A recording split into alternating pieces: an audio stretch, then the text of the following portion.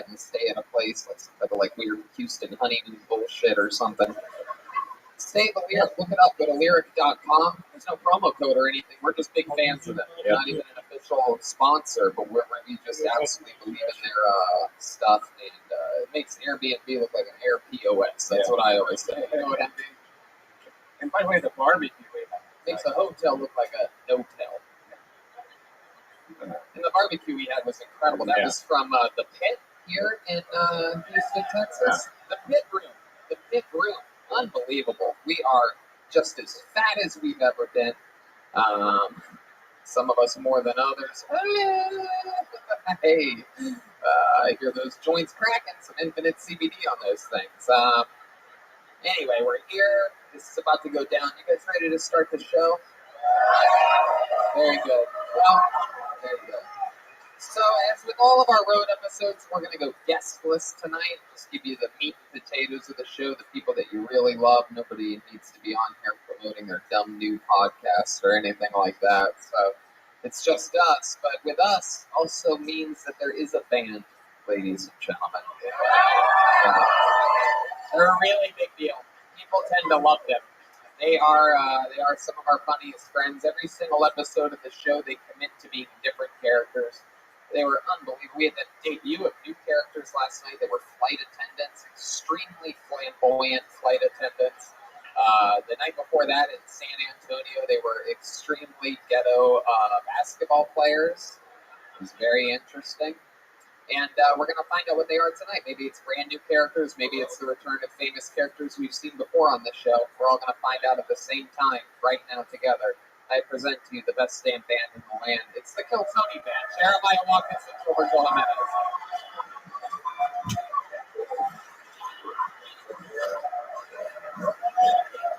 Oh, look at this.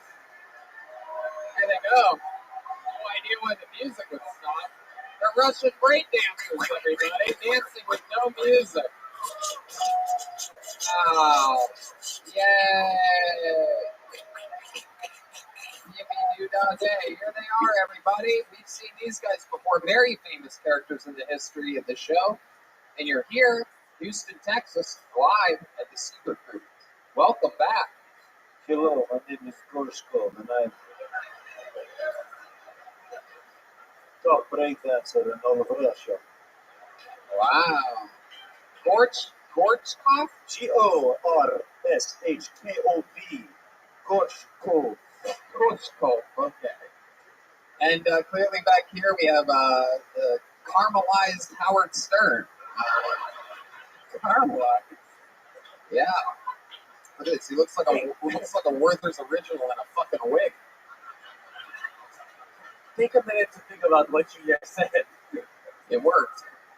You are right. My name is Petrushka. I am #1 female breakdancer in all of Russia. Tony, you better watch your ass. I will fuck you. Oh, Petrushka is DTF, ladies and gentlemen. So that's fun. That's interesting stuff. We have break dancers are back. Gorshkov on the saxophone, Petrushka on the drums, Red Band on the soundboard, which brings me to this, everybody. It's a real-life bucket of destiny, everyone. Wow, look at that. Someone actually made this for us. It says Destiny on it. And a bunch of people signed up before the show for their chance at getting up on this stage. Very, very exciting stuff. They get pulled out of the bucket. They get 60 seconds uninterrupted, and then I ask them questions about their life, figure out more about them, try to find out what's different about them than everybody else that's ever been on the show. You know, your 60 seconds is up when you hear the sound of a kitten. That means wrap it up then, or else you're going to bring out the angry Montrose bear. There you go. That's it. You guys ready to start the show? Here we go. This is it. Anything can happen. Anything can happen. Kill Tony. Live. The Secret Group. The place, Houston has the record for all-time most Kill Tonys on the road out of any city in the world. We've been to every city, every major city in the world. Houston has the record. And your first comedian going up first tonight goes by the name of Alex Garcia. Alex Garcia. Here he comes, right down the middle. There he is. One more time for Alex Garcia, everyone.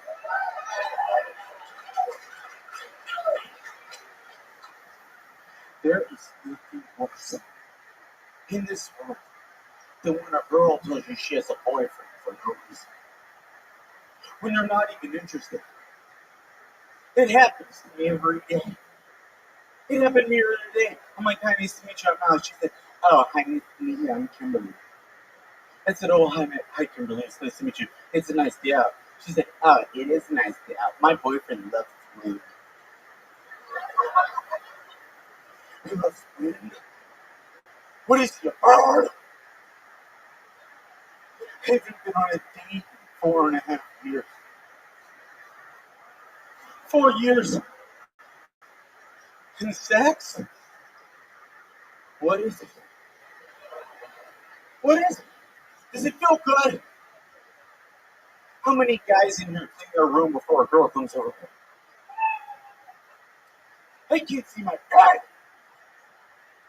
How many guys in here shake their pubes before they get laid? I can't see my back.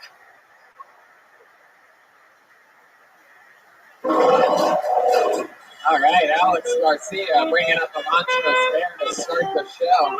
Hell yeah. All right. So, Alex, let's talk about it here. Welcome. You want to go first, Korshkov? Yes, I don't know how to put this other than I am from Russia, and even me was sad during your set. Yeah, it's hard to make a Russian sad. I don't know if you know that. We are always sad, resting sad face. Oh, that's right.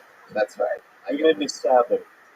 I got my stereotypes confused there. They're always sad. They're always sad. You made them sadder. So, Alex, let's talk about it. Is any of what you just said true? Yeah.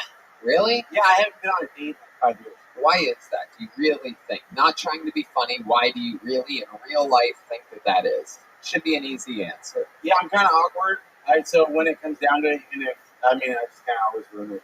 Kind of awkward. That is the understatement of the century. What do you mean you're kind of odd? What do you mean by that? Like, what's some examples of times that you've actually blown it in front of a girl? Every time. So, like, what? What do you do? What I has don't- happened in the past? It gets awkward. And Like what? I Like don't know what to fucking say. what? I'm I asking never know you what for to an say. example of what is awkward. You answered it by saying it gets awkward. You fucking fuck. Guys, last night. Last night. Here we go. What Yeah, happened last night? Are you uh, pointing at a girl right now? Yeah, I was talking to Are someone. you pointing it to the girl that's next to this fucking actual tough Russian guy? Whatever. So I real don't care. Russian here. Stand up, look I at don't these care. people. Take a bow. Wave to the audience. You, sir. Yes, Yeah. you. Yes, Football you. player. Look at this fucking guy. Big guy. You're pointing at the girl sitting next to that No, fucking yeah, guy. no, I was just someone around there. But it's just like, okay, so Sitting next to Andrei Arlovsky from the UFC. We call him Bear Claw in Russia. So what happened last night with this girl? Tell me. no, about it. nothing. It was just like I was like, I don't know, should I walk away? She said, well, if I wanted you to walk away, I would tell you. I'd go to the bathroom or something. And then I just said, well, I don't know. It's just like kind of, I'm really awkward. God, you're a fucking pussy, bro. My God. When's the last time you actually had sex with a girl? I have never had sex with a girl. Seriously, You're lying. No, but it's not for what. No, it's not for what you think. Seriously. You're lying. No, I'm serious. It's not for what you think, though. I swear. You've never had sex with a girl. I've had a chance or two. Please believe me. So, like, I couldn't get hard. why couldn't you get Both hard? times. I had 2 chances. So you couldn't get I hard? don't know how you guys do it. There's just so much pressure. It's probably all the overacting. All these girls probably are like, get the fuck away from me, you know? Yeah. I mean, like, it seems like you're trying to be funny, yet nobody's laughing. You notice that? So, like, why would you keep trying something that's not working? I'm just being honest. Okay, so let's be even more honest. Okay. Okay?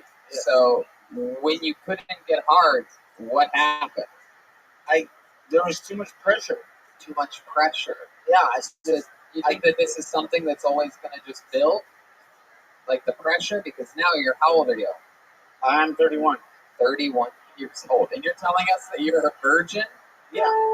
But I had chances. I just blow it. I just always blow the chance. Maybe you should be blowing something else, my friend, 'cause I think you might be gay, dude. If you can't get hard every time you're about to have sex with a girl, have you ever tried anything with a guy? No. Oh, voice is cracking a little bit now. Uh-oh. No, I haven't. I just never got hard. I have a feeling that's not the only crack that's going to end up in your mouth. I'm talking about a butt crack, bro. All right, well, I mean, have you ever done anything with a guy before? No. Is there a guy out there that wants to kiss No. this I'm not. No. Come on. I have nothing against everybody else. I'm good on that guy kid. No, I think it's going to happen. No. Is there a hideous woman who would like to kiss this I'll man? take a hideous woman. I Right. can't. Yeah, I'm sorry. When's the last time you kissed a girl, Alex? Kissed a girl about a month or two ago here. Yeah, how did that happen? It was emo night again. I came out Of and the closet? yeah, basically. Wow. No, yeah, it was just emo night, and there was someone here, and I kissed her, but that was it. I didn't have sex with her. I can't. Did you run away screaming after you kissed her, or like what happened? No, it was nice. No, but she did slit her wrist afterwards. It was nice. Emo night. I could get close very good, but Alex, are you from Houston? no, I'm actually from Glendora. What? Glendora. California? Yes. Okay. What brings you to Houston? Just I'm a big fan of Kill Tony. Oh, wow. Look Yeah. at that. The number one podcast of 31-year-old virgins in the world. A lot of people know that, but we're number one. We're number one. We're Yes. number one. I have a buddy in Beaumont too, and No one asked you about this. all right. So let me ask you this. Gorshkov, you want to go ahead? Yes, is it true you made statement about how you have such a large bush you cannot see your dick? Is this true? That's a good question. I recently shaved, but yes. Oh, recently shaved? Yeah, I recently shaved. I used a 4 clipper, so it's still kind of like got that mop on. Wow, that's a shame because I don't know if you know this, but our friend Gorshkov over there has famously Down syndrome-esque pubes that for some reason he does not maintain whatsoever. He has the pubes of a 90-year-old divorcee. And my clit is so big you can see it from space, no matter how long my hair is. Your what? My clitoris. You have this in America and Earth. Why do you have a clit? Are you a female? That is my sister. Oh From my Russia. God. How dare you misgender me, Tony? She is most beautiful girl in all of Russia. I said him. How dare you? This is the first time in the show's history that I've ever misgendered one of the characters. You are canceled, Tony. You don't even try at all. Your voice is just as deep as always. I am from Russia. It's hard out there. It's cold. My sister is a catch. You take back those words, Tony Hitchcock. My goodness, definitely. From the catch to the snatch. Now shut up. Tony, I will fuck you. No, Please. no, Petrushka, no. Oh, no.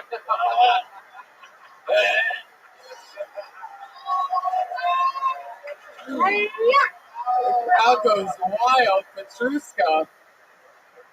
Petrushka showing signs of old Daryl from North Carolina. You know this guy? I have no idea what you speak about. Come on, Dan, everyone. Alex, you shut the fuck up, dude. What's going on? What do we know? Too much momentum? Is it too awesome up here right now? You don't know what to do with all people laughing in room? You get confused? Alright. Alex, what kind of porn do you jerk off to? You jerk off to fucking...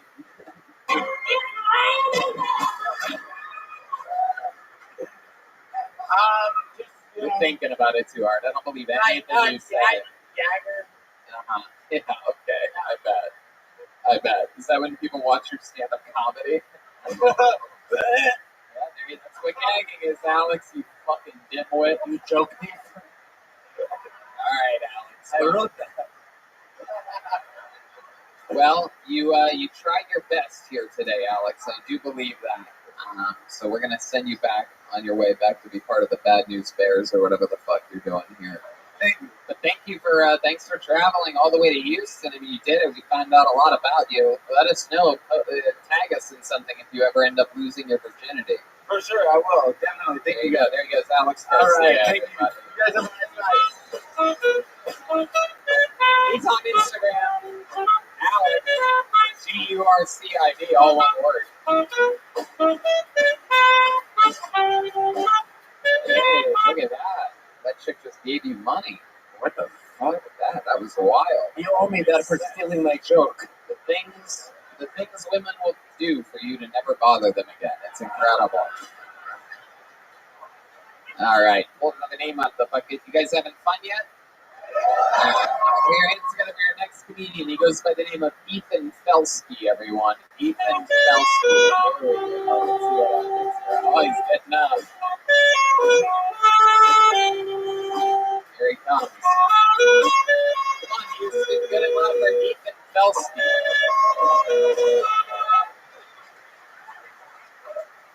Hello, everyone. Before I go on, I just want to say I have a speech impediment, so I can't say certain words with an all, like world, but I can say retarded though, so it's pretty ironic. I've got a girl roommate, and it's really interesting. I didn't know, despite all the jokes we make, that women don't know how to actually cook or clean. But having a girl roommate is like having a sister. You want to fuck her, but you know you shouldn't. But what surprised me the most was the amount of hair I found. Like, I didn't know when I signed my lease I was agreeing to live with a werewolf for the next 6 months. But I feel really bad for Anne Frank. It's every girl's worst nightmare to have her diary read by the whole world, and she didn't get a single dollar for it, which is every Jew's worst nightmare. Wow.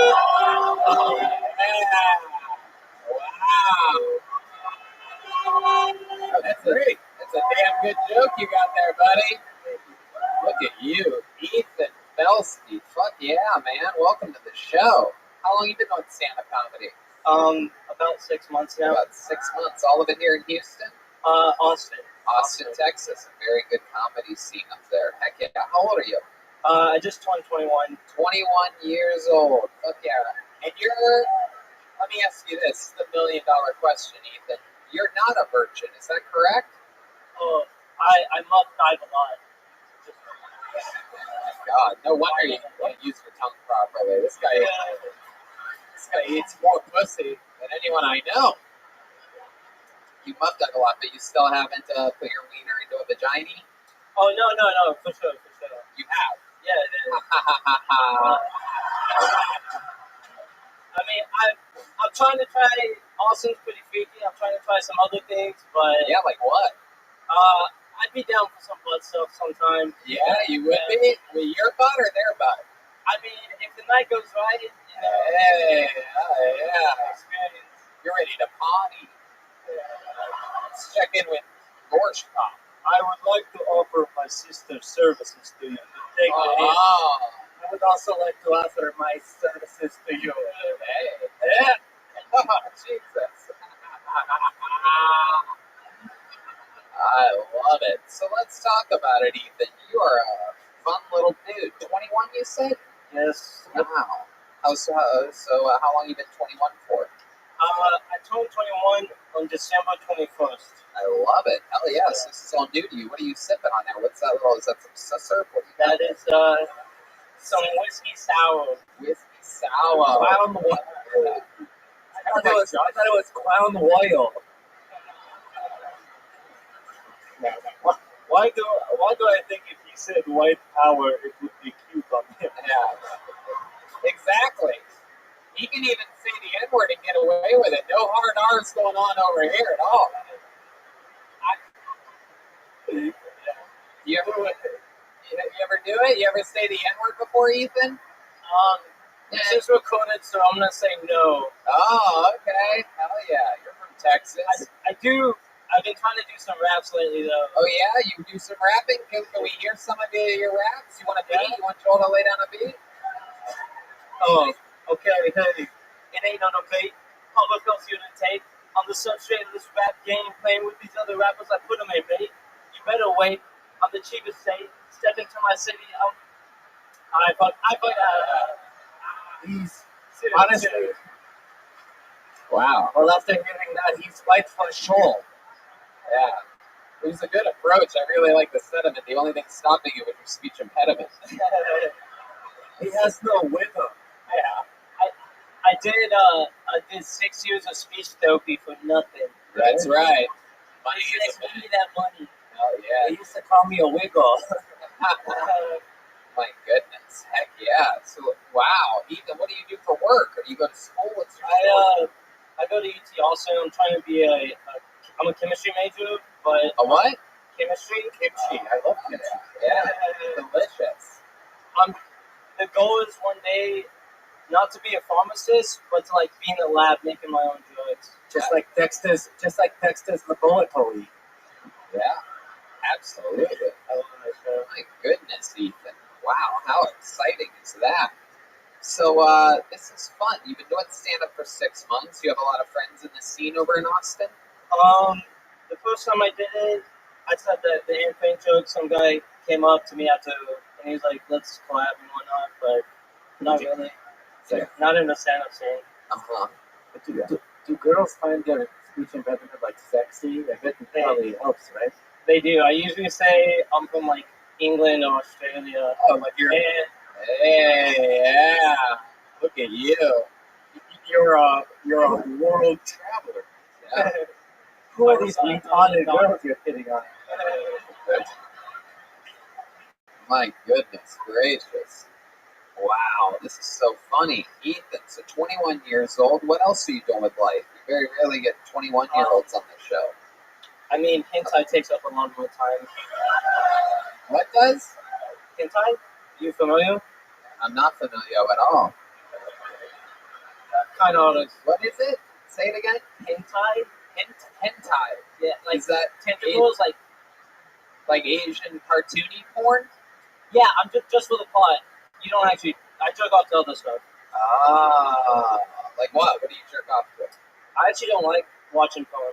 Oh yeah, Not. you don't watch. You don't watch a lot of porn. I get pussy, so I don't. Damn, I don't don't like know. that too. You know that side. We just got word Alex Garcia has killed himself. Ethan and his accent pushed him over the ledge, my friend. There it He's is. in the bathroom. He's in the bathroom cutting off his tongue. I think this might help. I can't see my dick no more. I have so much pubic hair. I can't even see my dick no more. See. I thought the little girls was from Australia. I'm from Glendora. Fuck yeah, Ethan. So, you have brothers and sisters?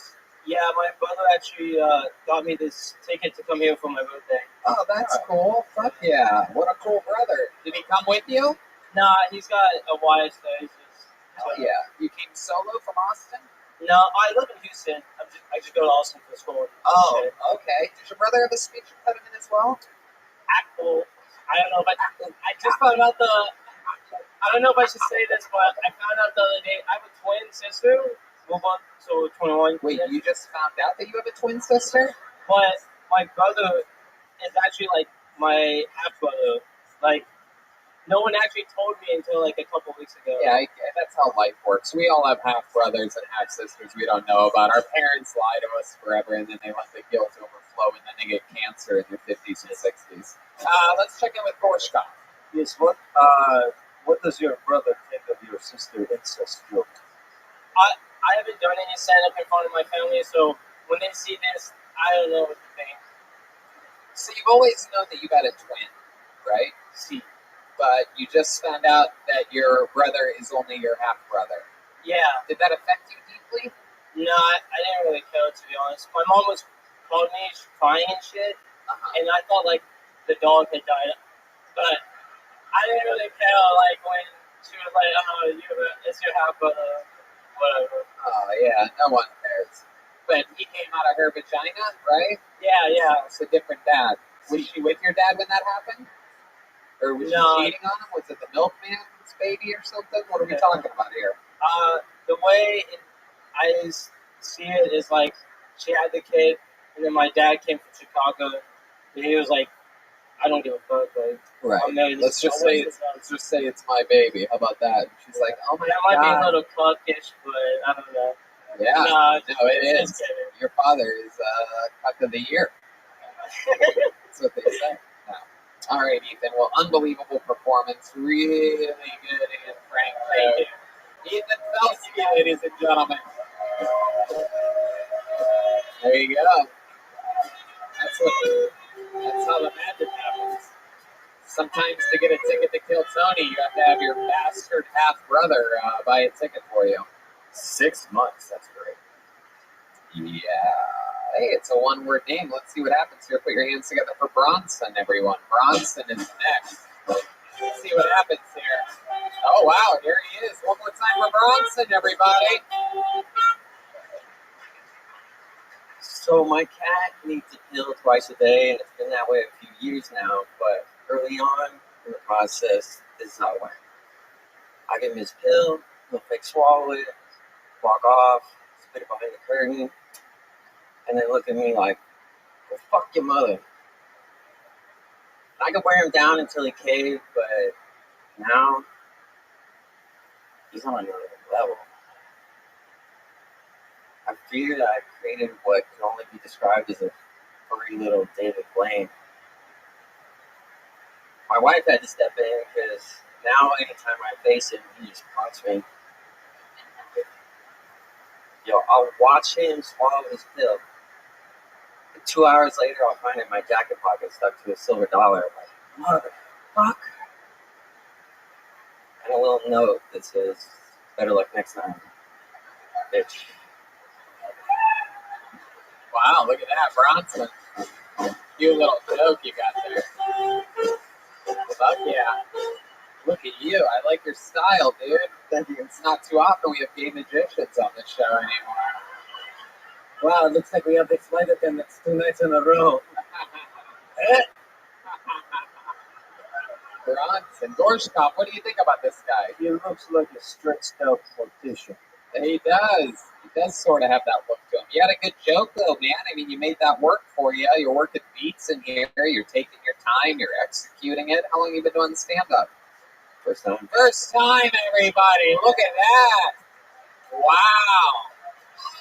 Very exciting. Sort of reminds me of me. Your appearance reminds me of me. You're like trying hard, even though the pieces don't fit at all together. You have like your shirt, you're like trying from the waist to the neck, and your pants don't fit properly. You have too much shit in your pockets. All shit you figure out as time goes on, but you tried hard from the waist to the neck. You have that cute little Michael Jackson nose going on. You have a little tiny nose. Has anyone ever told you you have a tiny nose before? Can you smell things? Yeah, I can. You have a notoriously tiny nose. My nickname in middle school was Half Pipe. Half pipe. Because it looks like a half pipe. Oh, is that what it is? Let me see. Let's see your profile. Let me see. Whoa, look out, Tony Hawk. Here we go. Now that's fun. How adorable. That was your nickname in middle school. Did you get bullied? Yeah. Oh, you did? What else did they make fun of? Just that? Did you have any bastard half siblings or anything? Yes, give Cronin more ammo. There was just one kid in middle school that like pointed at him. He was like crony friend. He's what? It's like crony friend. Right. Do you know, let me ask you this. How old are you now?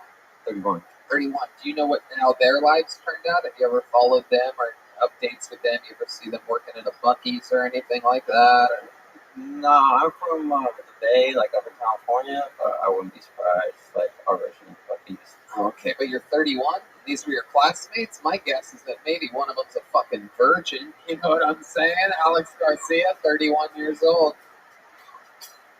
Anyway, What is your cat sick with that you have to give it pills? His thyroid is all fucked up, so he takes with him as well. Yeah, everybody's having pussy problems up here tonight. You know what I'm saying? Thyroid's fucked up. What's your cat's name? Rocky. Rocky. You only have one cat? Two. My cat's name is Ivan Drago. Okie dokie. What's your other cat's name? Bronson. Tiberius. But my fiance calls him, or my wife calls him Taco, and I call him Yo. Who calls him Taco? My wife. Oh, your wife. How long have you been married for? My wife, just recently. But we've been together since 2012. Just recently, 2012. Very cool. Where'd you meet her at? New York. New York. What were you doing there? After college, I did a stint in San Francisco and then LA, and then I moved to New York. That's what the butler for the Addams family. And sorry, what was your question? I asked you what you were doing in New York, and then you told me that you lived in San Francisco and other places. I just moved there because I wanted to. Oh, okay. How long did you live there for? A year, and then we met and we taught Asia in 2 years.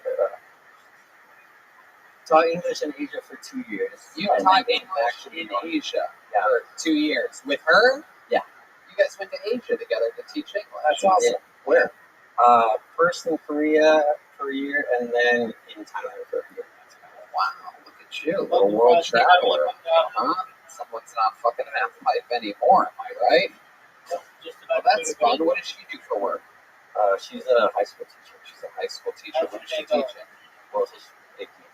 No, what more trouble with ours? The last guy or the Asian kids you were teaching? That's a good question. Probably close. There you go. When you hear the word Asian, you know you're going to hear the amazing instrument of Yusha. That is it. What do they call that? No idea. Oh, there you go. Anyway, what ethnicity is your girlfriend or your wife? She's like Irish Catholic, Oh, Scotch Irish. how about you? What's your ethnicity? Different things. On my mom's side, I'm Scotch Irish and a little bit Norwegian, and then on my dad's side, I'm Colombian, African American. Oh, shit. Look out. Big Cock Jenkins over there. That's right. And then, So, let me ask you this. Any special skills or talents or any fun hobbies or anything that would surprise us about you, Bronson? I'm rebuilding a 1972 Airstream that we picked up in Dallas. Just That's awesome. On the Airstream? No way!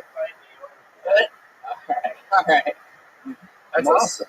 Most of my funny shit comes from my time in Asia. Weird shit that happens. Yeah, like what? Did you do well on it? I went to a Korean bathhouse, which is pretty dope. Once you get over the naked thing, it's kind of weird at first. But then they've got all these nice baths and shit, and They have baths? Yeah. At the bathhouse. Yeah. They also have Koreans there? Yeah. Was it in a house? It was, Alright. but I left my clothes on the bench. I guess you're supposed to put them in a locker. Yeah, you are. Came back out. No clothes. No. Oh, shit. And you just spend the rest of your time in Korea butt naked? They got those little hand towels, so most of for the next 5 minutes, I'm walking around with one of those little hand towels. Right. I can't even fucking read the signs and shit because it's a whole nother. Oh. We've had a full recording and stopped. This is the first power outage in Kiltony history. 2222. So that says we're recording, but no audio is coming through the microphones. But we're just going to roll with it. We're going to reset the sound. We're going to reset the lights, and everything's going to be magical again. Very exciting. That's weird that we didn't have a power outage last night. No point in talking into the microphone because it doesn't work. No, but for later, I know, I guess so, but I'm still going to play to the live audience here. And we're back. Lights up and sound is on, ladies and gentlemen. So I guess we are just a light forward away from restarting the show. Should we do a special haunted house version of... Here we are. Hello, everybody, and welcome to another episode of the show. Is the camera still rolling in the back? Look at this. The Sony Nation is lighting it up out there. This is incredible. It's like a bunch of little lightning bugs here tonight. How exciting is this? So, This is so cool. I've always wanted to perform during the purge.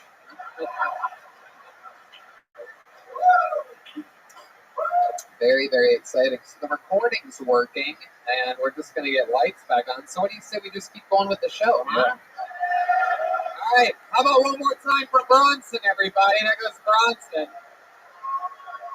I like it like this. You guys just keep your phones up. It's actually a lot cooler than makes it interesting. Wow, this is actually pretty sweet. Yeah, that is awesome. All the time. Yeah, we should do this more often. A special lights out version of Kill Tony. You know what? If you want, just keep the lights out. We'll let them light the show for the rest of the episode.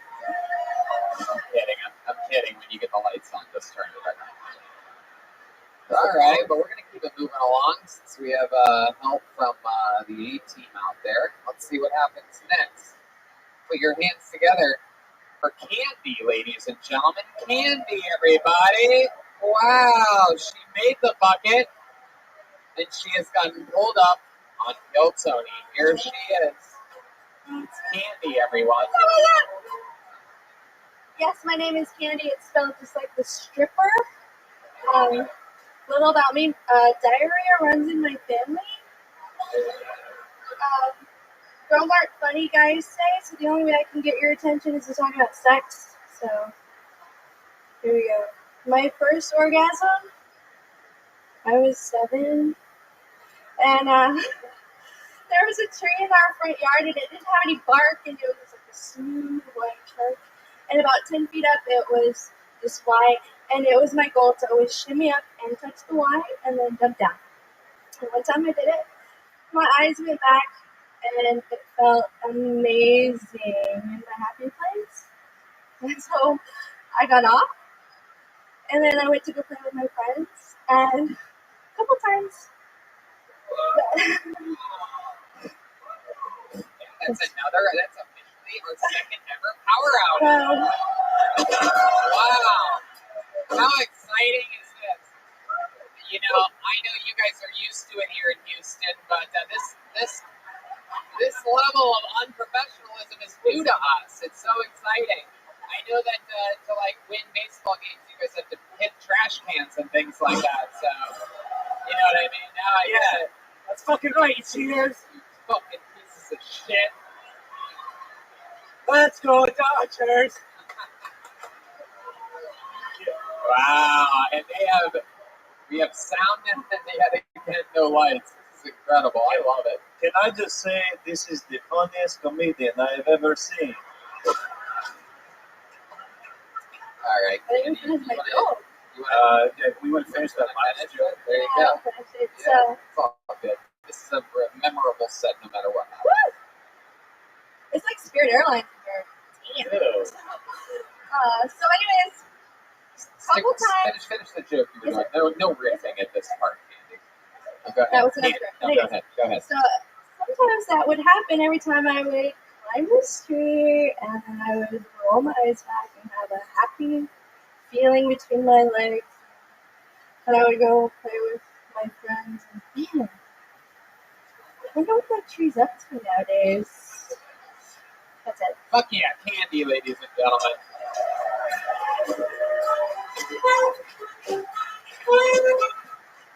Yes, can you repeat the last joke, but slower, please? Okay, cool. All right, Candy. So let's talk about it here. How long have you been doing stand-up? Tony, I've been waiting 3 years for you to pop my cherry. Whoa! Look at that, Candy talking dirty up here. Wow, incredible. What was that noise? What does that noise mean? Everything's still good? Everything's happening? All right. Okay, there we go. Absolutely. All right. So, Candy, this is your first time ever doing stand-up comedy. Congratulations. What do you do for work? I'm in marketing. Is that microphone working? Yeah. Okay, just project right into Sorry, the I'm in marketing and I do some other stuff outside. Very cool. Whoa. Uh-oh. Red Band would like to know your side hustle Yeah. immediately. If there's anyone I know that fucking loves candy, it's this guy. So, Sweet can. I'm not a cam girl, sorry. oh, that's fun, Candy. So, what else about your life? You married? Have a boyfriend? Anything like that? I'm divorced. Uh-oh. Look at that. How exciting. How long were you married for? Oh, whoop, whoop, whoop. Wow, our third ever. Is this incredible? Everything is still rolling with the recorder. So for those of you listening to the show, listening to the okay, and the sound is back on again. Wow, how exciting is this? This is a master class in what's called rolling with it. Everybody? Is the power going out everywhere else, or just? Yes. No, it's going out everywhere else. So went out in the green room for just a second, about 10 minutes before the show started. I noticed this, and I crossed my fingers that it wouldn't happen during the show. What, But it appears as though we have a very extra special episode. Either that's what's happening, or Alex Garcia is pulling the transformer out of the wall connected to the building. That really could be. This is so cool. I've always wanted to perform at a Backstreet Boys reunion concert. Tell me why. So have you ever thought about becoming a cam girl? Okay, Brian, there you go. It makes it so much worse in the dark when Red Band asks these questions. So disgusting. Fun stuff, Candy. You have kids? I do. Yeah? How old are they? I don't want to tell you. You don't want to tell me how old your kids are? No. Oh, my goodness. Why is that? Because it'll give away my age. Oh, come on. In this lighting, you look young as hell. Great in the dark. They're 17 and 18. 17 and 18. My goodness. Look at you. Someone was fucking 19 years ago. Let's just say our women do not age as well in Russia. Yeah. Oh, wow. So 17 and 18. That's awesome. And I just met this big guy, like, right outside. Oh, look at that. Hey. Very cool. With the Alex girl. was really sweet. You kind of look like Daisy Duke from Dukes of Hazzard. There you go. Red Band's not afraid to show his age at all. Hey, you look like the guy Booker from the Three Stooges. You know what Twilight Zone character you remind me of? I've never seen a woman in color before.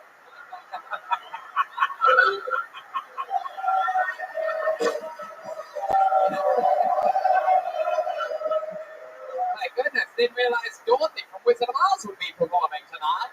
Yes, my favorite farmer from Laughing. That's so good. There you go. It is as old of a reference as it gets, right there. We just received that in Russia, actually. Top show, Laughing. Very good. I love it. So, Candy, what else should we know about you that is interesting about your life? One of my side jobs, I work in a movie company. I'm a producer and actress, and Wednesday is my first red carpet premiere here in Houston. I'm so excited. Oh my It's been my goodness. dream since I was a kid. Wow, that's so cool. My goodness, and let's face it, when you were a kid, they hadn't even started making movies yet. So, no, I'm kidding. It's funny because you showed vulnerability about your age. That's why it's funny. I'm proud. See, that's how life works. You show weakness, and then life attacks those weak points. Yes, Sith Lord Insplit, praise upon you. Yes. Only now in your final hour do you realize the true power of the dark side. Anyway. Candy, so much fun. We haven't had a lot of ladies up the last few days. They seem a little bit scared to sign up for a show like this, but not you, Fearless. You've been listening to the show, like you said, for years, and you signed up, you got up, you plowed through it, you went through trials and tribulations, and you'll never forget your first time doing stand-up comedy, power going out, sold-out crowd, Houston, Texas. There she goes, Candy, everybody. Wow, completely incredible. We are lights out here in Houston, Texas. The lighting that you're seeing if you're watching this video is from cellular phones. That is incredible. What's that light up there? Is that a human being holding that light in the Yeah. corner? Or is that not a human being? That's just a spotlight. So the sound guy is working on the light board, correct? Very good. Candy, if you want to come to the ice house next week, also. From the lighthouse to the the lighthouse. It doesn't rhyme, but I don't know what comedy is. Oh, you dirty bastard. All right. Oh, I know this guy. This is actually a nice guy that I met right before the show. Let's see what happens here. Make some noise for Radu Bondar, everybody. Radu Bondar. In a very special Lights Out Houston, Texas built something. Make some noise for Radu Bondar, everybody. My wife was watching Downton Abbey on her laptop in total silence with headphones in for like 40 minutes. She just closes her laptop and looks up at me and goes, "Hey, you never come on my face." I was like, "Is that show different now?" She's like, "No, I was just thinking you're kind of a pervert and she's never really asked to do that. It feels kind of weird." I was like, "No one's ever asked me to do that." And then she goes, "I thought when we first started dating, you came on my face once." I was like, "No, it wasn't me."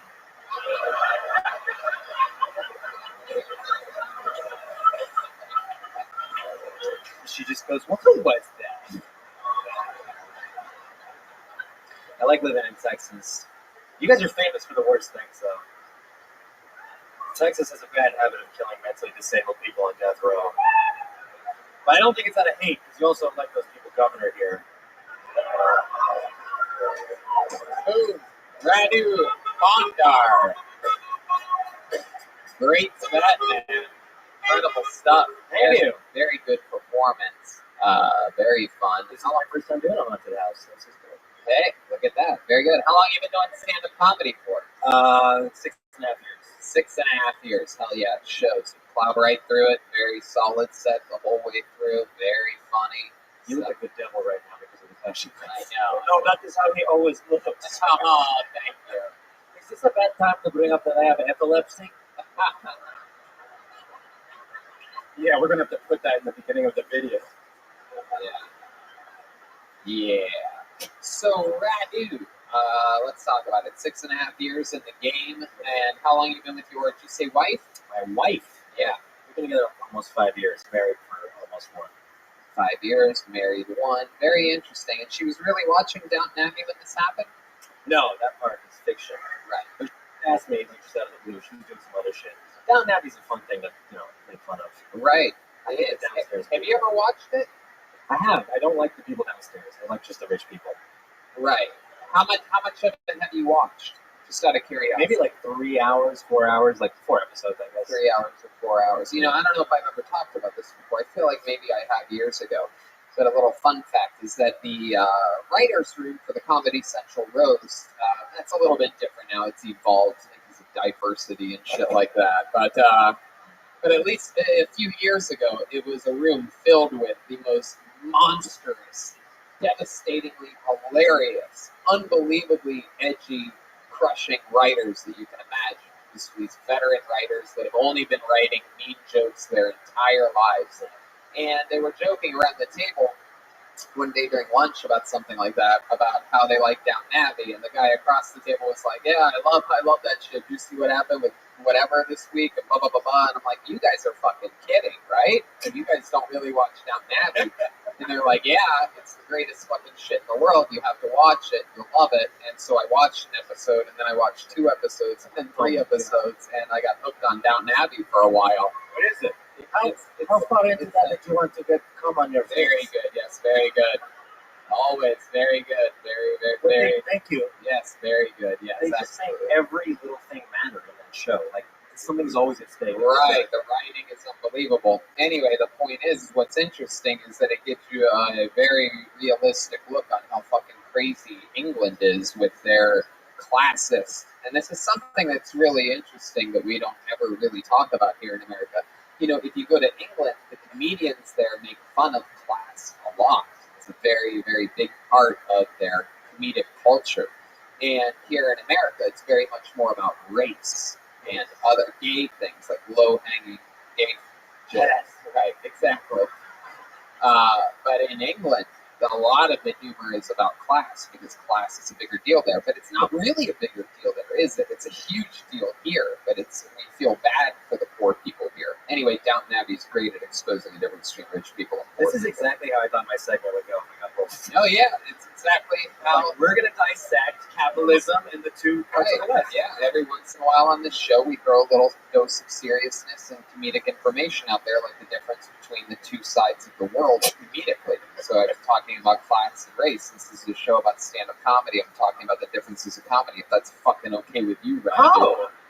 Oh, little Six and a half years. I never brought up this subject, but since it happened during your spot, I guess you knew this was going to happen. Fucking piece of shit. Anyway, Randy, what ethnicity are you? I'm Romanian. You're what? I'm Romanian. So Romanian. white if you're educated. What do you think about that course? What are you doing at? Are you racist? Very good. Korshkov. Radu, can I just say I am a big fan of your family's pasta sauce. I like very much. Every once in a while, we eat it once a month as a treat. I think that's ragu that you're thinking. We have Radu in Russia. Okay. It's just cigarettes.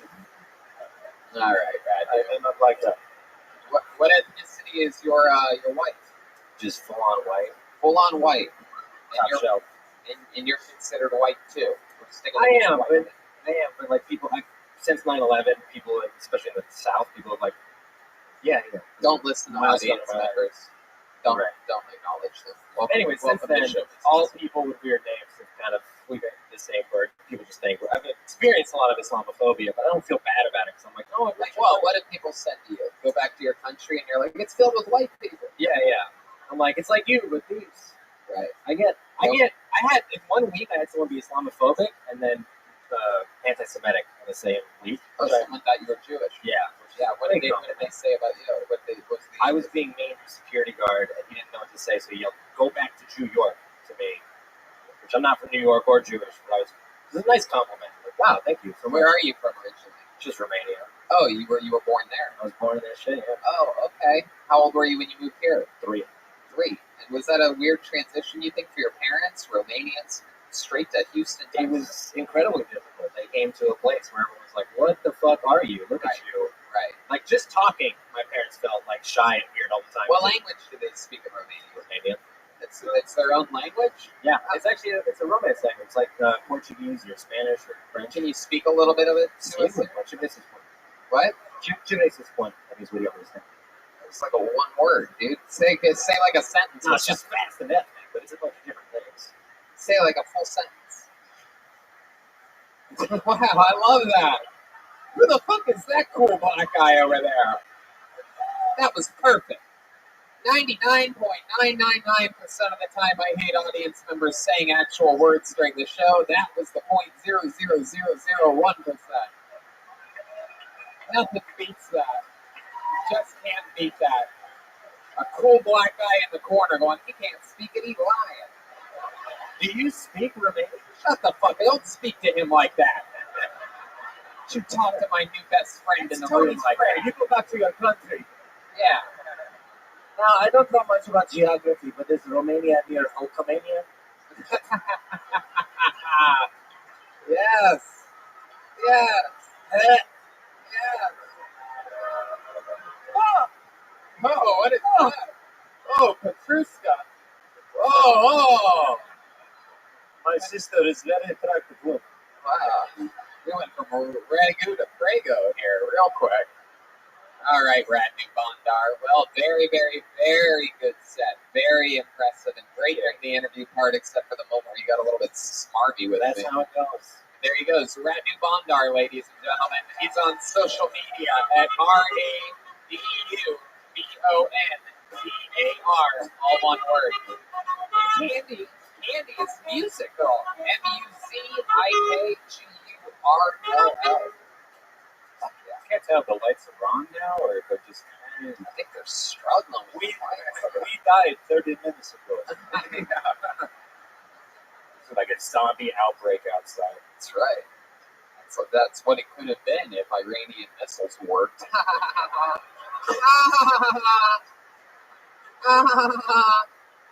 We're number one. We're number one. All right. Pull another name out of the bucket. Make some noise for Jared Hawley, everyone. Jared Hawley. Let's see what happens here. Anybody out there? Jared Hawley. Oh, here he comes.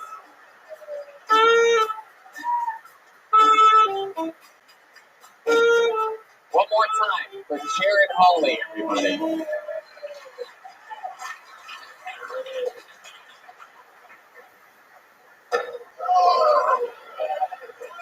My bad. What you talking about? My whole life, I've been dealing with bitches and smell. You know what I'm talking about? Like, when I was a child, my mom come in the room looking for a piece. You know what I'm talking about? You're a little kid. You only got a few options to do in the room while you by yourself playing. You ain't jacking off yet, so you pissing. Fill the toy box up. That's what they do. They find the piss. You know you pissed in there. You're a terrible person. You don't know it yet, but you are. Fill that toy box up. Male or female. We all pee. And then you come in the door. Jared Hawley, ladies and gentlemen, he did it. This was a minute 14 seconds into that set. Hell yeah. Just put that anywhere you want, Jared. But yeah, absolutely. Yeah, right. Hell yeah. Welcome to the show. The rare homeless man on Hill 70. With the spin out back standing next to his barrel of fire, was able to come in. Welcome, Jared. How are you? Doing fantastic. Doing fantastic. Welcome to the show. How long have you been doing stand-up? You have a gun in that pocket? What's going on over there? Is that pointed at me right now? Yeah, Just kidding, Jared. How long have you been doing stand-up, my friend? a couple years. Very cool. Okay, good enough for me. How old are you? 34. 34. What do you do for work? I don't get no job. I know, but I just wanted to ask. Well, I want to look. If I had a job, I would tell you. Why would you tell me? Exactly. Right. Why would you answer any question that I asked you at all? I'll answer both of them. All right. What do you want to tell me about you, Jared? Not a damn thing. Ask the questions, baby. Okay. What's the last job that you had before you were unemployed? Oh, shit. What I do? I sold cocaine. Oh, very good. Was that a good business for you? Did you get in trouble at all ever? No, it was cool. That's cool. How long did you do that for, if you had to guess? 10 years. 10 years. Damn. But you don't do it anymore, but you won't tell me what you would do if you did do it. Yeah, because it's like, that's the thing. I stopped a long time ago.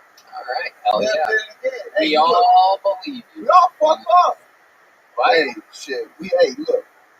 I could have did better.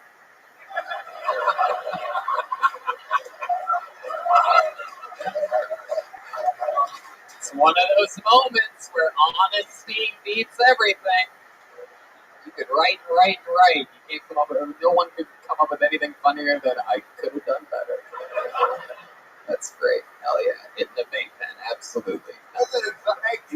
You look like Reggie Watts if he was from Watts. Yeah. I love it. Still got those worker boots though for an unemployed guy. That's pretty impressive. So Jared, what's your love life like? What's the deal with stinky women? My what?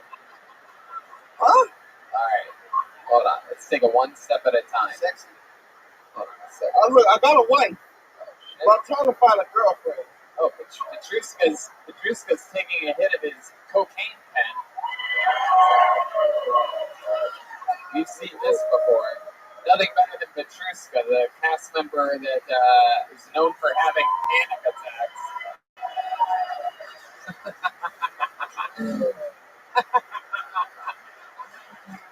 love it. So, Jared, what's your love life like? You have a girlfriend? Oh yeah, I got a wife. Oh, yeah? How long you been married for? Since August. That's cool. Where'd you meet this girl at? I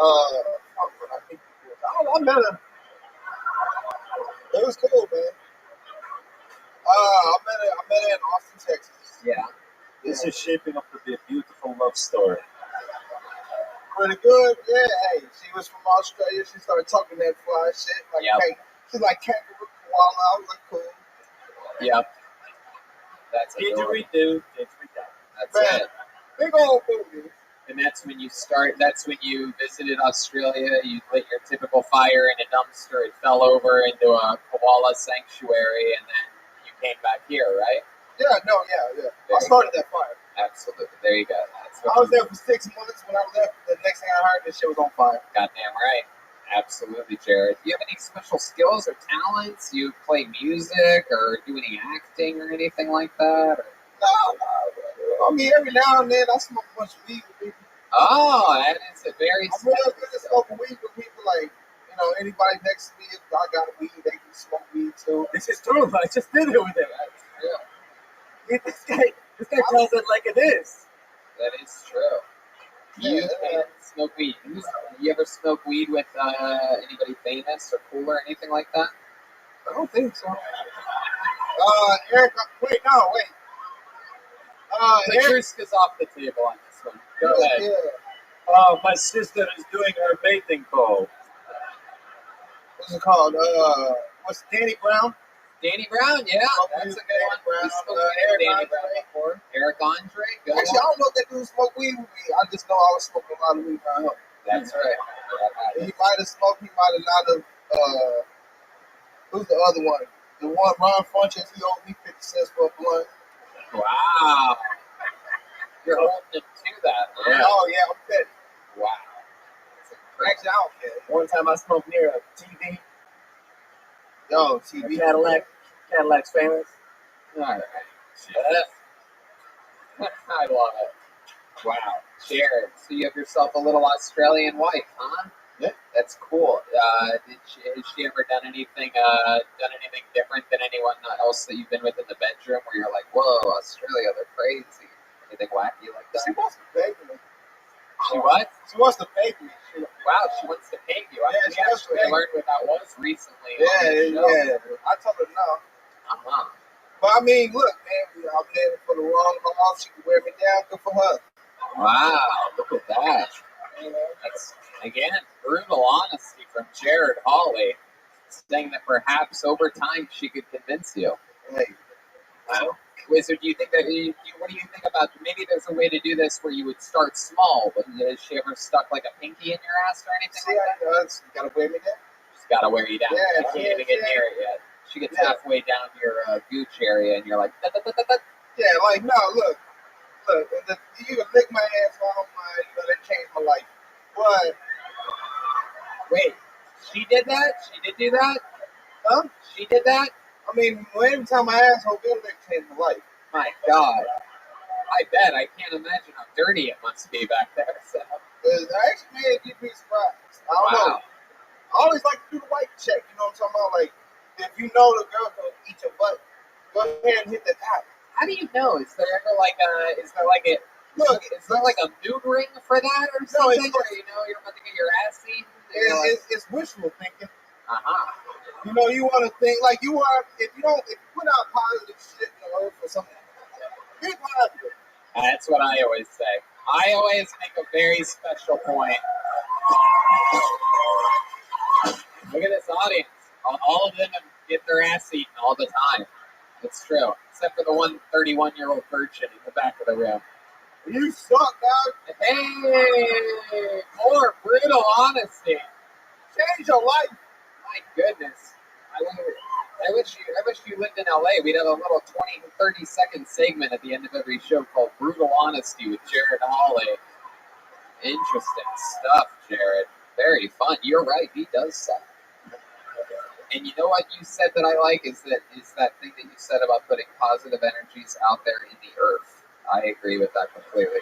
Let's check in with Korshkov. Yes, there is an ancient Russian proverb that goes, if you put out positive energy into the universe, you kind will have your asshole licked. Yes, it's true. Well, Jared, fun stuff, dude. It was a fun performance. What happened with the mic stand? That was an accident, right? You dropped it on Gorshkov there. It's okay. I have you up there. A little bit of Russian interference with your performance. There he goes, Jared Hawley, everybody. He's on social media at Lil House Husband, all one word. I agree with the script. Lil House Husband.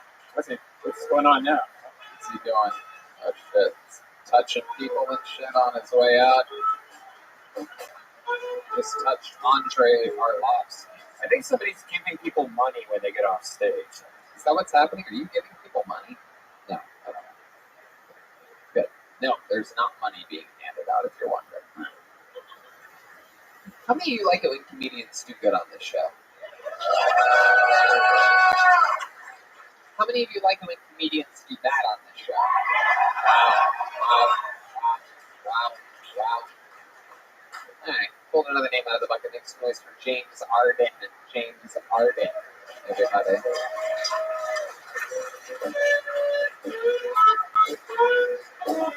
Where's James at? Is he coming? Is that him? Oh shit, look at this guy. Real Texas dude coming on stage.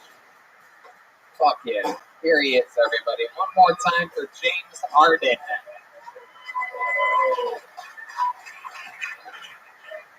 Yeah, my name is James Harden. I know you're thinking it's the same thing I get asked all the time when I'm at the drive-thru the bank. Are you related to him? Yes, he's the mailman's kid. I know the beard is not just because of him. So anyways, I pissed on my dog one time. I feel like everybody that's a guy at one point in their life sleepwalks and feeds on something. Got a buddy over there that peed in the drawer of his dresser. My brother peed in the fridge. So anyways, I'm peeing on this dog. And my wife wakes me up. Come on. She goes, "What are you doing?" I said, "No, it's okay. It's a girl."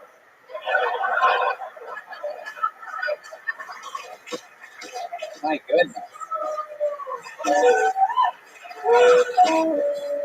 Wow. Really peed on your dog, dude? Oh yeah, a Great Dane. Wow. Look at that. Was the dog like licking it up, or was it just? The saddest part is he was literally just laying in his bed in the corner of our room, just Oh, fucking. he liked it. He liked it. He's like Arf Kelly. What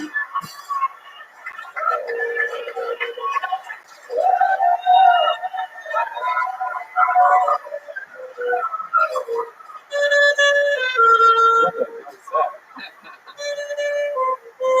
Alright, hey, think about it every night and day. Spread my legs and bless away. Alright, back to James Harden. And I messed up your name because your H looked a little bit like two A's back to back here, but that is interesting. James Harden in Houston, Texas. Except I spell it right. Right. Not like those people spell it. You know what I mean? No.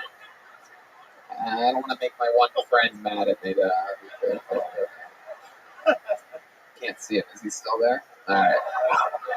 I'm kidding. No, I just saw him. I saw the light part of his palm for a second. It's my first time in public. All right, James Harden. So, thank you, Gorshkov. Very good. Okay, there we go. So, James, what do you do for work? You're a real Texas guy, Texas man. You look like you stop in Buc-ee's for coffee once a day, right? I'm a landscaper. There you go. Goddamn right. Absolutely. Got the sunglasses on the ball cap. You got a Silverado or a Ram? Silverado, man. Fuck.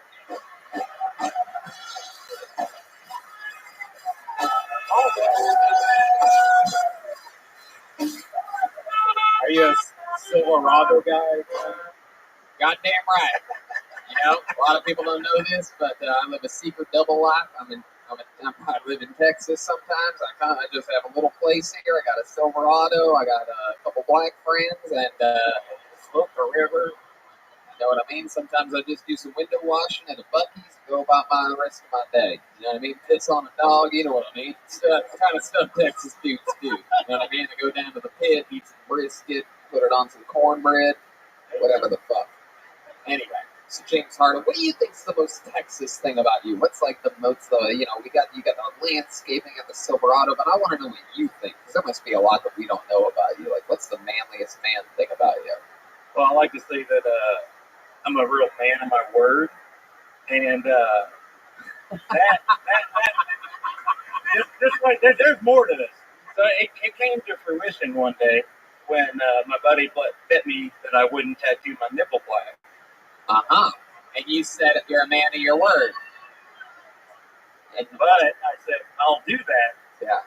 But you've got to get a black dick tattoo on your ass. Oh. And then what happened? No fucking way. No fucking way. No way. Oh my God. Freaking soda. Wow. Wow. Look at you. Fucking Nipsey Hussle over here. Goodness. Oh. Yeah, well, is your friend here by any chance with the black dick on his ass? Oh, of course he is. He is, right? Bring this guy up here. What's his name, James? Cody Spears. Cody Spears, ladies and gentlemen, here he comes. Be careful, help him up, help him up, help him up, help him up, help him up. There you go. Hell yeah, Cody. Fuck yeah, God forbid. There you go. Thank you, Gorshkov. Thank you, Gorshkov. Thank you. Hell yeah, God forbid you leave your beer down by your seat for 1 second, but hell yeah. All right, Cody, I got bad news for you. We all need to see that black dick. You know what I'm saying? I know. Oh my God. You gotta be kidding me. You gotta be fucking kidding me. Wait, what's going on? What's this debate? What's this Tom Brady like huddle going on over here?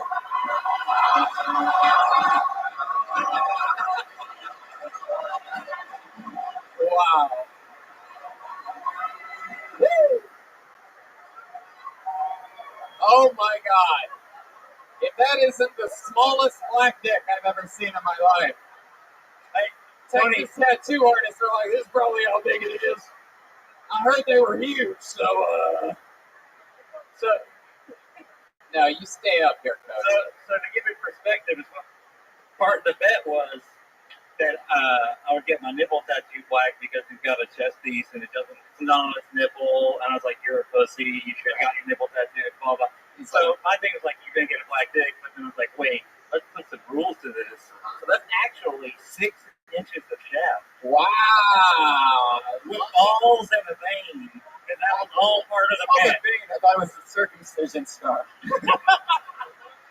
What, Cody? I want to hear what this fucking do. Face the audience, Cody. Cheat towards the audience. I thought the vein was a little much, but I agreed. Yeah. Because we were drunk under the conditions Right. of the actual bet. Right. But the actual bet itself was stupid. Oh, this is But awesome. we made it completely official because we wrote it on the back of a CVS receipt and signed it.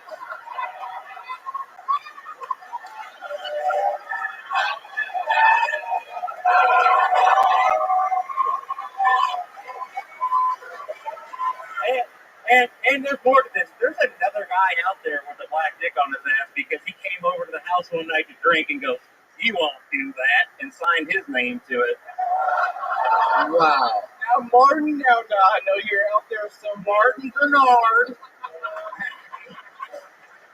You're out there, buddy. His parents live in Waco, Texas. Oh my God. You are a man of your word, man. That's fucking awesome. Wow. Some people say I lost the bet, but I think I won. Yeah, 100%. You two need to get your own fucking sitcom on ABC is where you guys. want to hang out with these guys. You guys look like fun. Fuck yes. My God, everyone knows if you write it on the back of a CVS receipt, it's legit forever. Let's check in with Gorshkopf over here. No, the total court of law. Back to you. That's right. My goodness, James. So we know that you're a man of your word. I asked you what the manliest thing about you is and all that. Now I want to know. And this is going to be a two-parter since we have Cody up here. By the way, which friend is driving you guys home tonight? Uber, baby. Uber, baby. And Their home is parked outside. It's called trailer. All right, so I asked you the manliest thing about you. Now I'm going to go the other direction. I'm going to ask you, what is the most feminine thing about you that would surprise us? We know that you're a couple tough Texas dudes. You don't go anywhere without a Lone Star in your hand at all times. You know what I mean? You got the Chevy Silverado. You probably got a can of tobacco somewhere in your jacket pocket, right? So what's something that would surprise us on the feminine side of you guys? What would we be shocked to know that you guys like to do, or something about you, or something that you've done before? Like one example for me is I plowed through almost. Oh, look at that! He's grabbing the mic. Like I said earlier, that I watched every episode of Downton Abbey and enjoyed it. So, like, what's your guys' version of that? Go I ahead. wouldn't say I have a version of it, but I like dance. Really? What kind of dance do you like? I have children. What? Cody, what kind of dance do you like? I have children. Children? And y'all may. Face the audience. I have children, Uh-huh. and so people may think it's funny, but boy, I tell you what, them little babies will get you dancing. What kind of hold on, wait. They'll get you dancing. They'll make you feel like you're a whole other person. What kind of music do you love to dance to? What kind of music? I love to dance to. I love to dance to R&B music. I love R&B. Like what? What's like a song that pops in your head? You got some music, Soul Child. You know what I'm saying? Soul Child. You know, people very hard to listen to. You know, Brian goes soul like soul. you know what? People don't like it, but R. Kelly, baby. R. Kelly, baby. Don't hate on it. Don't hate on it. Everybody loves it. Everybody wants to hear it. People like to move to it. Own it. All right. 1, 2, 3. Everybody.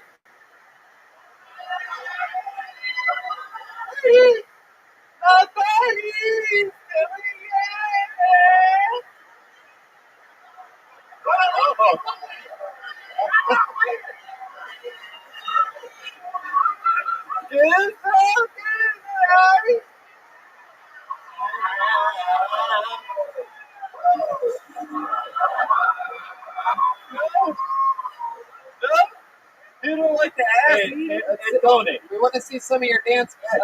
Let's check in the Korshkov. Yes. My sister Petrushka and I would like to officially challenge you to. Oh!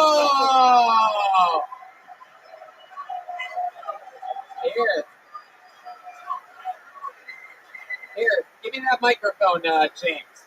Bring it over here so the cord isn't in your guys' way here. And then here we go. Let's see what happens here.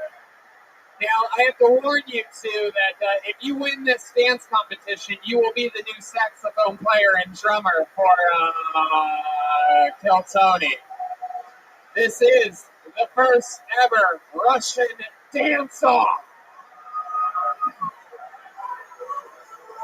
Wow, look at this. They are going over their strategies right now. Petrushka looking, are they going to go first?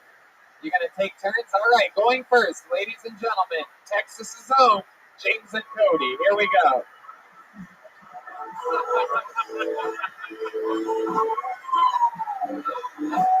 Two Texas tough guys going at it right now. They're twirling each other around. Camouflage baseball caps. There's a beer. Whoa. Oh, they said it's you. They said it's yours or 22345.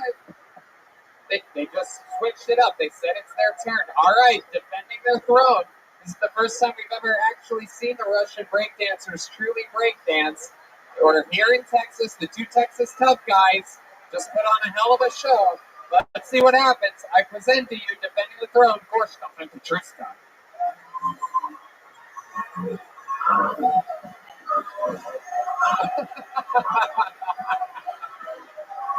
It's the dumbest show ever.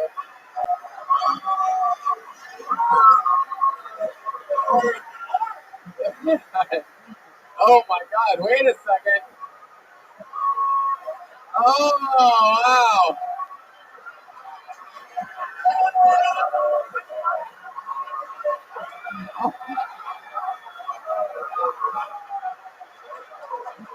Wow. My goodness. Oh, wow. Oh my God. Wow. This gives a whole new meaning to the term Russian meddling over here. My God, incredible performance. How many of you have Cody and James winning that one, huh? It's a pretty good amount of people. How many of you have Gorshkov and Petrushka winning, huh? There you go. Yep. Wow. Wow. To think of how shockingly close we were to having to teach James how to play saxophone. To be honest with you, Tony, I don't know what the fuck this thing is. Tony has a contact for a show. You give him a CBS receipt. I love it. Can I just tell you from the logical standpoint, which is good, Tom, with the talking before we started dancing, is my sister Petrushka, when we were planning the dance, said to me, I'm going to pull my pants down and you start doing the doggy style. I had no time to process this thought. I started doing it and I brought shame to Russia immediately. My mother, her mother, my father, his fathers, all ashamed of us. But we did it for you, Houston. That's right. Everything's for you. James, absolutely incredible performance. Probably my favorite of the night. Incredible interview. You handled it unbelievably well. Cody, fucking beautiful, man. You guys are awesome. Thank you so much for coming out.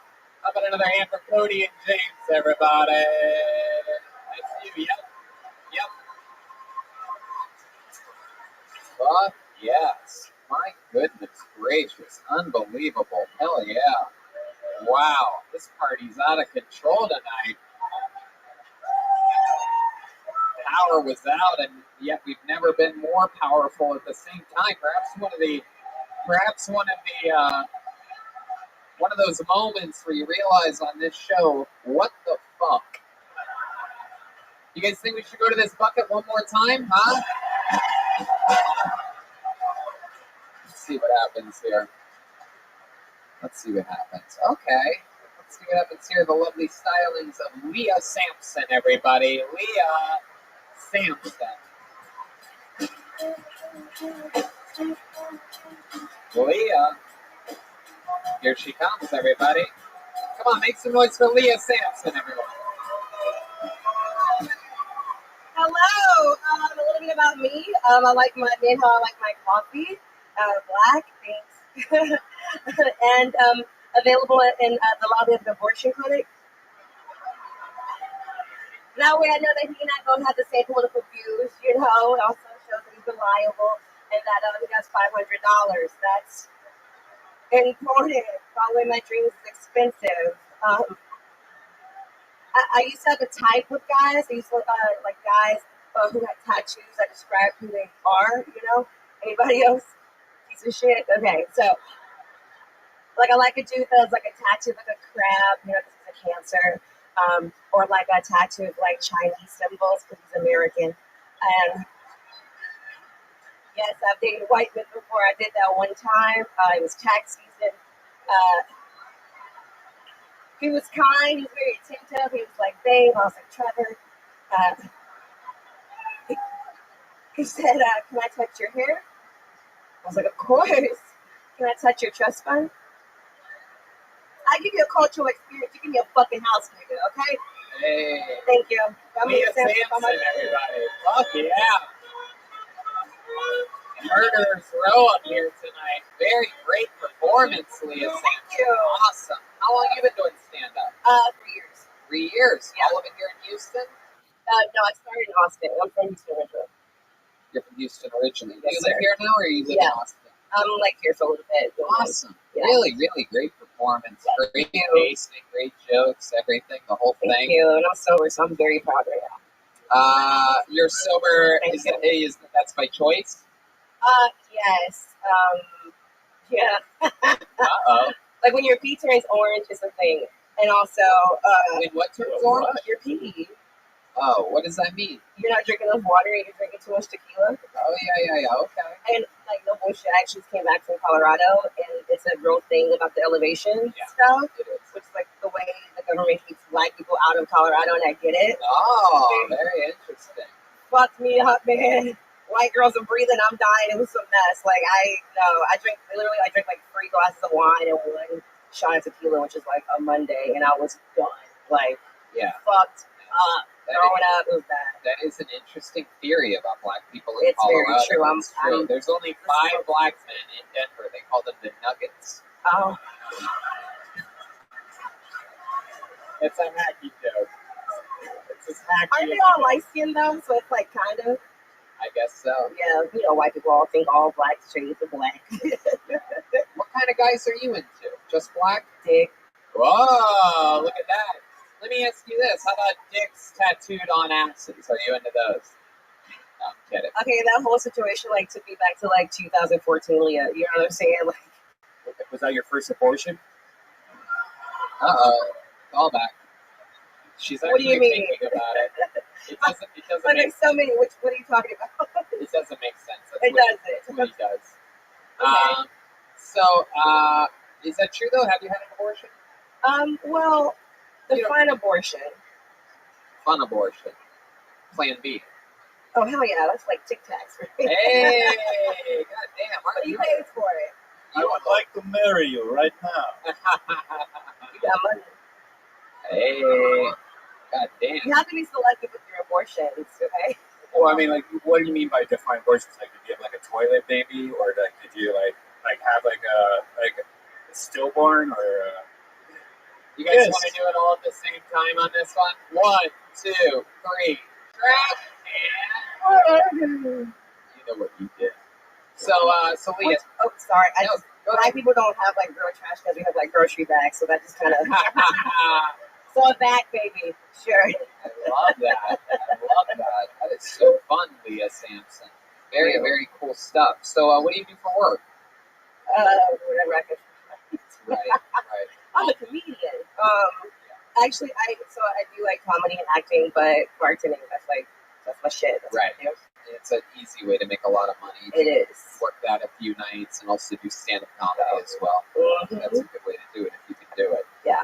I'm too cute for Uber. That's spooky. I can't do it. Right. It's scary. You've done it before, though? I've been in the car with people driving, if that counts. Yeah, sort of. A little bit. I was in the front seat, so I kind of pretend. I love it. You have any special hobbies or talents or skills or anything that you're into when you're not doing stand-up? Something to take your mind off at all? Drinking. I don't know. I do weird shit. Like I do my own nails. You know, just like I'm poor. This girl wild. I don't fucking. I dance. Uh-oh.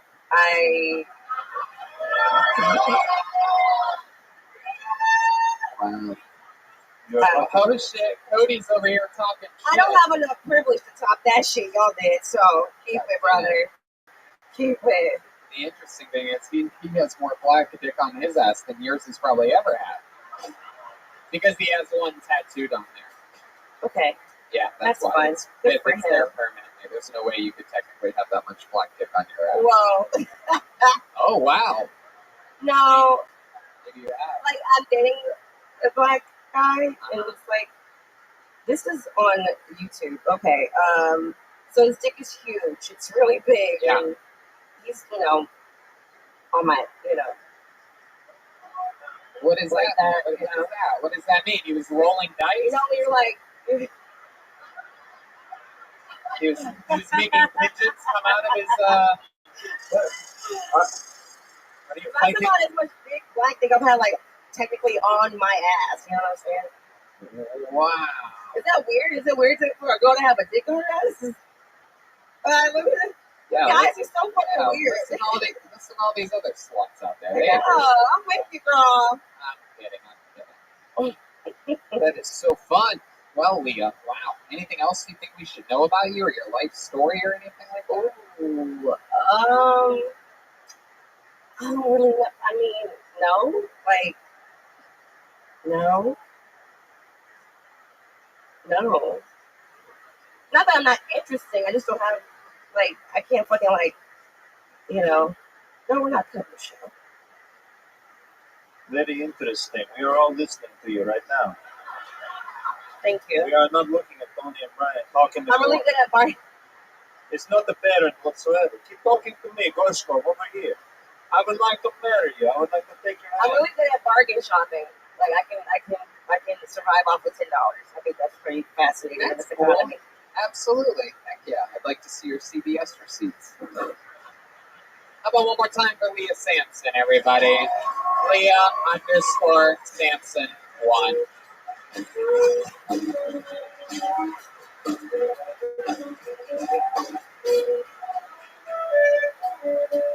Normally that's where we would end this show, but we had an entire caravan of people fly out here this weekend from where they're from and respective places. And out of this giant group of people, I met a young lady last night who signed up for the bucket. They went to San Antonio and both shows here in Houston. She didn't get pulled out of the bucket, and I would just love to see her. She's very excited to try stand-up, I do believe, for her first time. What's that name? What? Banties? Brandy. Very good. Brandy what? Brandy what? Brandy Banties. Well, let's do it, ladies and gentlemen. Shall we? Put your hands together for Brandy Banties, everyone. Here we go. Magic is about to go down. There's music coming. The band is helping, I do believe. That awesome Baby Shark song that everybody loves so fucking much. Everybody loves it.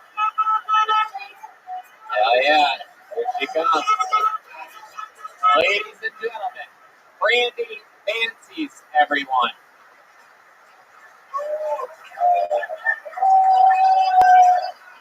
Houston, this is it. Your final comedian of the night. Brandy Banties.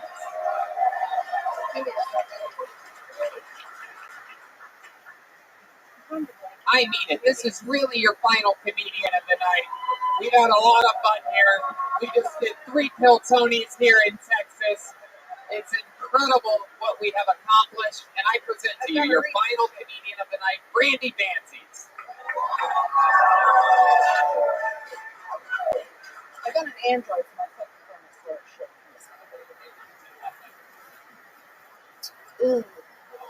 She's just got to upload her set real quick, and after that, she's going to start. How about one more time, good and loud, for Brandy Banties, everyone. All right. As the Houston Hopscotch champion, I'm going to have to ask you guys to all please be respectful, stay seated. I prefer to sit down confidently. I had body dysmorphia.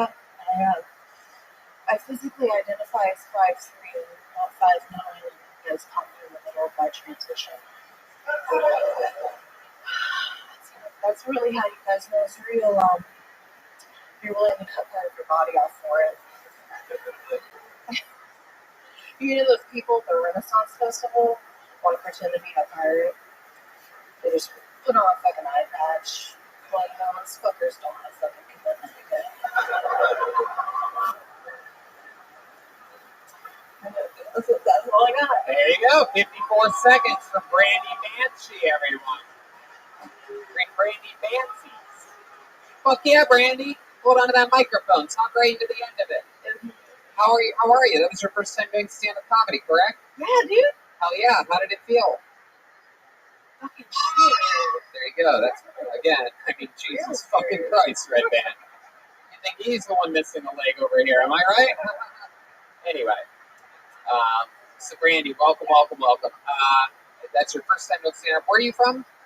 I'm originally from Columbus, Ohio. Originally from Columbus, Yeah. Ohio. Fuck yeah. How about now? I live in Houston. I lived in Houston. I was like 15. Oh, okay. So you are from Yeah. here in Houston. Yeah. Very cool. Very fucking cool. So what happened with your leg? So I have lupus, and Oh wow, I have a friend that has lupus. His name's William Montgomery. You know.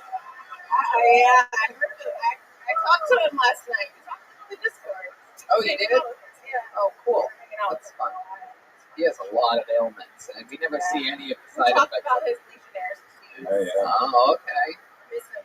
Hell yeah. So lupus, what is that? How do you get that? A wolf It's bites you. a disorder. It's Genetic? You were born with it?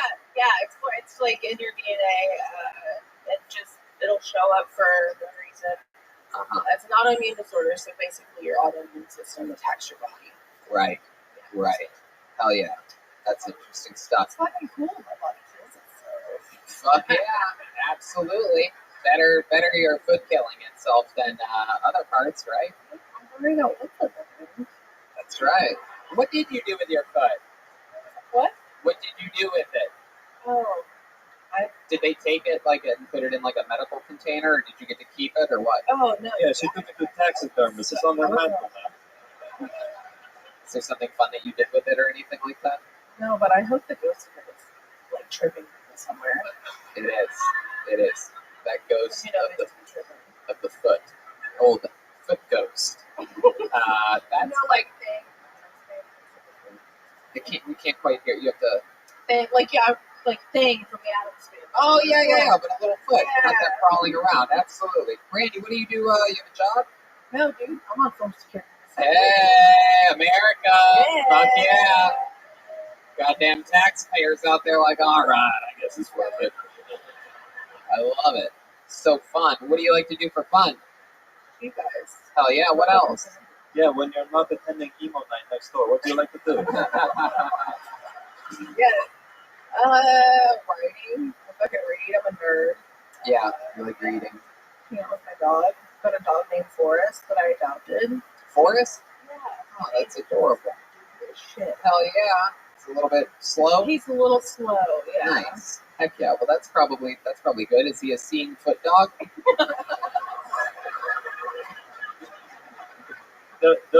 Does Forrest call you Lieutenant Beckham?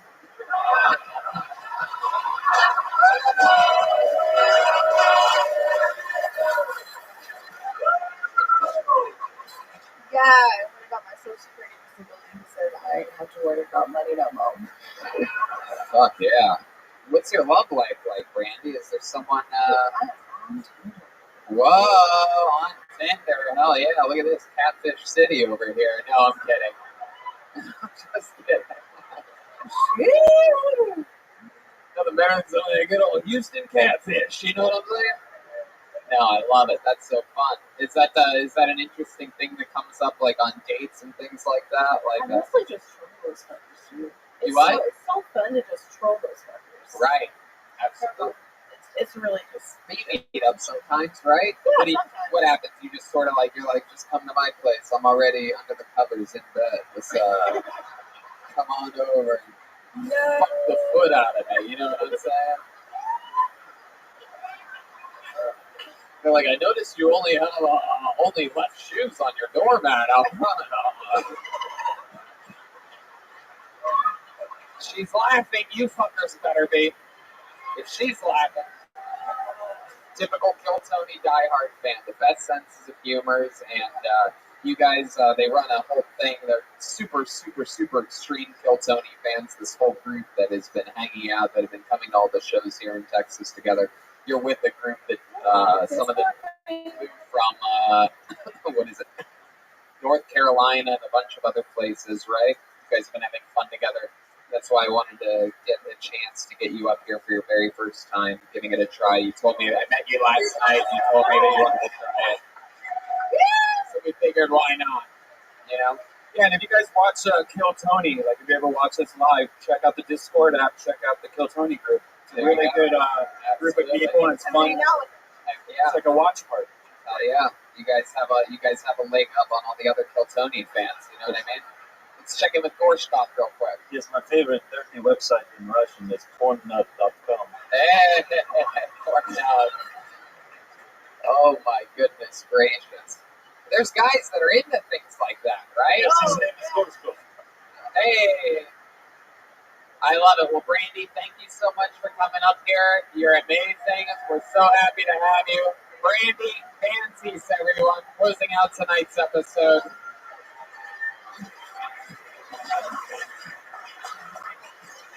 I'm not going to kick wood tonight. That's the episode of, that's tonight's episode of Kill Tony Houston. Did you guys have fun? All right. For those of you listening into the show, do not forget, we're coming near you. Vancouver, Kill Tony East, La Jolla, Ventura, Boston, and Austin are all on the docket for now. Many more announcements coming up for 2020, and the state of Kill Tony is strong. Strong as a bull. How about one more time for the great Jeremiah Watkins, everybody? He's headlining now. He's a fucking headliner. That's Jeremiah Watkins headlining shows in Buffalo, Syracuse, Albany, all in the month of February. JeremiahWatkins.com for tickets. He's also doing Tahoe, January 16th. He's got a new episode of Jeremiah Wonders out with Pete Holmes. Of course, it's Jeremiah's stand-up on social media, but you know that because you listen to every episode of the fucking show. It's Jeremiah Watkins on YouTube. Anything else, Jeremiah? Thank you for the opportunity to be here. There you go, absolutely. And is there a lovelier lady in this world than the beautiful Petrushka? How about one more time for the great Joel Jimenez, huh? He's mostly sorry on social media, all one word. He's an official Ludwig artist. Anything else, Joel? Close out this Texas weekend? Houston, it's been fucking so much fun. We love you. Thank you for coming out. We love you. We love you.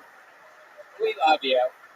Infinite CBD, Lyric Hotels, the Pit Barbecue. My goodness, we've had so much fun here this weekend. Such a wildly successful weekend. Thank you guys for coming out not only to the Kill Tonys, but also the very fun stand-up shows that we've been having here this weekend. We had a blast performing in front of you guys.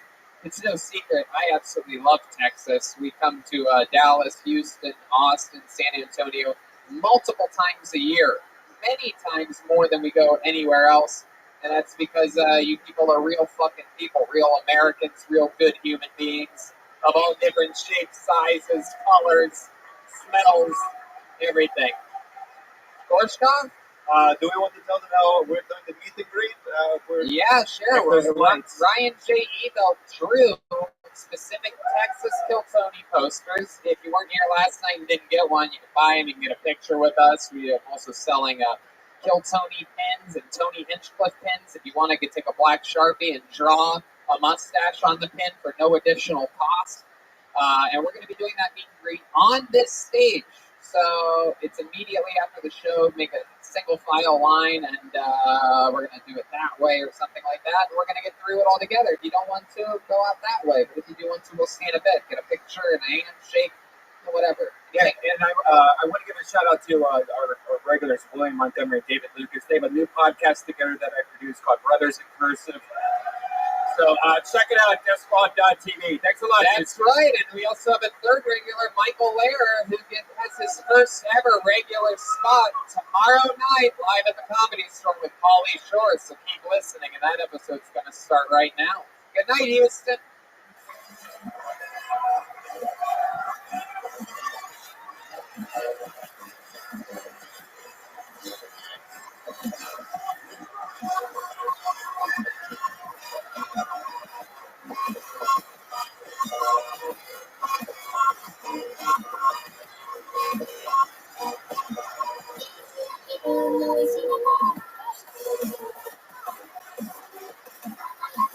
Hey,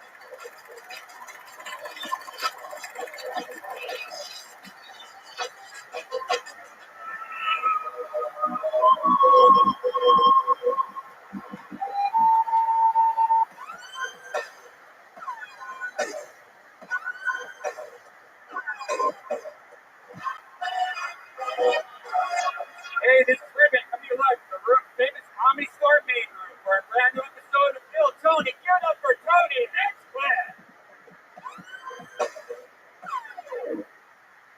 Fuck yeah, are we excited or what? We're here on a Monday night. It's still Tony.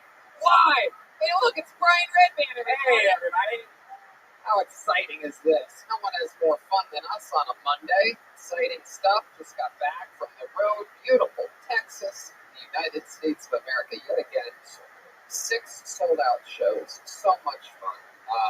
And the road continues for us next week. We go to Calgary for 1 big Kill Tony and 4 stand-up shows, which I'll be headlining. I do believe Jeremiah Watkins is going to be with me for those stand-up shows. And then I do stand-up all by myself in Tempe, Arizona, February 6th through the 8th. And we go back to Vancouver, Kill Tony Vancouver, February 21st, Kill Tony East in the New England area, February 29th, Swansea, Massachusetts, right between Boston and Providence, March 5th, La Jolla, an entire weekend of stand-up there, Kill Tony Ventura, March 12th, Kill Tony Boston, the 9th of April, with 4 stand-up shows that weekend, Austin, Kill Tony, Moon Tower, April 25th. Welcome, everybody. We're here at the Home Field Advantage, the Comedy Store, where it all started. The greatest comedy club in the world. Shout out to the Lyric, by the way, Houston, Texas, which showed us an unbelievably great, hospitable time. If you don't know, it's this amazing company that has like these skyscrapers. It's like they're into cool architecture and things like that. So they'll buy space in awesome buildings and make what's better than a hotel, better than an Airbnb. It's like an Airbnb mixed with a hotel. Right. It's great. I always say they make Airbnb look like Air POS. You know what I mean? Oh, thank you, sir. Vito's Pizza, keeping us stuffed up here on Mondays. I'm going to tell you, I'm going to be honest with you. I'm a little Italian boy from a little Italian neighborhood, and I really I love pizza, of course, but here in LA, very hard to find. Everybody always says this Joe's down the street is great. Oh, it says New York on the sign. It must be great. But these people are buffoons. Vito's Pizza on La Cienega, totally different thing. Unbelievably delicious. I went there myself. Had a crab lunch the other day with Jesus Trejo. It's just great. Get it delivered. Have anything? www.vito.pizza. And yeah. But that's how it is. You know, sometimes it's not easy to find the things that you love in this world. And, you know, even when it comes to finding employees, it's a new year, and you want to keep growing your team, but you need the right tools to keep your hiring streamlined and efficient. That's where ZipRecruiter.com/KillTony comes in. ZipRecruiter sends your job to over 100 of the web's leading job boards. But they don't stop there. With their powerful matching technology, ZipRecruiter scans thousands of resumes to find people with the right experience and invite them to apply for your job. ZipRecruiter is so effective that 4 out of 5 employers who post on ZipRecruiter get a quality candidate through their site within the first day. That's true. Yeah. And right now, our listeners can try ZipRecruiter for free at this exclusive web address, ZipRecruiter.com/KillToken. As applications come in, ZipRecruiter analyzes each one and spotlights the top candidates so you never miss a great match. ZipRecruiter is so effective that 4 out of 5 employers who post on ZipRecruiter get a quality candidate within the site on the first day. And right now, our listeners can try ZipRecruiter for free at this exclusive web address, ZipRecruiter.com/KillTony. That's ZipRecruiter.com/KILLTONY. ZipRecruiter.com/KillTony. ZipRecruiter, the smartest way to hire. You guys ready to start tonight's show? I'm telling you, this is it. This is where it all started 6.5 years ago, long before we were the #1 live podcast in the world. And here we are, pure momentum. Every Monday, it's packed on a Monday at 8 in the main room of the Comedy Store, the greatest comedy club on the planet. And my friends, our guest tonight was raised here at this club. The likes of Sam Kinnis and Richard Pryor, and fucking everybody that you've ever heard of in comedy. It's the Golden Boy, one of my favorite human beings on the goddamn planet. Let's see how loud this place can get for one of the best comedians in the world, the great Pauly Shore, everybody! Wow. Yeah! My man. The one, the only, the son of Mitzi Shore, the creator of the Comedy Store, the great Pauly Shore. I always like to give it up to my mom every time I hit the stage. Give it up to my mom. Mitzi Shore. Maybe visit. I'm going to actually call out some comedians right now. Yeah. I might even call you out a little bit. Okay. So everyone praises my mom, Mitzi Shore, who started this place many years ago. She passed away a couple of years ago. She has a grave site. If anyone wants to visit her grave site, and pay respect to her, including you, have you seen her grave site yet? I have not. Have you seen her grave site yet? I have not. Has Joe Rogan seen her grave site? No. Is it like a private ceremony? No, everyone can go now. She's got a whole thing there for her. It's a nice, beautiful tombstone. Me and my brothers created it, and it's there for everyone to pay homage to my mom, Mitzi Shore. So please, besides praising her all the time, let's go pay some respects to her. I love that. And not only am I going to go there, you know what else I'm going to do? I'm going to run some of my new jokes by her. See, not funny. I'll probably get the Not happening. I'll get Give them the light.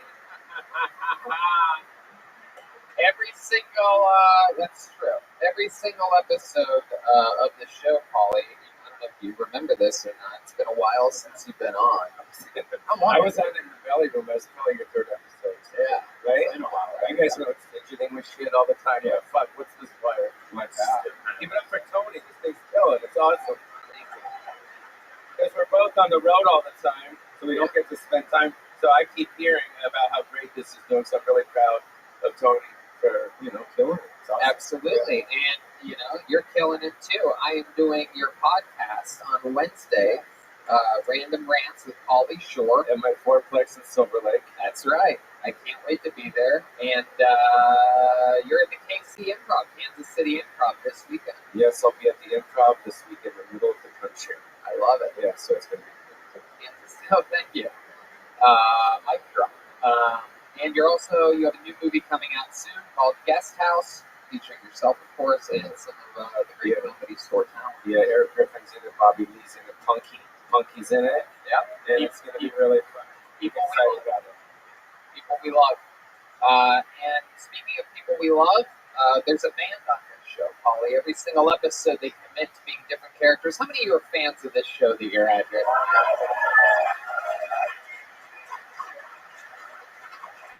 Every single episode, they commit to different characters. We never know what they're going to be. They have a separate entire green room connected to the back. I tried to get back there. He wouldn't even let me fucking back on the whole place.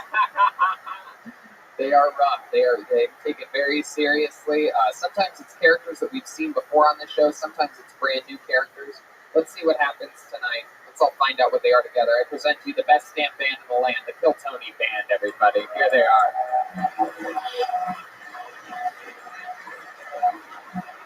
All right. Whoa! Whoa! Wait a second. Wait a second. Is this? Wow! No way. Is this the first time we've had Blink 182 on the show?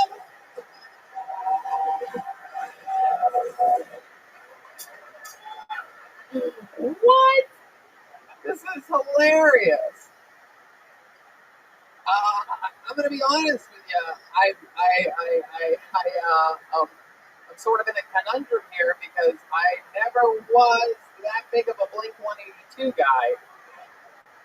Can you remind me of your name, lead singer? Tom DeLonge.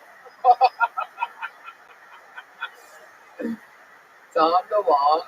Are you the one that believes in like UFOs and stuff? I believe in aliens. Oh wow. And then you have the bass player of Blink 182 right next to you. Hello there. My name's Mark.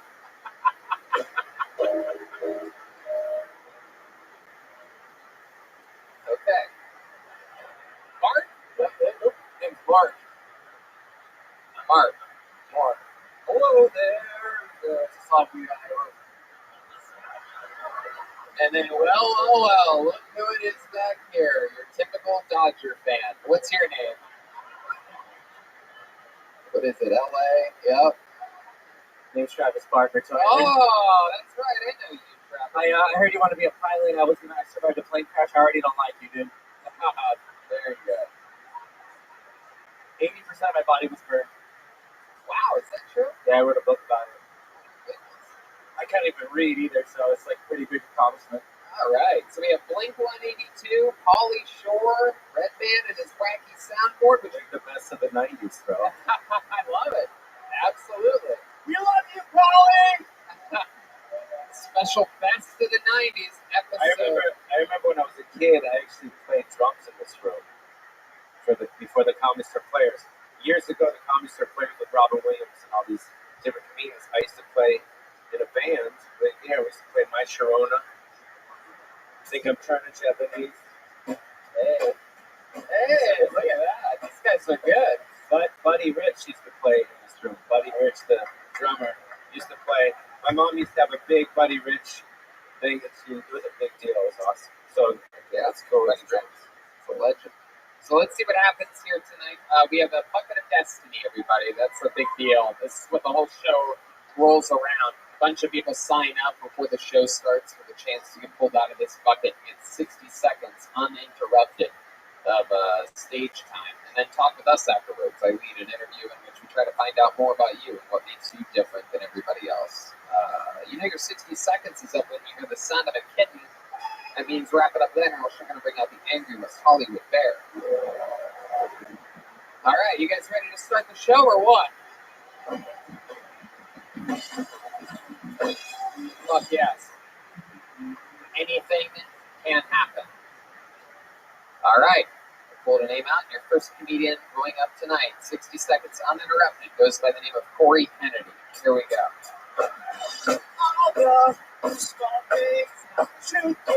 I almost forgot Blink 182 was with us. One minute, you're right. Best trip, always.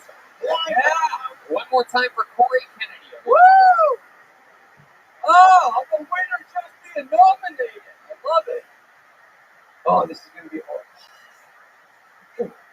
I usually do comedy at the Ha Ha for like 8 homeless people. This is a little much for me.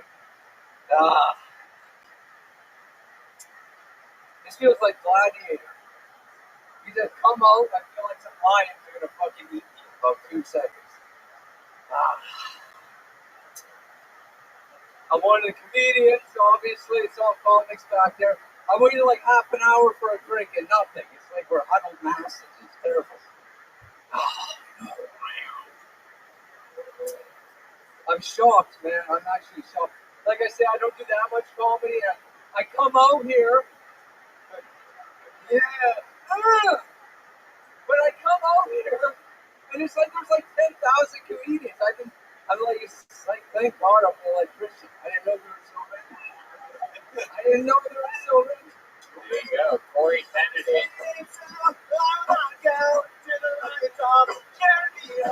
Fuck yeah. I think I wanted to sell my merchandise on the road. Hey, you like You it? sell my merch on the road, bro? Where do I sit? Where do I just stand here? You just stand there, yeah. Oh, yeah. Wow. So, Corey, my goodness. Let's before making noises into this thing, just make sure you have the right time for it and everything like I mean, I that. survived the plane crash, and somehow this was the worst thing I've ever been through. Right. Okay. There you go, Goldberg. All right. So, okay, very good. So, go ahead. This guy looks like a retarded Street Fighter character. Face that way, Corey. Face them. I Face just your have to face. stand Face your here and box. listen to it. He looks like a mongoloid Brian Callen.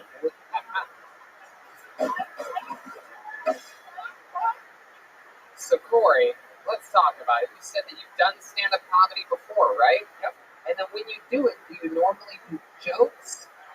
Or do you do this thing where you just talk about everything that happened right before you got on stage? There's a lot of people here. I tried to get a drink. What's up with the servants? Like, that was the worst Yelp review I've ever heard in my life. You had the chance of a lifetime here, and you're literally like, can I get a drink? It's number 2. Number 2. So you did it once in Flappers. Yes. And then here you are at the mecca of comedy. I didn't want to get called up first. If you called me up 8th, I would have been good. You wouldn't have been good, buddy. You wouldn't have been good. I would have been better. You wouldn't have been better, man. Okay, I promise you. Fair enough. You had a whole clean slate. We know what you would have done if 8 people were up before you. You would have talked more bullshit about other things that happened right before you got up here. So what did you do at your set at Flappers? How much time did you have on that stage that time? I don't know. 3 minutes? Right. And what did you talk about there? Talk about my job. Yeah, is that what you talked about? What about your job? What did you say? Do you want to hear the story? Is it a story? It is a story, and 1 minute's not very long. Do you have any jokes? Okay, here's a joke. You wrote this? Yes. Okay, go ahead. The Okay, way you said get that ready. made me feel like Get ready. It's going to be no good. All right. Can I tell you something before you No, do this I thought story? it was going to be my joke. Corey, shut the fuck up. You're in a fucking live interview right This now. is fun. Corey. This is a great time. Well, then you shouldn't sign up for things you don't know what the fuck you're signing What's up your for. question? What's your question? Let's do it. Okay. So let me just say, you have a serious problem. I don't know if anyone's given you this note yet, but you over foreshadow everything before you do it. You say this is going to be bad. This isn't going to go well. All these people, all this shit. You just did it again with one little joke. Just do the joke. I'm going to do the joke right now. But don't I don't say- want the lecture. I'm doing the Corey, joke. Corey. I'll show you a fucking lecture. That's not even a lecture. It's a note. Clearly, no one's given you one, so you don't know how to recognize what a note is. Let me tell it. Let me tell you something. When you say that, it makes me not want to let you even fucking tell it. I'm in charge. Ready? Ready for what? The joke? Tell the joke. Without saying you're going to do the joke, without saying okay, go straight into the joke. When I was a kid, I used to want to be a cop. And then I realized I don't want to go home and beat up my wife every night. You don't have a joke. You see what I'm talking about? That's a joke. No, that's not a joke. That's not a joke. I don't This know. is good. We're trying to do that. Well, I joke. You don't tell it. Well, I guess it doesn't work. Travis Can Barker. you do that squat again that you just did? You look like those little monkeys that steal coins in Romania. Jesus Christ, I can't believe it. Oh my You look god. like Aladdin's best friend, dude. He could sell my merch though. Can we still? I don't think you can sell your merch, dude. I don't trust this guy for a second. He's got fucking wackadoodle energies to him. Tell us about your life. What have you been doing with your life up until this point? What are you, 43? Close enough. What's your age again?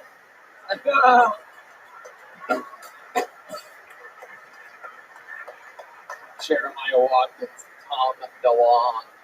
What is your age? You gonna tell us? 46. 46 years old. So what have you been doing up to this point? Military? Canadian. Oh, okay, right. So, no? No. So, Thank you, brother. what have you been doing in Canada this whole time? I buy land, subdivide it, and I build homes on it or sell houses. Canadian. Real estate developer. Canadian slumlord. That's what you are. No, I sell them. I sell the houses. The slumlord keeps the property. What kind of house? Slumlord. Where are these houses at? Vancouver, thank you, brother. Oh, wow, that's nice. A lot of Chinese people buying your property, am I correct? Yes. Yes, I know. I know a lot about Vancouver. I go there once every few months. My next time there is February 21st. We're doing a Kill Tony, and I think it's a 1,400 seat venue. Where is it, sir? It's a Kill What's the Tony. name of it? It's the show that you're on, you fucking idiot. No. Where's the venue you're doing it in? It's in Vancouver. The question that you're really asking is what website can I get tickets at? That's at TonyMitchcook.com. That's apologize.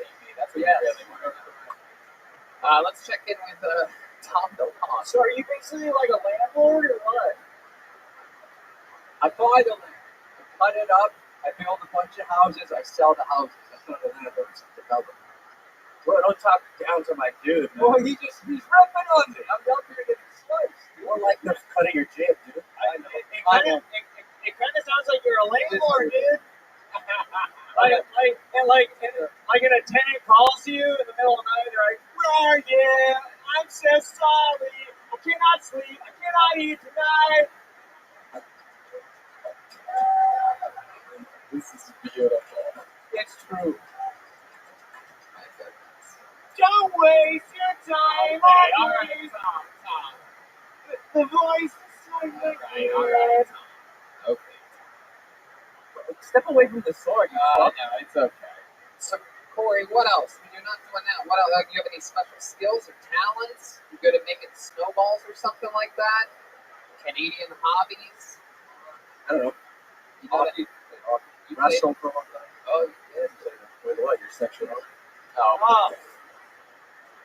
Why did I come up with this thing? You're so gay. Why did you? That's so funny.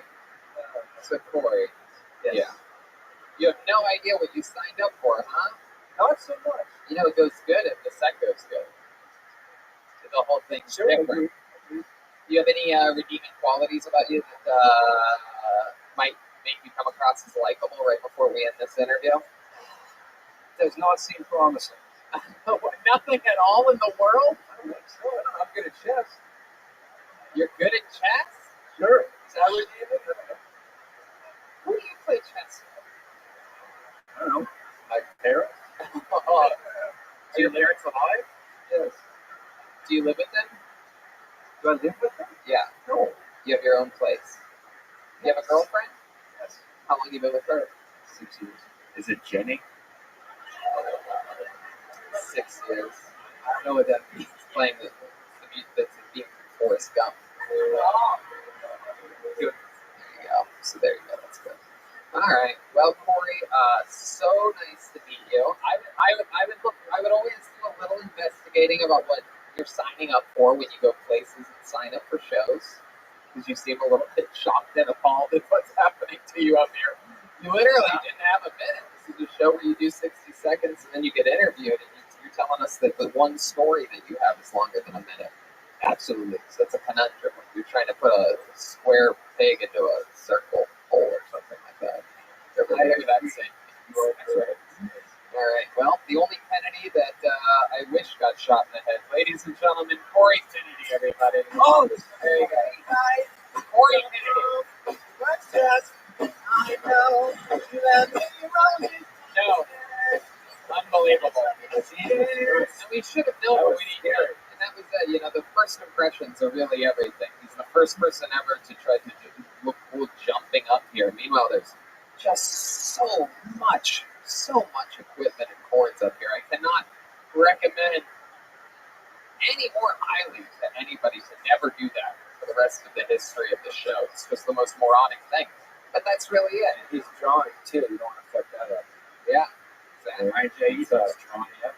That's right. He's sitting right there. My goodness, did I forget about that? He missed last week, and I fucking forgot all about him.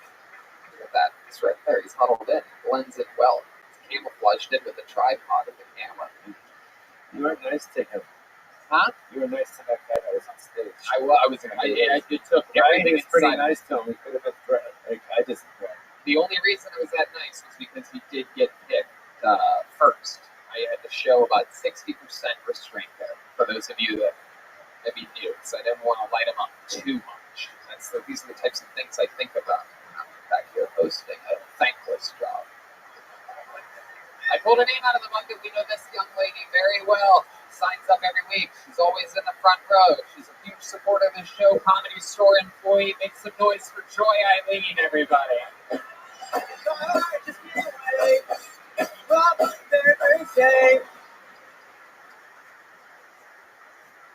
fucking time.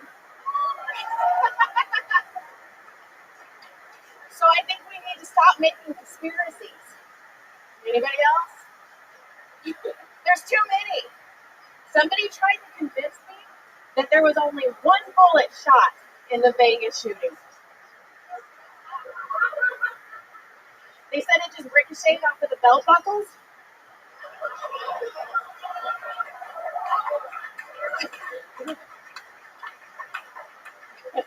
My oldest son called his younger brother a retard the other day. Like, hey, you don't use that word in this house. We say tarded. There's no hard R's in this house, guys. We are way too white for that. I got pulled over the other day. I was really worried because I'd been drinking. Oh, I blew a 4.5, which was the size of the cop's dick, so I got away with it. There you go, Joy Eileen. Let's go. John White. This guy's almost over. Fuck yeah. I'd say undoubtedly best set I've ever seen you have up here. And of the night. And of the night. 3 more jokes than the last comedian. My goodness gracious, Joy. It's my favorite thing on this show when we've seen people before. You know, this is not an easy thing to do, and we've seen you a few times over the past, I think, couple years or so. It's been like 4 years. Yeah, 4 years. We were doing the belly rub. Yep. Like we would, yeah. Incredible. And here you are. One thing I noticed is you got to it. You projected the entire. She's like Eleanor Kerrigan, but a little thicker. Yeah, it's like Eleanor Heat again. Well, no, because how long you've been here for a while, right? Yeah, well, we come here all the time, but I've been working over a year now. Okay. Yeah, because Eleanor worked here for 20 years, and then she decided to stand up. So, yeah, it's good. Eleanor was a waitress. She works in the kitchen because, you know, go for what you know. You know Yeah, what I mean? there you go. And a pro wrestler. Remember that? Yeah. Yeah, that's right. Yes, Eleanor was a pro wrestler. So, Joy, let's talk about what's been going on in your life since the last time we saw you. Well, let's see. My next book should be out in March if everything goes well. Oh, yeah. Writing What book. was your first book? The first book came out in 2015. What was that called? Breaking Faith. It's a romance. I do romance. Oh. But I'm doing ghostwriting right now, so I have to finish that. Who's Scary Stories? Let's check in with the lead singer of Blink 182, Tom DeLonge. I write books too. They're about aliens. How do you do? True story. Wow. Joy, well, that's fun. You can get it at ebay.com. Oh, eBay. That's an interesting place to sell your book. Not Amazon? Like you tell Tony? I don't believe in Amazon. It's a corporate company. Oh, wow. Very interesting to know. Because Amazon is corporate. Aliens don't like Amazon. Okay, all right. Take over the world. Okay. This got out of control. That's a lot of information. Joy, how many kids do you have? We have 3 boys. 3 boys. What are their ages? 19, 13, and Rodeo will be 9 on the 25th. Wow. Very, very exciting stuff. He's watching right now. Oh, he is? The 9-year-old is? He's a 9-year-old. Go fuck yourself, Brody. Don't talk to Freckle Dick like that.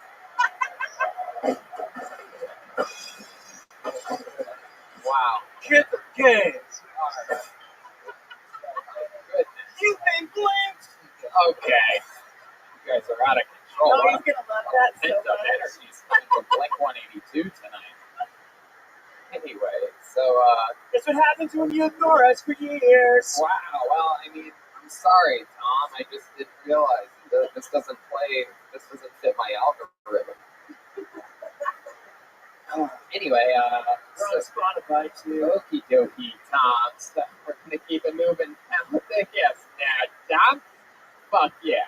So, Joy, these kids of yours, these three boys, they ever anything crazy ever happen over there?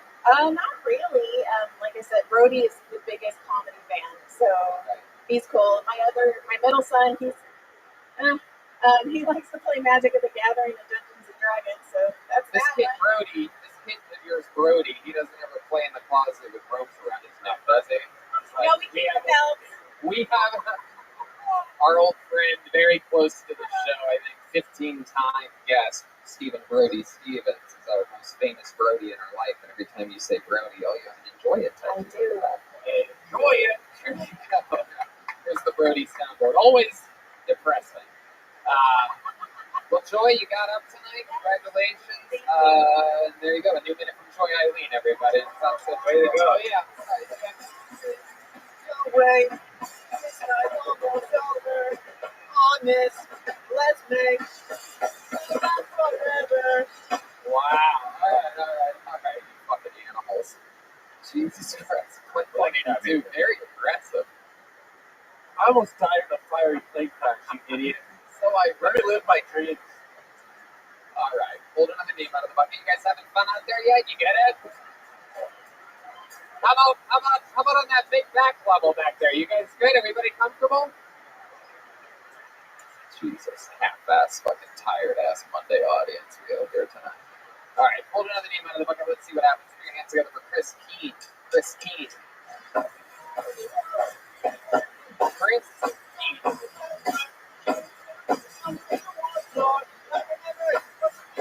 There you go.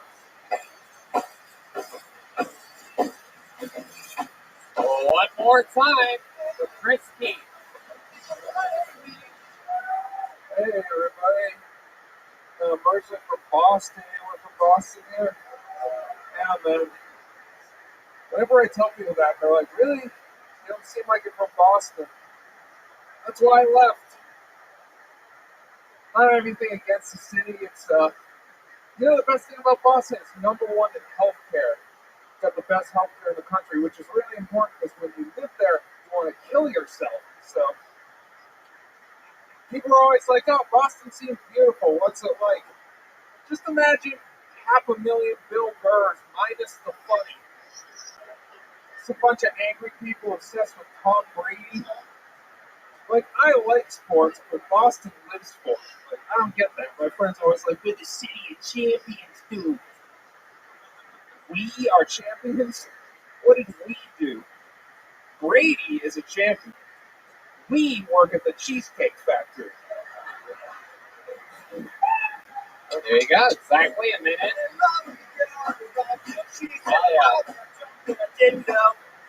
Welcome to the show, Chris. Your first time on, right? Yeah, Nice to meet you, man. Welcome. it's our friend. Chris is our Very friend. cool, I like you. I like you too. Dude, you Boston's cool, man. I fucking love Boston. yeah. Yeah, you don't like it anymore? I have a love people. What? I have a love people. You gotta say hi to our friend Jeff Myro. Okay. He's starring in the second version of Fuck Cats. What's it called? Fuck Cats on Netflix. Don't fuck with Don't cats. fuck with cats. Yeah. We love. Hi, Jeff. We love Boston. You know Myro, he's watching. Of course. He loves fucking cats too. Of course. That's the guy. I can't believe that he wasn't starring Go Fuck the Cats. He loves cats as much as I hate making inside references on this live podcast. Go check out But Jeff. it's Myro. But this reminds me, Kill Tony's going to Boston April 9th, and I do 4 stand-up shows the 10th and 11th. Not to be confused with our show 40 Minutes Outside of Boston in Swansea, Kill Tony East, February 29th. But let's get back to this guy that somehow looks like both Bert and Ernie at the same time. Oh, It's very impressive. Not many people can pull that off. Usually it's more one or the other, but you just look like they smashed together and made you. That's how you laugh. That's adorable. So Chris, how long have you been in Los Angeles? like a year and a half. Year and a half. Heck yeah. Let me ask about those fucking beautiful thick eyebrows you had. Now, were they always like that, or was it like how girls come out to LA with their thin, like over-plucked eyebrows, and then they realize that the hottest move is just to let them go fucking crazy, and you let it go stylistically, or have you always just had the big bushes? Sadly, they've always been this way. I'm Armenian, so it happens. Oh, so how much caretaking do you have to do with the middle area there? It's a little shade. Yeah. How often? I don't know. I don't keep track. I will for you, though. I'll keep it in mind. The hair on his head is just his eyebrows combed back. How Armenian are you? 100%? I'm half Armenian. Oh, what's the other half? White guy. Oh, wow. Bunch of white stuff. My goodness. Yeah. So when you get in an Uber, do you try to drive or do you sit in the back?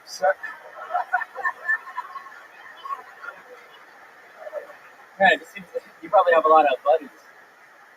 Buddy, friend, all right, everyone. Back to you in the studio, Tony. I almost died in a fiery plane crash. Okay, we know Travis. Do you speak Armenian? I don't. I suck. I do. Do you live in Glendale? No, I don't. No. We're Pasadena? at Sears. I live in Encino. Encino. Oh, we know someone. You're not the only man from Encino that I know. He's in the tube. No, he's in the tube. What a beautiful moment of destiny. I'm from Encino. Hey, me too. Are you also a son-in-law? Are you perhaps in the army now by any chance? All right. I enjoyed all those movies. Yeah. Hell yeah. Is it true that you work at the Cheesecake Factory? No, he works in Jay Leno's garage. Some hand-me-downs from the... I drive for Uber, man. I'm Armenian. Ah, there you go. Hell yeah. Uber X? Yeah. Uber Comfort? Whatever you need. No. It's not whatever you need. When was the last time you got laid? No, are you offering? Oh, come on, Chris. How dare Yeah, Boone is in the back. so No, for real. When was the last time you got laid? I don't know. I don't keep track. okay, well, why don't you sort of give a guess there, Chris? Why don't you sort of give a guess to me? New Year's. New Year's. Oh, that wasn't that long ago. Is that a girl that you met that night? No, I have a girlfriend somehow. How long have you been with this girlfriend of yours? 6 years. 6 years. Yeah. So what happened on New Year's? That was her?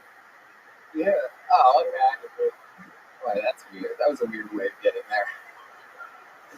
Dude, okay, let's check on the Tom DeLong. Yeah, this is your girlfriend of 6 years. Wants you to propose, and she's like, "Where do we go from here? All We're right. doing this. Yeah. Yeah. Turn off the lights right now. All A right. smile from ear to ear." Yeah, we got it.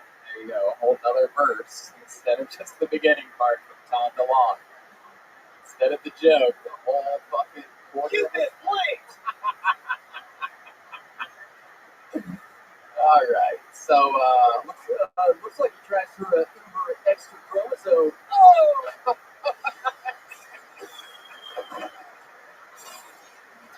Chroma Chris, usually silent over there on the bass guitar. Can I say something serious to him, though? Yes. So, do you take comedy serious, or you just fucking around like the fucking first guy that came up here? How long? Yes or no? Yeah, Travis, you're good. You're fucking funny, dude. But be more confident and fucking attack this shit. Stop being a little bitch. Yeah, Idiot. For real. You're funny. Yeah. You're funny. You're funny. We like. you just got called bitch by a weasel. Yeah, buddy. Just do it more. Let's all do more stuff. I mean, go on stage more. Okay, I will. I promise. Why do you think you're like that. Did your Armenian dad rough on you? Oh my God. That was his name. Rough on you. Rough on you, Dordashia, dude. You got what? Tell us. Tell us the truth. He likes truth. I was just a weird fat kid. People beat me up a lot. You know, I don't believe it. You? What do you mean it was? Yeah. You slip on right in the comedy business. I like it. It's good to be Armenian in Hollywood right now. Is it? Yeah, dude, for real. You get a Netflix special, It's true. right? You can't. Absolutely. 100%. How long have you been doing stand-up? A year and a half. Oh, year and a half.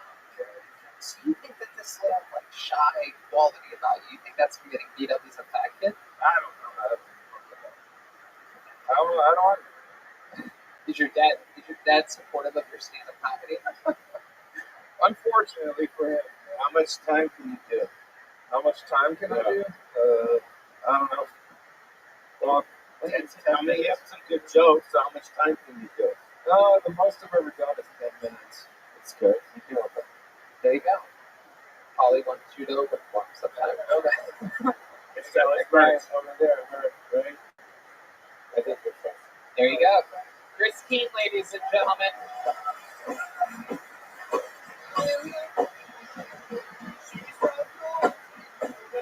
Everything's better when she's around. His hands so sweaty. Fell in love, girl, Holly made the great mistake of shaking one of the people's hands that have come on stage. That is Armenian. Of course, his hand's sweaty, Holly. Wow, we just got lucky, everybody. I pulled a name out that has gotten on this stage quite a few times. He's gained Kill Tony fame by being flown out to Skankfest after beating Kill Tony icon William Montgomery in a choke-off. There he is right there. Ladies and gentlemen, I present to you Kill Tony famous Steve Lee, everybody. Here we go. Wow. Steve Lee. I queued up that whole intro for him, yet he still waited until I said his name to start coming on stage for some reason. Let's see how loud this place can get for Steve Lee, huh?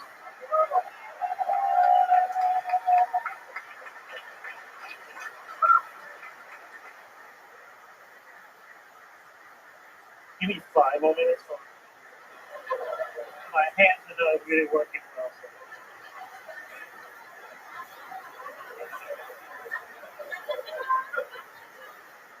So I went to China a month ago, and turned out stand-up comedy in Chinese is growing up there.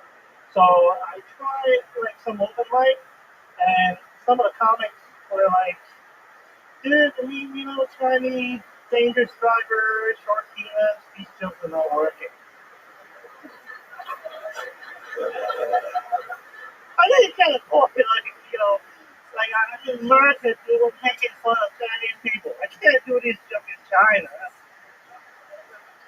So I realized, so the guy gave me some advice. Oh man, how about you making fun of Americans? Okay, so I came up with some jokes about making fun of Americans. Are you guys ready? So I'm going to translate a Chinese joke into American. These are new, so. Just go. We're gonna let you go for as long as you want since that whole handicap fight or whatever. Let's keep going for Steve Lee, everybody. Some Chinese jokes in the middle. It's like disabled parking, right? Like, okay. Okay, you guys ready to go? Americans so dumb. You voted for Donald Trump. So it's like if I were doing Chinese comedy, so I have to use the word they.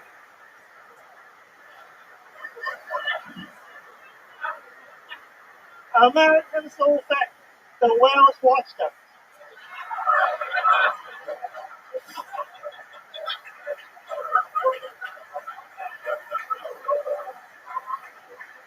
Americans so fat, they go to Comic Con and cosplay as Best Star. Okay, I got this joke now. There you go, Steve Lee.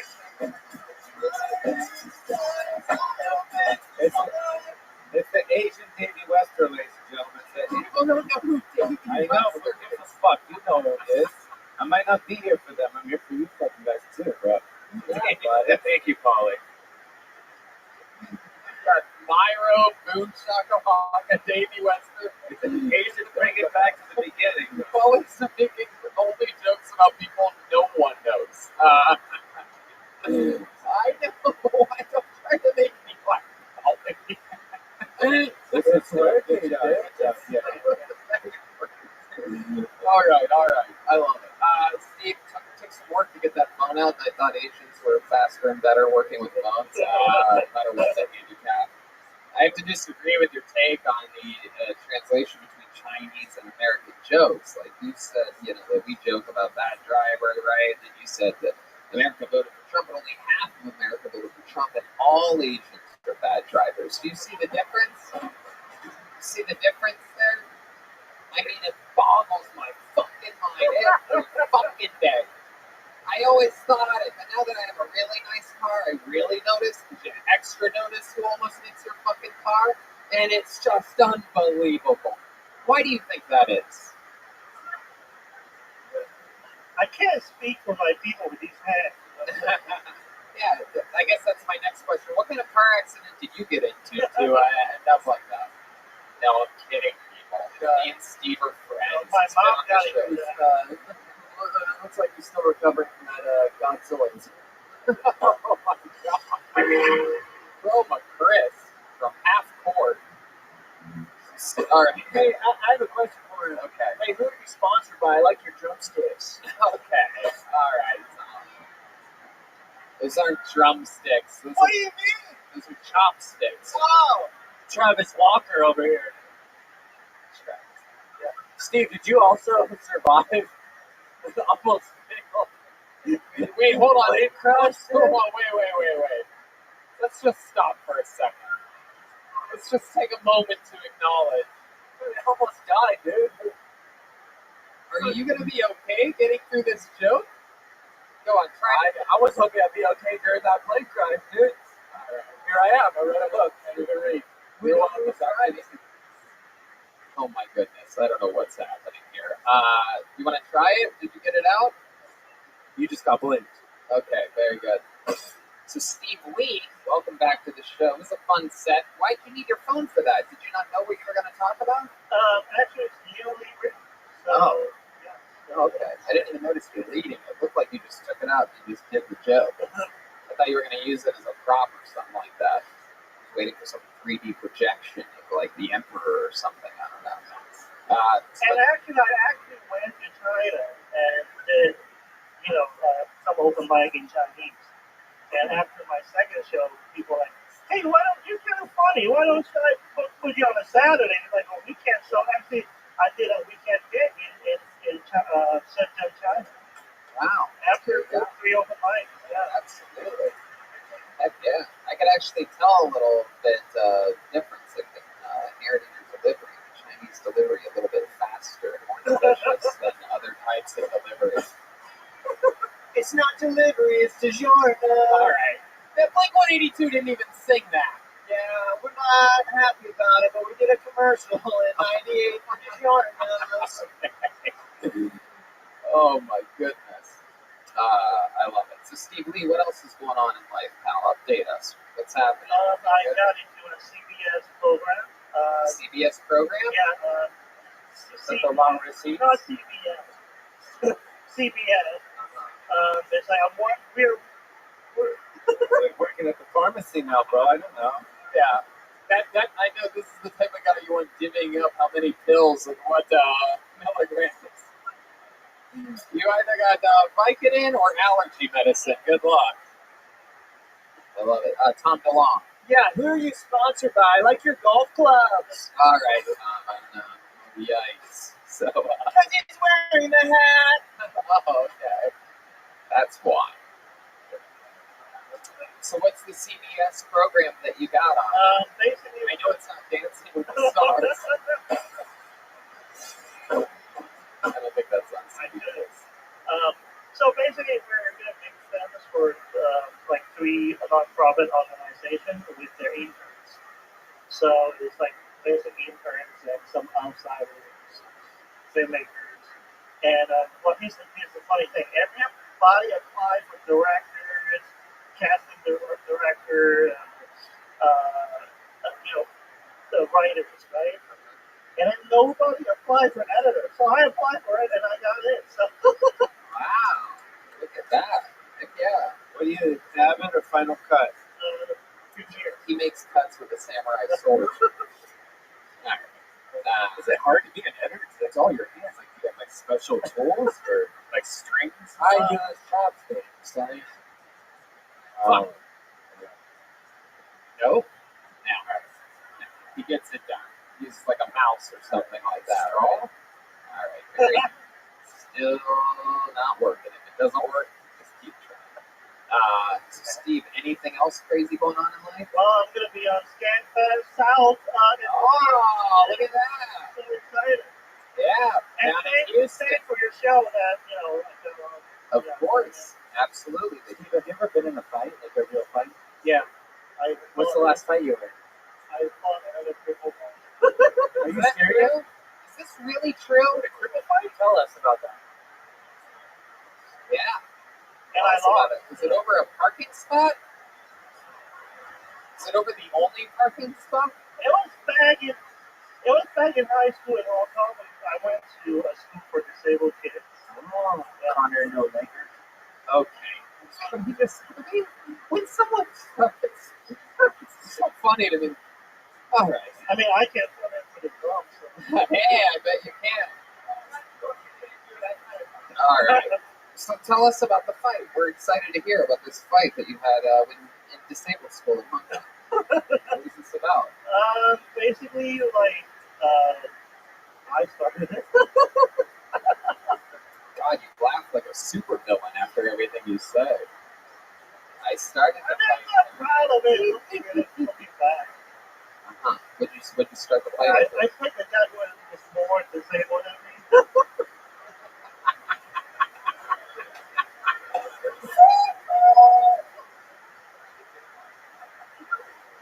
World star. Paulie just came up with a good idea. He says that we should have cripple fights on the main stage in the comedy store. I mean, we gotta I think that would go viral, bro, for real. Absolutely. 100%. Josh is more wrestling thing than wrestling thing. Yeah. Speaking of viral, did you get sick when you were in China? What? Okay. You're Chinese, right? Yeah. See. Oh, okay, forget it. Yeah, dude, your jokes suck too, dude. Why? Keep trying. That's right. That's right. I try once. I don't try the same thing over and over. Dude, I almost died, dude. This guy was the driver of the plane, dude. Kung fu fighting. Why did the Asians, when you walk through the airport, they wear those masks? I mean, other people do, but mostly Asians, for real. I mean, that you guys fucking started that trend, for real. And now there's white people doing it. What's up with that? It's a good question. It's another good Asian question. Why do they wear the masks? I guess the SARS thing happened 10 years ago. They have SARS? You want to know what my theory is? I feel like they wear that so that the white people at the airport don't recognize the Asian person that started that car accident that they were in. Do the old hit and run, and then they get to the airport. They're like, oh, we all have the same eyes. They will not know. Is SARS still around? It's because the pollution in most of the countries. Yeah, actually, also like in China, there's like So it's germs. pollution because of the fucking factory that we have making shit for you there. Right. So when they come here, they We're wear talking about LAX, though. Yeah, exactly. It's a whole different thing. It has nothing to do with pollution. Wearing a mask here would not help with pollution in China. What? Wearing a You don't mask see that around here as much as you do in the other countries where everybody wears them. I heard it was because they don't want to infect other people. Like if they're sick, they wear them so they don't get you sick. That's exactly what it is. Right? So you don't know this because Chinese people aren't aware that they're sicker than I other people. never wear a mask, so I don't give a fuck. Right. Because you know what? Who gives a fuck? Because you can't possibly get any sicker than you are. That's from your I mean, perspective. it's kind of true. We love you, Steve. Every time you come on, it's so much fun. Steve Lee is at Steve Lee Comedy.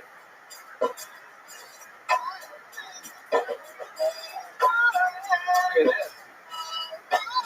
Polly Joel. What a gentleman. Look at that. How about a hand for Polly helping Steve Lee down? Yeah.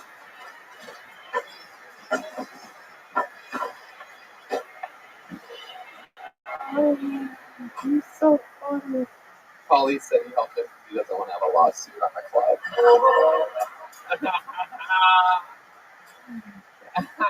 Oh, he's tickling Tom DeLong all of a sudden. Yeah.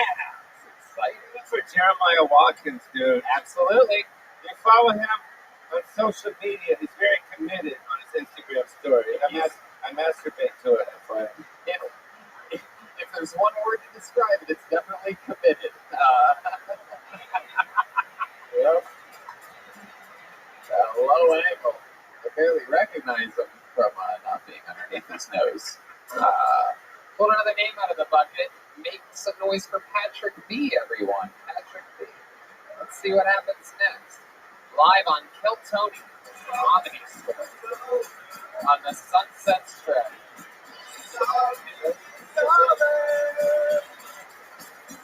Alright. Thank you. One more time for Patrick B, ladies and gentlemen.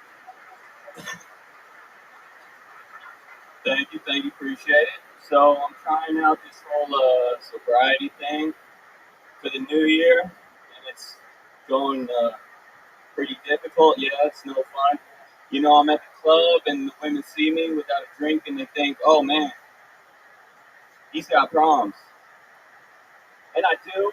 You know, on the dance floor, I have no idea what to do with my hands. I tried to tell my dealer that I'm going sober. He asked me why. I said, you know, my therapist thinks it's a good idea. Sorry. And he said, well, you know what? Look.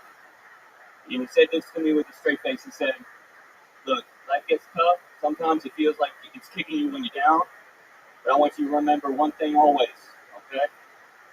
Before Sigmund Freud became famous for being the founder of psychoanalysis, he was just a young man looking for eel testicles until he discovered cocaine. How much do you need? All right. Patrick B back on the show again. Welcome back, Patrick. Famous as the rope snake character. You once had a pet snake before you had a roommate. You had a pet. You moved out here with a pet snake, and then you found someone that would let you live with them, and you tied your snake up to a chair, and it ate their what? What did it eat? Well, it almost ate their dog. The Right. little Pomeranian, I think it was. It was a Pomeranian just walking around an apartment with a snake tied to a chair by a rope.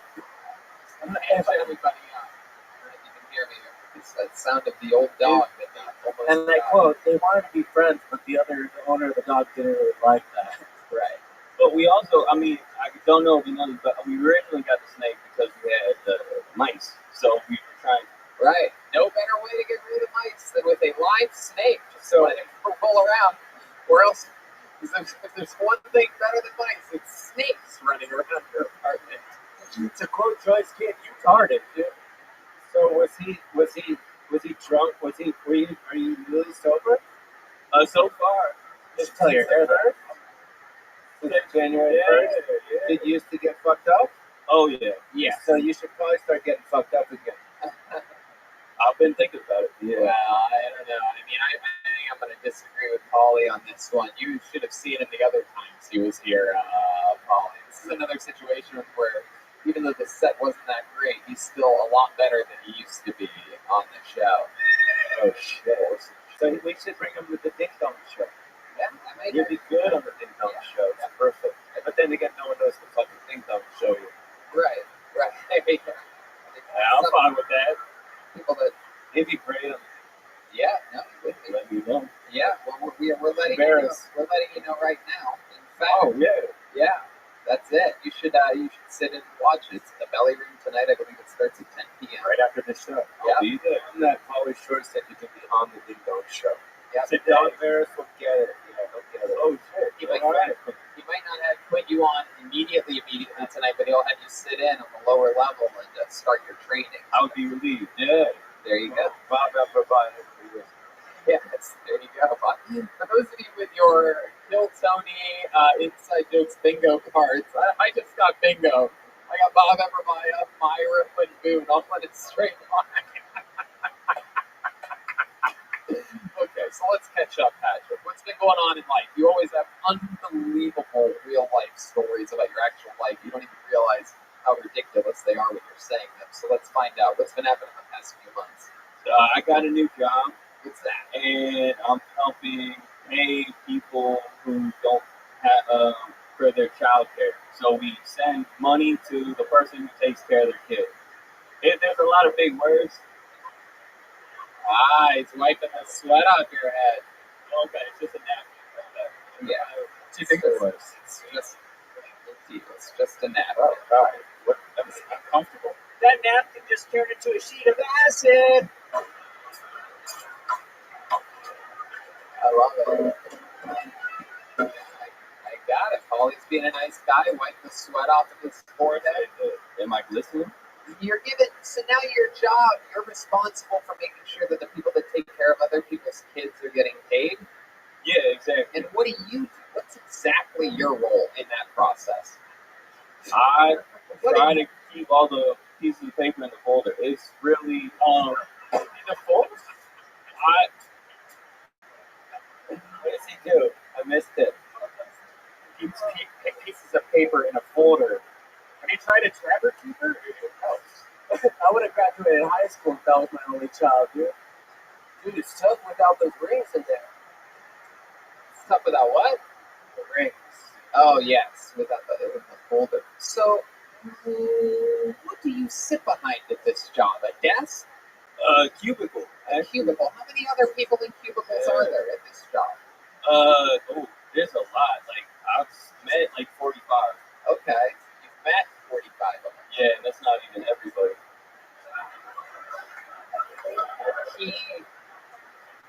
He makes sure that the people that are taking care of other people's kids get paid. This is why they always get their payments late.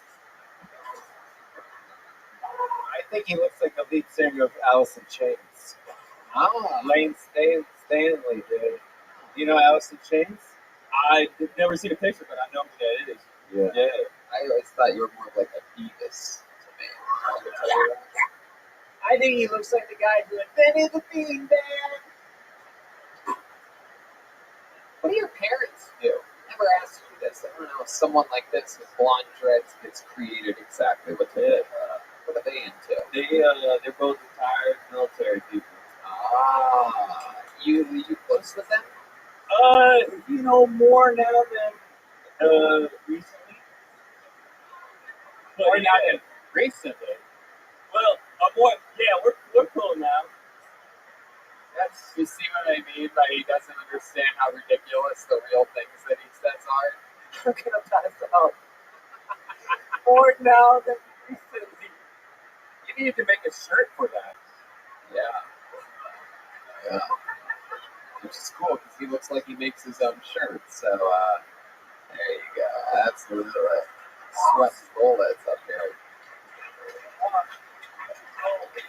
Very naturally funny you are and always have been. It's when you try that things start to really come unglued.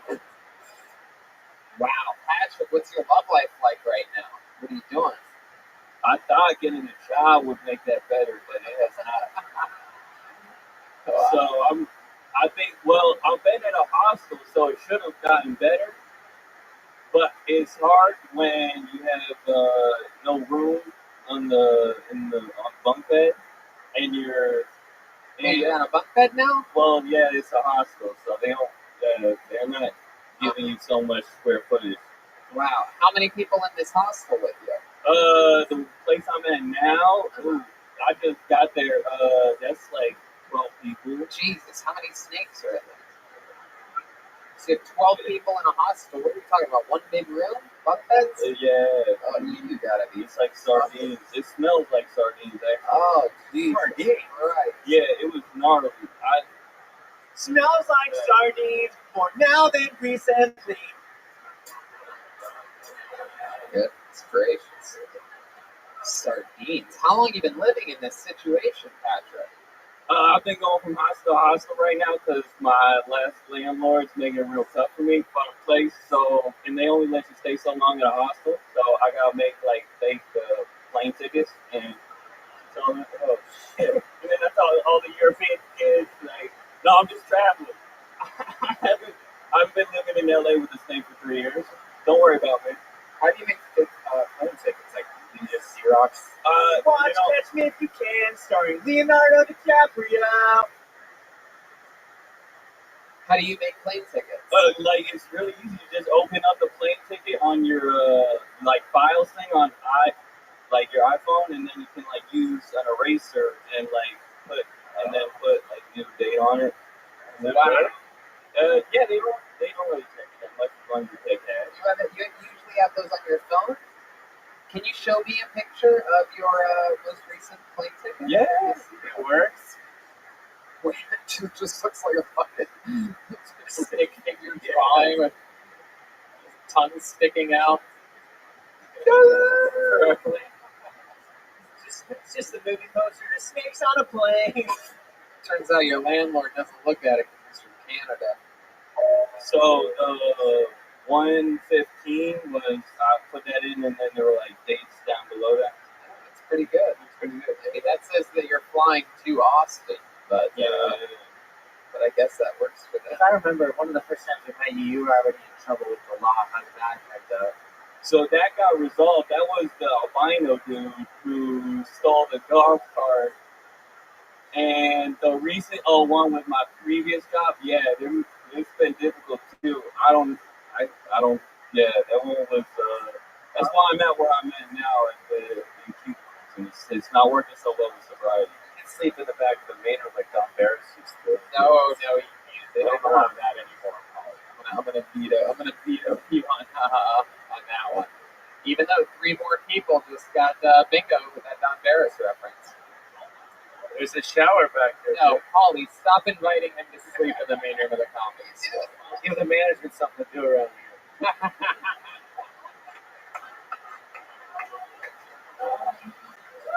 Well, what's cool, before I let you go, Patrick, is I'm going to remind everybody that I just had a little flashback, and it was while you were on stage that Joel made a joke about it's hard to run from the law when you're always wearing flip-flops, and that is when, for those of you that follow the show closely, that was when the first ever Joel Berg chant started. It was on that joke with this comedian on stage. I remember that clearly from 4 years ago. That was good.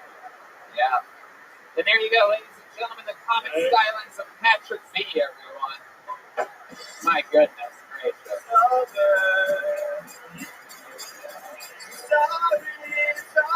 Going to the Ding Dong Show. Yeah. That is one of the first people, I do believe the first comedian ever immediately that has graduated onto the Ding Dong Show straight from Plutonium. I think it's going to be a perfect fit. That's going to be great. Don's got to be around here somewhere. Yeah, he's usually getting ready right about now. Speaking of wild characters, we have regulars on this show. We're going to get back to the bucket in just a moment here, but let's see what they're up to nowadays. This first comedian, he's got a very wild style, improvisational guru. A lot of people say you either love him or you hate him. I love him. I'm excited to see what he's going to talk about this week. Make some noise for the unorthodox stylings of William Montgomery.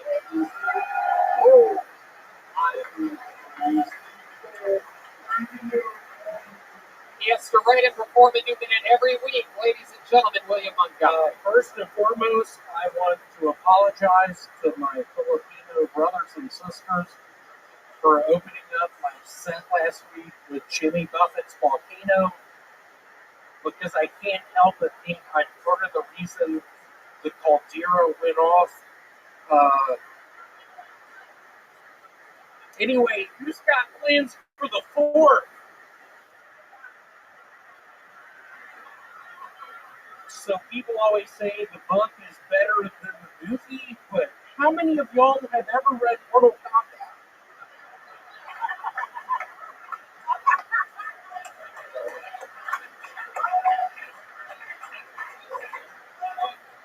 I love how every black guy on the first 48 who dies always says he's a rapper. No, let me rephrase that. I love how every black guy who dies on the first 48 was an aspiring rapper. Absolutely doodly.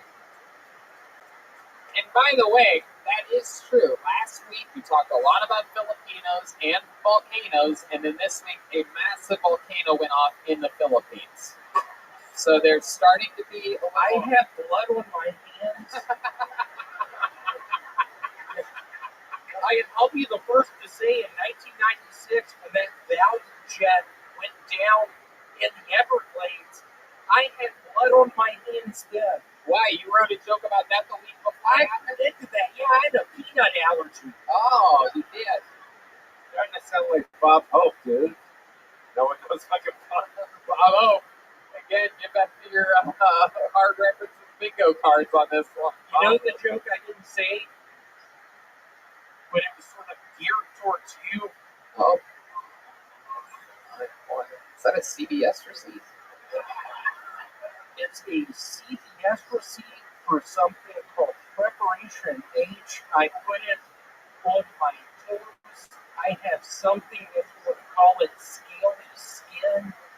Yeah, I have that. I have it around my butthole. I have it around my toes. All right, very good. You got an applause break by Red Band. You said butthole. Very good. Was that the joke that you wanted to do, William, or did you just Here go it on a is. little tangent there? Here comes the joke. And Paulie, I'll be quite frank, growing up, my father had a disease, or whatever you want to call it, a thing that was wrong with him, where he would drink apple juice and not be able to drink it, and it would come out of his mouth. But the first time I saw that, we were watching Encino Man. What's the joke you wanted to do? Oh yes, and here's the joke. A lot of people look down on Paulie Shore, but that's impossible. He's not in hell yet.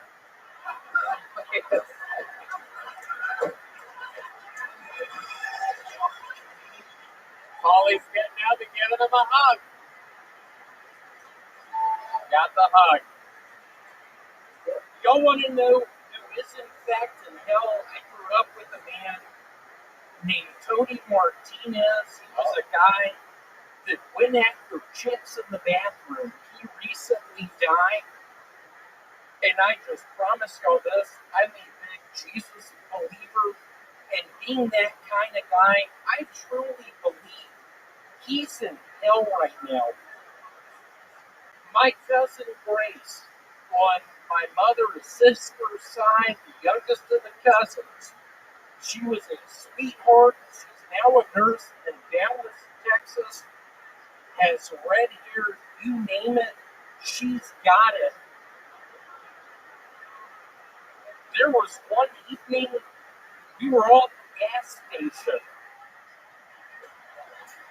Hey, Red Band, was that you? William, did you see that Justin Bieber was officially diagnosed with Lyme disease this week? Can you please talk a little slower? No, seriously, what were you saying? Did you see that this It's okay. week? You would have to repeat it. Justin Bieber has Lyme disease, William. What are your thoughts on that? My thoughts are last week, I had what I guess people call a nightmare. I was in a dream. I was in my parents' attic. It was bigger than my parents' attic, but I knew I was there. And there was a ghost, and someone walked up the steps, and I pointed to a ribbon on the door handle, and I was like, watch, it's going to be able to be tied into a ribbon. And it was.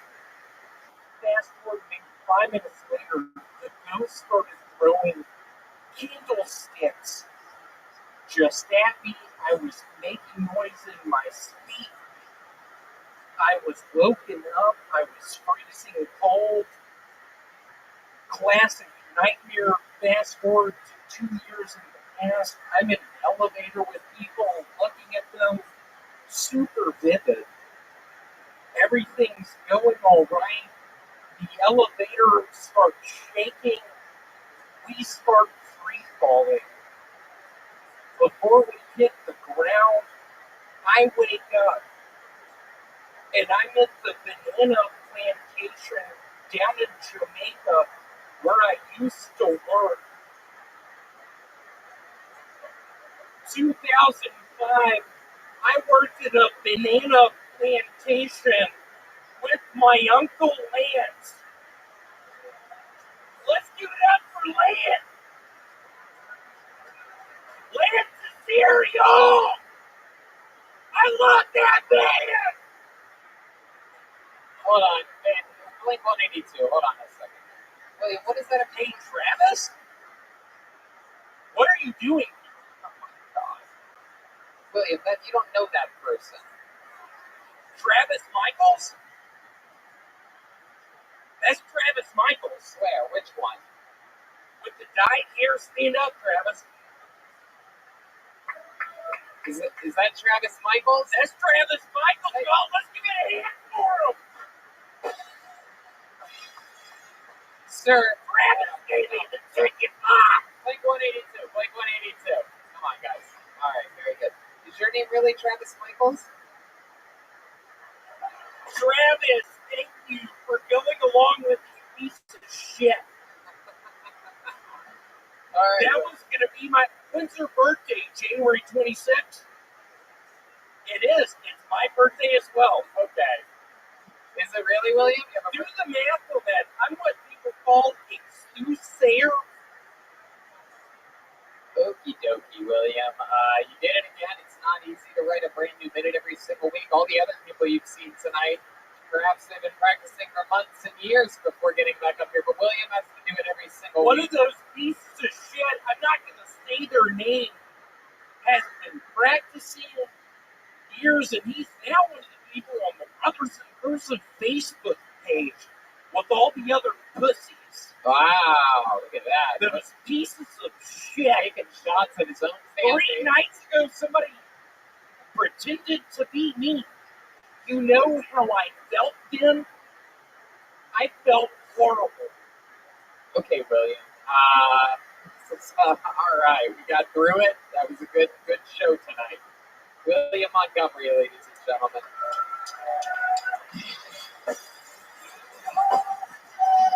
Listen to his new podcast, Brothers in Person, with the other regular, David Lucas. We have another regular on the show, ladies and gentlemen. He's also on the show, Brothers in Person. Does he?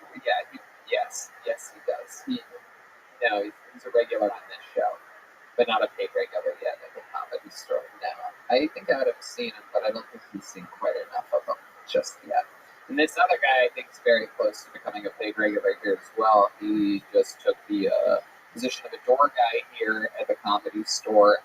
One of the more, I think, overqualified door guys I've ever seen. Because this guy's hilarious. Every single week writes and performs a brand new minute. This guy is known for roasting the guests of the show sometimes, and me pretty harshly. But not during his minute. That's during the interview part. Always a well-written joke. Just do 60 seconds. Ladies and gentlemen, I present to you David Lucas.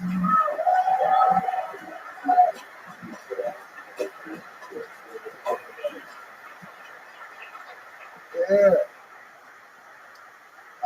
It kind of sucks for me because I just lost custody of my daughter. But nigga, my summer about to be lit, ain't it? Fuck that. I'm happy as hell. I love being a baby daddy. Like, I take child support over power my kids any day. Dude. Like, give me 2 weekends a month. Fuck that. Man. Every day, what am I do with you every day? I don't even know what you like to eat. For real. All my baby mamas know, once my kid can recognize me, I'm out. As soon as they like, oh, that, I'm like, all right. All right, man. But for real, I think my next baby mama is going to be Asian. That way my kids can make the Nikes that they're going to wear. How do you like the Nikes, son? All right, thank you. Fuck yeah.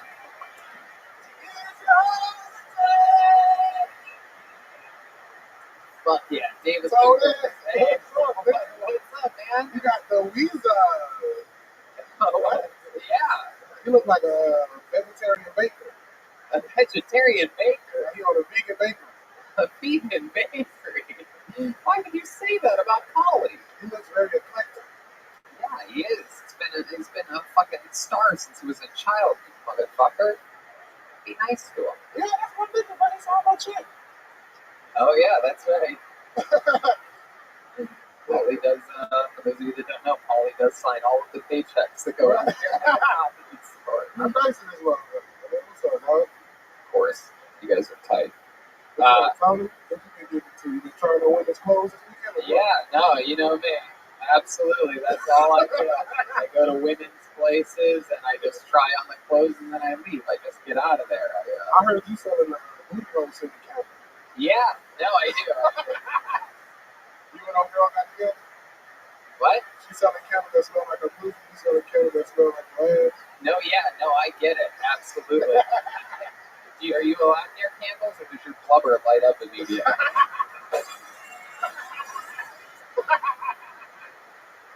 Man, get your potpourri smelling ass out of here, bro. Dude, if we're talking about smells, I can't even imagine what kind of fucking shady car air freshener you spray yourself with. I got a chicken and waffle candle coming out this year. You do? That shit smell like Roscoe's. Yeah? What does it taste like, though? You look like candles, that's the joke, though. Let's check it with Tom DeLong.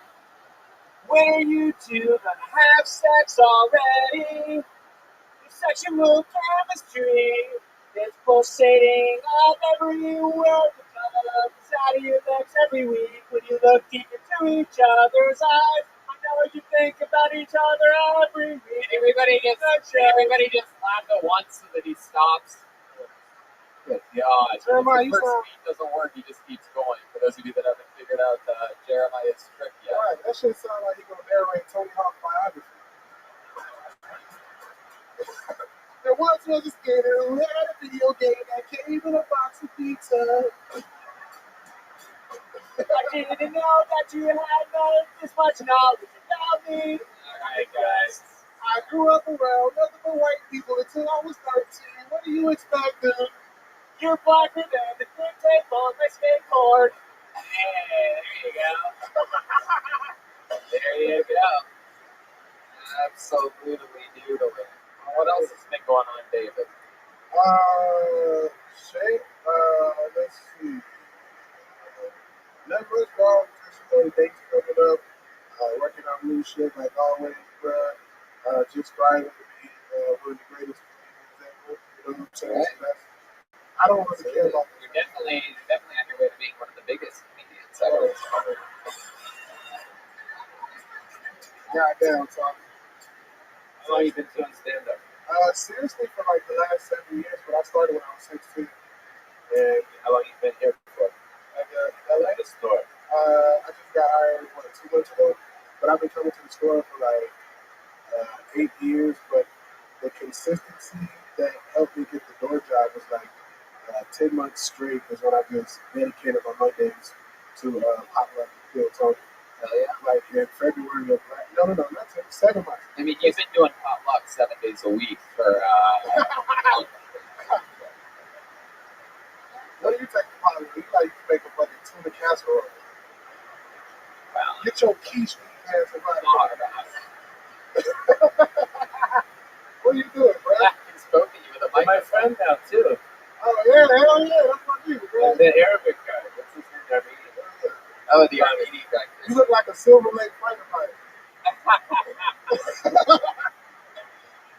What the fuck is this guy doing? Is that what white people do to black people when they don't know what they are? Like the Pillsbury Go Black guy. Let me post this thing. Let me see this. Oh, you got the little uppercut there. You got the uppercut on the belly. Hey, bro, since you posted me, I'm leaving on my podcast Wednesday. You can't say no in front of all these people. He's already Yeah, in Kansas City. You got to open your vegan barbecue restaurant? No, we're doing shows. You want to come with me, Oh, bro? yeah. All right. Well, we're gonna do this. I got to buy my own ticket or what? No, I'll take care of you. Okay, all right. Wow, look at that. David Lucas is going to put with Paulie to Kansas City this weekend. That sounds like a nice time you got?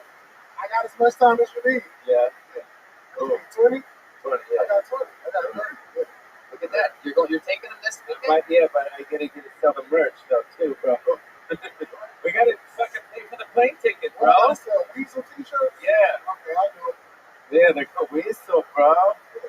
Is that? Let me hear you say it. Do it. Sell the merch. Huh? Pretend you're selling my merch.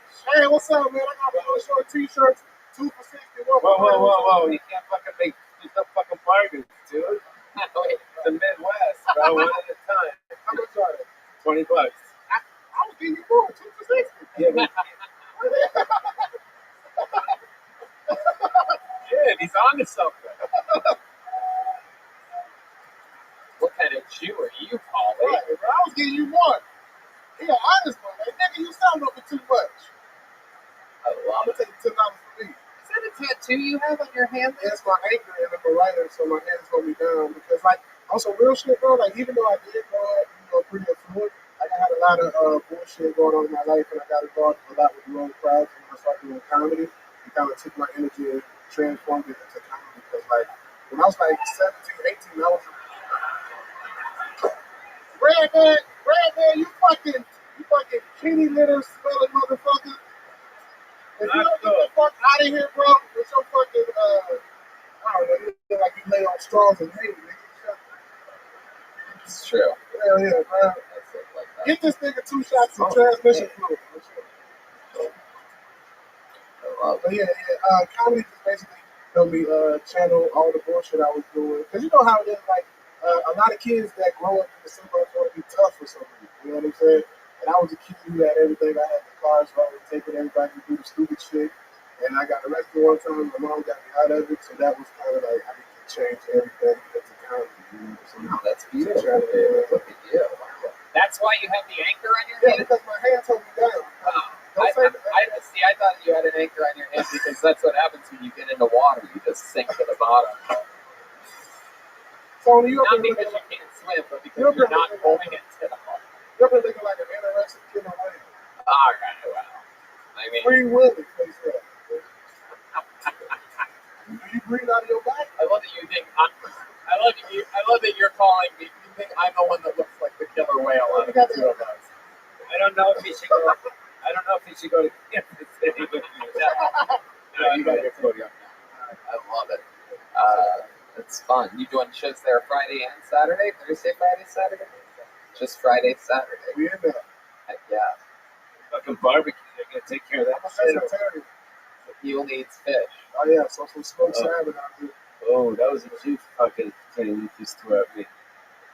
I eat smoked salmon and cake with it. Really? You like smoked salmon? Yeah, I'm a vegetarian. I don't know what the fuck is. It's a new religion. Oh, it's a religion? Yeah, a religion. I religiously eat fish. You used to eat barbecue. I used to. No more? Nah. Come on, bro. If I gave you a fucking rib, you wouldn't tear that shit up? No. That's not cool. If I gave you a dreidel, would you spin it? Oh.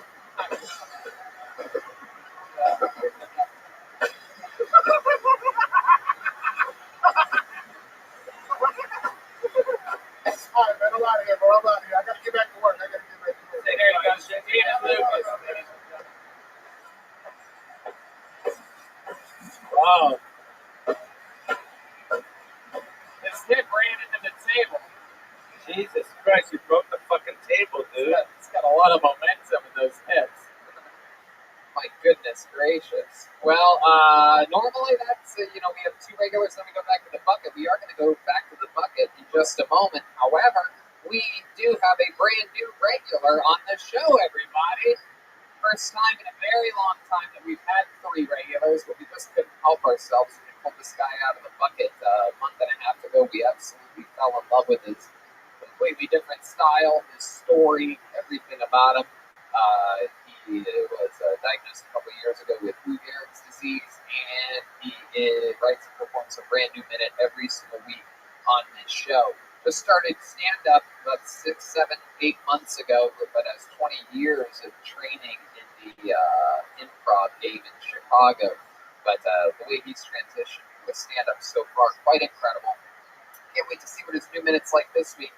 Ladies and gentlemen, I present to you the brand spanking new regular on Kill Tony. Ladies and gentlemen, Michael Lehrer, everybody.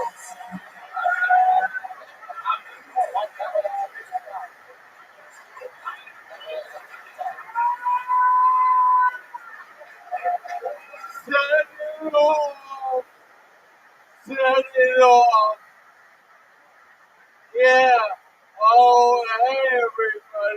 Everyone always has the same question for me. The answer is yes. I fuck on the first day. But I can't be a fuckboy no more. I'm taking it to this chick, wondering if she has stairs. I can't do that. I can't even watch porno no more. It makes me too sad that I can't bone like that. I need an orderly to even try to fuck a glory hole. Hey, I'm not gay.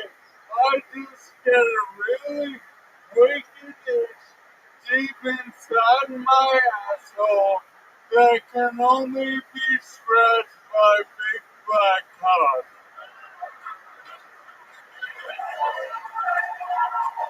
Wow, Michael Laird doing it again.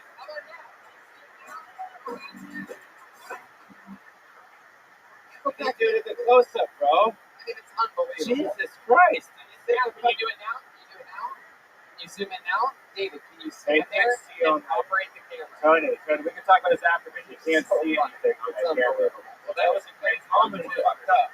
It's done too. Well, that's all done. Everybody fucked up on that one. That's great. Anyway, how was that performance from Michael Laird? I'll tell you, for those of you watching the live stream, it was great. Sorry you didn't get to see it. Exciting stuff. Michael, how's life going, buddy? Great, I'm getting the camera ready for pilot season, y'all. Yeah, I can play all the disabled and SCP downs. Yeah, Tony, what the fuck, man? Talk to me. Why are you ignoring me? I know. Because it's not cool, dude. He's got to be on top of you. Yeah, I feel like some personal happened with Brian and Tony.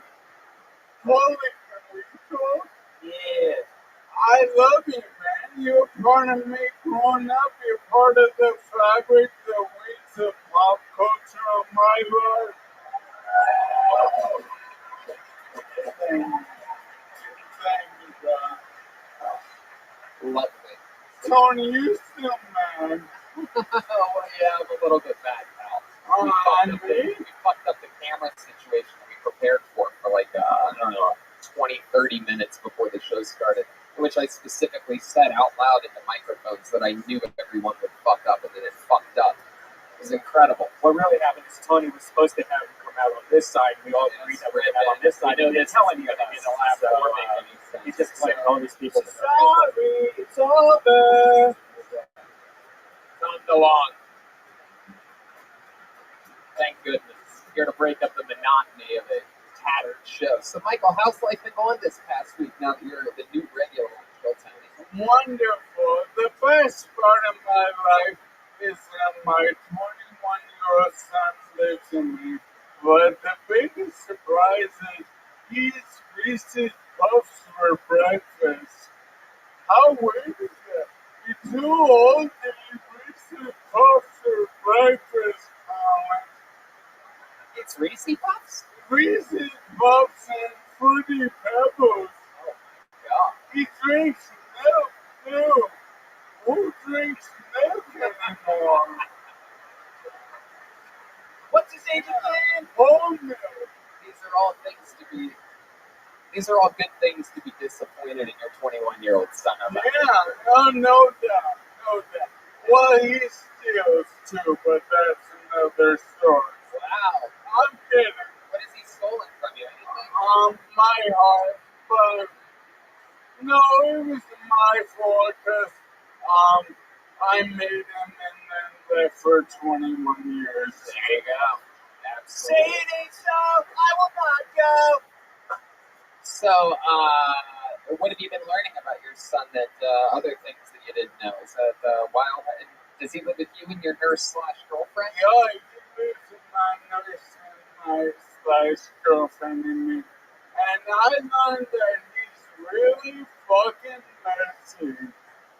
He's super messy, but he's a young man brings in his way a busy Los Angeles town. Can we meet him for a second? I know Yeah, Colin, come out here. Sure, let's do it. I don't want to mess up your show. Where's Colin at? Colin, Hey, here he is. There he is. Over there. Say hi to everyone. yeah, Georgia. Did he really leave you for 21 years? Wow, look at that. Look how you turned out. Just absolutely adorable. Yeah. You have your mom's hair, and luckily you don't have your father's legs.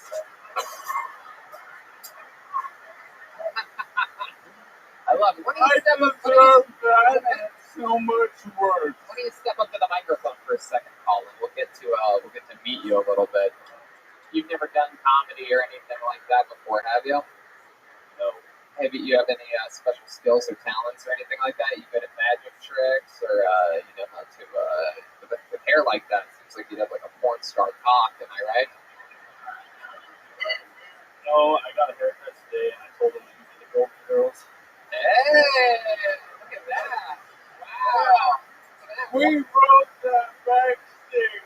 My goodness. Father and son bonding.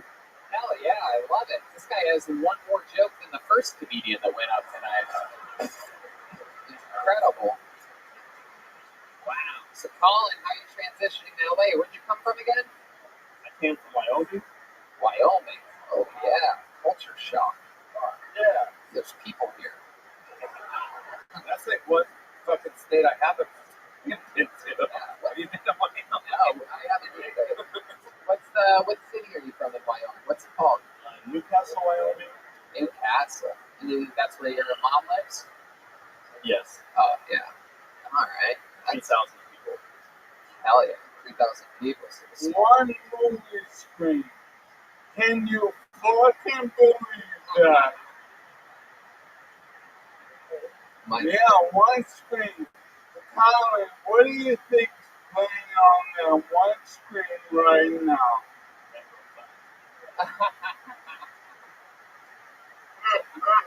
so funny. I wish I had a relationship with my dad like this. I love it. Colin, you want to do any shout-outs to the Cowboys back home?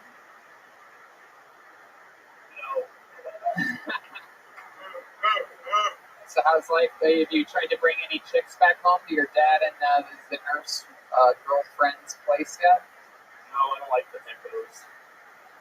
The echoes. In the apartment? The echoes, no carpeting. Oh, a lot of noises. And when you fuck, let's face it, the fucking headboard's going through the fucking wall. I mean, Jesus, right? You have any special maneuvers that you do to a lady in the bedroom that you're quite proud of? You ever do anything like you stand on your hands and do like an upward thrust while they're hanging off the top bunk of a bed or something like that?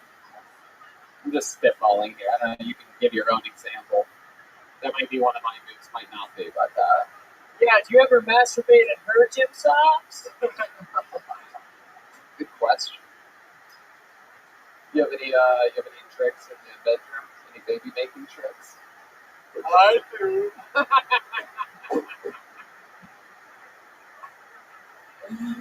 Really, Michael? Like, what can you give us an example of something? Yeah, he's right there.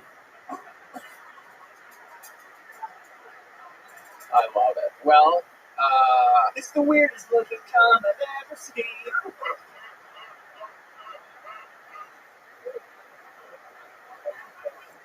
the Chinese guys speak me. Steve, they should do that fucking, they should practice. Oh, the cripple fight. Molly wants to. Molly has a good idea. Michael, I think we should throw it down. What do you guys think? Makes sense? Or? No, I don't think. Too gnarly. I don't think we really want to see that, Molly. But Wait, there was another guy in a wheelchair here? no, you don't want to know. He had actual walkers. He has the little walking stick. Oh, bullshit. Yeah. But let's put it this way. I'm happier this way because last thing we want is that guy driving around in a fucking wheelchair, just running over everything.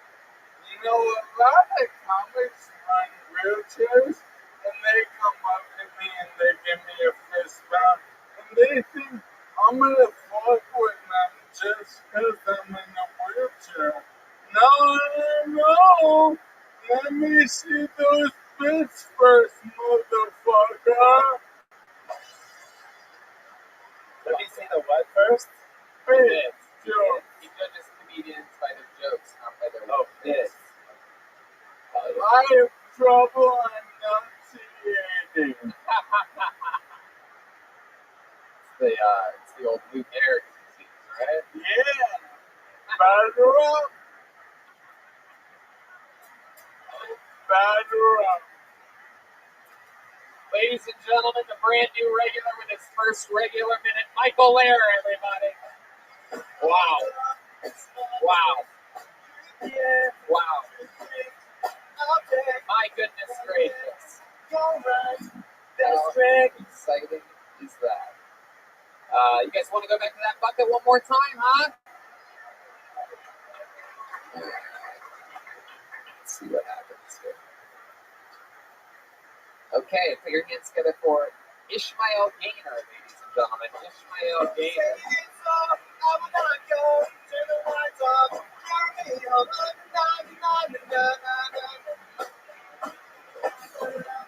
Come on, everybody, one more time for Ishmael Gaynor.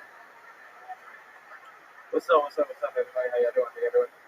I used to work at Walgreens. Horrible place. I hated working there.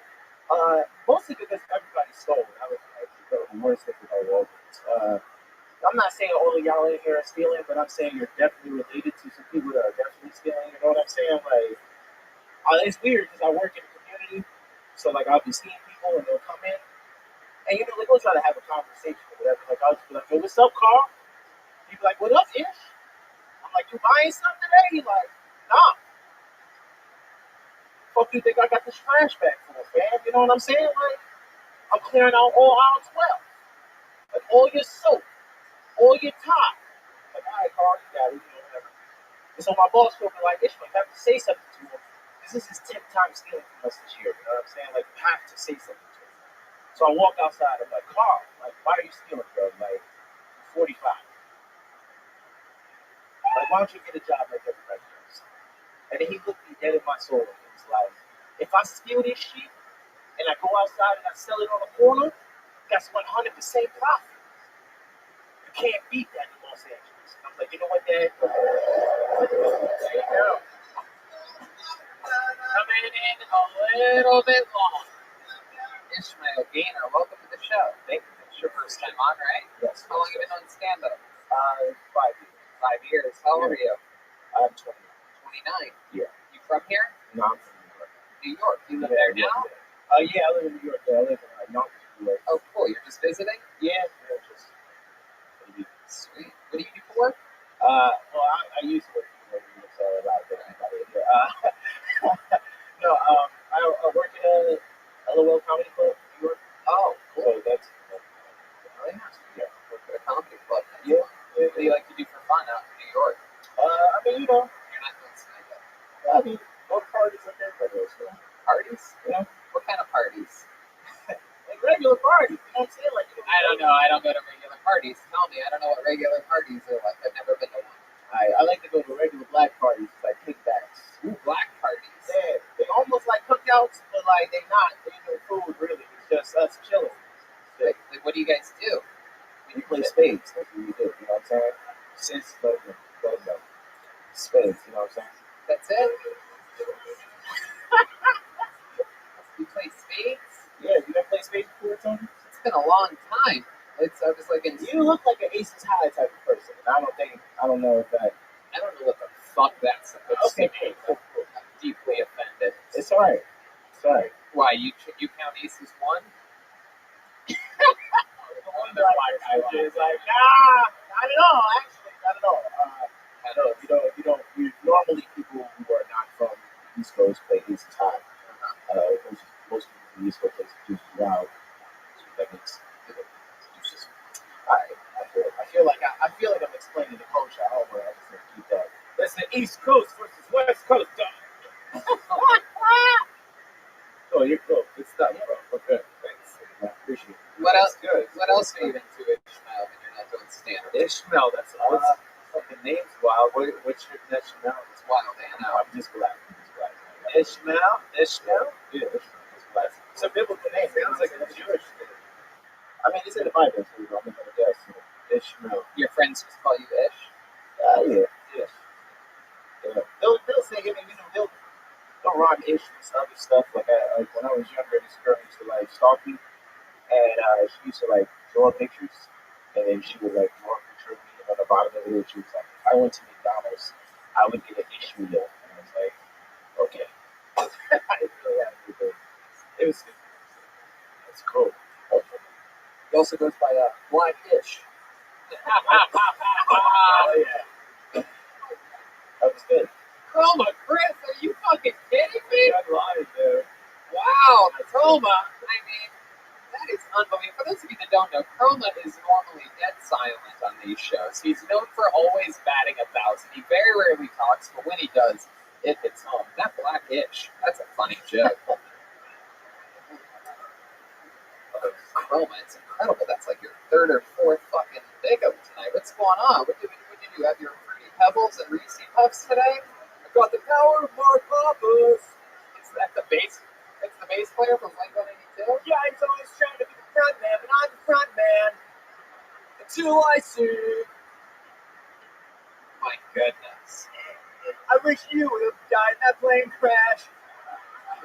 Oh my god. Can't believe you said that to him. That's why you're not in the band anymore. Oh! I didn't even know that Tom DeLonge isn't in the band anymore. I believe in aliens, but nobody believes in me. Wow. My goodness gracious. What's the name of the bass player again? Mark what? Mark Hoppus. Mark Hoppus. Yeah, I didn't know that. You know, I've always been more of a, when it comes to that type of thing, I've always been more of like a 311 type of guy back in the day. Today, I was on the 311 cruise a couple years ago and missed the one. You look more like a third eye blind there. Oh, Jesus. Oh, Dude. how dare you. Dude, he just called you a fag in the music world. I wish you would step back from that bitch, my friend. How dare you. Very good. Thank you, Tom. Okay. All right. It's going into another song. All right. Ishmael game. I do children's parties too now. How about one more time for Ishmael? Ish. Everybody. Ish. There goes.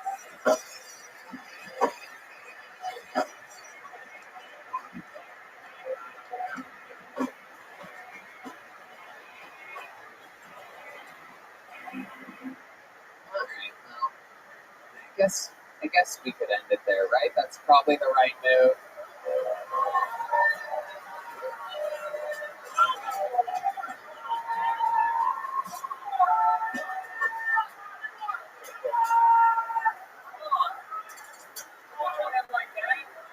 Can't end like that, dude.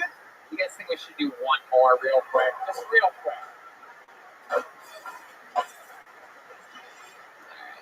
Put your hands together for your final comedian of the night, Tony is a Uzi. That's a funny one. You got me. You got me. That was a good one, kids. Good one. I'll give it to you. 6.5 years. 6.5 years. 6.5 years it took someone to break that fucking. You like big bleeds. Very good. Everybody turns on me because everybody's at a shitty show tonight. Put your hands together for their final comedian of the night, Christian Wassad. Christian Wassad. Now.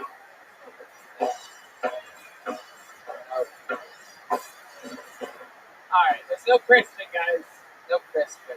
I was gonna say, you know, my theory was that I think the only interesting way to end a show like this would be to have, you know, we've had in the past drum offs, and we've had in the past saxophone offs. I was wondering if there's anybody out there that would want to challenge Chroma Chris for the first time ever to perhaps a bass off to end the show. Is there anyone out there that knows how to play the bass guitar by any chance? If not, no big deal. But if so, just figuring taking a chance. Is there anyone? Is that a human being that wants to play the bass over there? Who is that guy? Is that no, he's not. He doesn't want to play the bass. Okay. Anyone else? Can I pick the person and we Sure. end with one person? Sure. Yeah, we could do that. Whoever you pull out of that bucket, Yeah, play is there a this bass thing. player?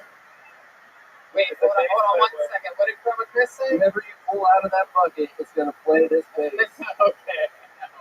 Are you I'll cool? win. Pauly Shore's gonna pick the Am final. I allowed? I mean, I don't want to be in your fucking bucket if no one has a guest ever picked your bucket? Just pull a name out. But I'll tell you this: if it starts with Tony, be careful about the. Oh shit, is Ben here? What's his name? Ben, come on up. And Teller. It's always an extra pen. Rick Thorne. Rick Thorne. Rick Thorne. Rick Thorne, ladies and gentlemen. Look at this. Here he comes. Beautiful. Oh yeah. This guy looks like he actually knows how to play the bass. How about one more time for Rick Thorne, everybody? I'm in the fucking band. I was the fourth member and shit. What the fuck? Make some noise to your final comedian of the night, Rick Thorne, everybody. Hey guys, how's it going? I'm a professional BMX bike rider with the best in the world. I started doing stand-up about 8 months ago, so here we go. Alright, I'm a single dad. I got 2 kids. Alright, raising kids on your own isn't easy because especially nowadays, they learn shit so quick. Like the other day, I was in the mall with my son. We're walking. And he's all excited. It's Christmas time. I think he's seeing something he wants to buy. He's like, Dad, I'm going to tell you something. I'm going to ask you something. I was like, what? You ever kissed a woman's titty? True story. And I'm like, what the fuck's going on? You guys are learning shit way too fast. So I was like, yeah, I mean, no. Just come on, son. Like, let's just keep going. He's like, no, Dad, I want to ask you something else. But he asked me like he was like a pro at it. Like, hey, Tony, no, come on, you Tony, but that's just how I talk. Tony's just a guy I got going on. He's like, hey, Tony, you ever been to a strip joint? And I'm like, what the fuck is going on in society? How does my son know about strip joints and titties? So I look at him and I say, son, I look like the kind of guy that would go to a strip joint. He's like, isn't that where you met Mom? Thanks, guys. See you. Fuck yeah, Rick Thorne. Travis, I know Travis real well. You know Travis Barker? Yeah, I wrote for his company. In real life. Yeah. You work for his company? Yeah, No. Famous Stars and Stripes was sponsored Rick years ago, you know. Yeah, they did, like 6 years. Rick, you got injured a few months ago, right? How you doing after that, recovering from that Oh injury? my gosh. Okay, here's the deal. I fell. I did the last Warped Tour, right? Rick Thorne is indeed one of the best BMX riders Thanks, of all Tony. time. Is rider the right word? I'll take it. Yeah, BMXer, or like, Shredder, Ripper, whatever. Fuck yeah, one of the best shredders of all time since Teenage Mutant Ninja Turtles. Look, I'm 50 years old. I started riding when I was 11. So, this is like early 80s and shit. I'm still riding, so. Yeah, man. I used to skate close to I interviewed you for a TV show. You don't remember. But I get it. You do a lot of shit. You're badass. There was a show called 54321. It was on Fox. And I was like a brief interview. We were at an event. I did a lot of TV shit. So, anyways, good to see you again. Yeah, you're badass. You have like these metal is in your body falling? I do. You do, Okay. right? Can you see it? Can we see it? Give me your finger like this. I'm not going to get weird with it. Ready? For that screw right there? Yeah, dude. oh my god. And here. Oh my god, Screws dude. here. I told my urethra and shit before. Whoa. Yeah, so, How'd you tear your urethra? okay, I was riding and my chain broke, right? And I went to pedal. It was at a contest, and like, fucking my chain broke, and I slammed, and I racked myself with this crazy story.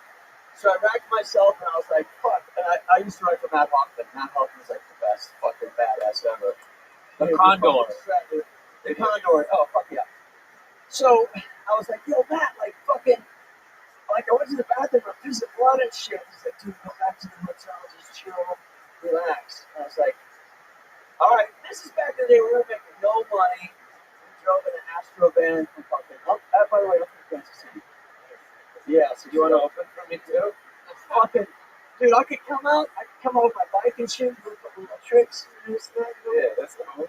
Barbecue all day. Yeah. But what's your t-shirt sales like? They're through the roof. So anyways, listen, so where was I? I go back to the hotel and I fall asleep. And I was like, fuck, dude, I just passed out, right? I woke up about 2 in the morning, Matt's next to me, and the whole bed is full of blood. Like my dick had just been bleeding. Bang, bang, bang. And I was like, fuck. Oh wait, we were talking about the tornado. You suck my dick all the time. Dude, it sucked. So anyways, I had to A lot of people don't know this. But I actually bleed once a month as well because Tony is a boozy. There you go. See how That's I leaned awesome. into it? I take ownership of it in the end. No, I'm stoked to be here, dude. I've been coming to this show. I'm so stoked to meet all of you. I am. I'm stoked to be up here. My sister has So then you wake up and then what happened? Covered in blood? Well, then I had to go to the doctor, and I was like, I learned about my body by tearing it up. You know what I mean? Right. But I just remembered, I was like, fuck, what's the urethra? What is that? I don't know. And pissed out of it. I was like, fuck. So this fucking guy had hair on his back and shit. He was like a big dude. He's taking me up to the 7th floor, on this stretcher. It was weird.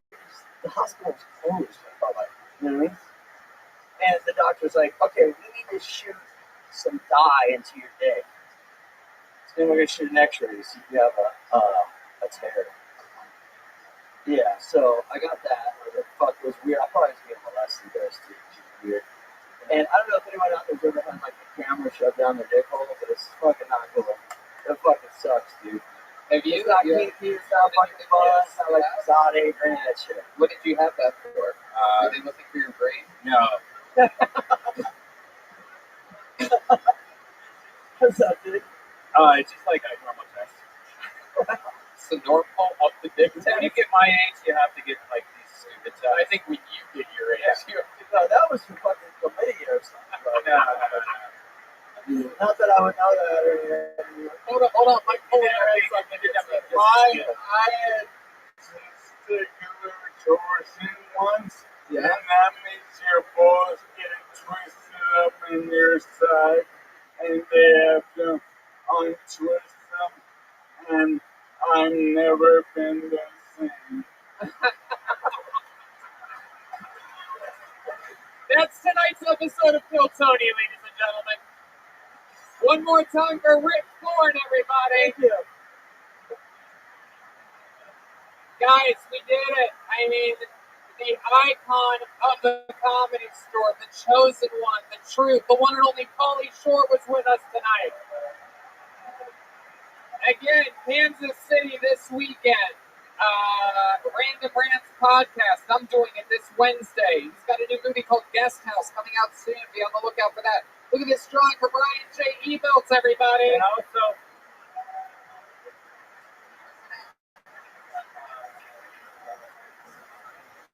And go visit the newly public grave site of the all of the people in this stage, Julie and yourselves, owe it to her.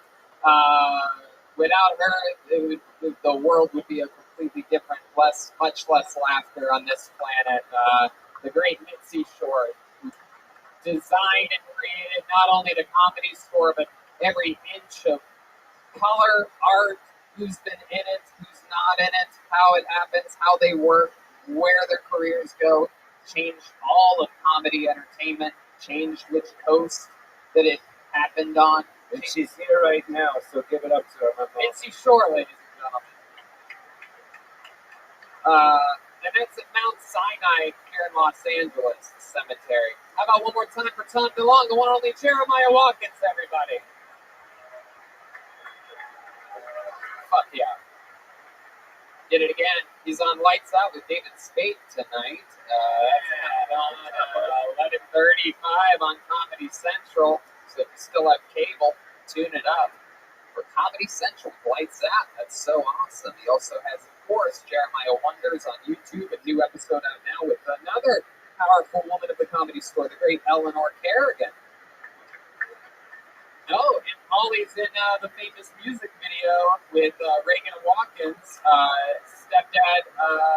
your stepdad Rabbi. And Jeremiah, of course, is on social media at Jeremiah Stand Up, YouTube at Jeremiah Watkins, and tickets for his upcoming shows are at JeremiahWatkins.com. If you live near Tahoe, Buffalo, Syracuse, or Albany, New York, check out JeremiahWatkins.com for tickets. And at Pauly Shore on social media, of course, for Pauly, PAULYSHORE. Anything else, Jeremiah? I just want to give a shout out and thank you to Brian Rabbi and Tony Hinchcliffe for giving us an awesome platform like this to play on. Thanks so much, guys. Thank you. How about one more time? Silent but deadly, batted 1,000 over there. The band Blink 182. It's Mark Hoppus, Chroma Chris, everybody. Thanks. You can also check out my other band, Dragon the Swamp Rats, at The Smell this Friday on the 17th of January. Fuck yeah. And how about one more time? Ludwig sponsored artist. You know him as Mostly Sorry. It's Joelberg Joel Jimenez, everybody.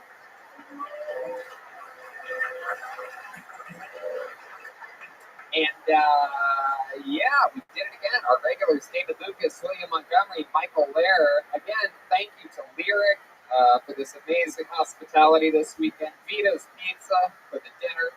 We're going all around the world still. Calgary, Tempe, Vancouver, Kiltony, Easton, Swansea, La Jolla, Ventura, Boston, and Austin. It's all happening. Nitro Cape May Coffee. Go to CapeMayCoffee.com. Use the promo code Kiltony and get 20% off there. Very, very fun stuff, guys.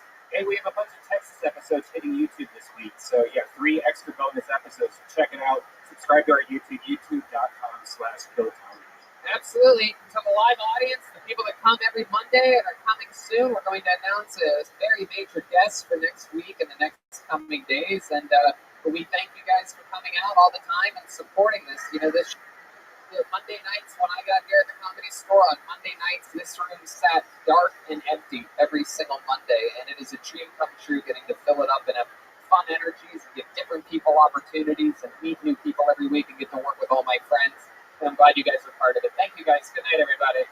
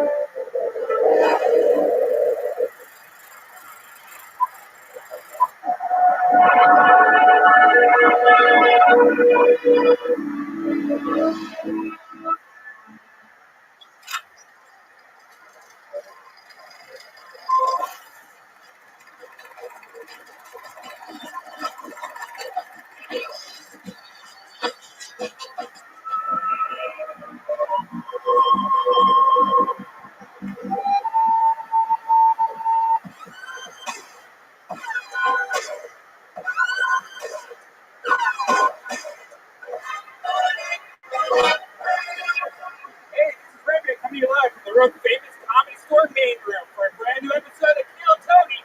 Get up for Tony Hinchcliffe. Wow, look at this. It's just a random Monday. And we're back. You guys excited about this year at the #1 live podcast? podcast in the world. Make some noise for the listeners at home. The thousands and thousands watching on the YouTube stream. The great Brian Redband. Hey, everybody. Great Ryan J. Eagle here, drawing tonight's episode. We have a bucket. This is exciting. We go on the road this week, straight to Calgary. Sold out Keltoni. And still a few tickets available for the 4 stand-up comedy shows that I'm doing at the Calgary Laugh Shop. That is a gigantic venue. So get your tickets now. I'm doing stand-up in a couple weeks in Tempe, Arizona. 5 shows there.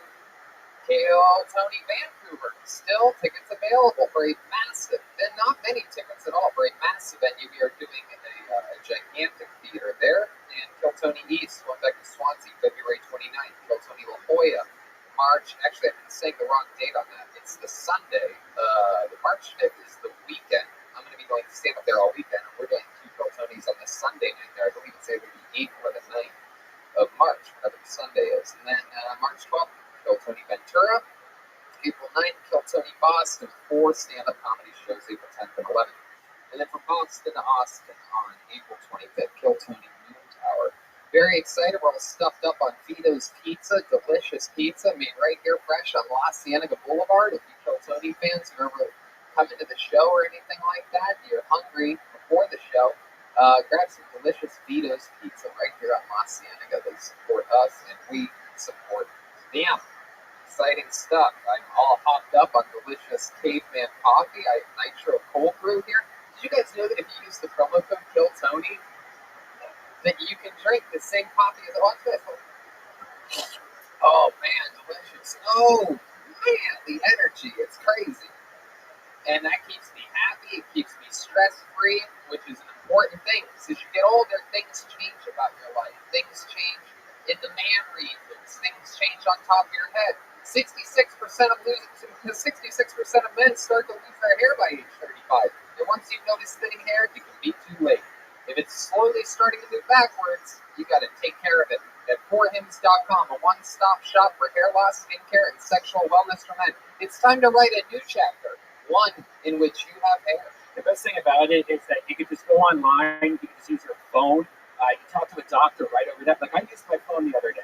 Didn't even have to use my laptop. Talked to a doctor, answered a couple questions, and the next day I had a prescription pill being sent to me to help me with hair loss and boners. And boners! The secret's out. No snake oil pills or gas station counter supplements for Brian anymore. He got connected to a real doctor online, saved hours, and kept it completely confidential and discreet until now. But you can keep it discreet. A doctor will review, and if they determine it's right for you, they'll prescribe it for you. This holiday season, let it grow, let it grow, let it grow. With Hims. I don't know why that's still in the read. Dive into 2020 hair first, right now. Our listeners can get started with their first month free. Go to 4hims.com/KillTony. That's 4hims.com/KillTony. Prescription requires an online consultation with a physician who will determine if a prescription is appropriate. Offer valid only if prescribed. 3-month minimum subscription. Additional restrictions apply. See website for full details and important safety information. Remember, that's 4hims.com/KillTony. Yeah, it's true. Makes you happy, right? Makes you feel good. Feeling good's important. Living with chronic pain is the worst. It's more than a feeling of discomfort. It can affect your whole life. Many of our listeners probably have some type of pain that has prevented them from relaxing and sleeping or stopped them from exercising. Perhaps it's been ongoing for a few weeks now and hasn't improved with any treatments they've tried. I tried some of this stuff, and it is amazing. It's Omax Health. Yeah, enter Omax Health. If you're looking to get rid of nagging muscle and joint pains immediately while providing long-lasting recovery, then you need to try the natural breakthrough pain relief solution, Cryo-Freeze CBD. Yeah, it's a roll-on. It's developed by Omax Health. This non-prescription triple-action pain relief roll-on is specially formulated. Yes. You're doing it To block pain receptors, reduce inflammation, and improve muscle and joint flexibility. The best part is it's 100% natural, CBD powered. Remedy works. It's magic within 10 minutes of application and relief. Lasts up to 8 hours, much longer than any over-the-counter products. That's right. And they just sent us a bunch of it. It actually is amazing. You should check it out. Omax Relief is offering our listeners 20% off a full bottle of cryo-free CBD pain relief roll-on, plus free shipping. That's a huge deal. This discount also applies towards any products site-wide. Just go to omaxhealth.com today and enter KillTony.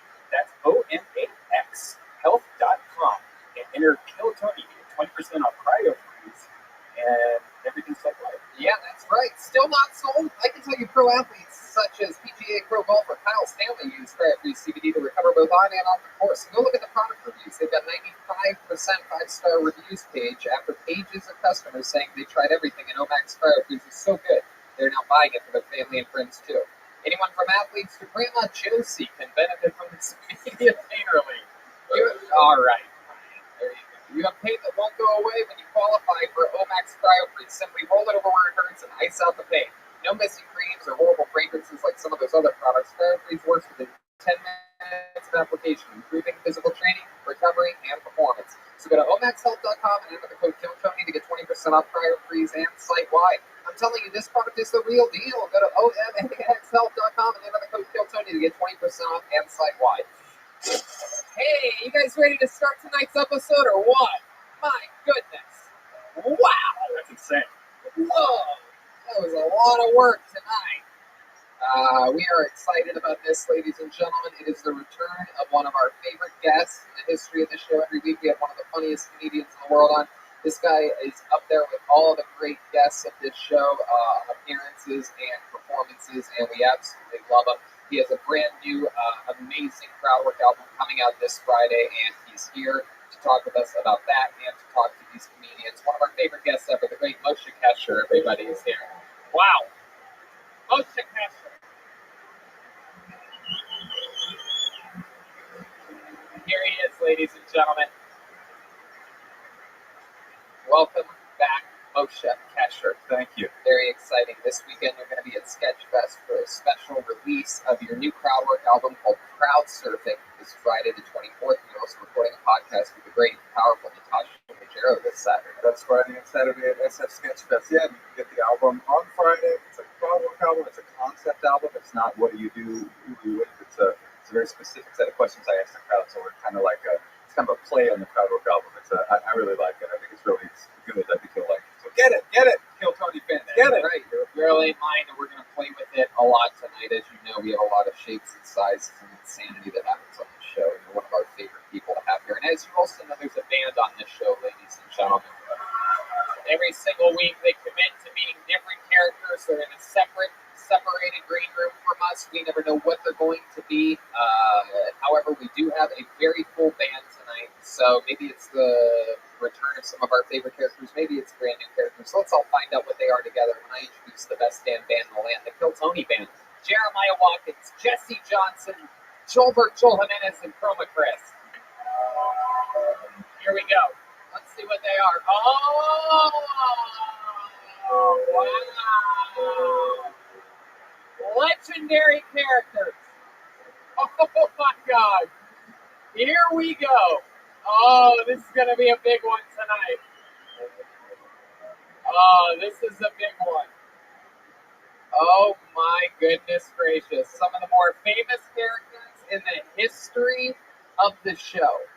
I'm going to go out of order here, something I don't normally do. And before we get to the Milkman, I'm going to say hello to the drummer of the band, legendary alcoholic Bill Billingsley, everybody. I'm going out of order a little bit. Bill Billingsley, famously, always just, what is it again? What have you been up to? I work in advertising. I hate my wife, and I'm fucking my secretary. Wow. And you still have the usual drinking problem, Bill? Oh, it ain't a problem, baby. All right. And then the leader of the band, Jeremiah Watkins, is here. He is a milkman. We've had quite some amazing moments in the history of the show with the milkman. Yeah, didn't you fuck my wife, dude? We have seen him do many great things. He's beat people in rap battles. He's also vomited all over Phoenix, Arizona at Stand Up Live. What's been happening, Milkman? Is that your name, just Milkman? Yeah, you don't need to know anything. That's good. I can leave evidence behind. Well, welcome back, Milkman. And remind me who Chroma Chris is. Chroma, what are you tonight? My name is Pleasant Phil from Pleasantville. Oh, that's right, Pleasant Phil. All right, I'll write that down. And we are graced with the presence of Kill Tony icon Jesse Johnson tonight. This is the first time I believe we've seen this character. Introduce us. I wasn't sure if I was allowed to talk. You're not. My name is Starla. Unfortunately, I'm Bill's wife. Whoa! Wait a second. Is this true? Yeah, can I just say I haven't had sex in 10 years. Wow! Maybe if you know how to cook something other than on TV dinner. Oh my God! Or you could fuck my wife. That's an option. Maybe I will. The only thing getting me off these days is a dryer, and that's a piece of shit too. Oh my goodness gracious! Here come their instruments. How about a hand for Brandon and David Deary, the people that make the whole operation run when it does properly. This is very exciting. We have the band, we have Red Band Soundboard, we have Motion, we have the Bucket of Destiny, ladies and gentlemen. The whole backbone of the show is a bunch of people signed up for the opportunity to get up on this stage in front of this sold-out audience here at the world-famous Comedy Store, the greatest comedy club on the planet, and also to the live viewers all around the world and to the listeners of the podcast. They get 60 seconds uninterrupted. They know their time's up when they hear the sound of a kitten. That means wrap it up then, or else you're going to bring out the angry West Hollywood Bear. And then I interview you. We talk about your life. We find out more about the human being that got so lucky to have the opportunity on stage that they must give us truths to our questions in order so that we could find out more about them and have an interview. You go from being a comedian on a show to a guest on a podcast in no time at all. You guys ready to start this puppy pie? We're live here at the Comedy Store. Guys, I know it's Monday, but I think we can do a little bit better than that. You guys ready to start this fucking show or what? Then we will. Then we will. Wow. All right, we're getting it started with a bang, everybody. This is absolutely crazy. One of the luckiest human beings in the history of bucket pools. She is a monster on this show. She is famous from this show. I present to you the iconic Aphrodite, ladies and gentlemen. Wow. Wow. Unbelievable.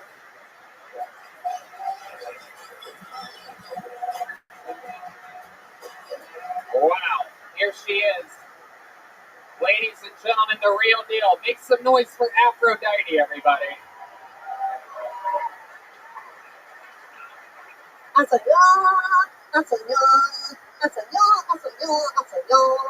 my new favorite ancient song. I'm in love with ancient music now.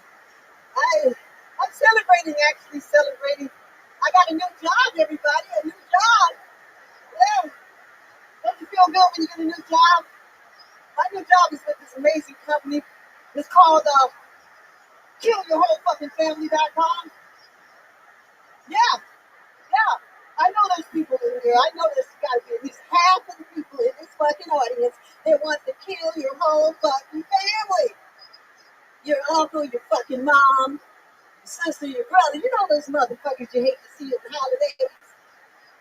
Yeah, I got my damn kill your whole fucking family. Like for your mom, to kill your mom and give you a nickel. Yeah. They'll give you 25 cents for killing your dad. 10 cents for siblings. Just kill the motherfuckers will help you. Aphrodite. Wow. All right. Aphrodite, everybody. Coming in with a lot of anger. Not only does she want to kill her family, she wants you to kill your family? What's going on, Aphrodite? A lot of anger tonight. I don't know if people want to kill their fucking families. I'm just trying to be helpful. I just like that you started off with that hardcore anti-Asian racism and it had nothing to do with anything else you talked about. I was like, oh, where's this going? Oh, that's it. We're here. Okay. What happened? Sing a little bit more of that Asian song to us. How does that go again? Isn't that our My favorite Asian song. Where did you hear that? On some Asian show. I don't know what they say, but I like it. I thought Kill Tony. You know that, right? Oh, really? Yeah, it's our friend that's been on here many times, and she starts off her song in that Asian accent. Oh, Sings. I have an Asian accent, but I've heard that song. Wait, it's an Asian woman that sings "I'm So Young." No. I got it on my Asian video. I'm so young, so old. I just want to feel like an Asian person. Well, you do. You are like an Asian person. You are tremendously lucky. You get pulled out of this bucket more than anyone. I don't know how you do it. And also, you have more milk inside of you than the milkman here. This is incredible. Oh, that was spoiled a long time ago. You know, all the young women cannot have all the titties, and they cannot have all the ass. Oh my goodness, that is true, Aphrodite. You know your brand. Blink, blink, 182, blink, blink. Oh my God, Jesus Christ! There are people vomiting in the audience right now. Martin Luther King is proud. I gotta say something about this getting older shit, because I'm really tired of people thinking getting older is a downhill thing. Right. It's not. You can fuck, get your pussy sucked. Oh, I love sucking pussy. That's one of my favorite things. I want to know best, but not every one of them. Oh my God. Don't be saying that shit. No, I'll be out on the block in West Hollywood just offering pussy sucks for like $5. Damn. I think you need a shop vac to suck that. That's all right. I get my ass sucked too. All right, Aphrodite. My goodness. Does that look like the chocolate tunnel from Willy Wonka's factory? Did a little German boy get stuck inside of it? I told you I'd be getting that plantation fucking. Oh, Jesus. Come on, Afro. It's Martin Luther King Day. Why are you doing this? Martin would want me to fuck. Okay. Oh, my God. I also like me wearing gold sequins in the front and camouflage in the back. It's like mixed messages. Just turns around when the cops get here. Oh, yeah. But don't worry, I'm not going to kill nobody, because it's hard getting rid of them damn bodies. Yeah, what do you do? Yeah, you just, get mad and leave, go away, because if you kill the motherfuckers, you got to figure out what to do with those bodies. All right. Now, Just when you thought that Aphrodite couldn't get any darker. Hey, aren't you the pleasant one? It's hard to be pleasant. Whenever there's a company that figures out how to get rid of bodies, it's going to be on. We're going to all kill our fucking families, right? Why don't you just suck them into your pussy? I want to use it. I want to suck it. this is an interesting tone that you have this week with kill your whole fucking family. Yeah, I thought of it when my sister pissed me off, so I figured, I thought of it before too. yeah, right on. I like you already. Let me ask you something pleasant, Phil. I rarely get to ask you a question. Is this the type of person that you would like to see move into your neighborhood? I've never seen one of these before in my life. Oh, that's all right. Aphrodite, you get pulled out of this bucket so much. We've talked to you so much Can lately. just a couple things really quick? A couple things? Just really quick. It's only a few seconds. I promise. I found out something really interesting. My family on my father's side. One of our relatives is nearest green. He just got recognized for teaching Jack Daniels how to make whiskey. Oh, I heard this guy. One of my family members on my dad's side. Okay, that's cool. Yeah. What was the other thing? And the other thing is, I want to sing that I'm so young. if anybody wants to see after the show, I found out right before I turned 64 that my real eye color is dark blue, which is very rare. Okay, Aphrodite. I love it! I can't believe this is what you had to say. Hey, There you go, Aphrodite. I love you! There she goes. Wow. Tony, before I go, I must let you know that my original eye color is blue. Had to squeeze that in. There she That is. was so necessary.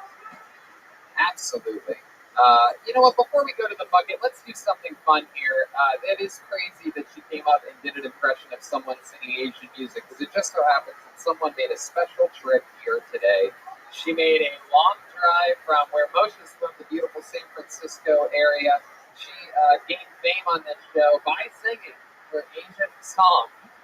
We fell in love with her, and she kicked off a couple Kill Tony Manias with us for our special annual event in San Francisco. Ladies and gentlemen, I present to you here on a special road trip today, Nicole Tran, everyone. Here we go.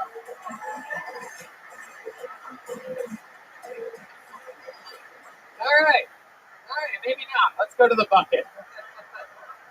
Wow. Hey, what? Oh, shut up, Aphrodite. You're out of control. Blue-eyed bitch. All right, I pulled a name out of the bucket. Make some noise for Colin Heaton, everyone. Colin Heaton. Colin? Oh, look at this. Wow. Ladies and gentlemen, we saw this guy last week. It's Michael Lair's son, Colin Heaton.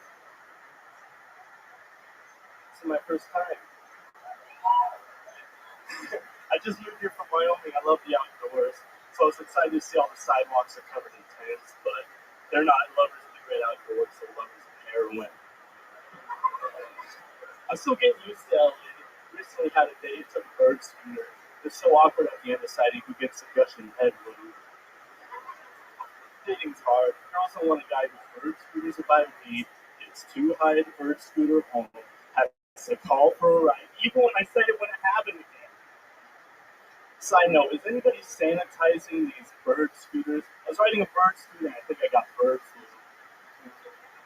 My next date I used Uber, screwed up and got Uber food. A stranger sat between us. They really hit it off. I never saw her again.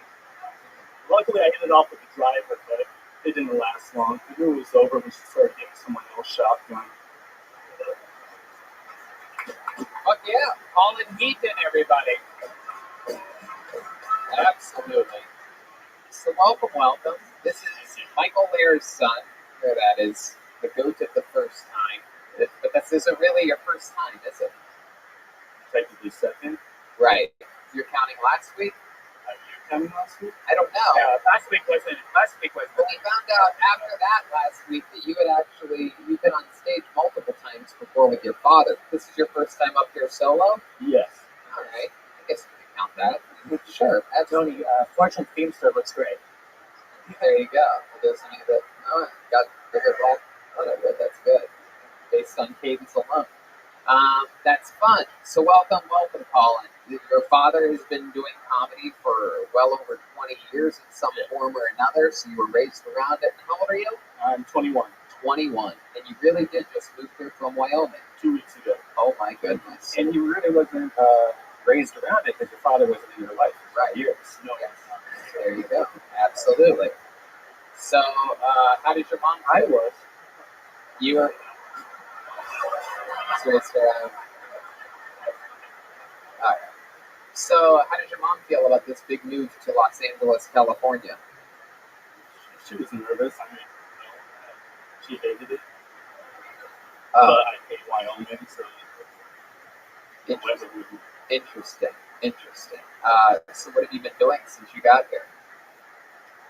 Weed's legal here, and it's not where I'm from, so I guess smoking. So you've just been smoking a bunch of weed? Yeah, look at what odds. When you got here and smoked that blunt, you're like, it's my first time. No, we have weed, it's not good. Right. And did your mom know that you smoke pot? Yes. Did she know that you're smoking more pot now that you're out here? I'm sure she assumes. Yeah. Have you been communicating with her? Yeah, we talk almost every day still. Are there conversations as riveting as this one? Or So now you look at your dad. He has Lou Gehrig's disease, and you're helping him out, right? Yeah. And right. So what's the getting puss situation like? that was the segue of segues in comedy, Tony. Yeah. So your dad has Lou Gehrig's disease. You're here to help him out. Are you getting any pussies out? I wanted to paint the picture of this guy in a wheelchair and then him just trying to hook up with chicks. Is that you think it helps? I'm trying to work my way around it. It's just difficult. You ever tell them that it's not your dad, that it's just some guy you're helping out? Yeah, I go for the charity approach that I think girls think I'm nice and everything. Did you leave a girl back in Wyoming that you liked?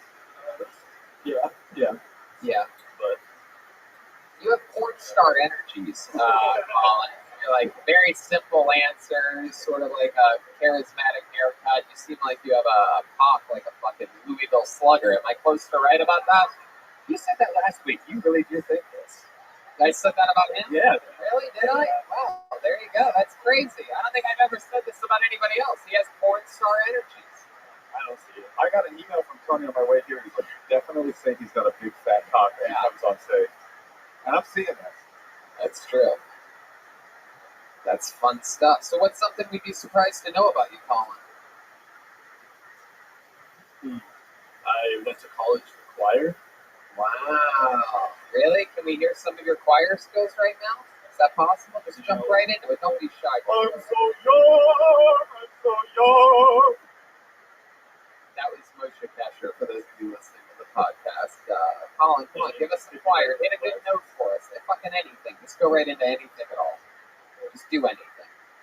Love. You Wow. son of a bitch. Wyoming will let anyone in for college. That's what you learned in college, studying choir? Oh, you scales. Yeah, why don't you show us some of that? Did you say scales? Can you get my wife one? Yeah, because Bill can't afford it on her road. Any requests? Colin, do you know any songs at all? Can you just do anything? Why do you need requests? What do they sing in Wyoming? Like Deutschland über alles or something? No, we're not going to do Seal. Very good. Clearly, Jeremiah learned a new song on saxophone this week. Colin, what song do you know? What's a song that you know the words to? I was looking for like a 10-second example of the power of your voice, but I mean, if you want to do fucking Shine on You Crazy Diamonds or something like that, if you want to do an 11-minute piece, you feel free.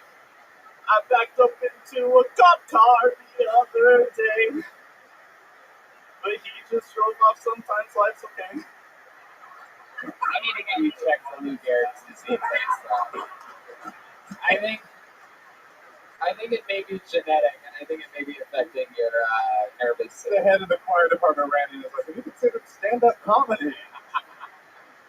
I'm more of a lower in the background. Well, why don't you do a song like that then, you son of a bitch? What about Sweet Love Interior? I can do that. I got a bass too. Oh, sweet Lord, sweet chariot. Your turn. Mama gotta carry me home. Wow, there it is. Sweet Lord, sweet chariot. Are you talking about your massive cock right now? Sweet Lord. I love it, Colin. Well, you're a man of few talents, but that's what being 21's all about, I guess. You know, we're figuring it out, and the first path to that is getting your ass out of Wyoming and here in a beautiful, beautiful place like Los Angeles, California. So welcome, my friend, and maybe sign up again, and we'll figure out more about you. We'll get updates on you. There goes Colin. Colin David 185. You can also follow his massive cock on Snapchat. God damn, that saxophone sounds good. That's a big one tonight. What is the break unit? That's a college saxophone. My saxophone has porn star. It does. It really does. It also has the voice of the choir as well. Mixed noise for Mohammed Aslam. Is this a real name? Either that or someone's about to, the terrorist attack about to happen. Here we go. Wow, this is exciting. This is this guy's first time. I would remember him if you've seen him before. Make some noise, ladies and gentlemen. Mohammed Aslam. Thanks so much. Thanks. How was Black Friday?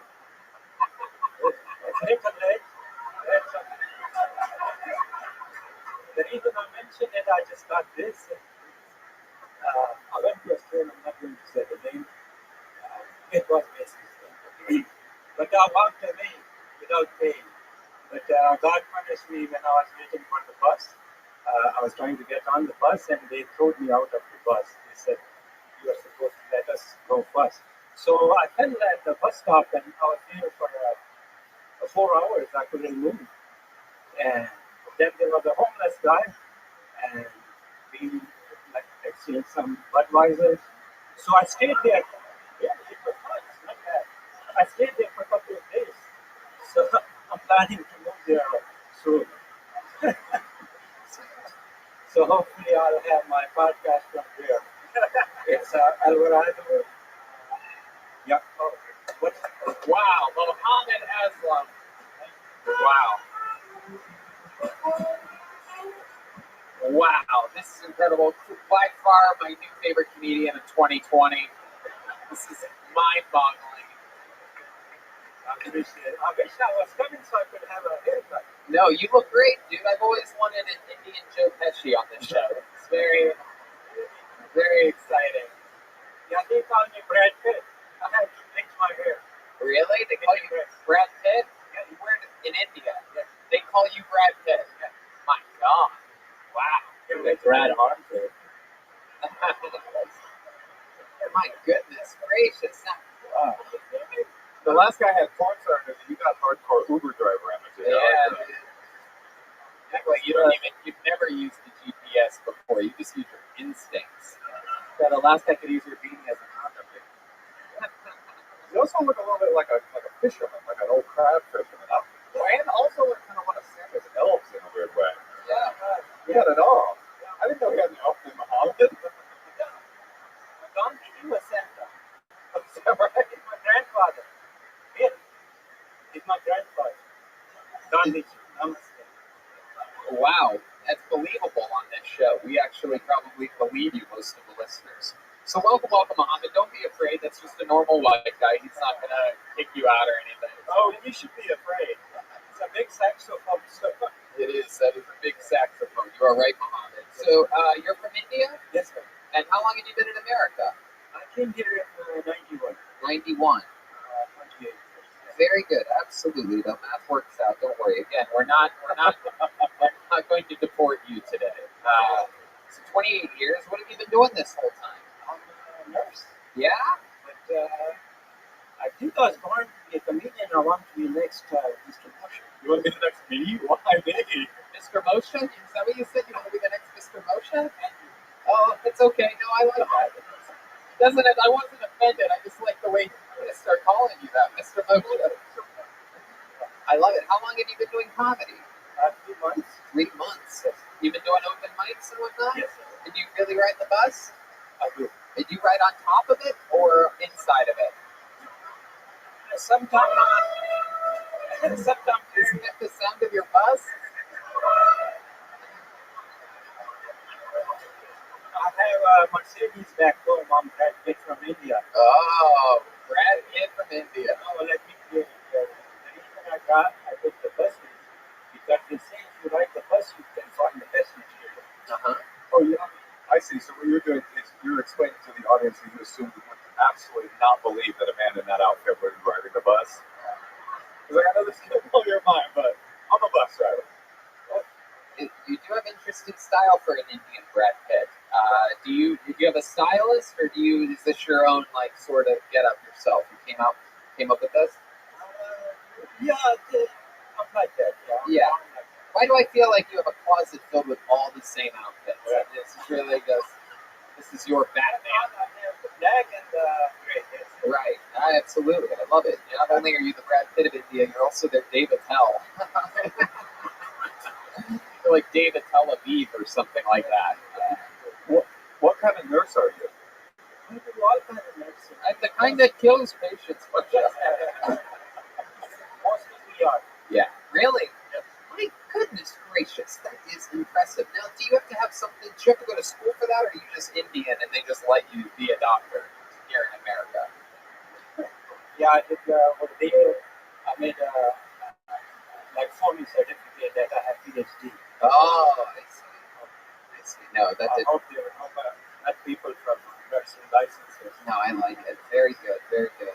So, Mohammed, do you have a family? No one Divorced. Wow, that was hard. No, I don't. I'm divorced.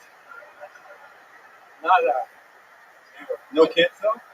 Oh, wow. Why'd you get divorced? What happened? she said, you please too slow, I'm passing it. So I told her, what is my, if I eat fast? She was a social worker. She was a sushi maker? No, social worker. Social worker. Sushi maker. What were you eating? Monkey brain soup? Oh, come on. Red man. He wasn't eating monkey brains. Did you just confess to getting a divorce over pizza? She did, yes. Wow. Should have had Vitas. Yeah. And there were one other thing that I can say. One other thing was the pizza, and also she found me with an underage prostitute, but I can't. I'm sure it takes every night. What? Your knees hurt? Oh my goodness. And that's what I'm there for. My goodness. How would you have sex with her? Slump doggy style? Yeah. See, Andrew. Everyone. It's okay. The internet will laugh harder than we thought it. Yeah, her iPad. Yeah, would you have sex with her at casinos? Oh, wait, what? Why would he have sex with her at casinos? I would have sex with her anywhere because I needed a green card. Oh, this was an American girl? Yeah. Was she bigger? Was she heavy set? Someone showed me this new show, 90 Day Fiance, lately, and let me tell you something. I've been watching it. You see these people that are getting married for green cards, and it is hilarious. And the person that looks like you would be matched up with someone that looks like the opposite of you. So was it a massive white woman or a massive black woman? Did she look like Aphrodite? I saw him worshiping Aphrodite earlier. He thought he saw a cow. Oh, Bill, man. I thought you were a nice guy. I am. I love cows. Okay. Let me put it this way. Yeah. We didn't need a mattress. Oh, you just slept on top of her like a little baby koala. Look at you. You are adorable. You are just a sweet thing. It was like the koala after the fire. Little toast. Shoulder is here. And the chants have begun. Wow. Do you have any other special skills or talents? Yeah, he's a house elf. He helps out Harry Potter, right? Yeah. Anything else that you do for fun or hobbies? Something that would surprise us? You know any magic tricks, or you can sing a song or something like that? You know what? I think it's comedy. Oh, you think it's comedy? That's my life. Oh yeah, you're about this business, huh, son? Fuck yeah. Comedy in these streets, bitch. What's the Oh, yeah, right in the tip of the microphone. yeah, right? This bus is just to get the material. Yeah. I get told. Yeah. But why is it? You don't have to put the evidence. You only know a few key comedy words, don't you? Yeah. Budweiser kills once. No, it's very hard. So you're riding the bus, you're doing spots at night. This is exciting stuff. You're only a few months in. How old are you, Mohammed? I am 59. 59. Aren't you adorable? Thanks. There you are. You're single and you're starting to do the thing that gives you the most joy, which is stand-up comedy in front of real audiences. Have you ever, Mohammed, have you performed in front of an audience this big before? No? I'm going to die. You have a phone call 911. No, we can't do Call the that. big one. No dying at the comedy store, He's Mohammed. from India. An open mic is this size where he comes from. There's a lot of people in India, I guess. Is what I'm trying to say. Like A lot of people. Is a goal of yours to go back to India and perform sometime? No, I don't want to. Anybody from India? What is it? No one's from India here, Mohammed. You're the only Too one. much curry masala. This is America. This is the greatest country on the planet. I don't want to go back. There's too much curry masala. My cousin visited me on Thanksgiving and he ate everything. He put curry masala. When I woke up, I had a heart-induced brain damage. Oh my God. When's the last time you took that hat off until tonight? I've heard of that hair before, but that is something else. How is it? That looks like one of those abandoned dogs, like found under a house. In the arms of an angel. Oh my God! Oh my God! Is that Brad Pitt?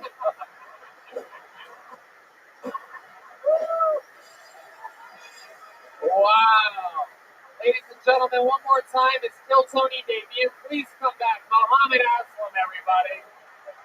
Mohammed Aslam, everyone. Living his dream here on Kill Tony, where anything can happen. Absolutely, Mohammed. Definitely, buddy. There you go. Okay, let's shake hands. You got it. There you go. Give me the old Indian handshake there. The old grab you by the side of the hand. The old how do you do? You guys having fun out there?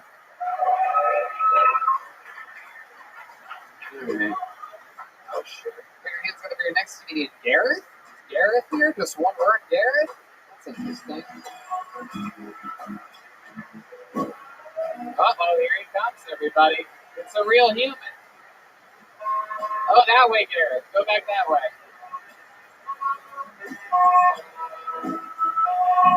It is great. Drink, drink, drink. Here he is. One more time for Gareth, everybody. Come on. Hello, everybody. All right, let me spin around this. There we go. Well, thank you very much. It's great to be here in all the best parts of entertainment. We've got most of a band. We've got morning radio sound effects. Sometimes a full band when the toy kazoo comes from the ground, raises from the grave, takes over Tony and starts singing. It's wonderful. It's a wonderful time. I think he froze. So back to popular culture. So over the summer, Trump yanked all the troops out of Syria, right? And then ISIS got loose. They're knocking on doors, running away, or something like that. I don't know really how it works. And I thought he should have asked Tony that's a bad idea. He has broke the bank relying on the pull-out method, quickest of the comedian comedy.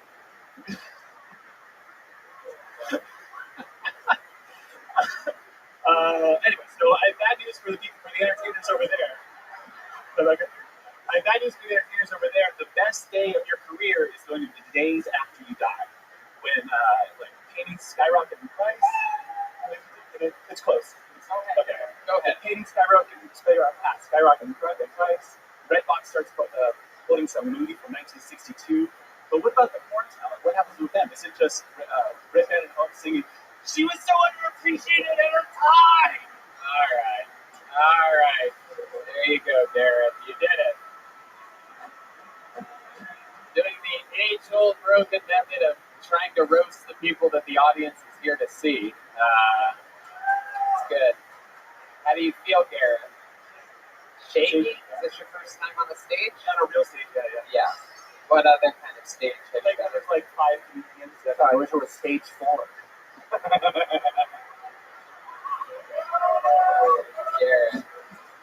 Gareth. So you tried to do jokes about us, and that never wasn't my original plan. I was just writing normal jokes, and then I kept twisting easily into stupid roast, and I figured you guys would roast people, so I thought I'd try it out. How did it go? I don't know. Doesn't sound like good. No, it doesn't, Gareth. No, it doesn't. So you just started stand-up comedy? I've been writing a lot for about 2 or 3 years, but I've barely ever tried to get on actors. When you say barely ever, what do you mean? You got a couple open mics? Or it's just like there's like a couple comedians that try themselves like a year ago, but other than that, nothing. How come? Is it with like that? Yeah. No. I'd say a mix of good and bad on the other ones. But what do you do for work? Software engineer. And how old are you? 41. Yeah. What are your hobbies? What are things about you in your real life? I like to build stuff.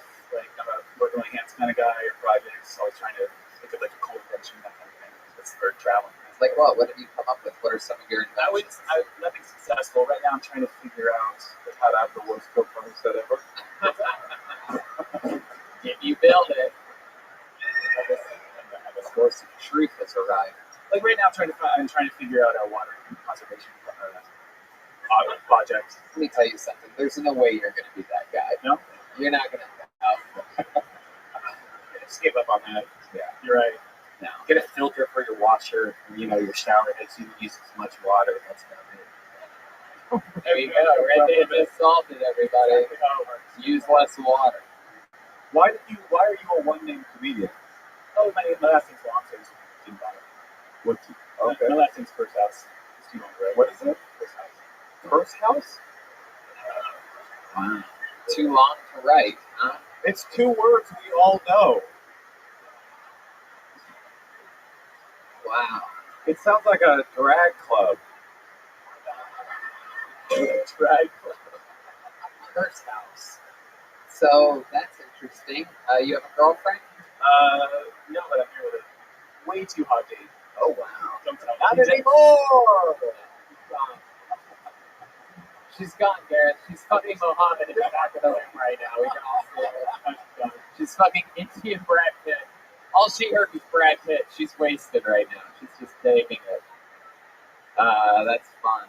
Gareth, so how do you get a chick that's way too hot? How does that work out? Luck? Do you only have your height on your dating profile? Yeah, that's it. Just anything else starts to drop off fast. I mean, you're handsome. Yeah. Yeah. Guy. Yeah, in a retarded team leader in Target kind of way.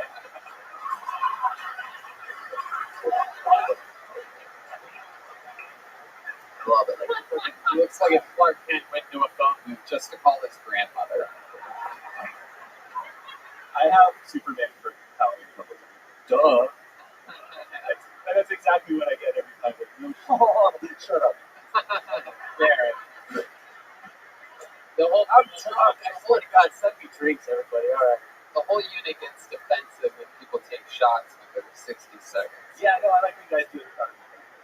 You're a fan of the show? You ever watch it or listen Yeah, to I've it? come here a couple times, but of course I come here the day I have. Like, give us an example of a joke you were going to say before we all lost respect for you.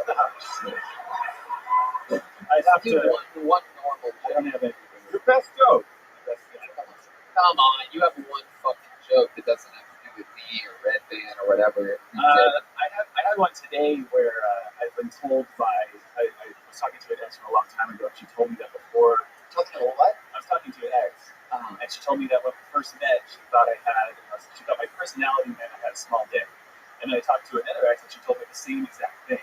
And I just want to make it perfectly clear right now that my dick size is private. Wow. What a wild swing you took on. Don't boo him. What a wild. I don't have any. What a wild swing you took bringing a hot date for the first time to this. Just like, I hope I'm any good at stand-up comedy.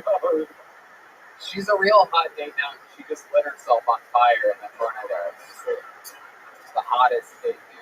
Well, I'm really glad you came up here because I didn't think it was possible for me to hate a man as much as I hate my husband. Well, Garrett, you gave it a shot. I would love to see you come back sometime if this is something that you actually think that you might enjoy doing when it goes well. I write literally constantly. I just don't memorize it. Right. I'm pretty sure the first kid to use the phrase "way to go Einstein" was a bully on the playground.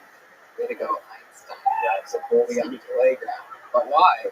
Why would that? Why would that? Oh yeah, a bully on the playground in 1880. Okay, that's so important to the show. Yeah, I did work. I mean, I don't think it would have made it work, but it would have made it make sense.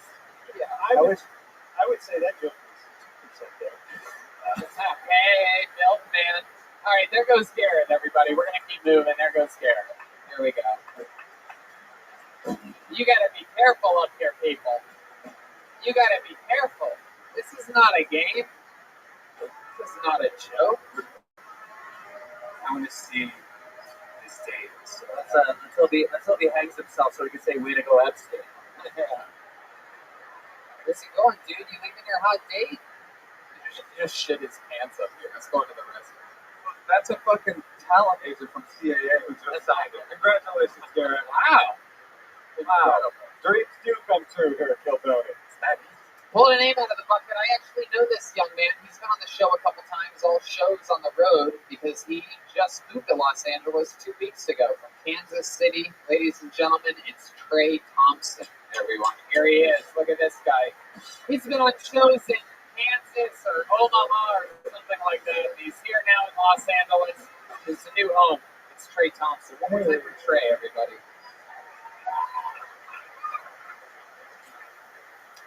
I don't like dancing. If you watch me fuck, you'll see how I dance. Against my will. People give me shit for wearing a hat backwards, but I wear a hat like I wear sunglasses for its function. If the sun's not in my eyes, the visor's not going to be in my field of view. Plus, every time I put my hat on backwards, I get so much pussy. I almost lost my job as a lifeguard. I learned from the movie Waterworld that if you see someone struggling in the water, you have to punch them in the face to save them. But instead of knocking them out, I just broke their nose, and they drowned.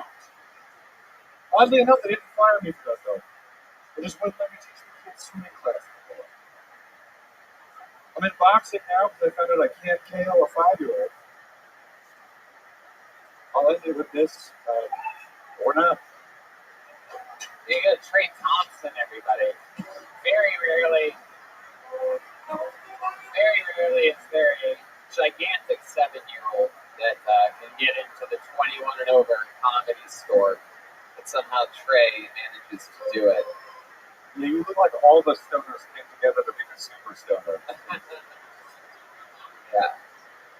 You look like you switched bodies with Tom Hanks in the movie Big. Did you go to Zoltar? All right. He looks like one of those gays at the hardware store. Wait a second. What do you mean a gay at the hardware store? Milkman? Not my time. Wow. So Trey, welcome back. You've been on shows before on the road, right? What cities were those in? Houston, Austin, Lawrence, and Des Moines. Wow. Quite a few. Been to a lot more, but This is your first one at the Comedy Store. Right. And you just moved to Los Angeles a couple weeks. years. Right. And what's your job situation?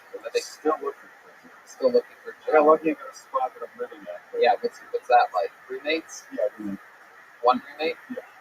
And in a 2-bedroom? 1 bedroom? 1 bedroom, I live in a living You're in the living room. I just got a room to live in. Wow, all the pussies just got wet. That's awesome. Dude, you are the first guy to live in the living room. I need a drink. Somebody send me Wow. Bill Billingsley. a fucking drink right now. I'm serious. There you go. So Trey, what kind of job are you looking for? I had some delivery driver jobs lined up, and my car blew up halfway through. Oh. So that all fell apart. So what city did your car break down? The middle of Iowa, or not Iowa, sorry, Utah. Really? Same thing. Yeah, like gone forever. The transmission, $6,000 repair. It's not worth it. What was that like being broken down on the side of a road? I thought it was gonna die. Yeah. I had no signal on my phone. I bought a backup track phone that had signal. Did you turn your hat all the way forward so that no one would rape you? Since you get all the pussy when it goes backwards, does it work that way? No. Okie dokie. Was there a part of you that thought maybe moving to LA was a bad idea when the car exploded?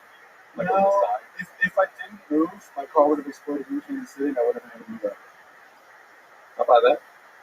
So I'm kind of glad it never going to happen. How'd you get the rest out here? I went to the car and realized I should have just flown because it cost me $405.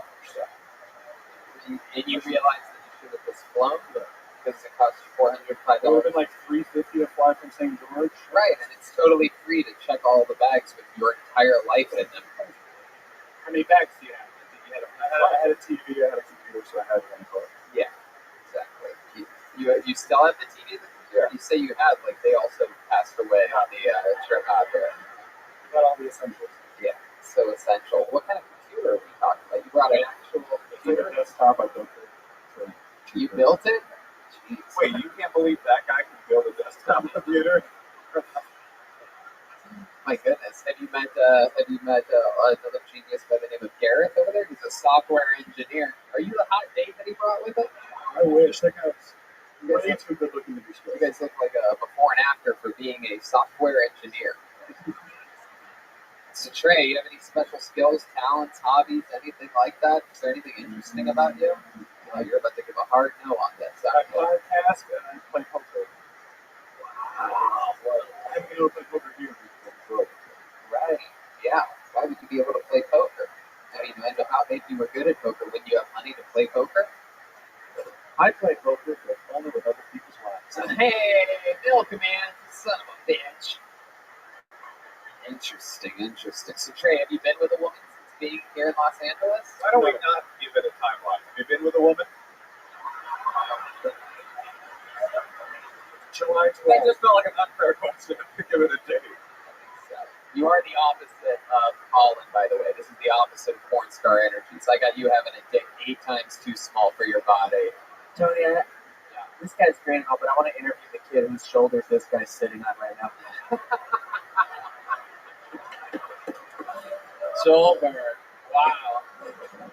That's hilarious. So, you haven't been with a woman since being here in LA. Have you kissed a girl since being in Los Angeles? No. Really? Not one? Not a single girl? Don't embarrass me, buddy. You know what I think we should do, everybody? I think we should see this guy get his first ever kiss in Los Angeles. Am I right? Wow. Is there a woman out there? Is there a Kill Tony fan gracious enough to, Is there a blind woman out there that would like to? Is there someone from the audience willing to do this? He's so cute. Is there anyone from the audience willing to do Oh, this? is that a person? It's a comedian, but I guess if no one else, you'll do it? Come on. She said no. I'll do it. No. Oh my goodness. Look how hot this chick is. Yeah. That's good. Wow. through her jacket. This is incredible. Dreams come true. Trey,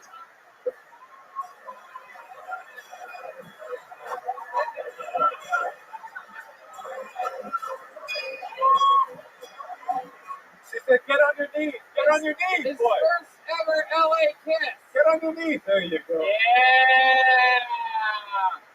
Wow.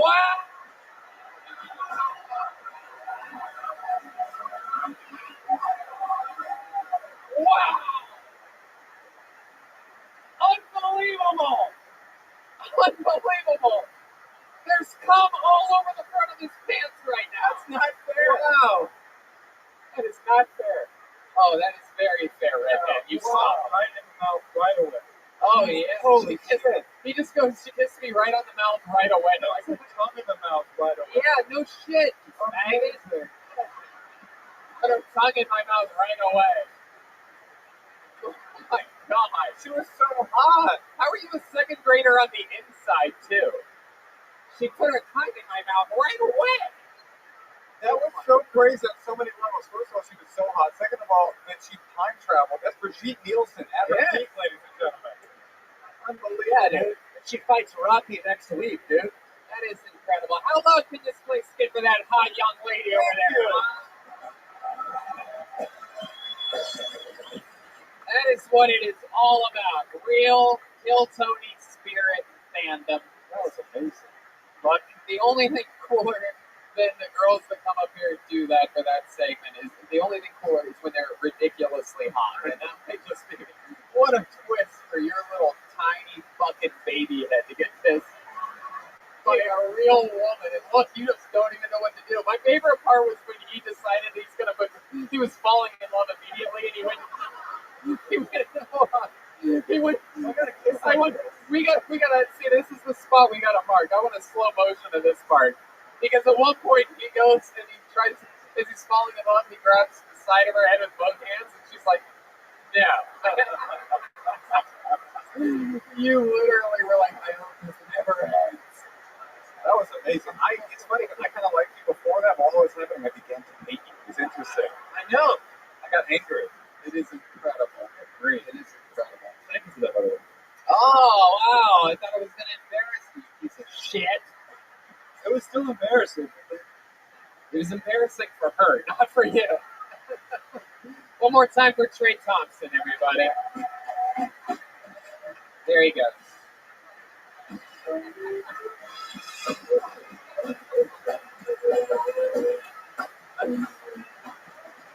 It's my favorite thing to turn around and see the guests having as much fun as Moshe's having right now. I had a lot of emotions during that. I know. Jealousy, anger, arousal, ejaculation. Is that an emotion? I don't know. I want to interview that girl. Just want to know what she does for a living. No, Brian. No. No one wants to be on your I know it. God, you are. You guys want to do it all at the same time? 1, 2, 3. Wow, I can't believe the whole audience knows about this. She's an artist at the time. Yeah, okay, Brian. There you go. Why don't you stop being forensic fiery over there and just let the moment go. I pulled another name out of the bucket for your hands with it for your next comedian. This looks like a new name. Matthew Swider. Matthew Swider. Hey.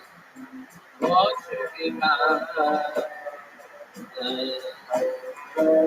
Here he comes, everybody. It's Matthew Swider. One more time for Matthew, everyone.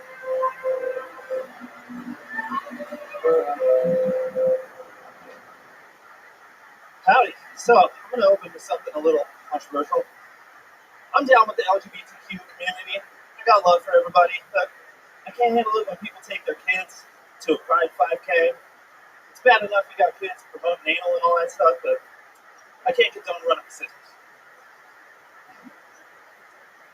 Does anybody in here speak sign language? Anyone? No? Do you guys know sign language is the most offensive language there is? So, this is the sign for white. Now, so all the whites are retards. Alright? This is the sign for black. Like you see that guy over there, that guy. over there. That one. Keep an eye on that guy over there. This is a sign for agent. This is a sign for, I swear to God, all this is true, right? This is a sign for agent. Anybody know what this is? No, that's a sign for Matthew Swider. Pleasure to meet you. There you go. Exactly a minute.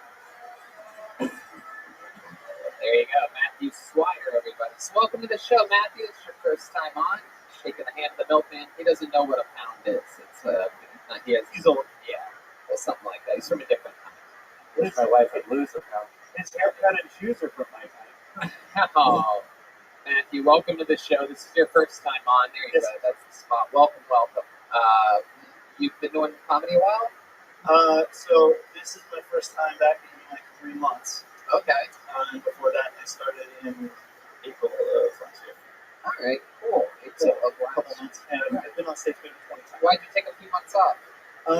So I was kind of depressed. I got arrested, and my dog was taken from me. I was accused of animal cruelty. You were accused of Yeah. Oh, I thought a guy as white as you, the cops immediately let them go. I can't believe you got arrested. So I was in Santa Barbara. Yeah. I was at the beach. I left the beach and I went down the road. My dog ate a charger cable in my car, and I spanked him. A girl heard him yell and then called the police. The police arrested me, and literally just last Wednesday, I was awarded my dog back. So I can. Hey, look at that! My goodness gracious! Look. Sometimes I lose is the worst. What kind of dog is this? It's a wiener dog. Oh my God! You spanked a wiener dog? Son of a bitch. How many of you think we? How many of you think we should go save this dog right now, huh? Look. I was cleared of wrongdoing. I didn't do it. So was OJ, to be fair. Look, dude. Look, there wasn't a man in here that doesn't spank his wiener, alright? So, give me a break. Wait a second. Was that all set up for that bad joke? No, it wasn't. No. Wait, I'm just confused. You spanked him hard enough to make him scream? No, he's 4 months old. He screamed like a human being. Was he like, oh, God. No. Wait, he's 4 months old? 4 months old. And I literally have How many times? 3. 3 times? Swear to God. Yeah. Swear to God? Swear to God. Swear to dog? I swear to God. Yeah, no, look, dude, I've grown up with animals in my house my whole life. I've never heard of animals. Let's check in with the great Jesse Johnson. To be fair, he just did a phone charger, so the dog is at 100% battery. Very good. I fucking hate my wife, and she's so much funnier than you, dude. You suck. Oh. I do have really bad news for you. That's not. Can you show me the sign for white? Oh, yeah? Can you show me the sign you were doing for white? I couldn't see it. That's not the sign for white. I think It's this. Yeah, that's right. Yeah. Oh, you modified it to Yeah. get more retarded. Yeah. Okay. That's pretty funny, but now this won't do. Where are you from? You don't mind me asking. Oh, good question. Joe Okay. Billingsley asked me where you're from. Where am I from? Marina Del Rey originally, as a matter of fact. Wow. And then I went to high school in Pennsylvania. You look like if Pee Wee's Big Adventure was to the Jersey Shore. There you go. Absolutely. I actually just wore the jacket to cover the tattoos because they're distracting. Really? Let's see those hats, bro. Come on, take it off, dude. Oh my goodness, you got a real. Oh, whoa, a swastika! Oh no! It's incredible. It's not a swastika, it's an anarchy sign. It was going to be a swastika no matter what it was. Oh, wow. Who's that girl? Who's that chick? Is that the girl that just kissed that guy? No. Okay. So I got the stomach tattoo when I was like 18, and the girl just happened to be in Playboy that month. So I don't know her, but then coincidentally, a couple of years later, I dated a girl with the same name. Yeah. Wait, you opened a Playboy and then immediately got her tattooed on your stomach? Well, like, when you get... I think you need to have that dog taken away from you, 100%. I'm scared. So, like, I worked in a tattoo shop, and when you work in a tattoo shop, you get talked into dog tattoos and beyond. So. Let me ask you this. Have you noticed, since you chose Playboy, This is a good quality tattoo. a random tattoo out of a Playboy, have you noticed that sometimes when you take your shirt off, random guys start jerking off near you? Oh shit. Okay, so check this out. I got arrested in Phoenix once, and like. No, it's not what you think. It was a Chihuahua. It was a Chihuahua. It's not what you think. It was like this mom. No, I'm just kidding. So What happened? What happened in Phoenix? Keep it going, man. so I got arrested in Phoenix, and I was in there for like 3 days. They put me in like a general pop cell, which is like a General only takes, Pop, like, like you 100 even people. use the lingo, dude. You're a fucking criminal born in the beach. Have You you went ever to high watched school those? in Pennsylvania and you fucking hit the streets, didn't you? No. So, Okay, so anyway, general, so yeah, Like, I was in jail. all The guy asked, all different races of people. It was horrifying. the guy asked if he could draw my tattoo while I was. oh hell yeah! You were in General Pop for 3 days already getting butt fucked. You know what I'm saying? Hey yo, dude, let me draw on you, or else it's gonna be fucking shower time, bro. No, my kid. Your pig is not to be raped in prison. No. That's not your pig. Okay. Yeah. You I'll seem try like to make somebody laugh. you seem like a clean guy. You seem like you'd pick up the soap right after you drop it. I have a joke about soap. You seem like you would take your own soap in the prison with you, with a pumper or something like that. All right, You're the only guy in prison with Dr. Bronner's. fuck. Joel fading fast, everybody. Can we get an IV drip for Bill Billingsley? Thanks, By the way, the girl that kissed that guy bought me a shot. Thank you so much. Matthew, one question. When you got arrested in Phoenix for 3 days in General Pop, what did you do there? What did you get arrested for there? We didn't even ask you. So I broke someone's cell. You broke Someone's someone's cell. What is it with you and cell phones? Yeah, dude. That's so interesting. What's that? The dog ate the shark. Charger? Oh, yeah. Have you been arrested at other times? Yeah, I got arrested for growing pot in Vegas in 2011. Oh, the devil's lettuce. What's up? Yep. So you broke whose cell phone did you break? A girl. The Yeah, girl, I just threw it. the girl you were dating? No. Girl you were on a date with? No. Just a random girl you didn't know? She resembled a wiener dog, so he was She mad as punched, fuck. so she punched a friend of mine. We were walking out of the club. This isn't, so like I said. Yeah.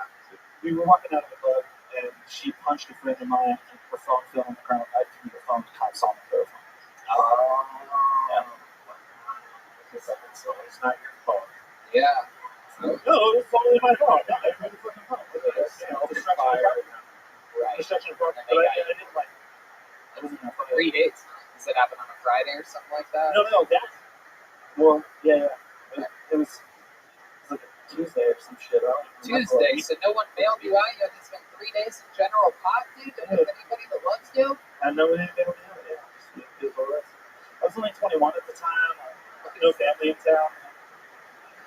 All right, Matthew. Any special skills or talents or anything like that? You seem like the kind of kid that had a little magic kid growing up or something like that. You know how to make shit disappear or something?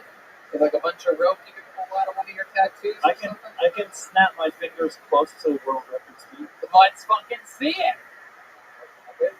Wow, this is incredible. He's a near competitor at world record speed for snapping fingers. In 6.5 years, we've never had someone say they could snap fast. Ladies and gentlemen, I present to you Matthew Swider, the fastest snapper in the West. Oh my God.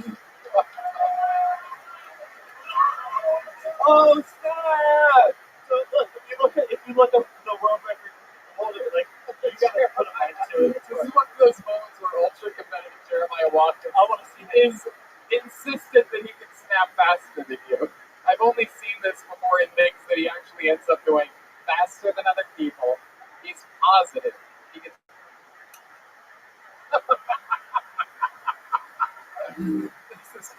This is the dumbest thing in the history of the show.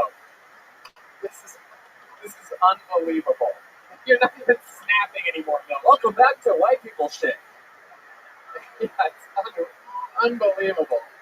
Matthew, step back up to that microphone. How did you know that you even had this talent? How does this happen?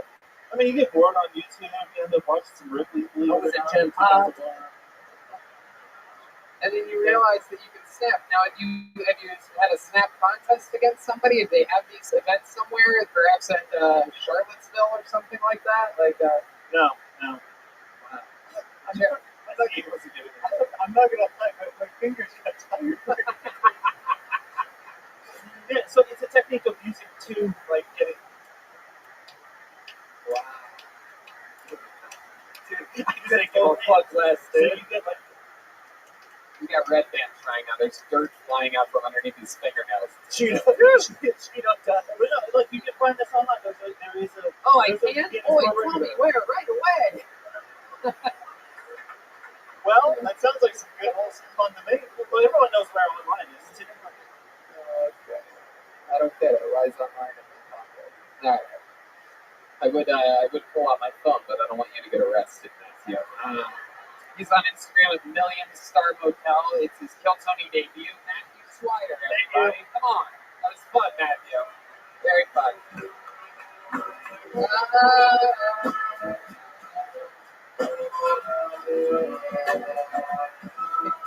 Hey, Brandon, is William right there? He is?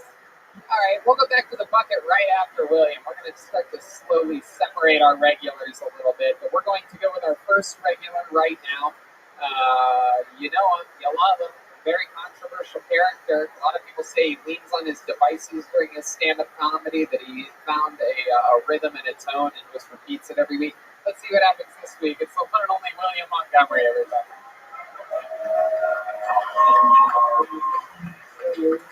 Here he is. Come on, guys. It's William Montgomery. Knock, knock. Ghostbusters. But seriously, how many of y'all are voting for Bernie Sanders?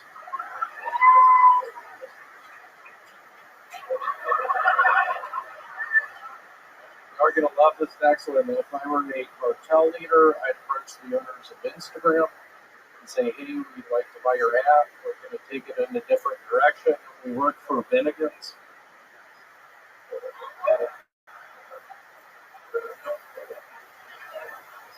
As you all know, I'm from Memphis, so Martin Luther King means a lot to me. Without him, a lot of tour guides in Memphis wouldn't have a job. He'd be cooking for Bennigan's. A lot of people don't know this, but I had a close friend who died on 9/11.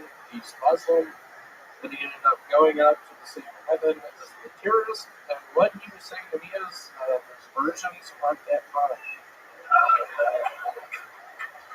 The virgins aren't that hot, is what you said. Aren't that hot? All right. How about William Montgomery, everybody? He has to write a brand new minute every week. That's not easy. Everybody else you've seen tonight, that's the best minute that they have in their life. And somehow William manages to pull out ahead every single week. That was a great set, William. Oh, that's a perfect time to start talking. You really have the rhythmic fashion of this show down pat. The question and answer part. It was so nice to be here tonight. I got in a car crash on Tuesday evening. This is true. It's smelling the truth right now. This is crazy. My neck is finally feeling better. I saw 1917. It was all right. You said that. There you go. Just really throwing out David Minervini stuff. So, William, let's talk about some more real life stuff for a second, shall we? Last week, we were graced the presence of a couple celebrities here at the Comedy Store, and you seem really hell-bent on talking with them and getting pictures with them, and it has become an actual issue, hasn't it? I know last night it was an issue. We were talking about it. Yeah, you and I were talking about it because I had to stop you from doing what? You want to tell the people what you almost did right before he went on stage? Last week. Wait, I wasn't done. Right before he went on stage, not you, but the guy that you were about to bother. Go ahead, tell the audience. It was Zach Galifianakis, everybody. He's about to speak at one of his best friends, one of all of our best friends, the great Brody Stevens Memorial. You found out that he was here. You gotta shoot your shot, dog. I like that. I was backstage and I met him out front. I told him my two best jokes. I started out with, I like it when my mom goes out of town because I can sleep on her side of the bed. Yeah, we all know this one. He laughed at that one, and then I yelled, I'm gonna lose the fucking caboose. That's the train conductor with a gambling problem. And he laughed at that as well. Yeah. Yeah, he has to laugh. Wait, you're like a young rapper going up to rap legends like, I got bars. I did, yeah. I went up with him with my 2 best jokes. What do you think might happen from that? You think that maybe he would have you play him in a movie about his youth or something like that? I did. There you go. That's Brody, everybody. Always the best. And why'd you do that? Anyway, so William, anything else happening in real life? How was the doctor? You went to the doctor. I have high cholesterol. Oh, the verdict is in. My goodness, this doctor must have at least one eye. It is. There was an Armenian lady. I had to get naked. She was touching my penis and testicles. It was horribly awkward. The nurse was. That's how Armenians test for cholesterol? Yes. It was horribly awkward. I was in there. I thought the Armenian test for cholesterol was getting an Uber ride and then looking at the imprint left on their back seat. Okie dokie. Who was an Uber Armenian chick? But look at those faces. So yeah, high cholesterol, and she was asking me if I take creatine or protein because my liver readings were off, and I told her I just drink too much. Oh. And she was like, that makes sense. So what time do you usually start drinking? Every day. It's 7 days a week. It depends on the day. I told her I drink 7 days a week. I start at 3:30 p.m. Which is How long do you think you're going to live for? I give myself to, I'll be 33 on Sunday, January 26th, I'll be 33. Oh, look at that. The crowd's going crazy. You ain't there yet, people. You might want to wait until he actually turns 33 to start clapping. Why do you think you drink so much, William? What do you think there's an underlying reason for it? I think I am horribly depressed. I think I don't know what's going on half the time. I work in a fucking self-storage unit place. Have you thought about talking to Zach Galifianakis? No. Last night I did. He said you need to speak with someone. Okay, there you go.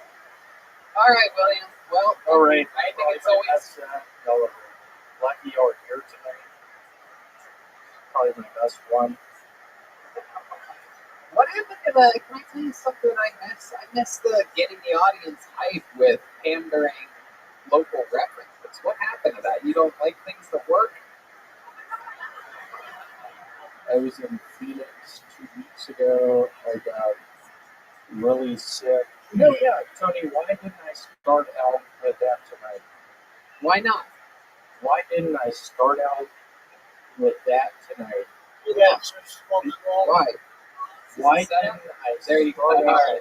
William Montgomery, everybody. There he goes. Another fun update. William Montgomery. All right, we're going to the bucket. We got to keep it separated. That's what we're going to do. We're going to go with another regular after this next bucket full. But now, if we go back to the bucket, so many people signing up, so much hope filling this room.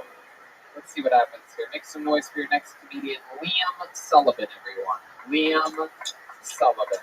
Here he comes.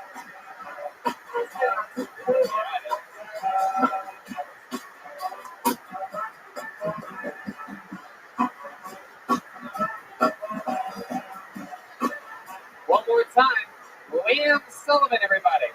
Hey guys. So it's 2020, right? You know, everything's automated. You got like the bathrooms, the hands are the sensors. You got the toilet sensors, except for the part where you put your hand to your ass. We haven't kind of figured out what I think the aliens would be upset. I think AA meetings, like the AA part stands for alien abductees, and then everybody who goes to those meetings are just like drinking constantly to deal with like the trauma of being abducted by an alien. I saw this guy on the subway. He was blind and he had a shirt that said, "I'm a shitty father," and he was just like sitting there straight. All right, thanks. You're welcome. Liam Sullivan. Hello. Hi, Liam. How are you? Is this your first time on the show? First time on the show. First time signing up too. First time doing stand-up? Yeah. Well, actually, no. I did it once with my friends. Yeah. Just your friends and you doing jokes back and forth? Yeah, we do this. It's called the Krampus Comedy Night. But we just it's exclusive for us. We just get together and throw down. But it was the first year this year. So How old are you? 22. 22. You got a real acid dealer in Connecticut vibe too, you. Yeah, dude. For sure. You look like Quentin Tarantino's illegitimate son. Once upon a time, you know? Hell yeah. What's Krampus? It's the scary ghoul that. No, I mean, but why are you thinking that? I know Krampus. Well, it started. I'm Jewish. It was an ongoing film. Early in our days when the movie came out, we got scared by that movie and we made it. We dressed up in like cloaks and we wore a bunch of blankets. But it didn't turn into a comedy thing until. But who are we? That's what I'm trying to get to. Who is this clandestine group of white people that you tell jokes to? Oh no, it's ever since we do something on Christmas every time, and this year we decided to make. You just keep saying we. Yeah. Oh, my good friends. We go back. It's like. Where do you go back to? Where are you from? Early days in Toronto. Oh, Toronto. Those are those way too excited to be here energies we're feeling. Hell yeah. No, it's really exciting. Canadian voice crack going on here. You're Canadian. Yeah. Well, it makes so much sense to do like normal but off. I like that. Exactly. Yeah. Right. Serious question. Where'd you get this wig? The dad's always looking for costumes. You want a little? You guys got some pretty good ones. It's good. Very good. Good question, Bill Billingsley. So Lee, tell us more about you. What's going with your life up until this point? Bill Billingsley. Go drink some more, dude. Bill Billingsley is getting mad at me back here. This ends up having Bill, don't do it. We're on YouTube. You're not allowed to do that. too. No, don't. I hate my wife, and I'm fucking my secretary. All right, Bill. So, Liam, what have you been doing with your life? Did you go to college? I did not go to college. I moved here on a U.S. work visa. What was The- Yep. An alien of extraordinary ability. Yeah, you know the title. Yeah. Okay, what's your extraordinary ability? I can shake my Snap eyes. your fingers really fast? I'm really good at shaking my eyes. You what? You can Like shake your eyes? When something's like really close to my face, I can do a little. Well, I Really? can show it to you guys, but nothing would else. Well, you know what? Actually, Brandon, are you here? Or David Deary? Yeah, just go right to that Yeah. camera right there. We're gonna zoom in, but just wait until I give you. Wait until I tell you. Don't Okay. put a hand in front of my Just face. step closer to the camera. There you go, just like that. Look right into the lens. There you go. That's very good. Get closer, a little bit closer. Zoom in a little bit, Brandon. Yeah, that looks good right there. Yep, just like that. All right, do it. Oh my God. Oh my God. He just spilled milk. Making me shake my eyes. I'm shaking my eyes. Listen up, you asshole! Nobody spilled the milk that spilled! Jeremiah. This is Jeremiah. How dare you! Jeremiah, there's a rule. You're not supposed to cry over that. Liam is genuinely Liam, don't worry about the fucking milk. I'm not worried about the milk. It's a joke. He's a comedian. It's not really. Liam looks so upset that he spilled this milk, people. There is no way that he can act this well. No, I can still shake my eyes though. Yes, Liam, look at the camera and shake your eyes. I actually know how to do this too. I'm excited to see how good you are. No, Jeremiah, no. Jeremiah, get back. This is his time. Get back. All right, shake your eyes, Liam. Here we go. That's pretty good. Yeah. You can shake it. Yeah, I can do that too. I'm not going to do it, but I can do it. I'm a man of a few talents. Wait, I bet you can. Liam, what did qualify you for the visa for real? It was acting. Are you a famous actor in Canada? I did some theater. I wouldn't say famous though. Oh wow! Can you show us? Can you show us an example of like a line that you've done in like a movie? To show us a little theater line. Little theater, yeah. Andy, can we maybe get a single spot on this? We have a thespian here. That's the way he figured his asshole, right? Not just the arm. That's how he gets to the character. It's experimental theater, okay? You thought I said lesbian. Yeah. All right, there you go. Just make that fucking noise. I mean, Billings the key. shit together. All right, giving us a line. What's this play or something? What's this from? Give us a good. It's from From, which one should I Is do? from Romeo and Juliet. All right, we don't need John Mayer for this, right? We'll do Ryan thinks that's what theater is like. it's from Concord, Florida, about a bunch of teens chilling in the abandoned greenhouse. I don't know why I Telling asked their that. stories about each Just other. go straight into the thing. Ladies and gentlemen, Liam Sullivan, a little bit of theater. So I was in the greenhouse, and he just said, "Okay, pull your pants down. Then I guess let's get this started."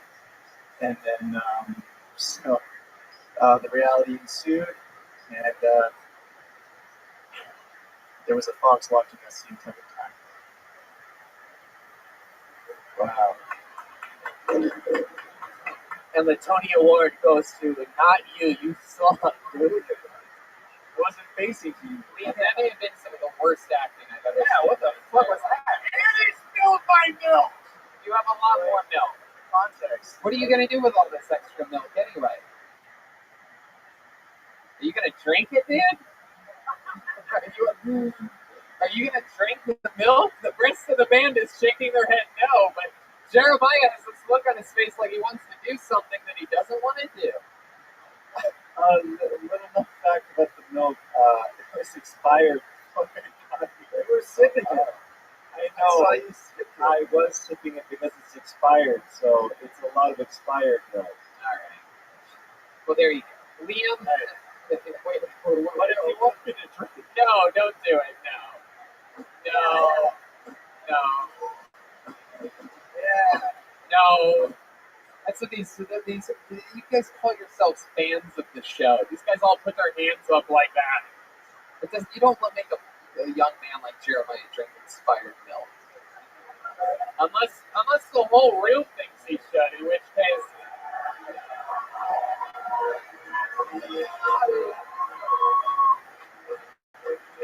Nobody knows this song from Kings of Leon. Just because it's called Milk doesn't mean you should play it. You guys are fucking animals, dude. Don't do it, Jeremiah. Don't. Play this song. Don't do it, please. All right. This is a song. No, okay, lower this. If we could, This milk is older than Aphrodite. oh my God. What kind of milk? Oh Jesus! If you're gonna do it, you gotta do it fast. And he poured Comedy Store sink water into it to like make it. Oh God. Oh no. Oh, it's gonna be one of those. No, Jeremiah.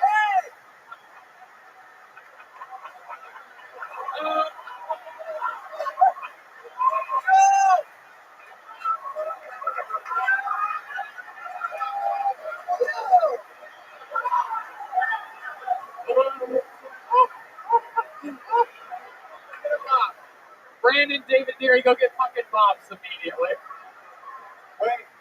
Hey, Brigitte Nielsen, come kiss Jeremiah. Need paper towels, Aphrodite. Please tell me, David Deary. Go, David. Move, you son of a bitch.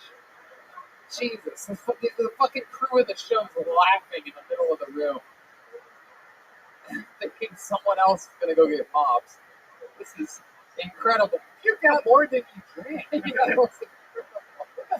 should puke more out. He's going to get sick. No, he's old. No, he's not. The crowd's energy will pull him back. How about a hand for Jeremiah Watkins?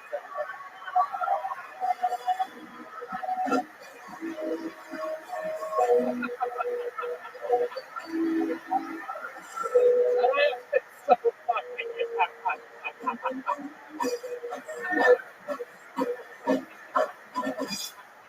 You on that camera, it's beautiful. All right, just don't puke or spit up anymore. If you're gonna do it, all right, okay. Danny, we don't. No, Danny. No. Okay. Yes, absolutely. We're in full shutdown right now. The milkman cleaning up because David Deary decided to laugh in the middle of the room. Oh wow, one rag. Great stuff, Brandon. Great stuff. There he is. Look at David Geary, everybody. Here we are. This amazing crew. Let's keep this fun train going. How about one more time for Liam Sullivan, who was an innocent victim up there during all this? You know what's funny is we're just going to make a couple edits to make it appear as though Jeremiah started uncontrollably vomiting at your acting, Liam. We're just going to lose the drank milk part. All right, that's what David Geary thinks is funny, by the way. If you're wondering, how do you become a producer that's not on the show? It's thinking that the wacky old slipping on vomit. My friend has food poisoning right now. No, he doesn't, Bill. Look, wow, this is great. I've never seen milk with pulp in it before. David, did we get it? How's it going, buddy? Are you giving up? Are you okay? All right. This is your fault, Bill. Is everything clean? No slip hazards? How does it look? No, it's not. No, it's okay, guys. It's Hollywood magic, guys. We don't need to know if there's water in it. Dry mop. That's what we fill the bucket with milk. Listen, Phil, with another great idea. Fill the bucket with milk. Jeremiah's recovering and everything's good. Why don't we bring up another regular, everybody? This is a man that knows a thing or two about spilling milk. He makes people laugh so hard that their drinks come out of multiple orifices of their body. He's so extremely funny, known for his incredible joke writing and unbelievable roasting skills. I present to you another one of our favorites and a regular who writes and performs a new minute every week. It's the one and only David Lucas, everyone. Here he is. David Lucas. Here he is. David Lucas. Come on, one more time for David, everybody. Yeah. I'm glad they made the show You on Netflix so the rest of the world can see how crazy white men are. Like, y'all try to act like niggas is crazy, but this nigga is through the roof. He's stalking and killing bitches. You know? But white people been crazy a long ass time. Y'all just used to hide that shit in y'all music. For real. Aerosmith, they were psychos. I can stay away just to hear you breathing. Does that not sound like a crazy motherfucker? What nigga in their right mind want to stay awake to hear a bitch breathing? Maybe you can stay awake till you give me some pussy, but stay awake to hear you breathing. I feel like I've been going 3 minutes. Nope. There we go. Exactly 1 minute right there. David Lucas, everyone. Doing it again. Getting a big applause break there. Big joke. Very fun. Welcome. What's up, man? Oh, boy back. Oh yeah, oh boy is here. Wait, you gonna make fun of me or something? No, I said okay, then. Y'all can get no niggas. What do you mean? A black guest. Oh, come on. Moshe's the closest we can get. He's originally from Oakland.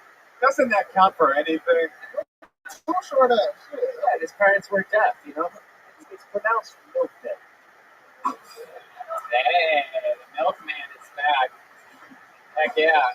And if anyone knows anything about gushing out of a womb, it's the milkman as of right now. No, we couldn't have too short. We already have you. You're too wide.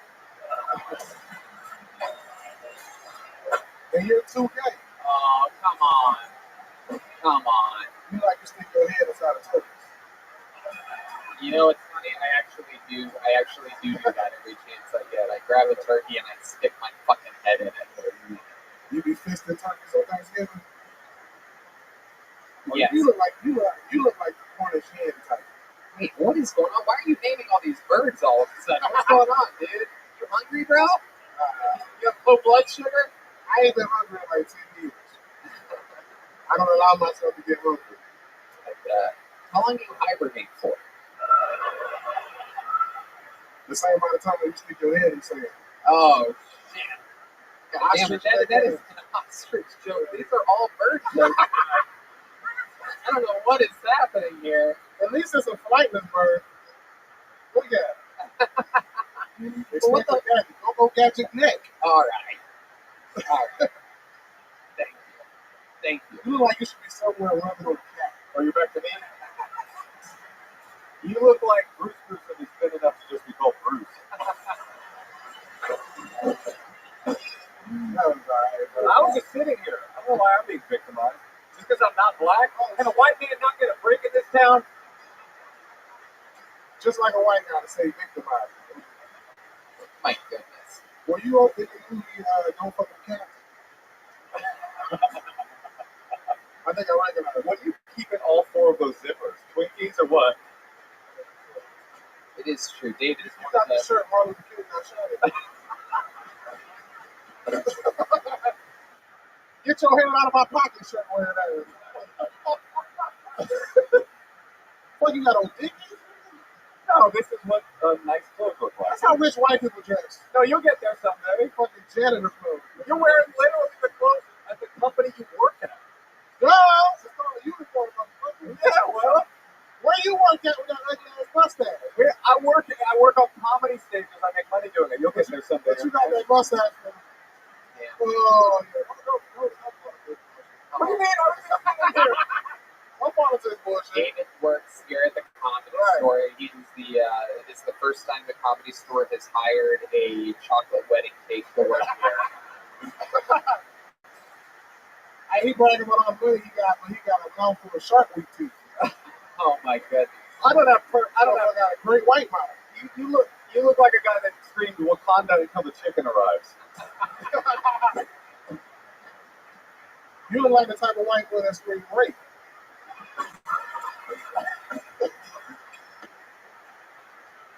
Now get your Me Too ass out of here. Wow. Oh my goodness. Wow. This is Kill Tony. You got Me Too by a nigga named Emily.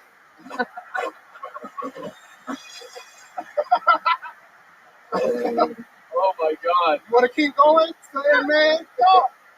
Well, I'm happy to keep going. I don't know if you can because the diabetes might kick in at some point. When you go over people's house, they kids fake sleep.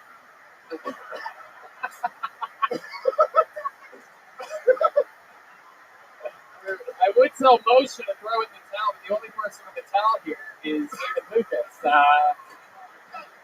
Oh, they forgot about your ass either, man. I haven't forgotten about Looking you. like the DC sniper if he was white.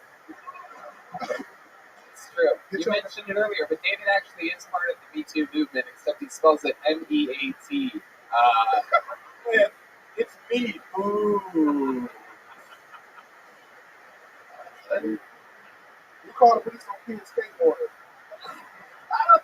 I look like I skateboard. I don't think that quite. You look like you asked for a manager. Like you got kicked out of the Nation of Islam for eating all the bean pies. Not only is he a member of Me Too, but David Lucas is also a member of Let's go, Tony. Black Lives Matter. Y'all didn't know both of these niggas participated in the slut walk. Okay. Baby. Speaking of the Nation of Islam, they're doing the Million Man March. They got 500,000. You came, and they're like, it'll do.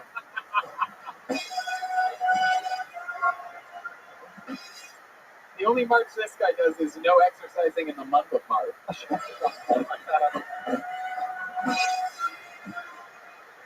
That nigga Tony marched so they could put sprinkles on donuts.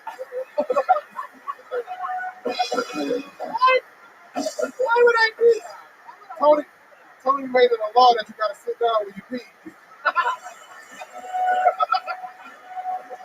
You son of a bitch. That nigga Tony signed up for a self-abortion. Oh my God. What is going on here?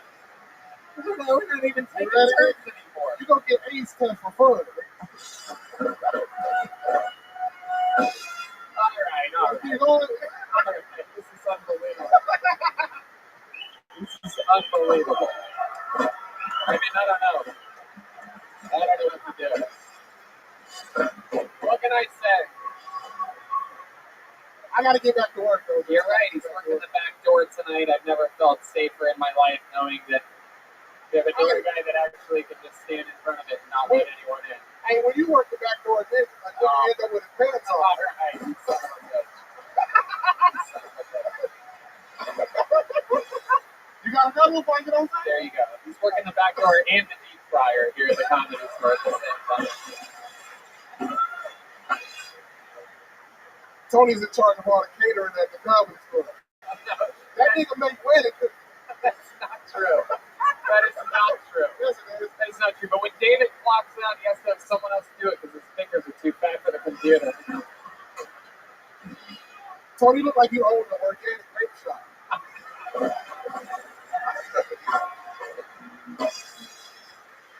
And you take edibles just with CBD in them.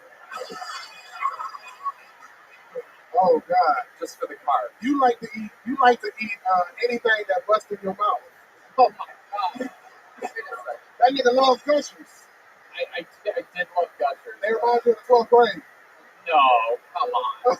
That's not true. What the fuck do you know about 12th grade?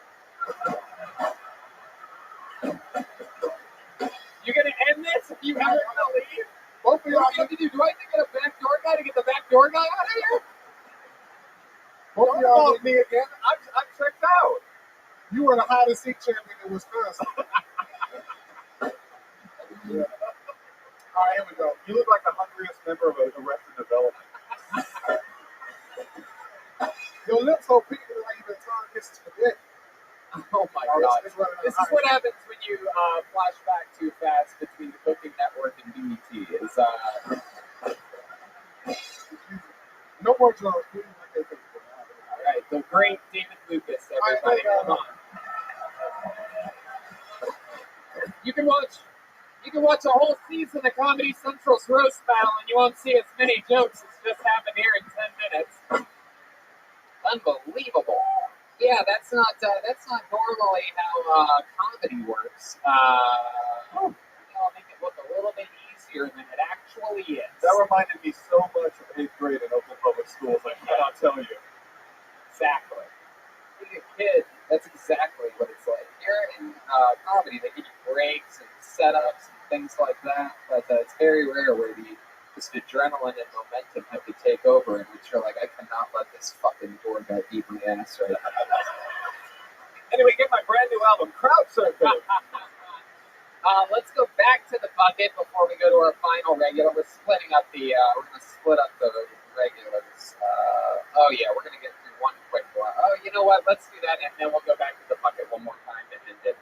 Our final regular, we know him. He just joined the show a couple weeks ago. He is an immediate superstar of the show. He did stand-up he's done stand-up for only a few months. However, he trained in improv in Chicago for over 20 years. Here he is right now, ladies and gentlemen. I present you the new regular platoon, Michael Lair, everybody. Here we go. It's Michael Lair. Wow.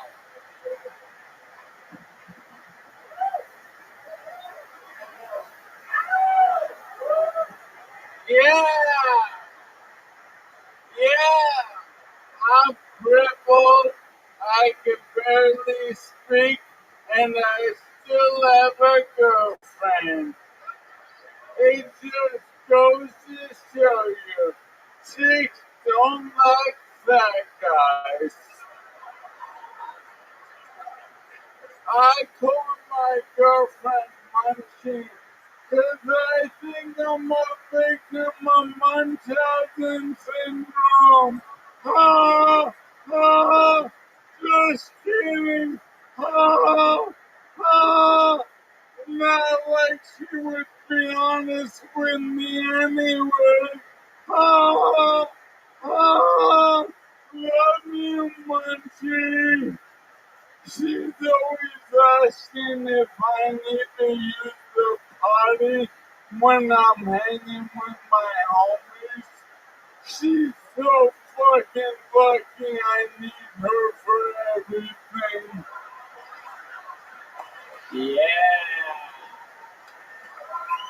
Michael Lehrer. Wow. At it again.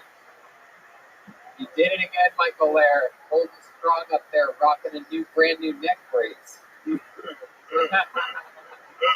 are the king of style. Yeah, man, my body's failing me, so I'm wearing clothes that support my neck. Wow. Yeah. You still move your head around a lot with that thing on, I guess. I know, but it's like bumper cars. You know, I'm protected. My C5 and 7 are fucked, but this little baby keeps me alright. Love it, dude. Fuck yeah. Exciting stuff, dude. No doubt, I'm also really concentrating on my physical therapy and focusing on my fupa. It's my fat upper penis. Wow. Yeah, it's like the hinge of the body, the fupa.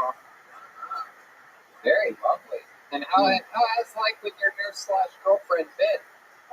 It's rough. She sneaks stool softener into my daily medication. Without telling me, I feel violated. I called the police. You hear that, Nurse Cosby? Your crimes won't go unpunished. Oh my goodness gracious. That is incredible. Well, hopefully your school's the only thing that's soft in that relationship. Oh, yeah, I mean, no, the best part about ALS is it's neurological. So my nerves are like, boing. So, dude, my heart is like, you know, Mount from Game of Thrones? Yeah. You know, after he's transformed, goes back to my car. My goodness gracious. Yeah, dude, it's ridiculous. That's why they call him Lou Gehrig. It's a picture of a little baseball bat in your pants. Oh, yeah. But look. Wow. Mind blowing. Motion Master, this is your first time getting to see a set from Michael Lehrer, right? Yeah, I'm still thinking about a cock right now. I'm sorry. Yeah, man. It's awesome. It's so big. His cock's so amazing. It has its own neck brace. Yeah. Yeah. Except it's a gold ring. I wear a cock ring at all times. Why do I feel like that thing looks like a Super Bowl ring? Yeah. It's a classic ring. From high school, my glory days, when I meet another person. That's true. We saw your son earlier. What are your thoughts about that? Were you listening from backstage? I could hardly, but I wanted to let all the online trolls know he came here an hour early to put his name in the bucket, and I made sure he picked up my heroin before he did. He's a multitasking. Now you have two things in common with Lieutenant Dan. Heroin. Yeah.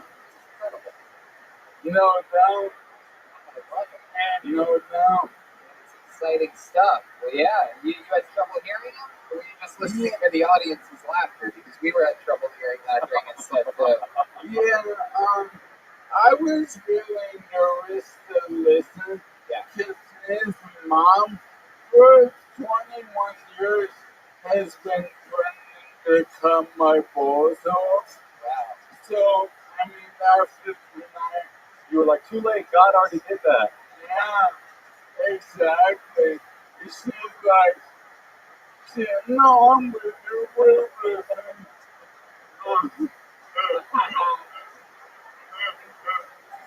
Yeah, man. Is that a UFO on your necklace? Yeah. Yeah, your outfit looks like it could be yours or Snoop Dogg's, including the chair. No, I'm a middle-aged hypebeast. That's dope. Yeah. Yeah. I'm the middle-aged hippies. Look for number 2. Yeah, I love it, absolutely. And follow him on Instagram. Michael's been posting a lot of hilarious videos from back when he did a lot more. When I could walk. Hey, you fucking asshole. Yeah, he speaks so When polite. what, right? He speaks so polite about it. Yeah. Fuck politeness. There was a time where I could walk.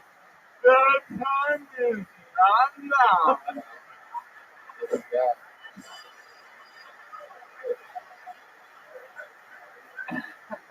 Was your dick really smaller when you could walk?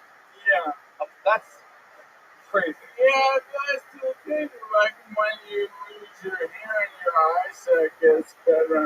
Oh. So my nurse/girlfriend, every night she feels like she's been fucked by a train. Jesus. I gotta get me some of these new carrots going on. Just go to forhints.com/AOS. I'm sure we all had good jokes. Well, Michael, we absolutely love you on this show. We got to squeeze one more pull out of this bucket. He has to write perform a new minute every week. It's Michael Lehrer. He's on social media, Michael_Lehrer, Lehrer. Is that you on Instagram, Michael_Lehrer or Michael Lehrer Comedy? What is it on Instagram? On Instagram. Michael Lehrer.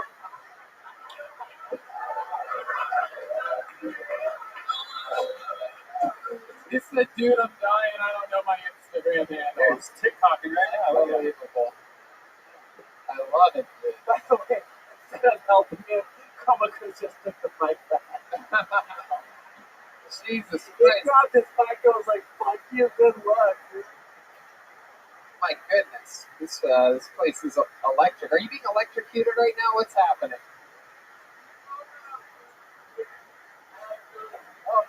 Oh, shit. Spilled milk.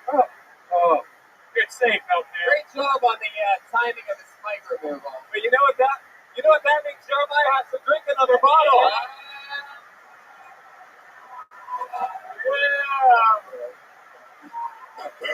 Unless we have a trash can out here already, you can't do it. Yeah, we shouldn't do that. I'm against it. I'm the host of the show. I say we don't do it, but I mean, if the entire crowd thinks we should do it.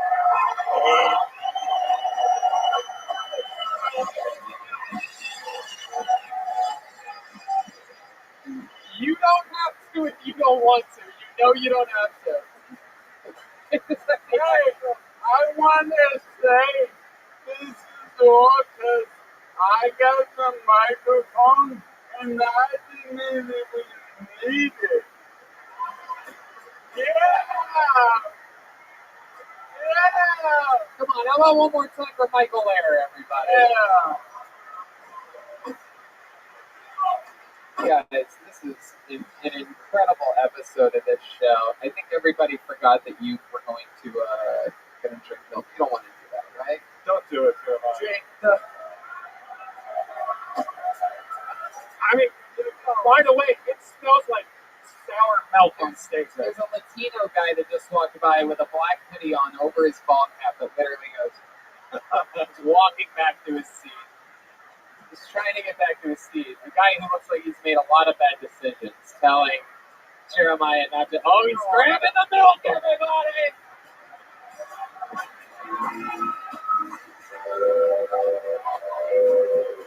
Here he goes.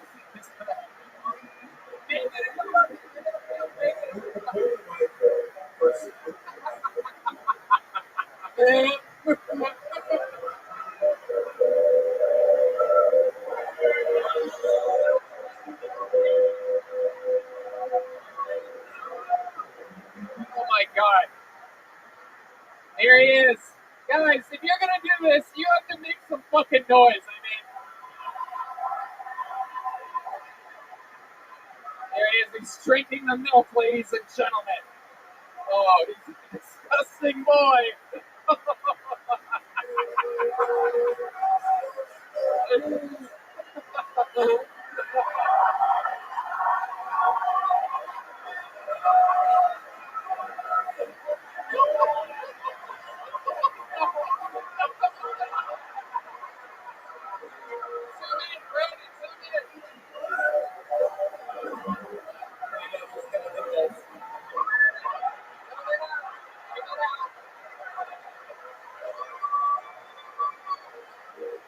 not this way. Don't face this way. Oh, he's finishing the last one. Oh my God, this is incredible. His body's starting to digest it. Oh, Jesus.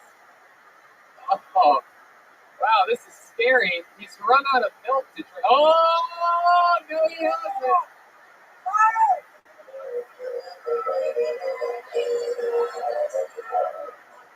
This is incredible what's happening here.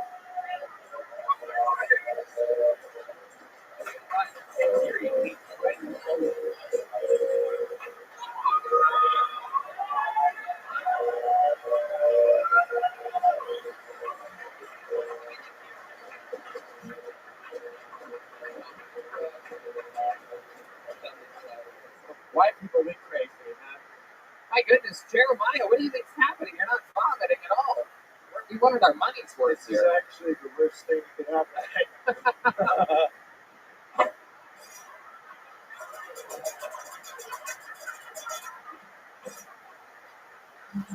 Wow, this is incredible. So, what are we going to do about this, do you think?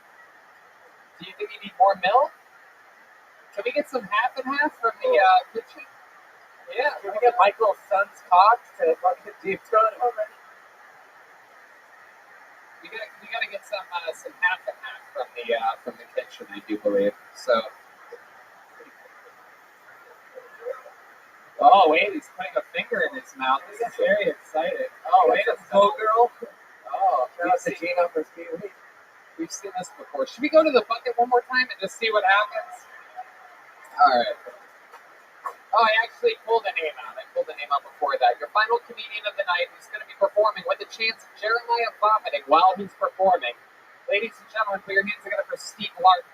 Steve Larkin.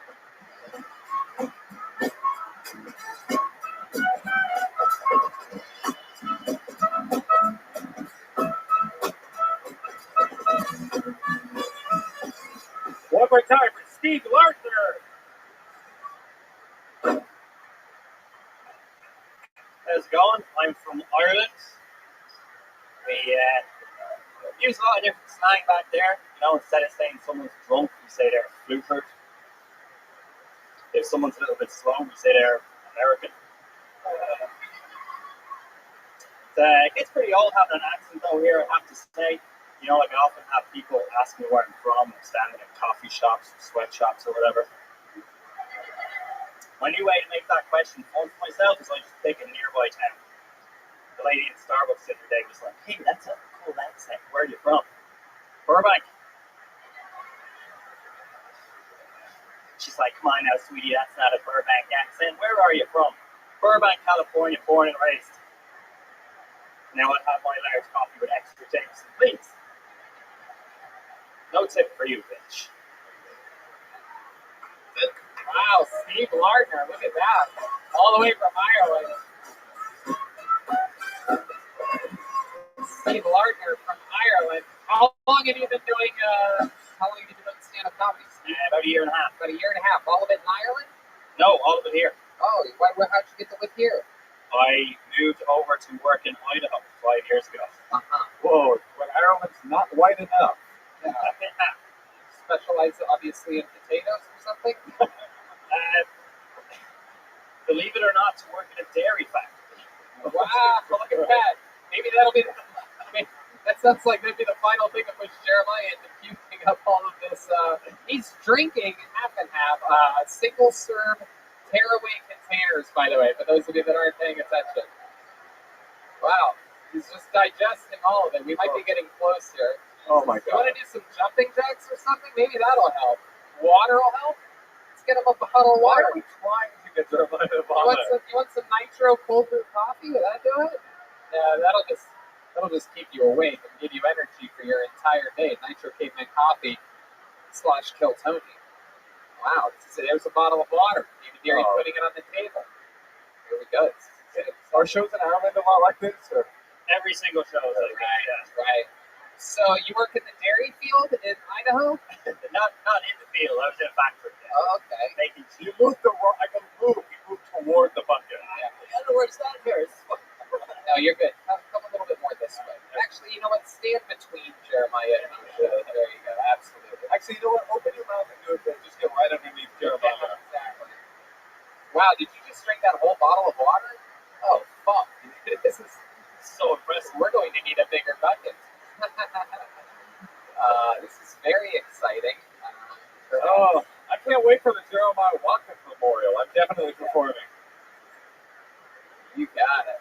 My goodness gracious. From Ireland to Idaho, and somehow we are next to the whitest thing that's ever happened on the show. Jeremiah overdosing on milk.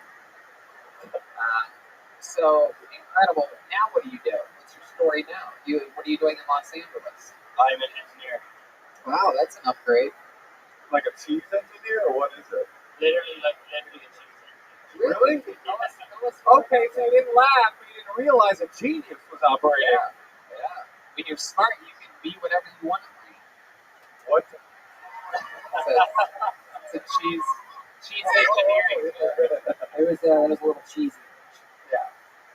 It's the type of engineering you do. Is it true that if a Boeing 747 hit a block of one of your cheeses, it wouldn't melt? No. Okay. So does it melt cheese? Yeah. What kind of cheese are we talking about? Oh, everything. Tell us more. Got regular cheddar, aged cheddar. Keep going. I love this. You're like the fucking Bubba Gump of cheeses. Just keep naming cheese, dude. Got provolone. Yeah. Asiago. Come on, I can name more cheeses than this, dude. Monterey Jack, pepper jack. Whoa! We have a cheese lover in the audience, everybody. What a slut. I'm a specialist. I don't do Gorgonzola. You don't fuck around with Gorgonzola? Why is that? I don't know how Gorgonzola is made. Oh my goodness. Were you raised on a dairy farm in Ireland or something? No, but they're like everywhere. So like I was raised in a house. I don't believe that. with moss on top of it, and alcoholics inside beating you up or whatever. Pretty much the first 15 years, yeah. My goodness gracious. So let me ask you this: is there a way to make cheese out of expired milk? And pretty bad cheese. Yeah. What about breast milk? Do you make cheese out of human breast milk? And that's only like a few of the plants are. Is there any women up here who are willing to have us make cheese out of their breast milk? Anyone? We're running out of milk. We might need someone's breast milk to get Jeremiah to vomit at some point. He's still downing half and halves. This guy. Are there any moms in the crowd? Is there any woman lactating in the audience that would be willing to squirt some breast milk in Jeremiah's? I would say Aphrodite, but that's chocolate milk. We don't want to mix. We don't want to mix the two. He's chugging another water. This is incredible. There's so much liquid in Jeremiah's belly. This is horrifying. The things that this guy will do for the audience to go crazy. We've seen it multiple times. We've seen him do this many times. He is a man of the people. Even The Rock said Jeremiah is his people's champion. Oh, he's got the finger down the throat. This is incredible what's happening here. Irish guy, I do believe this interview is about to be over. Oh, God. Oh, God.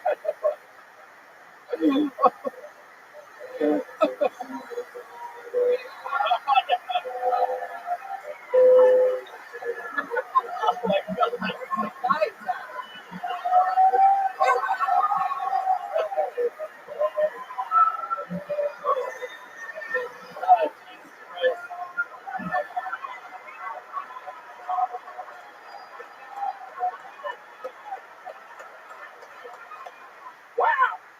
Oh my God. He's done it again. The Milkman is a legend, and that is this episode of Kill Tony, ladies and gentlemen. One more time for Steve Lardner, everybody. There goes Steve, everybody. You can just put that anywhere. There you go. Jeremiah is speaking from, oh my god, I'm gonna throw up. Look at this drawing from Ryan J. Emails, everyone. Look at that. Well, you all sat there doing nothing. Ryan J. Ebelt drew that amazing drawing. Every print's available at RyanJebelt.com and all the tour posters. And we're taking some art to Calgary with us that he drew for us there. How about one more time for the great Moshe Kessler, everybody? Come on. His new Crowdworks album, Crowd Surfing, comes out this Friday, January 25th. It is available absolutely everywhere. Oh, Friday the 24th. It's available everywhere. Benjamin Sketch Fest in San Fran this Friday and Saturday. Release on Friday. Podcast taping with Natasha. Also, the DC Improv at the end of this month. MosheKesher.com. MosheKasher.com. For tickets and everything else. Moshe, we love you. Love you too, Tony. Hell yeah. How loud can this place get for the one and only Jeremiah Watkins? He did it again, everybody. Willing to put his soul and his stomach out there on the line for this show. He's got new episodes of Jeremiah Wonders, Jeremiah Watkins on YouTube, Jeremiah Stand Up on social media. This new episode of Jeremiah Wonders features the History Hyenas, Yanis Pappas and Chris DiStefano, two hilarious dudes out of New York that we love. We're all going to be at Houston Skankfest together and other fun things. Anything else, Jeremiah? There's Milkman shirts online right now. I love it. And on my website, and my wife she wrote a book that teaches kids on the autism spectrum improv to help with their social and emotional skills. So look that up on my Instagram. Yeah, she's about to be a widow too, so support her. Hell yeah. Guys, how loud can this place get for one of our favorites always on the band? The great Jessie Johnson was here, everybody. She's on social media at Jetski Johnson, all one word. She's absolutely hilarious all the time. What else, Jessie? Thank you so much. I love being here. There you go. There he is, silent but deadly as always, batting 1,000. The great Chroma Chris, everyone. The backbone, the spinal cord of the band. Chroma, what do you think about tonight's episode? It was very pleasant, Tony. Oh, that's great. And guys, the backbone of it all, the man on the beats, the one and only Joel Jimenez, everybody. Yeah.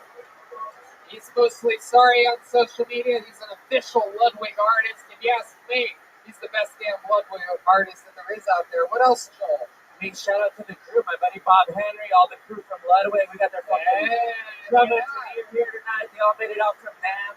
You guys, seriously, thank you so much. You guys legitimize me as a fucking drummer, as a comedian. I love you guys. Thanks so much for believing in me. I love you guys. Legitimize Sam and help legitimize this show tremendously. We love you guys over at Ludwig for taking care of the man, Joelberg. We had another unbelievable show tonight. The road just keeps coming our way. We're going to Vancouver, Swansea, La Jolla, Ventura, Boston, and Austin all coming up. But we got to go to Calgary first this week. Those shows already sold out. Stand-up comedy this weekend was me and Jeremiah Watkins featuring, if he's still with us. And yeah, that's Tony, it. can I do one more shout out? Yeah, absolutely. Shout out to my buddy Dustin from the Dirty Heads. You guys out here coming good with Dirty, my podcast. Check it out. I love you guys. I love that. Oh, and also just one more thing. Aphrodite's original eye color, dark blue, everyone. Red Band, thanks a lot, guys. Love you. Good night, everybody. Thank you.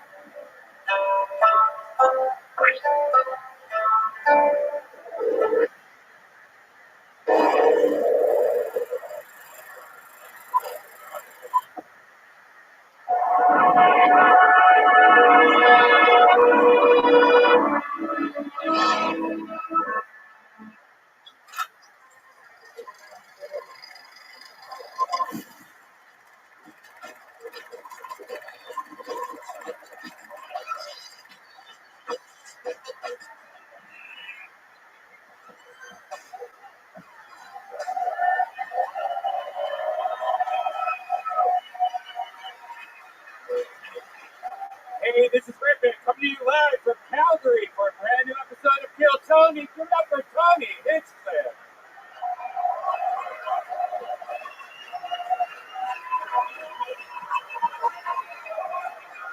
Calgary, Canada, make some noise, people. Fuck yeah. Hey, look, everybody, Brian Ricketts. Absolutely, doodly. How exciting is this? This is the first time, I believe, ever Kill Tony in Calgary, Canada, everyone. You did it. I've been doing stand-up here for years and years and years, and every time I do it, every single person afterwards says you have to bring Kill Tony. How many of you have seen me do stand-up here and have told me to bring Kill Tony? There you go. Staying here all weekend, doing 4 shows with the great Jeremiah Watkins.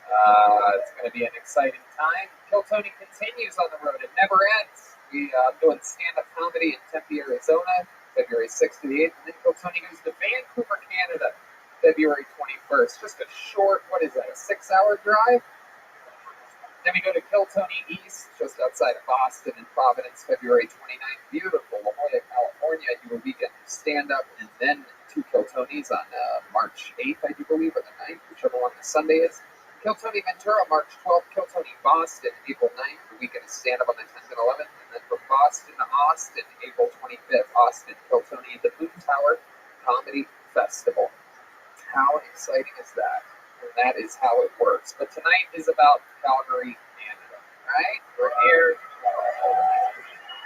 Like I said, Calgary's been due for one of these for a long time. Calgary's been due. Calgary's been due. CBD. Hey, today's episode is brought to you by Infinite CBD. Infinite CBD is here to help you stick to your New Year's resolution.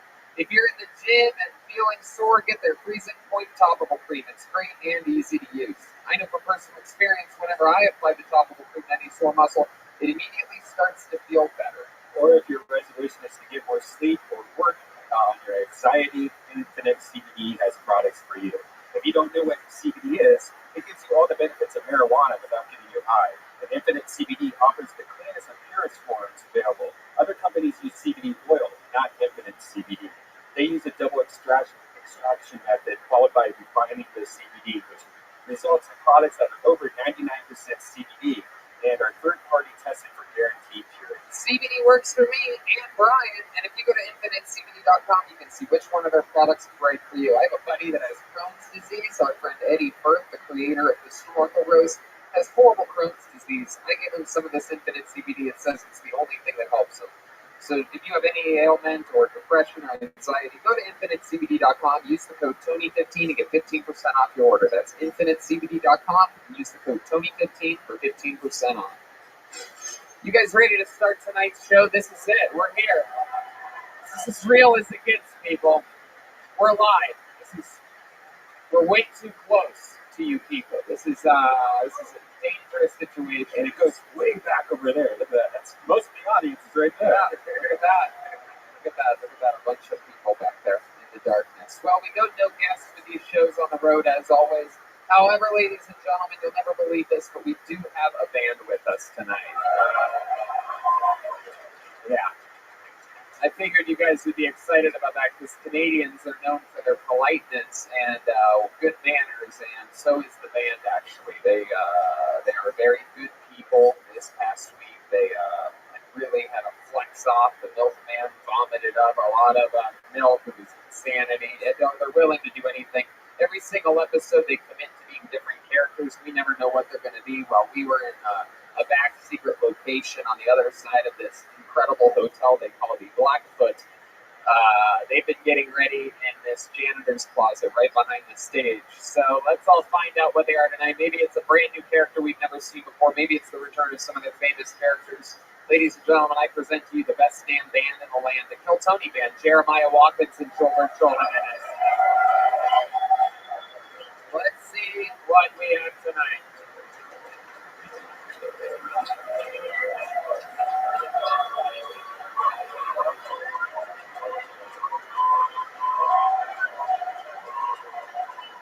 Wow.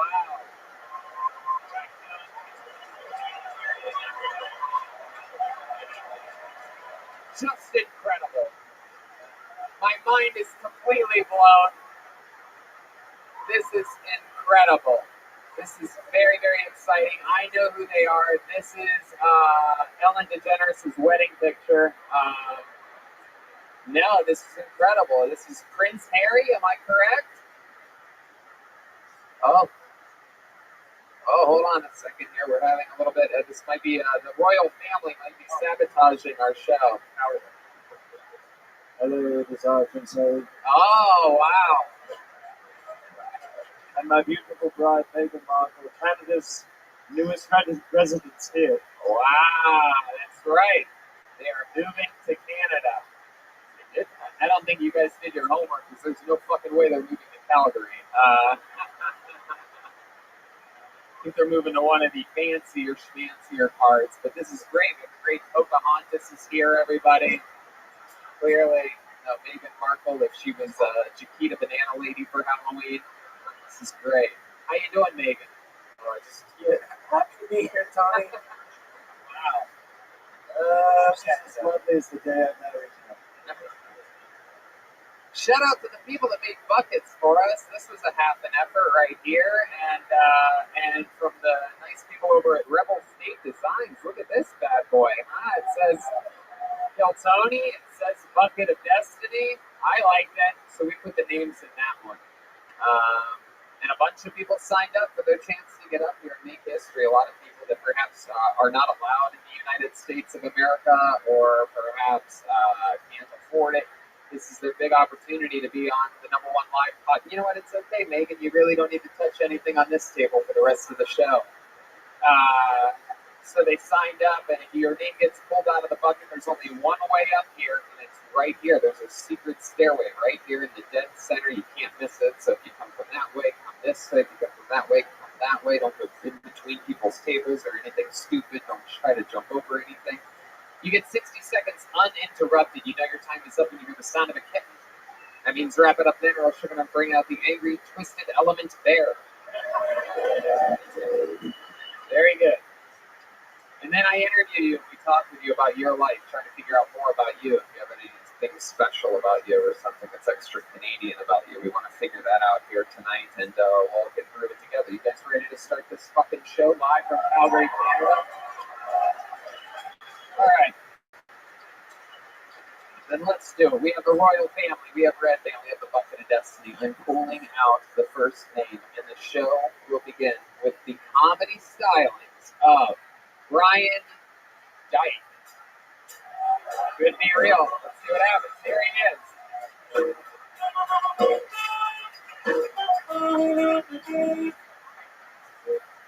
It's Dick, by the way. Yeah, my last name is Dick. In my defense, it's spelled with a Y, not with an I.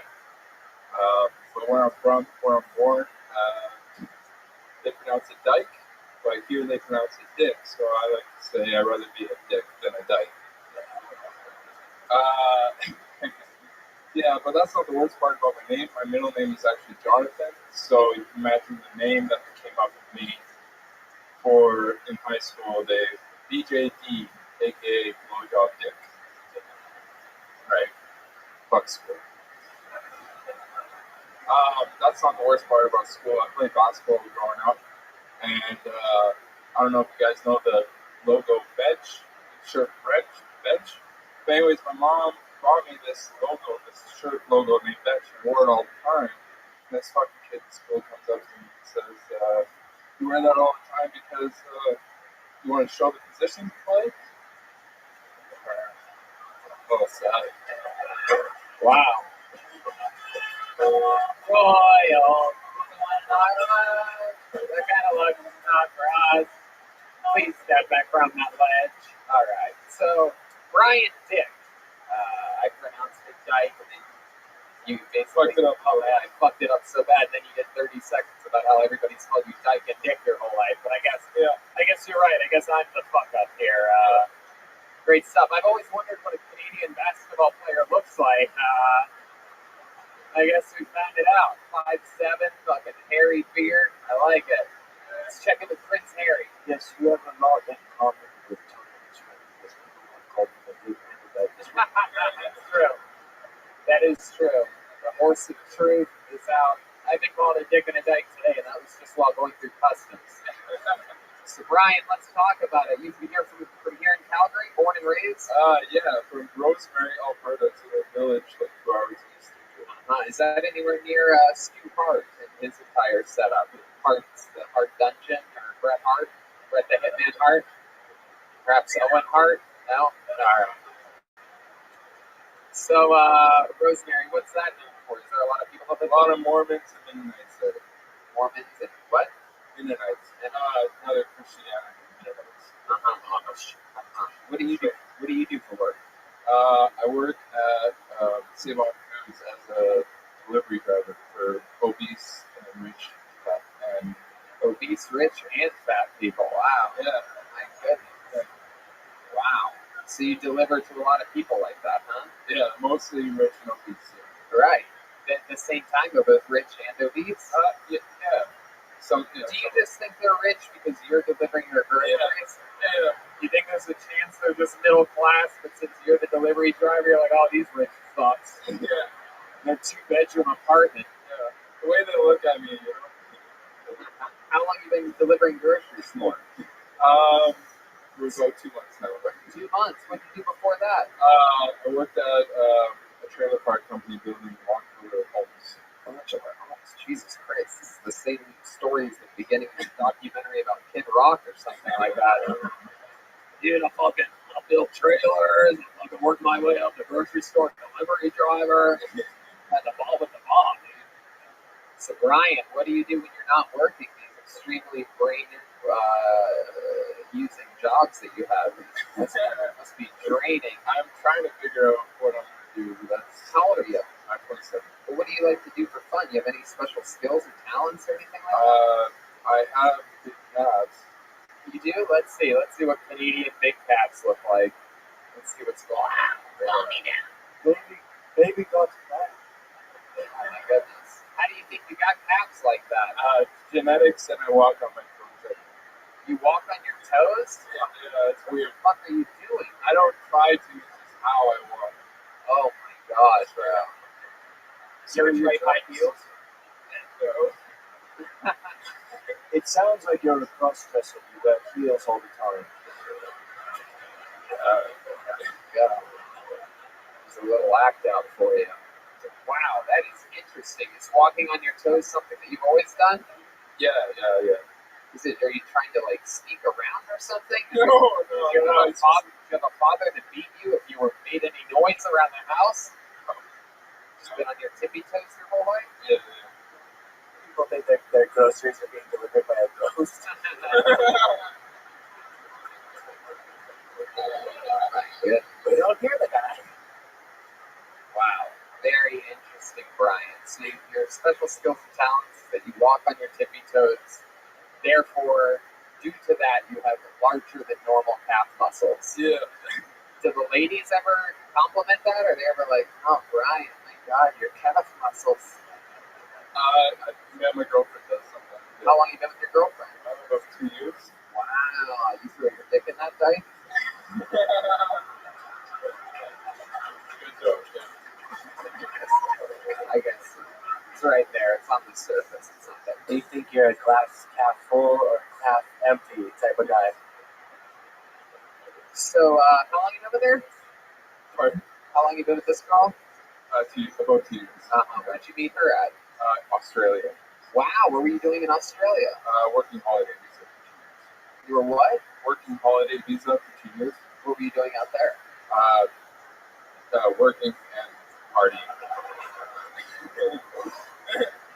I understand that you were working, Brian. What kind of job were you doing in Australia? It's like labor jobs, hostel jobs. Anything to make the money. You do labor jobs. Very familiar. So you did that, and then you fell in love with her, and now she lives with you out here? Is it a long-distance relationship? It was long distance for 9 months. Yeah. She's from Colombia. Whoa. Damn, look at that. This shit's... Now I know why you got those calves. You're smuggling coke in them.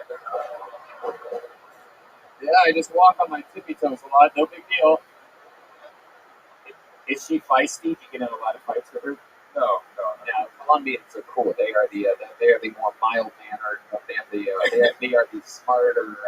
I don't think that's the word. They are the more mild mannered of the Latinos, I would say. From my own research, let's check in with our senior Latino correspondent, Nathan Markle, for confirmation there. No comment.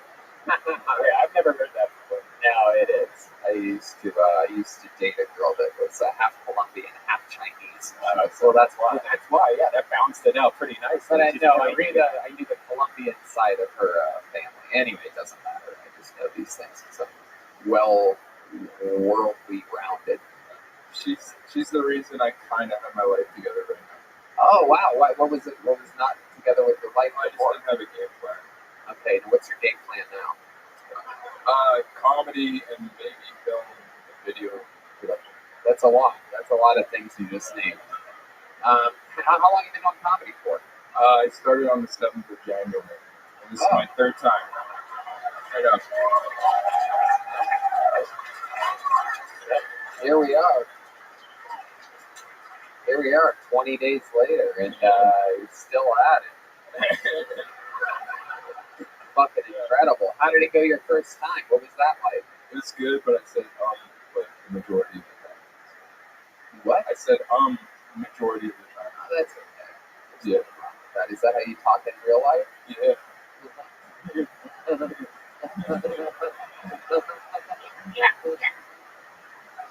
I love it.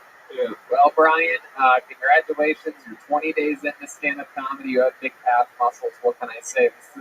This is the beginning of something great, I do believe. Fucking A. How about a hand for Brian Dick, everybody? Oh, wow. Oh, my goodness.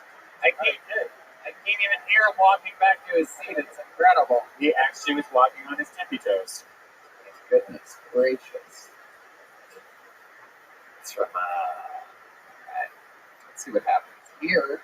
We're already getting a lovely young lady up here. Make some noise for Ashley Boutellier. Ashley Boutellier.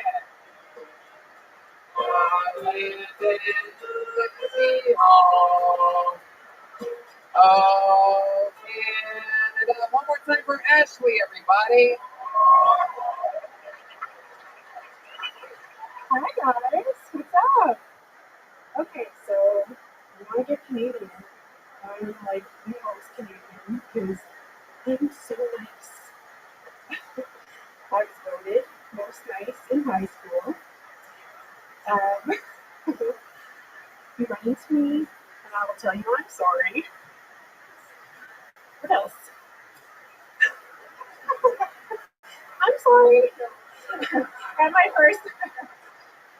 first job, I had like this really crazy boss that was like super intimidating. And one time I knew I was too nice because he ended up telling me, "Stop saying sorry." And I was like, okay. I was like, what am I supposed to say to that? What do I say about it? I'm sorry. I can't help it. Anyways. Crickets. I'm sorry. I told you. There you go. That's exactly a minute right there. Welcome, Ashley. So, wow, that was as Canadian as it gets right there. My goodness, is your first time doing stand-up comedy, please? Okay, thank you so much. Wow, and you gave it a shot tonight. Is this your idea? Oh, that's great. Is that true? I don't know about that. For example, these two people I know for a fact, I remember they've been here almost every time I've been here for the last 5 years, but you're telling me you're my biggest fan? I think so. Am I right? You guys have seen me multiple times. You always sit at that table, right? Or just last year? No, well, my memory has it all different. I have different fans. They all look like you. So, Ashley, let's find out more stuff about you other than the fact that you're nice. What's the meanest thing you've ever done to somebody? There must be something that's once happened, once caught a girl, trying to jerk off your boyfriend or something, and you're like, oh, I'm sorry, but you're not allowed to do that, thank you. Something like that. Great technique, though.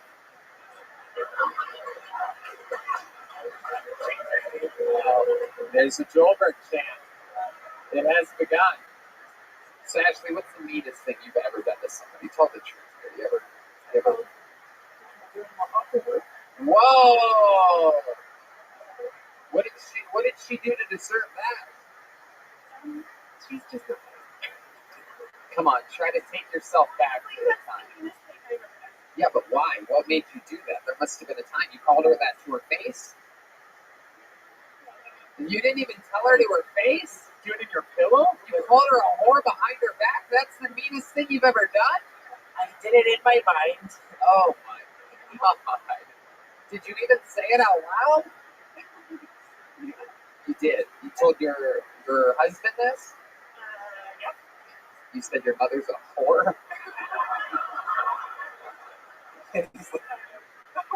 Oh my God, is that your husband? Jesus Christ. Well, that's how you got here, sir. You should be happy about that. All right. So, is there something that she's done in particular that you can talk about that that'll convince us all of how big of a whore this guy's mother is? Just a defense mechanism. It's just a defense mechanism. It's actually Boutelier. Am I pronouncing that correctly? Well, Boutelier. Boutelier. Oh yeah, you really fucking Canada that up. That's a real French last name, just white trash for the devil. It's just Baudelaire. It's not written that way at all. All you guys are like, that's really not my name. How it's written. Actually, I'm a Dutch. No, kidding. Last person's last name. But anyway, Ashley. So, you've been from Calgary your whole life? Crosby. Where's that at? North? Yep. You were raised in an igloo? Okay. What do you do for work? I deliver mail. You deliver mail. Wow. We've had two people that deliver everything so far except for jokes. This is incredible. So you're a real Canadian Post woman? And I think I'll keep my job delivering mail. I'm not going to do comedy, promise. Oh, come on. No, we know that. You must be the nicest little mail lady in the world, huh? Yeah, I'm so nice that one time I delivered to a really old lady on the toilet. She was taking poop. I'm not kidding. And wait a second. So you walked into the bathroom? When I first started my job, I was 18 years old, and I was all cute out of high school, thinking like, oh, I don't do anything wrong. I'll be Canada Post, right? Like, it's a good job. So I had this registered letter, and I had to get her signature, and I went to this old folks' home where she lived, and I went upstairs, knocked on the door, Canada Post, and she's like, come in, and I was like, Oh my God, this is the most Canadian shit I've ever heard in my life. Why are you knocking on the door in the first place? That's my job. Just wanted to let you know your mail's on here. I'm going to get a signature. You old whore. And then she's so overly nice. She's taking a shit. I mean, you guys are so insanely safe and trusting of one another. Who would ever invite a random person in while taking a shit? Only in Canada. This would never happen. Let me remind you, we have done over 420 episodes of this show in the United States of America. No one's ever said anything like this before. Neither in Australia, nor England, nor Ireland. This is truly ridiculously Canadian. Got your mail here. Come on in. In the most vulnerable position one can be in. Okay. I was more embarrassed at that moment than I was here tonight. So then, hold on. Let me ask you this. So she says, come on in. And then you go in. And then what? Do you knock on the bathroom door? Oh, come on in. Keep coming. I'll paint a picture. I walked in. She said, come in. So I opened the door, and I saw her little old lady recliner chair straight across. It was empty. So I'm like,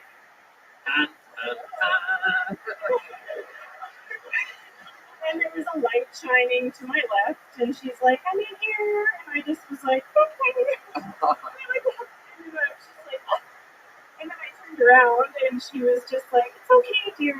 She's like, I'm sorry. And I was like, no, I'm sorry. Like, what the hell is going on? And you're like, oh, I'm sorry. Yeah, seriously, I am sorry. So is it common to deliver the mail inside the house? Why didn't you just be like, hey, I got your mail, and I left it at the front door? I mean, there was a flag sticking up on the bathroom door, so she figured she'd go in. Normally we don't go inside, but this little lady, like I was brand new, I was 18, and I had just started, so I didn't want to do anything wrong, so I went in. Isn't that wrong? I found out it was very, very wrong. You found out later that it was. How did you know it was a poop? You could smell it. It stunk. Oh my goodness gracious. So did you hand her mail still? You gave it hand to hand? Here you go now, thank you. Back then, like this is 16 years ago. No, we so, know, we get it. You were 18, we get it. Yeah. We get that part. So it was pen and paper, which is even worse because it's not like just giving her the scanner. I had to give her the paper and then the pen, and then she's like trying to. Did she make you bend over and sign on your back? She could have, because I was carrying her out. And then, anyway, so she just signed it, and I was like, okay, thank you, bye. And she was like, oh, bills, and then she wiped her ass with it. Wow. Well, Ashley, you gave it a shot here, and it's clearly not that easy. You know, you blanked out a little bit, but you definitely know you came up with sort of a brand. I'll tell you that, and I'll give you this. In the history of this show, you won nicest in high school. I'll tell you right now, in Kill Tony history, you are definitely the nicest person that's ever been on the show. Still the nicest. Ashley Boudelaire.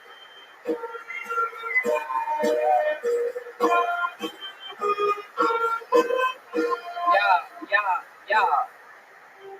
Canada. Your next comedian goes by the name of Graham Templeman, everyone. Graham Templeman. Someone's very excited about this. Here he comes. Come on, everybody. One more time for Graham Templeman. How's it going, guys? So, I recently broke up with my, I guess, lady. We were together for about 5 years. And didn't really have sex for the last year of our relationship. It's kind of why we broke up. But during that time, I had to figure out some interesting ways to masturbate. And we've lived together, we've worked together. And she would come home, immediately go walk the dog. I'm like, I'm going to go take a shit. So I'd go sit on the toilet, thinking to take a shit, and then I'd jerk off. So I have this problem. Every time I take a shit at like 2 or 3 in the afternoon, like, I don't know what to do. I have to. Doesn't matter where I am. It's actually not that bad. It's not much of a problem. That's about all. Fuck yeah. Absolutely. Clearly, Red Band's been doing some ghost writing for the first time. Wow. My goodness gracious, Graham Templeman. Shitting and jerking off at the same time. That is. We all do it. I know you all do it. Have you ever been taking a shit while jerking off and your mail lady gets you the mail while you're doing all that? Oh, thank you. So sorry. I'm sorry. Goodness gracious, Graham. Well, that is exciting. I didn't realize that jerking off on a toilet could get you pregnant. I've never seen anything like this before. No, this is Clearly, you're about to be working in labor as well. this is 15 years on the road. I love it. On the road doing what? Playing music. Oh, wow. Interesting. What kind of music do you play? I'm a session player. You're a session drummer? What? Wait a second.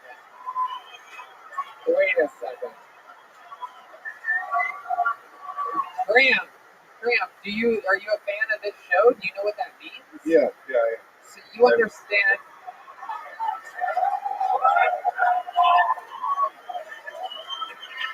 I'm telling you, this is one throat Meghan Markle does not want to give up. So, all right, just someone brought their girlfriend here, perhaps, who doesn't know what is on at stake during this part of the show. You do have a segment called A Mexican Drama, and we are about to have one here. Now, Graham, sure, get back there. Graham, just to let you know, it's a drum solo versus a drum solo. I don't know how much you listen to the show, because we've seen this before. We've had people, have their friend who plays drums. They bring their friend and they say, look, I'll help you with 60 seconds. All you have to do is fucking nothing. Just talk about jerking off and shitting at the same time, and then you end up doing it. But one thing that a lot of these people, I don't know how much you pay attention to the show, because not only is it about a drum solo, it's also about comedic effect, going for it, utilizing any tricks you have up your sleeve or anything like that, because I'll tell you right now, the all-time Mexican drama, Gilbert Joel Jimenez is undefeated all time. He's never been beaten before, not in Australia, not in America, not in Europe. He's all-time undefeated. However, if you win, you are the new drummer of Kill Tony. You have to be in Los Angeles this Monday for our next episode with Doug Benson and a big top secret guest who is, I will just say this, a bucket list guest on the Kill Tony's history. It's going to be a massive episode for us, and if you win this drama here at the Hotel Blackfoot, you will be the new drummer of Kill Tony. That means you also have to get ready to keep going on that road. It's the one in Vancouver, Kill Tony East, all the way to Ventura, Boston, and Austin. So if you think you're pregnant now, you're going to be looking like you're going to have triplets by the time March comes around. But before we do this, let's check in with Prince Harry. Yes, you will also be having sex with me later tonight as my wife. You will be the new Meghan Markle. It's going to be Prince Harry meets Prince Scary over here.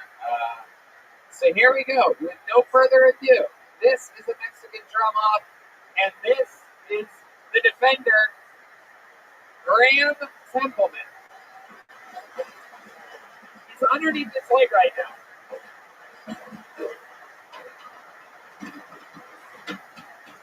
Whoa! Whoa! Whoa!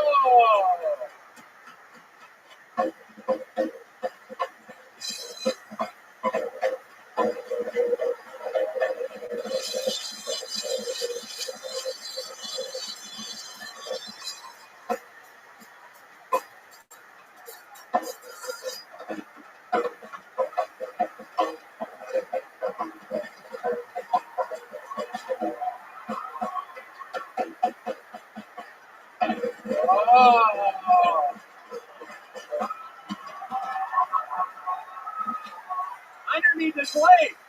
This is unbelievable. Unbelievable. I can't believe what we're seeing here. This could be one of the greatest contenders of all time. Not much comedically, however, he started underneath his leg, he ended underneath his leg. A lot of people, I don't think, from multiple camera angles perhaps, could even tell that. He was literally playing between his legs. An unbelievable performance. You brought the room to a climax. You've changed what the stage smells like completely. Here, come up here. Stand up here, Graham. It's okay. Don't worry about it. It's okay. Here, why don't you just have a seat? Just have a seat right there on that stoop. Yep, perfect. There you go. Still like a good little boy. No shitting or jerking off by you there. All right.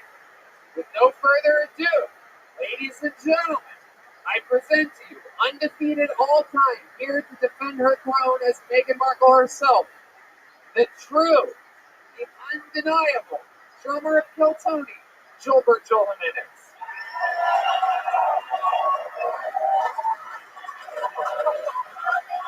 He's got a tombstone! Oh my God! He's got a tombstone! He's got the purple dildo! He's got the regular average size dildo around his head. He's singing. You have to hold on to this, you cuck. He just called Graham a cuck.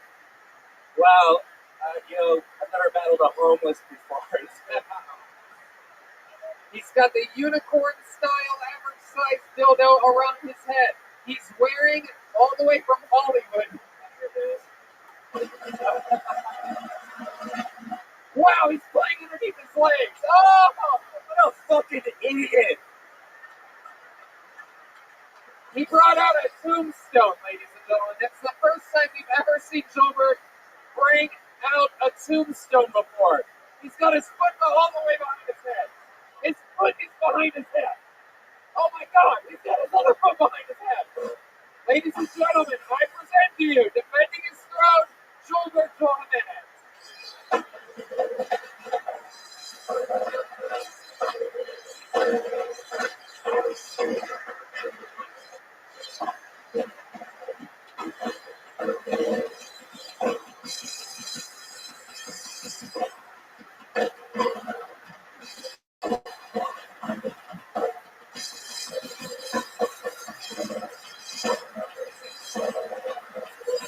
Wow. There's the finger. Oh, he's taking off the straps.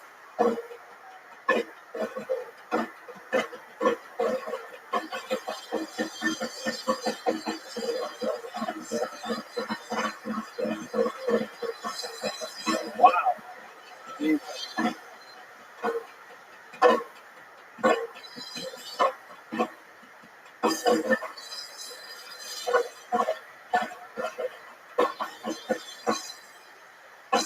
Wow. Oh! His asshole's in his face. He's got a real. Oh, he's putting it on him. He's putting it on him. His asshole is on Graham Templeman. Be careful with these wires. He's got it. He's got it. He's got an eye on it. He's doing actual jujitsu. This is mind-boggling, ladies and gentlemen. I don't think we've. Wait, what's he doing? Oh, he's doing jujitsu on him. This is real. We've never seen this before. He's got him in some type of leg lock. There you go.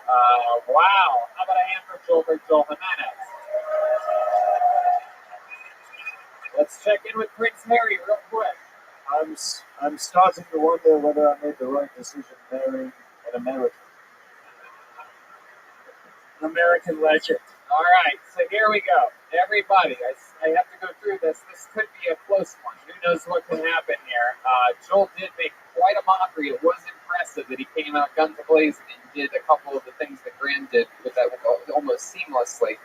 However, I have to ask, how many of you have Canada's own Graham Templeman winning that?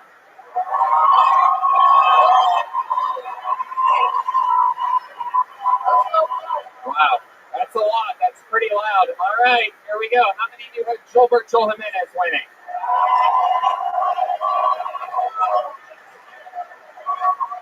Wow, and still, your drummer of Kill Tony, Joelberg Joel Jimenez, ladies and gentlemen. Thanks for the opportunity. However, I will tell you, Graham, all time in the history of the show, that could be one of the better performances, and probably, definitely, according to the audience, we know how Canadians like their own a lot.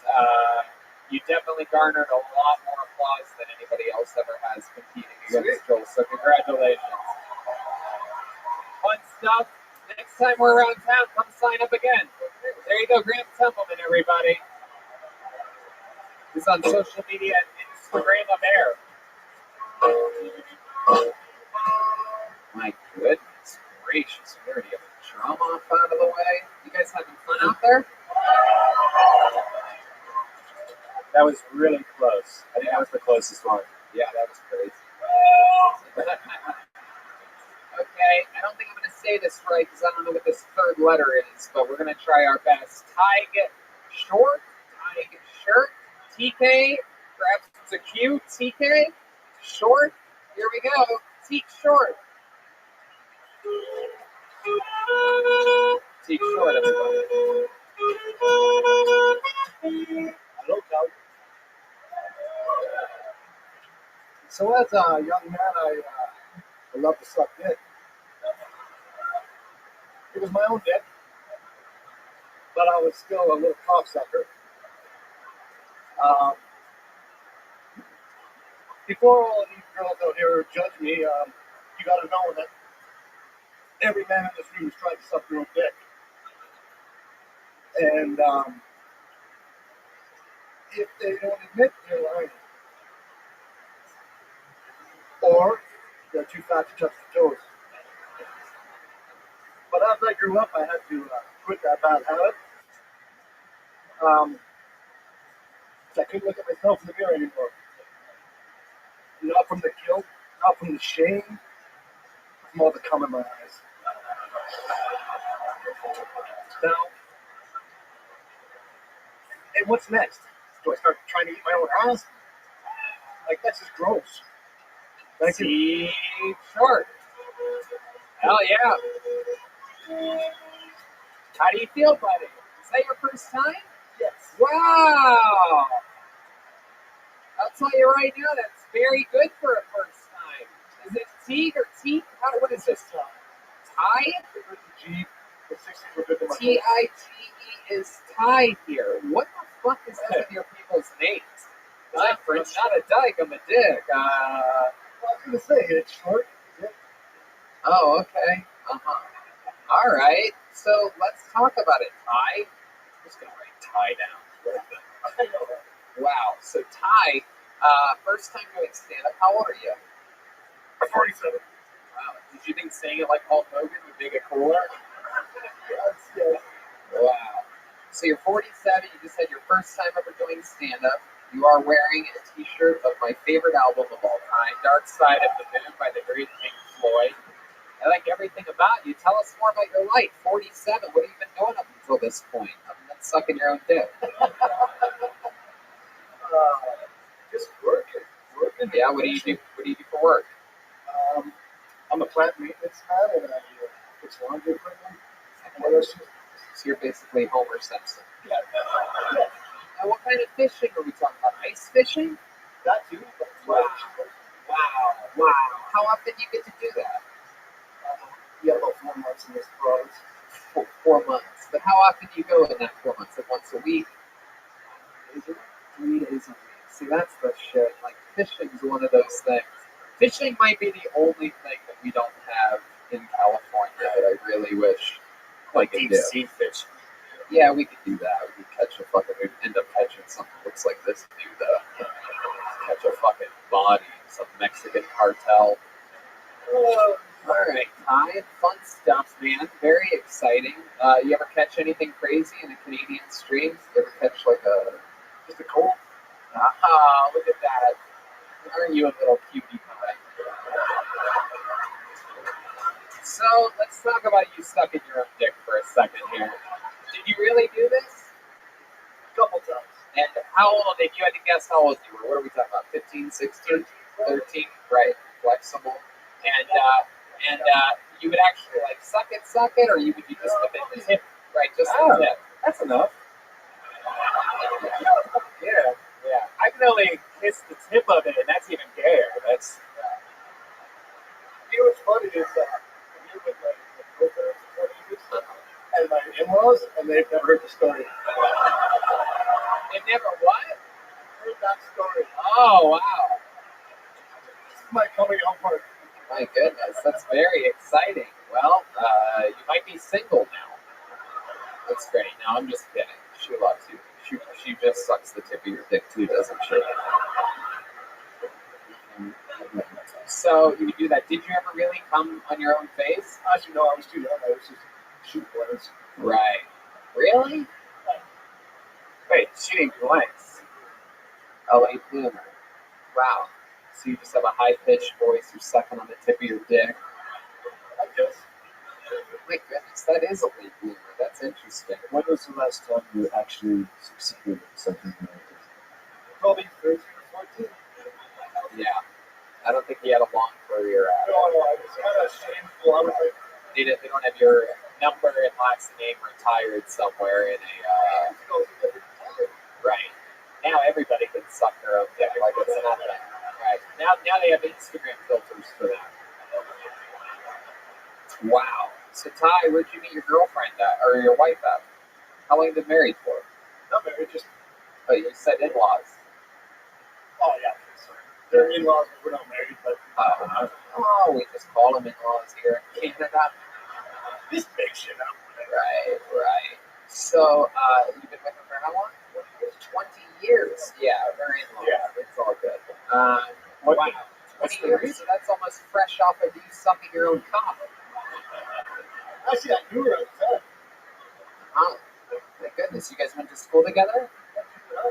Wow. So when did you guys first kiss? Like right around then? A long time ago?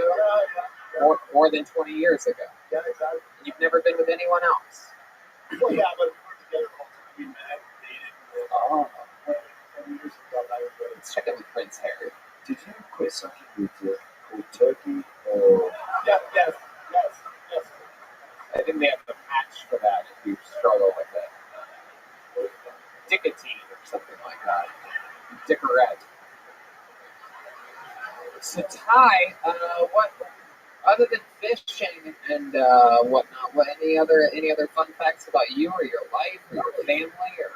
No fun facts. Just I like to listen to music. Yeah.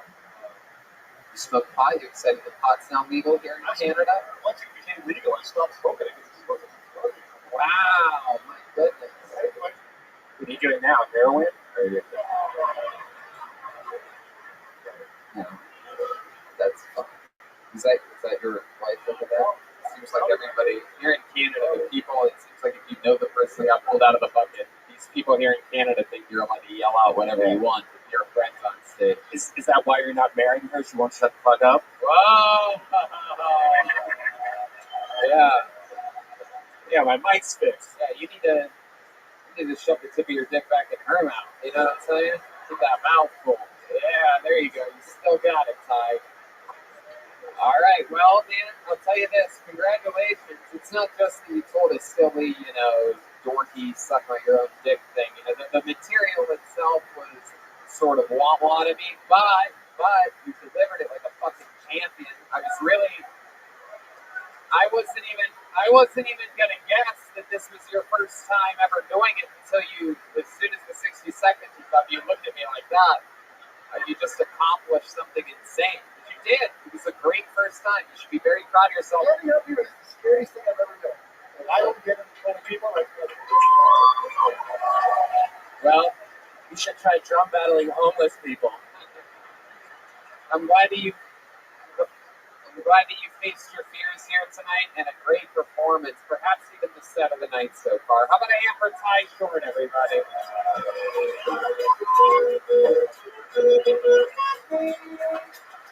How about a hand for the band, guys?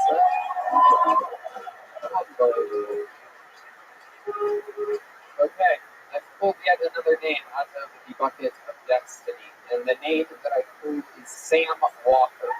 Sam Walker.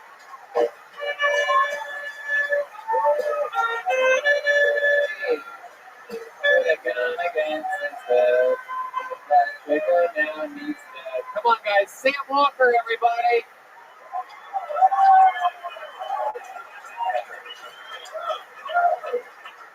Excited to be here. This is a good-looking crowd. I haven't seen this many good-looking people in one place since the judge called all the witnesses at my indecent exposure trial.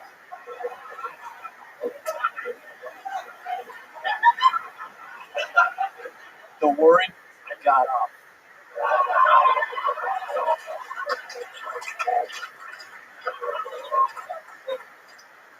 A little bit about me.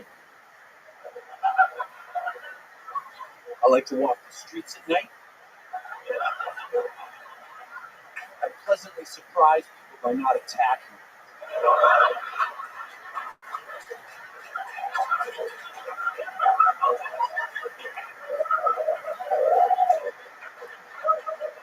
Let's talk about my sex life here for a minute.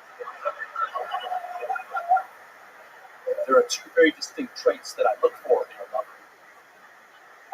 Weak and vulnerable. Wow. Sam Walker, ladies and gentlemen.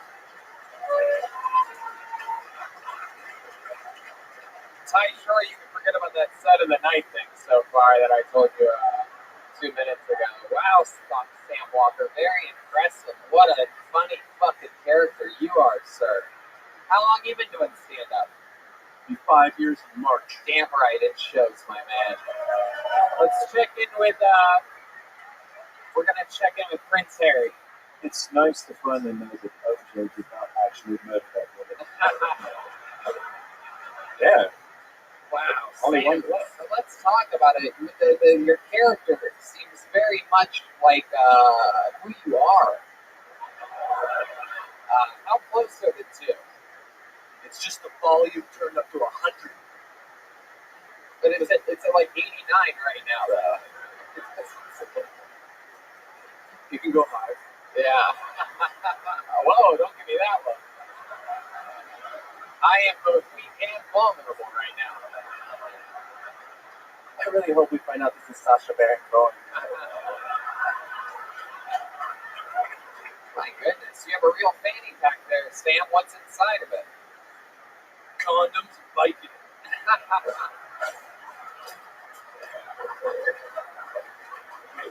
Wow. I'm gonna need one of each. My goodness gracious. Sam, 5 years, all here in Calgary? Yeah, I started in Calgary. I started touring the world. Yeah, you did. Yeah. How'd you get to tour the world? You just took yourself? No, I got to open for motherfucking Jason Rouse. Oh, that's great. That's awesome. Jason Rouse, a legend. Absolutely. Good friend of mine. And you went around the world with him. That's very cool, right? Yeah. Where'd you guys get to go? Anywhere special? They almost didn't let me in the street. Oh my goodness. Is that your agent over there? Who's that guy? That's my number one supporter, Mark. His wife built this for me. Oh wow, thank you. Those are the nice people over at Rebel State Designs. I'm gonna check back in with Prince Harry. Yes, question for you. How do you look like a Boy Scout at the bottom, Freddy Krueger in the middle, and Theo Vaughn at the top? Very good. That is a great question. How do you do that? Getting roasted by beans over your musical fruit.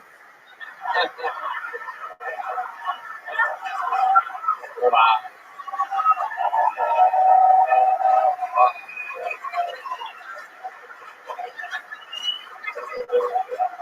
My goodness, Scott. So you live here in Calgary? Yeah, born and raised. Very cool. What else? What else should we know about you? Anything else interesting about Sam Walker that the sold out capacity audience here in your hometown should know? I used to be married to a woman. What happened there? Where was the ball?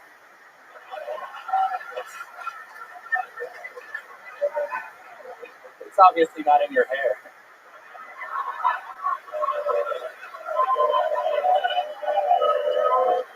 No one talks to my man like that.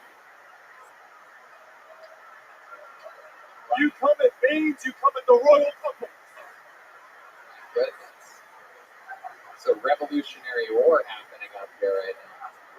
Fair is fair.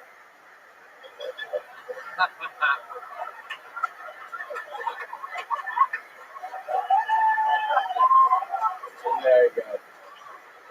You in town tomorrow night? Goddamn right.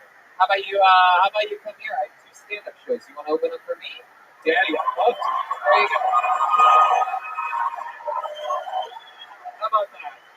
And then we'll see you tomorrow, 7 and 10 p.m. here at the Laugh Shop, Calgary, Canada. There goes Sam Walker. Sam Walker live. Yes. That was awesome. Tomorrow night, that guy will have a new biggest credit.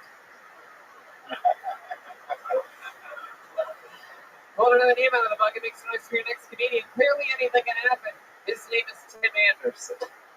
Tim Anderson.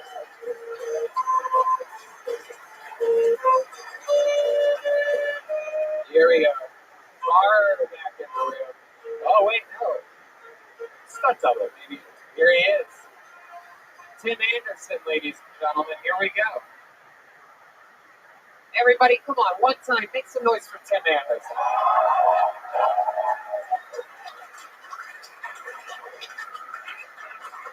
I gotta tell you what makes me feel Left eye was normal. Right eye, more like a dividing zone. Making love to her was great. The only time I didn't have to think about where to look. What's your orgasms? The eye was straightened out. Then we get locked eyes. All four of them. She was amazing at texting and driving. Not so good at directions though. She point left. Just take the next 3 roads.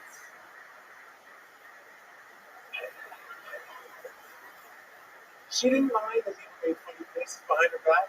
She fucking started it.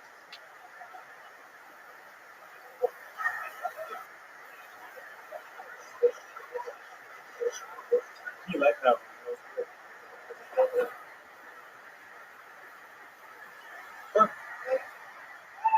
What's the house of years? Sure. Hold on. Was the house of what? Her kryptonite was the house of mirrors. Turned out to be the perfect breakup spot. I got her lost inside, I fucked up, then yelled, "We're breaking up with you." No dick move, but I just couldn't fucking look her in the eye. Eye. There you go. 10 minutes. You were finished. You were finished when the cat meowed. You just didn't know it. I like your style, Tim. You're well put together, yet somehow out of this crazy crew, you're the creepiest guy that's been up here all night. I get that a lot. Somehow. I mean, the last guy was clearly doing a little bit of an exaggerated character, but you look like you have literal skeletons in your closet. What's the name of the high school you hang out in front of? What? I have a shotgun. You do have a shotgun? Oh, wow. How many do you have? Only 2. Only 2, just in case fucking 2 male ladies ever come into your house at the same time. She seems so nice, though. Right, no, I'm kidding. So what do you shoot? What do you tend to shoot? Just targets. I just practice because I missed my ex-wife. Oh, wow. Are you really missing your ex-wife? Really try to. How long were you married for? Which time? Both times. About 9 years. Each? Yes. And how do these things usually end? And by the way, a follow-up question, is this why you have 2 shotguns? I can't use the other one again, that's all. Right. Good to bury one in the snow, some fingerprints.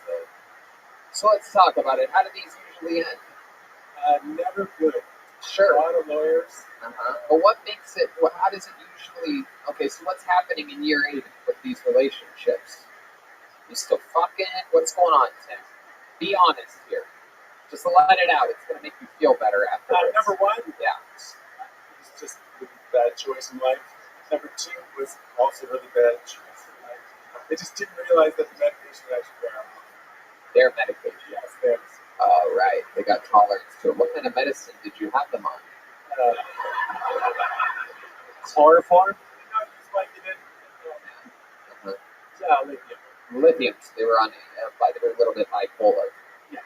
Right. So, but this is what you fell in love with originally, right? You guys, at the beginning of these relationships, you guys are drinking, you're having fun, things like that, right? Am I close to right about this? Better on medication.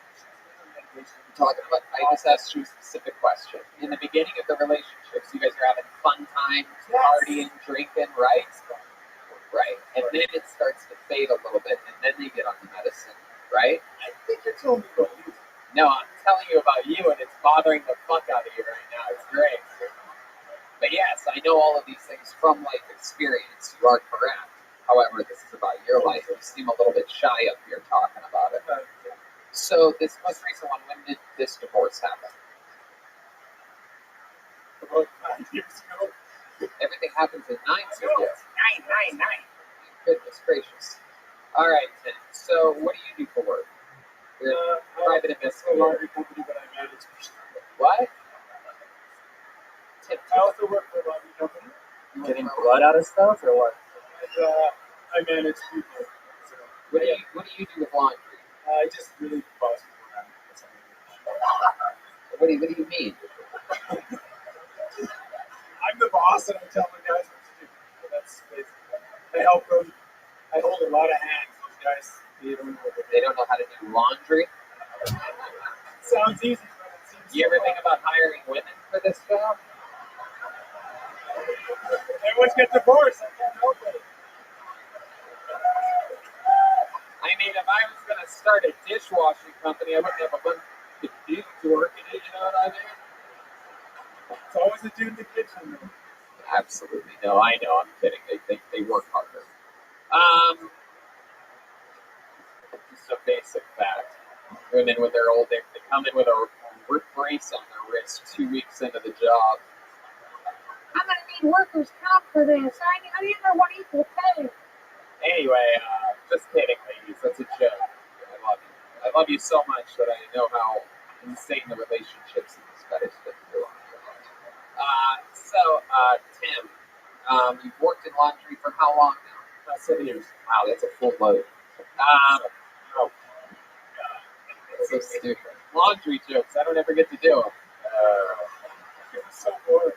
And before that, did you enjoy doing IT work for bowling leagues? Or yeah. I got big balls, that's all. Do you ever think about writing any jokes about what you do in the laundry business? Because if you do any of those, may tag one or two of them. May tag. It's a real may tag laundry joke, ladies and gentlemen. Some of these jokes are drier than others. You know what I'm saying? Bravo. I almost passed out trying to think of more laundry jokes just then. Wow. So, but no, you never thought about the tournament? Not yet. Right. I think you should. I think you should talk about what you know. You know what I mean? I can always And look at this crowd. No one knows more about whites than you do, right? It's very. Perhaps you could go to Vancouver and perform for some colored clothes. So stupid. Oh wow! I didn't realize that. Is that the Migos baking soda? It's the baking soda. what's your? Don't ask me. It's the Migos. OC Genesis. Huh? OT Genesis. Wow, I didn't realize this is yelling through a tin can on this episode. Can you hear that again? Wow. The sound here at the Hotel Blackfoot is, Anyway, Tim, anything else crazy that we should know about you? Any fun facts about you or your life? Anything that you've ever accomplished or done? Any special skills or talents? Any crazy story about your family that you think makes you different than anybody that's ever been on the show before? It doesn't make any difference, but families are the worst. That's why I live in Calgary, you go to Vancouver, it's very safe distance. How long did you hang out with them? 2 years, right? Why do you not like your family? What's the first thing that pops in your head when I ask that question? We're related, and they are terrible. Why what makes them so terrible? Can you give us one example? Because I'm the youngest and I have to do everything. You have to do everything. No matter what. Like what? Other than the laundry. We know you're doing the laundry, but what else? Definitely doing the laundry. Right. But I have 2 sisters and they're all older, so they just treat me like. They just hung you up and dry. Huh? Damn. Come on. Come on. Come on. What are the older sisters like? They've never done anything nice for you? Yes, they were. I was in school running stupid kids all the time. But then they just, I don't know, they're so great next to me. Then the tides changed. Hey, yeah. That's right. The last was set to low on that one. Better than the color though. It doesn't work when you do it. But hey, you know what, Tim? This is what it's all about. It's about giving it a shot, getting out of your comfort zone, doing something. This was your first time ever doing stand-up, right? First time. Oh, okay. Well, Sorry. no, I'm kidding. It's fun times, Tim. Like I said, talk about what you know what I mean? To give us some real substance. What the fuck did you talk Good about? morning, Mr. Queers. How are you? I wrote down nothing. Crazy eyed girls. Yeah. You know what I mean? get out there. I got some sleep, some much needed sleep, and now I'm just working on my robot.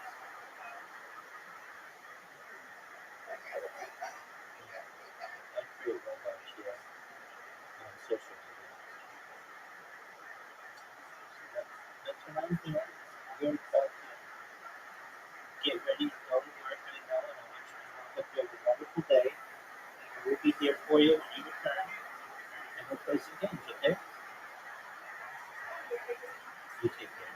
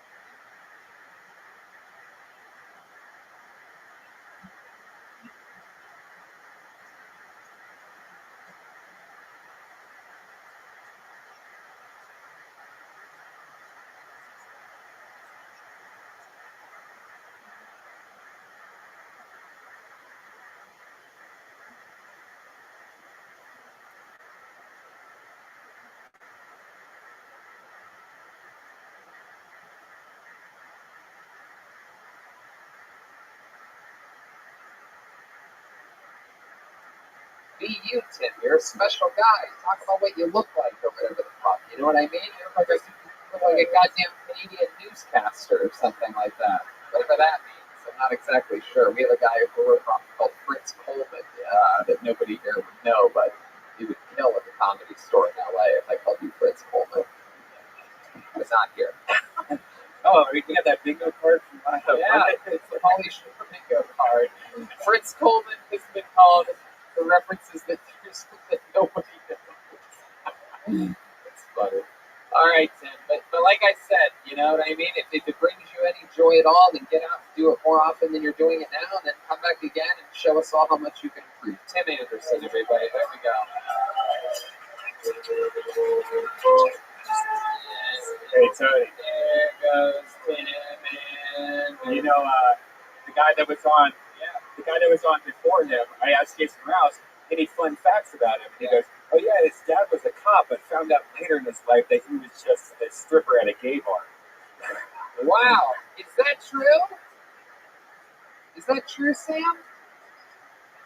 Oh, Sam just killed himself finding out that information. He's no longer with us. This looks like a fun name. Let's see what's going to happen here. Make some noise for Lahan Olawale. Lahan Olawale. Yeah.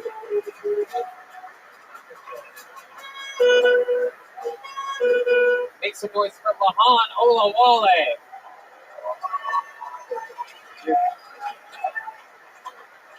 So, recently surveyed 100 women with the question, do you pee in the when you take a shower? 100 of them said, what are you doing in my shower? And then pee. So I'm African, West African actually, and I have a lot of white friends. And all my white friends ask me, hey, Mohan, how do you tell the difference between accents? And I tell them just on the flies. I can make that joke, all right? I can make that joke. All right, I have one last one. So this is a dark one, unlike my last joke. So Jeffrey Epstein killed himself, right? All right. So there's a report that came out and said that Epstein tried to kill himself originally, but sort of quit. And then he gained a lot of weight, went to depression, and tried again and succeeded. Right? Mind you, that's a dark one. Do you think? Jesus Christ, Lahan. Stop. I gotta fucking know the joke. I don't know what all that extra setup's for. I have no idea what you're thinking. You just did 35-second long setup, and then you said, now back to the joke. no way you needed that. But go ahead, just do the joke. And then I'll see. Maybe I'm wrong. Maybe you needed it. But go ahead, please, just do the joke. So your dark joke is Jeffrey Epstein. Do you ever wonder if fat people choke out faster? I guess so. All right, I'm sorry. That was so nice. Sorry. Lahan, absolutely, you were killing throughout that entire set, and then you decided to squeeze in that wackadoodle joke at the end. So let's not. I was not expecting to see someone that looks like you up here tonight. Yeah, no, I didn't realize that here in Canada they still make you guys sit in the back or something like that. It's true, he wasn't up here. I don't see anybody black up here. So let's talk about it. Lahan or Lahan? It's Lahan. Lahan. And what kind of West African are you? Nigerian. Okay. Interesting. And what brings you here to Canada? I came for school. Graduated. Came for school? No, came for school. Came for school. Okay. What kind of school did you go to? Campus. I don't know. We don't have, for those of you wondering, like, what happens sometimes if you're listening to the podcast, sometimes there's a thing called a monitor on the stage, which is a speaker which points back at us so we can clearly hear what's happening. Other than that, normally the speakers are facing another direction of the audience. So sometimes we don't get to hear it. People say all the same words quickly. We can't hear up here. Ha ha ha. Yeah. Ha ha ha ha. So there's a couple fucking YouTube fans in the audience here. Explain something. What a loser. Anyway, so Lahan, you are Nigerian. You're in Canada. And what did you come to school here to study? Engineering. Heck yeah. What are you engineering? Chemicals.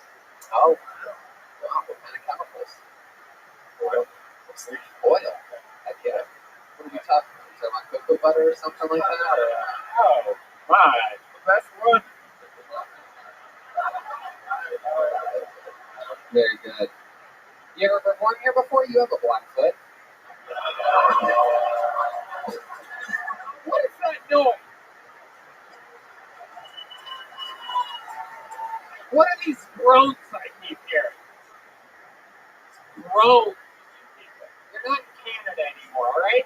Anyway, we're here for this night only. This is America. You're all Americans for a night. We don't fucking groan just because the joke's good and edgy. You either laugh or you don't laugh. He has a black foot. We're at the black foot. That's a laugh. I respect it. That's a good one. You didn't mind my edgy laundry jokes earlier. Yeah, we were just having loads of laughs back then. That one made them fold. You guys are pressing me. All right. So Lahan, how's engineering going? Good? How long have you lived here in Canada? It's about 6 years. About 6 years. And you learned, you came straight from Nigeria? Yeah. You learned English there? Yeah. Yep. For sure. You speak it incredibly well. You speak English better than most of the Canadians that have been up here tonight. It's mind-blowing. What have you been doing for fun? I mean, this must be an incredibly abrupt change from Nigeria. Yep. This is the opposite of Nigeria. Okay. Right? Yeah. Tell us how it's most different.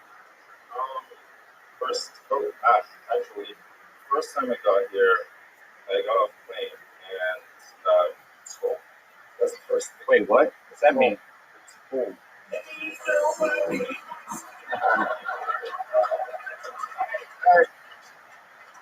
Classic. Yeah, classic. So, it was cold. Doesn't get that cold in Nigeria. Yeah. What else? And at the airport, what really freaked me out was someone opened the door. Oh, someone opened the door for you. Was it the mail lady from earlier? Have you never seen a door before? In Nigeria, they just have openings. Right? Nothing. They just have mosquito nets, right? You do. Yeah, I know. So in what ways is it the same? Let me ask you that. Which ways is Calgary like Nigeria? Just so that all the racists in the room can really hate themselves for a little bit. There's no way we're the same as them. We got better blood running through our veins. That's my impression of you guys, not me, by the way. Let me remind you, that's me as a Calgary manly man.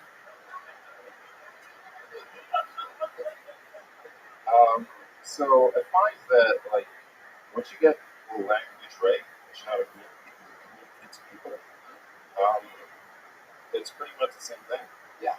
Yep. Good people. All right, so let's talk about it.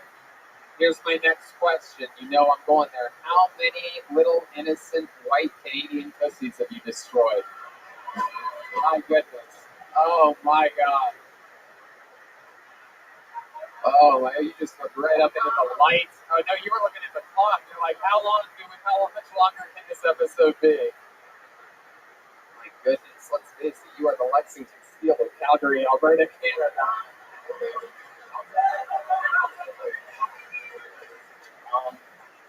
I mean, because let's just be honest here. I mean, it can't be easy even trying to find a black woman in these parts. Am I right? I mean, there can't be a ton of them.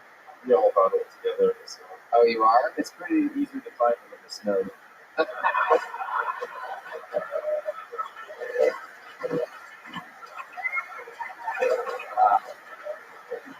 My goodness.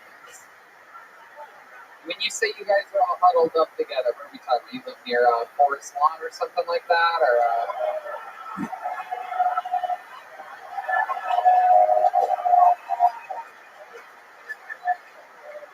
It's a literal huddle at the football games with sports together. They don't get football jokes here, Joel.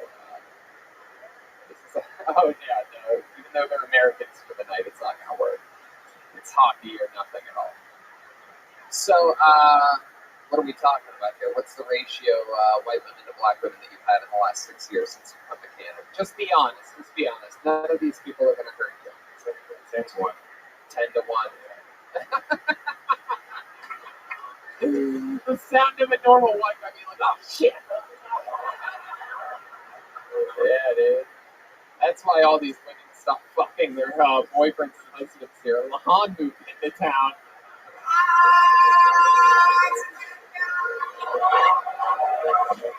Right.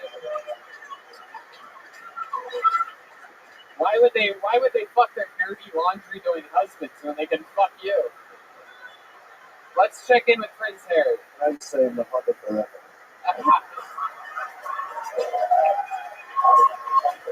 Wow. I like that. My goodness. So have you been in a relationship with any of these girls? Shortly. Yeah, shortly. About 30 minutes in the bedroom, I think. My goodness. Have you noticed that you've heard some of them? Have they ever been like, "Ow, go slower," like that?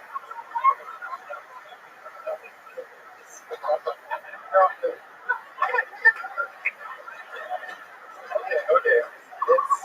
The answer is yes, without a doubt. Sometimes. Yeah, sometimes. Do you go slower, or do you teach your fucking lesson?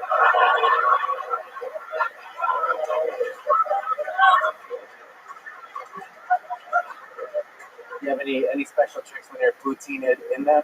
Oh, come on, Joel. There is one thing, trust me, I try. There is one thing these people will not let you joke about, and it's poutine and the way they say, what is it? Yeah, whatever that is. Yeah. That's the first. What's up?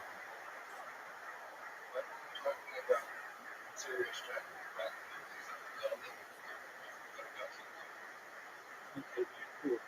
So what's up with you coming in here screaming, why don't you go outside?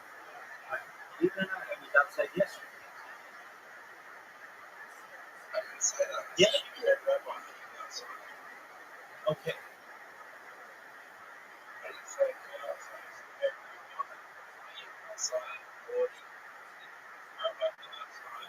got you. I got you. I'm just under. I'm just. Why is he yelling at me? I'm right here, but then you didn't see me underneath the blankets. I got some soup. So after I have that, you want to play? And I can do it too at once. Yeah. Okay. Look.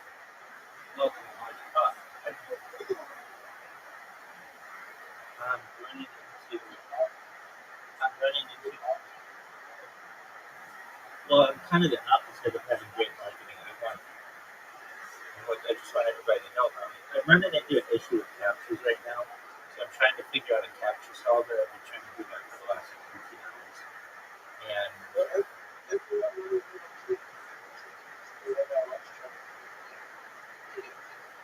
yeah, dude, that's perfect. Everybody knows who I am.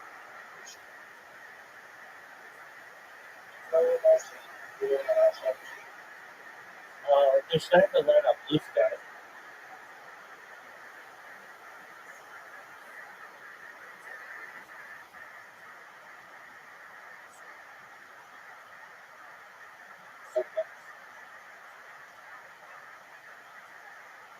All right, are you ready for an invitation? Okay. Let me say something.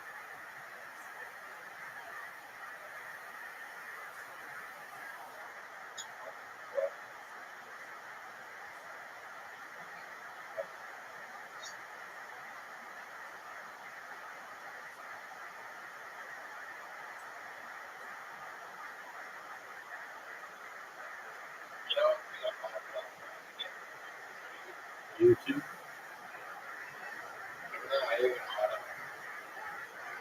What is it? Yeah, that's probably good too. You go from your stream. Well, why is it so hard? Why is it so hard to go viral on? It should be financially productive. Doing what you do, you better be financially productive. That's nice. Does it cost you to stream on OnlyFans? I don't even think you can stream on OnlyFans. I'll use the same messages that you can both friends out. Oh, I get you. So to send messages is a question. Well, that's right, yeah.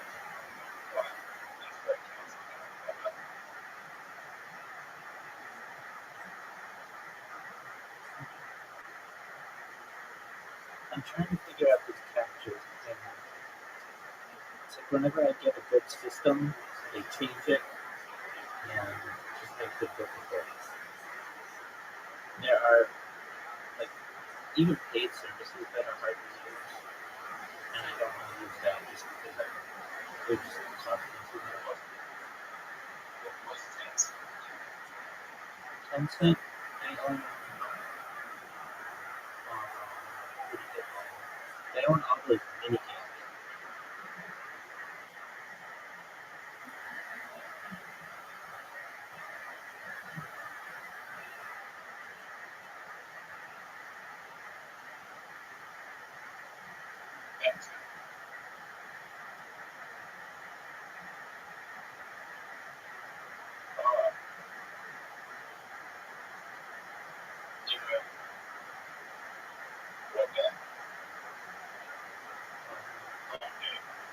Yeah.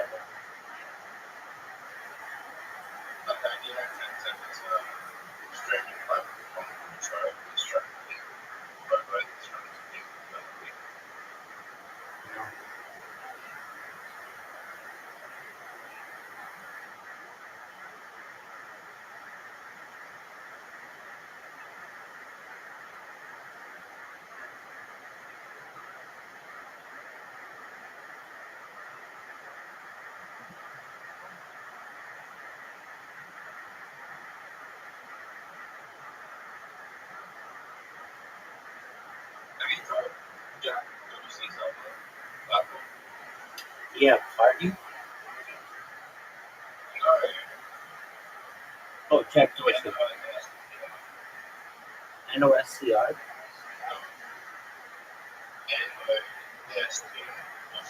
No, is it good?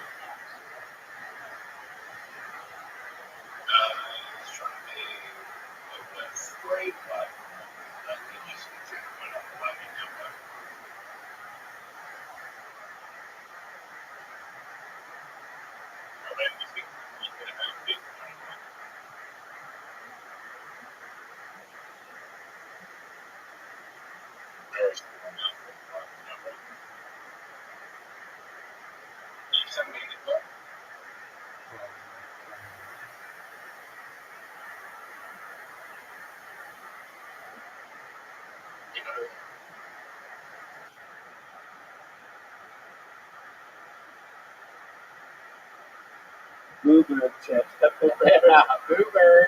I don't give a fuck. Wow. Alright. So, you have plans to go back home anytime? Yeah. It costs a lot of money. It does. What kind of price are we talking about? What kind of price? In the. You don't even have to answer. I did the joke. It was just for the joke. I said Wakanda price are we talking? Hey, Lahan, so much fun, man. Anything else we should know about you before we let you go? Any fun facts about you? This was my first time on stage. Get the fuck out of here. Get the fuck out of here. Really? Wow. I almost didn't sign up. Wow. I literally was not going to. And when you called my name, I literally was not going to come up, but I just, fuck it. Wow. Oh, yeah. Magical. And that's why the Bucket of Destiny is called the Bucket of Destiny, because of moments and cool things like this. Lahan, you are an incredibly great spirit and very, very, very natural and funny. Congratulations to you. Come back. Hell yeah. Come back again anytime. Lahan Olawale, everybody. There he goes. Wow. And he just disappeared. Yeah, it's gone. Oh, the dancing queen. Dude, people play that soccer game, I think, more than they play any other game else. It's like,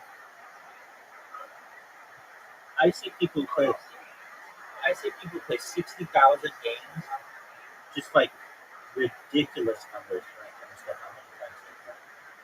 Like, I don't even know how you play that many without using a bot, or they have 60,000 wins. They don't have 60,000 games, they have 60,000 wins.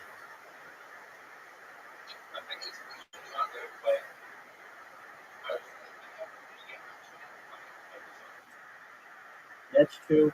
And you can play it in a bunch of different ways. You can play like 2-on-2 with like 2 real people, with like 4 real people. But I don't know, I just feel like, I mean, I know a lot of people have a lot of time on their hands, but there are probably like people who, I mean, we play this game just about as much as I feel like is healthy. And we're not even close to those numbers. Oh, nice shot.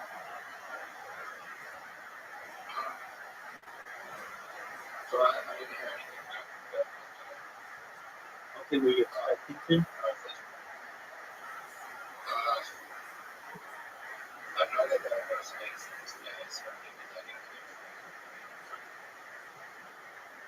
You're a better man than I am.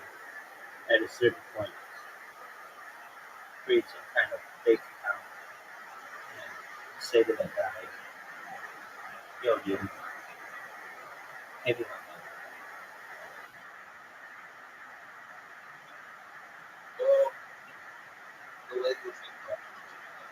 Oh, okay, if they advise you not to do it.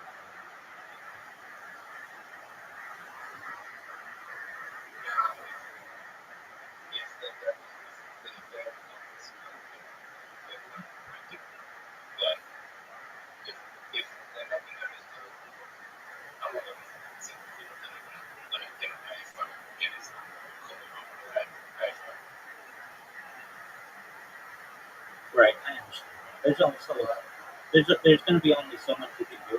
If anything, you hurt his reputation with the local government.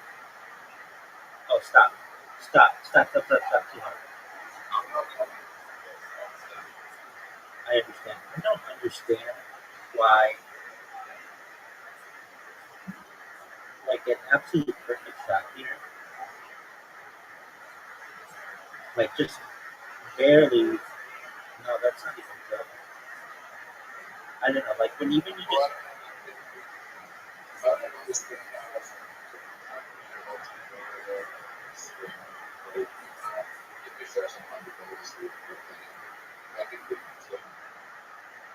Yeah, I mean, I see this a lot, especially online. Just people who, like, have this influencer, like, life that they want to show the world, when in reality, their life isn't like that. Alright, I got you.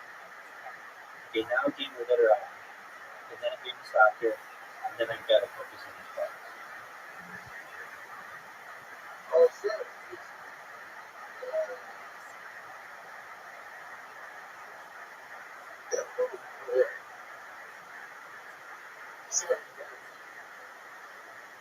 That's right. All you need are like 10 pictures. It's very hard to think rich if you are rich. You have a lot of content because it's really easy to think those things. But if you just are like going to show a picture as opposed to lots of video, way easier. So you just need like I've seen a guy do it. You need a couple models. You don't even need that. You need a help. So that would be like get a couple prostitutes for a couple hours to take pictures of them, and then go to like in go to a harbor and just stand by some boats, like they're your boats, and then that's about all you need. I mean, like it's not that hard. Where's the rest? They move it?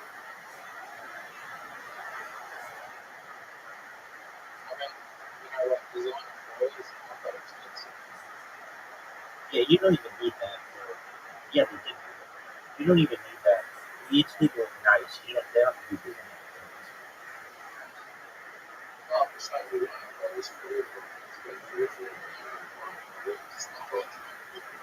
Way too much.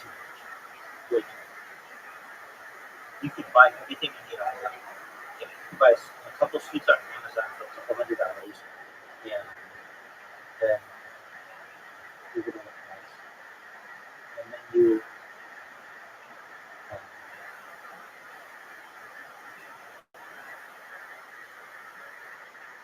couple suits, some girls, and nice locations, and you'll be fine.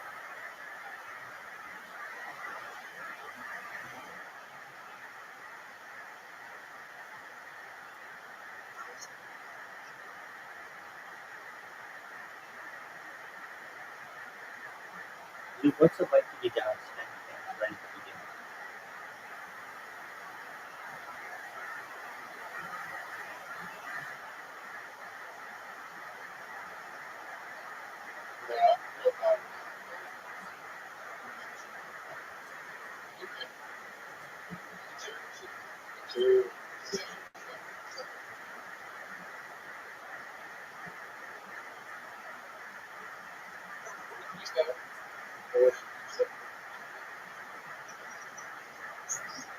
I think she deserves it. She's in the way of what she's saying.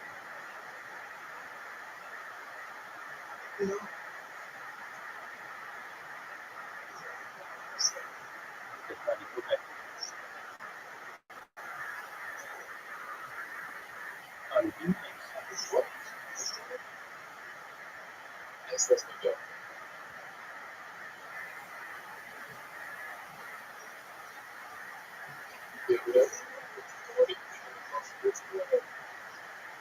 She has a cat. Yeah.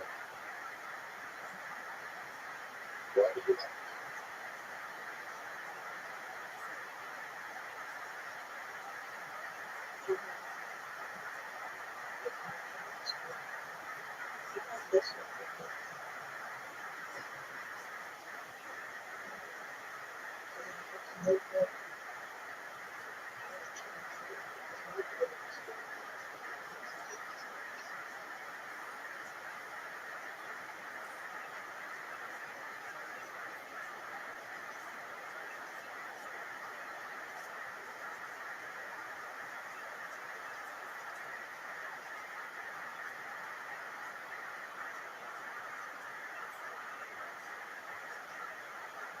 you did that thing where you have it like tie and tie.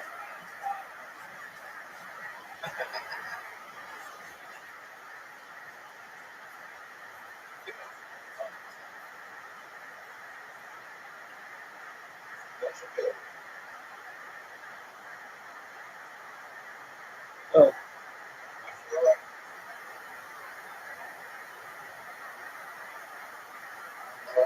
the best games are the ones with the least amount of rules. Yeah, it's gonna be like $400.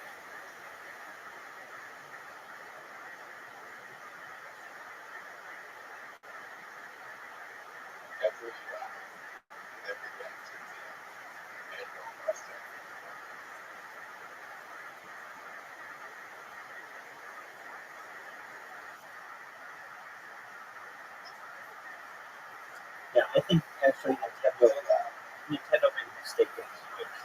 I think it was a bad console. It's not powerful. They have something really good with the Wii, and they don't use it anymore. I think that's a big mistake.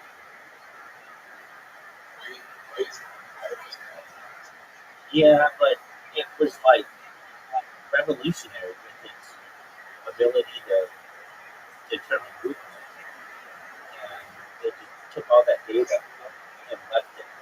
Same with like Xbox Connect. That was once really powerful. That type of. Can you use it on the television?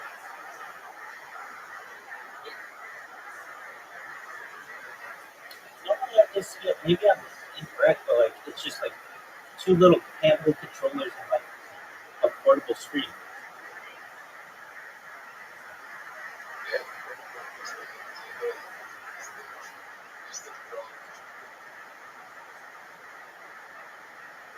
Okay, I guess I don't know that much about the Switch, but I do know that it didn't have the same societal impact that the Wii. The Wii had old people.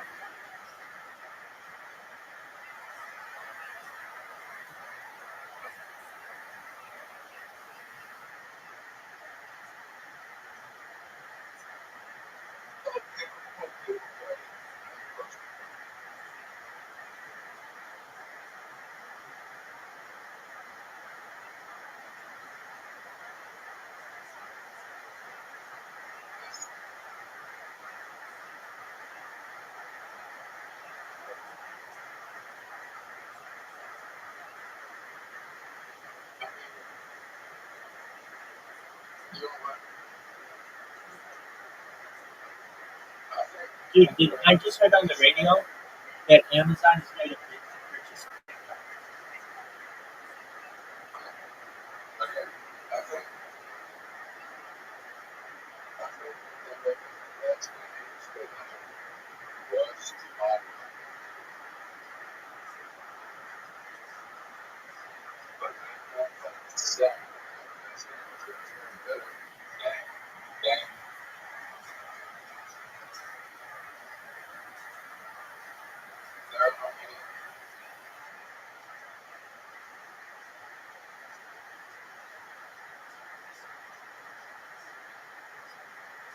I disagree.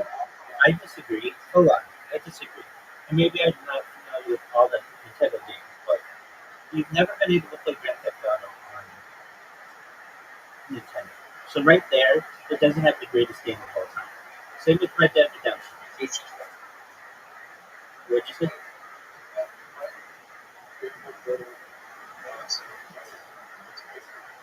Okay, but it came out like years later.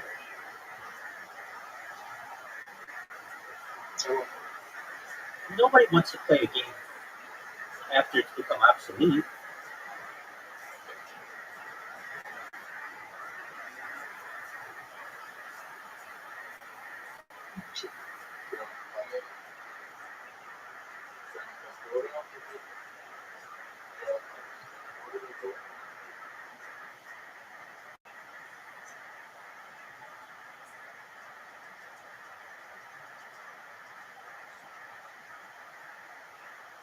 Grand Theft Auto. In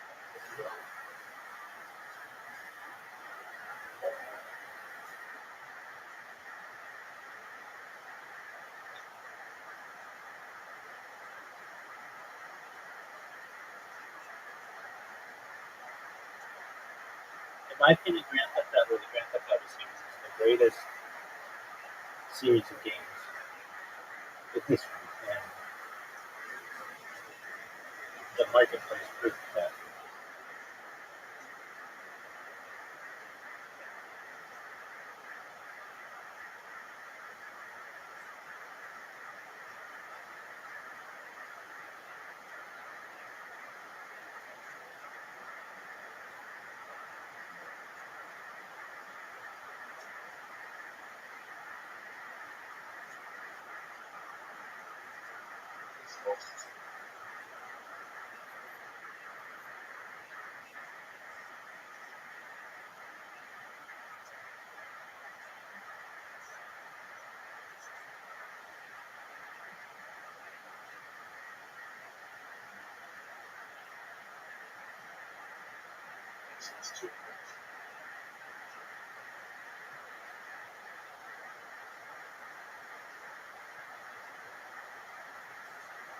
Dude, you put in garbage.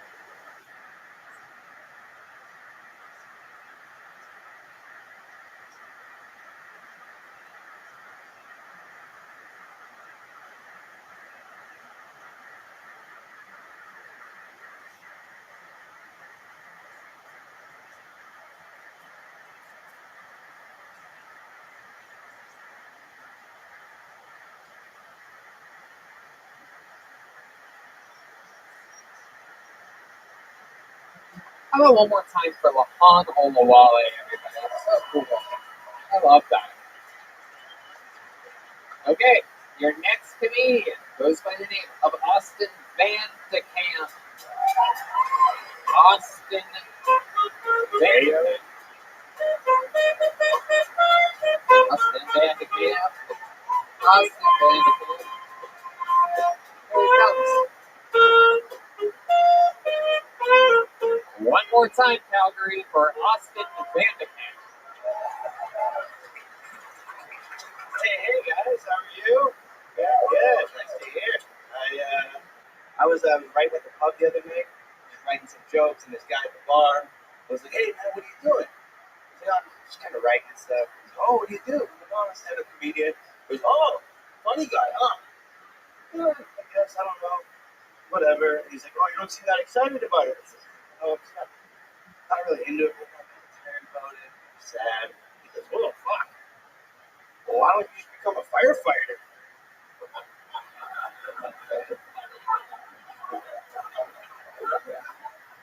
And I was like, that's some pretty good advice, man. God damn, you're right. I should just give it all up. What the fuck am I doing? Why am I here? Right then and there. And then he goes, "You know why you should be a firefighter?" I was like, "I don't really know." "No, why?" It was because if you're a firefighter, you can fuck anything that moves. Boy or girl, it's all in house. I don't. Like I said, guys, I couldn't help but think this is some of the best advice I've ever gotten in my goddamn life, all right? This is my last set tonight. This is my last set. I got a friend who just, Austin Van de Kamp. There you go. Welcome, buddy. Welcome. Hey.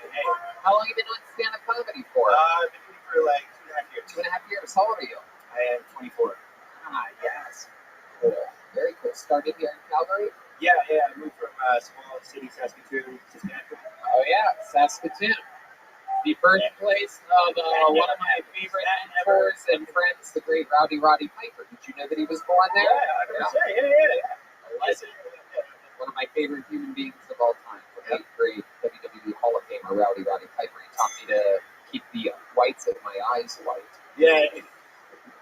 He's the one that taught you that? Yeah. He does the Visine thing probably every Clear eyes. Is that not like affect more though? Like, doesn't that start to fuck up your eyes more? Right? That's what I thought. Yeah, well, look at you guys with your fucking red eyes. Yeah, but like it's like I have red eyes. But you people are like, "Hi, what's up?" You do look high. You don't smoke pot? I do smoke pot. Yeah. Okay, yeah. So you are high. I was high earlier today. Yeah. But not anymore. Yeah. It off. I love that. I think so. Okay, cool stuff, Austin. So what do you do for work? I stand up and then I work at the bank. What do you do at the bank? I was an account manager and now I'm just back to a bank teller. What happened? I don't know if I can talk. What? No, nothing happened. I just wanted to do more comedy. And so I just was going to quit, and then they were like, well, can you do this instead? Very cool. Very excited for that. Very fun. Very fun. I think comedy's going good for you? I think so. I don't know. What do you mean? Are you getting gigs? Are you doing good at open mics? Do you feel good about it? I feel good about it. I do my own show. Well, by the way, the word I was thinking of that you're not allowed to make fun of him about is the word aboot. I remember that during his set, I could tell that he literally had to try to say it properly. I noticed. Like, at one point, you're just speaking normally, and this one guy's talking about. And it's like I could tell you really had to like fucking. You guys have to remind yourselves to speak like fucking Americans sometimes. Yeah. And it's really. Well, because of South Park? Is that what you're saying? No, the chicken and the egg thing. South Park came after because they just do that here. It's very bizarre.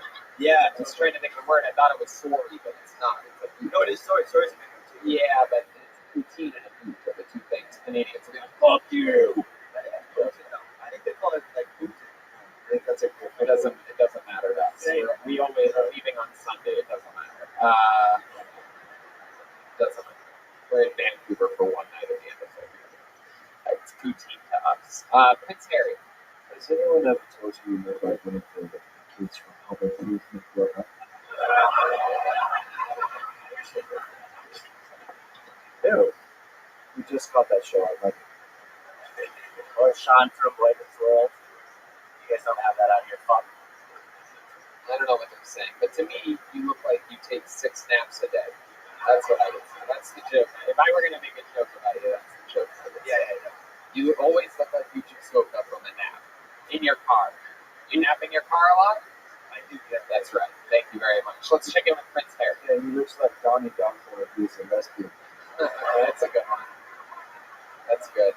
I agree with that. You look like you have had hair, but have never owned or worn a hat. What do your parents do for work? My dad's a manager at a grocery store, and then my mom just became a doctor a few years ago. Wow, your mom just became a doctor. What kind of doctor? She kind of does. She's like a general physician. I don't know. So she does like emergency, family, all that. She's in it for the pills. Yeah. I don't get it. So it's kind of Huh? What do you like to do for fun? Any hobbies other than comedy? Yeah, skateboard. Super nice. Yeah, that's pretty much it. Like skateboard, I like to write, do that, hang out with friends. Why'd you say surprise like that after the skateboard? You think you look like a skateboarder? I look like a failed skateboarder. Yeah, like someone who's like, I'm trying to go pro. Out here, is it called snowboarding? They do. They have that. We're checking in with Prince Harry. I hate to tell you this, you do about skateboarding, but you do look like you got sponsored for being homeschooled. It's true. I agree. You do look like you got a sponsorship for being homeschooled. Who is your sponsor? Is it Infinite CBD? It might have been, yeah. It's really good for anxiety, depression. Absolutely. They can go to infinitecbd.com, use the code 2015 and save 15%. Yeah, I broke my shoe the other day. Yep. Yep, and now it's no longer broken. It also makes you have huge calf muscles. You said your dad manages a grocery store? Yeah. Are they hiring delivery drivers? What kind of grocery store? What's the name of the grocery store? Superstore. Superstore. Wait. Oh my goodness. Yeah, Superstore. It's not a TV show. It is a TV show. Yeah. But they started first. That's what they call it. Right. Yeah. Sure. Yeah. Totally should. That's a great idea. So, anything else interesting we should know about you before we let you go? You little Harry Potter after LASIK eye surgery. You know what you're Yeah. Definitely. I'm a Harry Potter. I'm the Harry Potter, but I do taxes. You know what I mean? Yeah, no, nothing exciting. How do you do it? How about you? Do you have a girlfriend? I do. Yeah. How long have you been with her? I've been with her for 3 years now. Yeah. So what's the thing you like the most about her?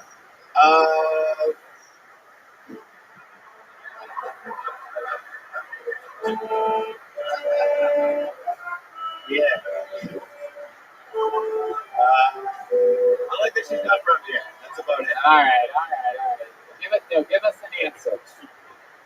Give us an answer. What's the thing you like the most about her? She's just very cool and likes that good comedy and doesn't think of a bomb. That's about it. Yeah, she's cool like that. Yeah, good. She's also Spanish, so she's really sexy. Oh, really? Is that true? Is she here? That's for you. Yeah. The one with the glasses? I think that was a guy. I'm going to be honest. He's also Spanish. Stop. Did she look like Joelberg? He's Spanish and sexy. All right, Austin. My goodness, a lot of fun, dude. Congratulations, you started young. Look at all these people that have been coming up here tonight. They're older. They're trying to get in the game now, and you're already doing it. Thank you very much. There he goes, Austin Van de Kamp, everybody. Absolutely. There he goes. There he goes. Hairless Potter, everybody. Hairless Potter. Reaching deep at the bottom of the bucket. Did you see that fist pumped me while I was playing? Did it work? I was shit like that too. When I'm playing the saxophone, I fist pumped your knife up. Okay, hold another name out of the bucket. This looks like a fun one. Let's see what happens here. Make some noise for Sam Benty. Sam Benty, another Canadian, coming to the stage here on Tilton. Wow, he's running. Sam Benty. Here he comes. Sam Benty. Trying not to smoke as much weed recently. So I've been eating a lot of weed recently. I get so much weed that my farts smell like Amsterdam. Like a little like pot, a little like a sex show, but also like wooden shoes and cheese for some reason.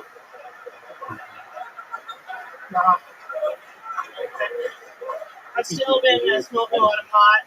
And that's because I got given a real crystal bong for Christmas. And I know it's real crystal because I do the wine glass test where it goes around the rim and it's like... But it's a real crystal bong, so it goes ding, ding, ding, ding, ding, ding. Not ready. It's real crystal. You know Joe Diaz? His doctor said he had his couch. If you do that test and it plays Amy Winehouse, you got yourself a crack pipe. You gotta throw that out. Wow. Sam Benton. That was great, dude. Congratulations. Look at that.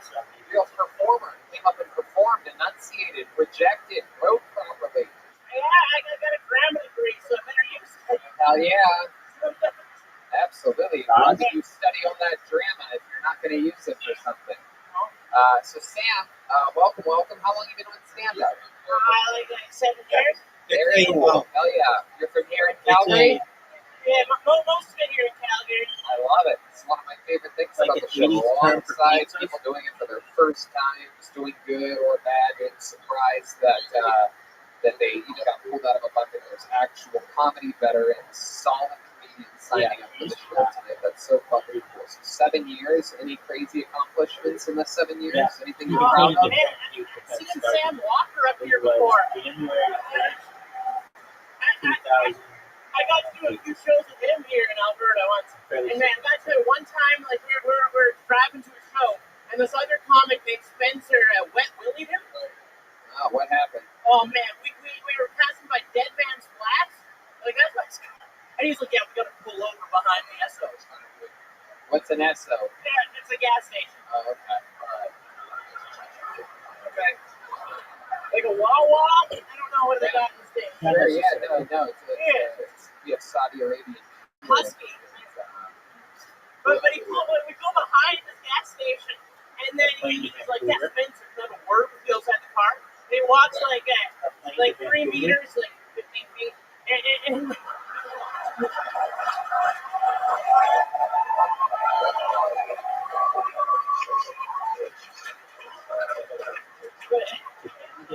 But he starts talking to this guy, and he's like shouting at him, and then all of a sudden they're hugging, and then they come back to the car, and there's still another half an hour. And then we sit there, we talk to Spencer, like, what did Sam say to you? And he's like, dude, he's like, yeah, if you ever put a finger at me again, you better buy me dinner first. That's so cool. That's all I have. And you would consider that one of your major life accomplishments? In comedy in Canada, yeah. So 7 years in the game. What do you do when you're not doing stand-up? I'm a kitchen manager at a pizza restaurant. Oh, yeah. Hey, that sounds good enough. So you should get out and do spots at night. That's all that matters. So, what else? How about hobbies when you're not working? What are you talking about? What do you do to relax, take your mind off of this strenuous life that you have? Oh, man, I love going to karaoke. You do? Singing, that's my favorite thing. What's your main go-to song on karaoke? Oh, I like doing like each morning I get up, I die a little. Get up in the stand on my feet. So yeah. What is that? That's Somebody to Love by Queen, I think. That's Somebody to Love Queen. I like doing everything. I've been very close to the border. I got news for you, my friend. You're about to sing Somebody to Love right now. I don't currently have data, and when I didn't have international data, so I think it just like your stream just stops at the border.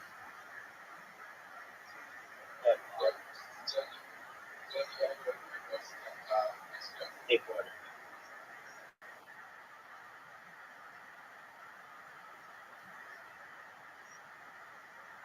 Oh shit. This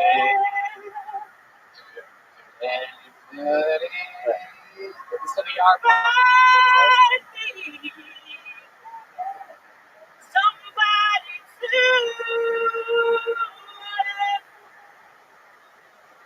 Fuck yeah, Sam Benty, ladies and gentlemen.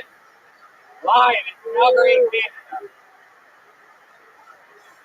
Each morning I get up, I die a little. Getting up and stand on my feet. Take a look. And cry. Lord, what you doing to me? I spent all my years in believing you, but I just can't get no relief. Lord, somebody, anybody, find me. Somebody love. Yeah, how about that? Wow. That was good. The whole crowd got behind you on the somebodies and the big finish there. Exciting, Sam. You must get all the pussy here in Canada, huh? Yeah. Did you notice that stopped about 6 years ago? I hang out at Twisted Element too much for that. Oh, that's cool. So you're a Canadian gay man. No, I was running a comedy show actually out of there when I was living here last time. I just moved back to town, so I'm just kind of in transition.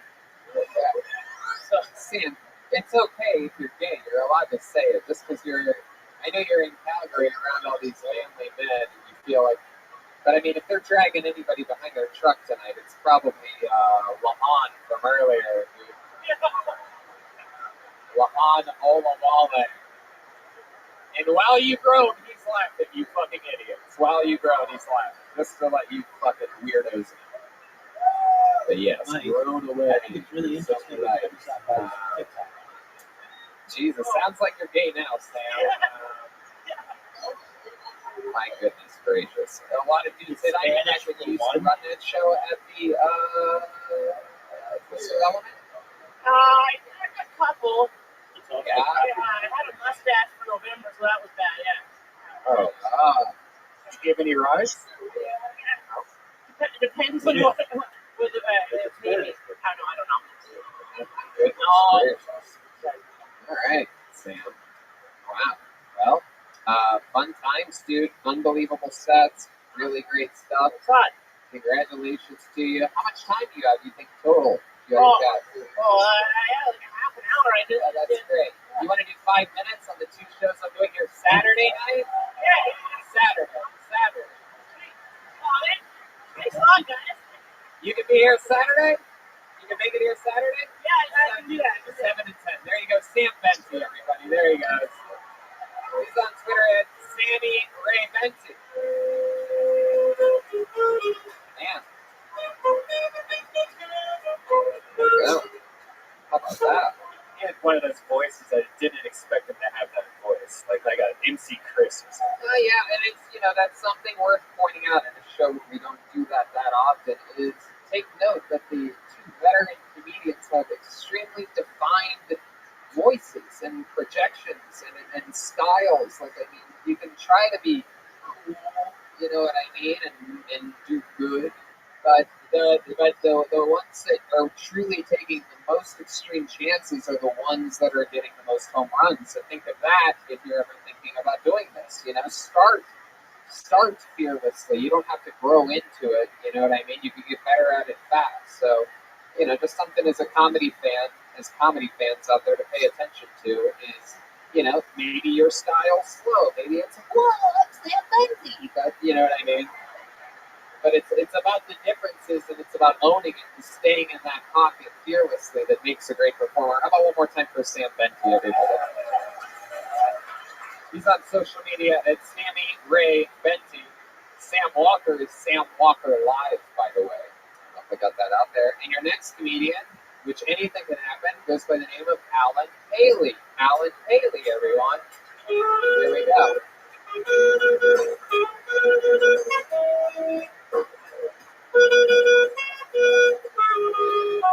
There he is. Alan Haley, everybody. Come on. Thanks for the warm welcome, everyone. Looking at you might have a few questions. Here, see some kind of asshole hipster. Is he a terrorist or an auto work development? Well, that's the one. Yep. Times are tough out there. It's hard to find a reason to get out of bed. For me, lately, it's been Costco poutine. It's true. I mean, when it's tough to cope, drugs and alcohol, that's a little expensive. But Costco poutine is like $4.70. You eat all the calories you need for a day. It works. But on the subject of drugs, I've done quite a few. Never done meth, but every time I see someone with sunken eyes wearing a hoodie, pedaling a really small bicycle full speed down the sidewalk, I think that looks pretty awesome. I got divorced a little while ago, and I had to live in a warehouse. I thought it was going to be like living in Fast and Furious movie. Basically, just showering under a garden hose taped to the top of the ladder. Okie dokie. Alan Haley. Hi, Alan. Welcome. How long have you been doing stand-up for? First time. Very good, Alan Haley. Awesome. Congratulations. Hell yeah. How old are you?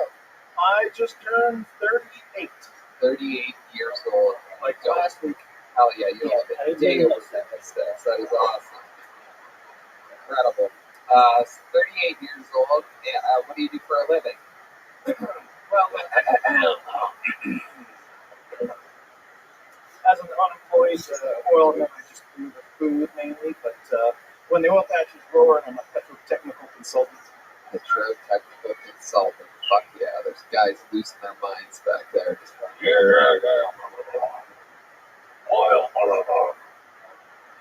These guys literally cheer for a substance that comes out of the ground. That's incredible. Yeah, fuck yeah. I'm gonna start the auto starter on the truck. Jesus, some tough guys out here in Calgary. And then there's Sam Venti. Yeah. So Alan, this is fun. You look like Jimmy Kimmel after he retires and goes like Letterman style, just like grows out his beard, doesn't give a fuck anymore. But, yeah, I guess so. It's after he retires. He's already older than you, so it's actually a huge insult. Probably won't retire for another 20 years, so I'm putting you at about a 70-year-old Jimmy Kimmel is what I just called you. Anyway, but you said nice, so I'll wrap it up as nice, me being a nice guy. So Alan Paley, you work in oil, but now you're unemployed. Why are you unemployed? It's just tough. I mean, when the oil patch slows down, you don't get those big What is an oil patch? It's this time of the year or something? Oil patch is a colloquial expression for the energy sector here in the province. I mean, when the oil goes dry. Well, it's a... Jesus Christ, listen to the oil guys losing their mind. What do you mean you don't know? Fuck you. Tesla, baby.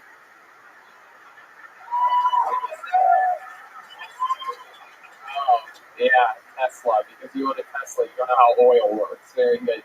Yeah, you didn't have gas-powered cars. Would have taken out of business someday. Yeah. Welcome to another episode of No Shit Sherlock. But until they stop self-driving themselves into ditches, I'm going to stick with my Corvette. Three of them. Anyway, Alan Paley. So what do you like to do for fun? You seem like you might be into some fly fishing yourself. I'm not that outdoorsy, actually. Lately, my hobby has been building computer systems for video editing. I just sit at my desk. Are you anonymous? I'm getting anonymous vibes from you right now. I'm not. Shadiest thing you've ever done on your computer. Tell the truth. Don't overthink it. Just go right into it. The more honest it is, we'll feel it. Don't overthink it. Go right ahead. Like cyberbullying, I guess. Wow. All right. Here's the big follow-up question. Again, I implore you not to hesitate. Straight from your gut. Just let it rip. Who have you cyberbullied that we would know? Yaniv. Who? What? There's a person in the media who's got some headlines here. A transgender, like a really gross transgender woman who insisted that she get her balls waxed by spa people. Oh my God! All right, you know what? Maybe you should have thought about it a little bit before blurting that out. My goodness, out of all the crazy men in this audience, I can't believe you're the one cyberbullying a transgender woman. I know. And you would say that on a. I guess so. You know, out there working in the oil field, it rubs off on you. I mean, it's. I thought it was going to be like a vegan or right. I was actually setting him up, totally thinking he was going to say me, and yet he goes like, "No, you mean this dirty transgender woman." I'm like, whoa. So then what? Then you jerk off to transgender porn, and it makes you feel all even Stevens about it, right? Because there's something about it that you like, right? I think cyberbullying might have been overly harsh term. You mean troll? I think gross transgender was probably the harsh term. Yeah. Fucking idiot. That is true. So what makes her a gross transgender woman to you? Are all transgenders gross to you? Really? I think this one in particular got a little bit of heat for being icky. Why is she icky? Because Yaniv was, as a boy, creeping on 14 and 15-year-old girls. When he was a kid? When he was a grown man, So he was over 18. yeah, like he'd do stuff like leave voicemails for girls like, I'm Elmo. Elmo wants to see his titties bounce up and down, up and down. Wow. How do you know about all of this? Were you checking their voicemails or something? There's no one.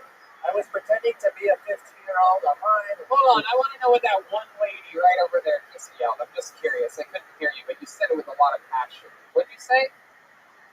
Yell it again. It's okay. Wherever that came from, the one lady that just yelled.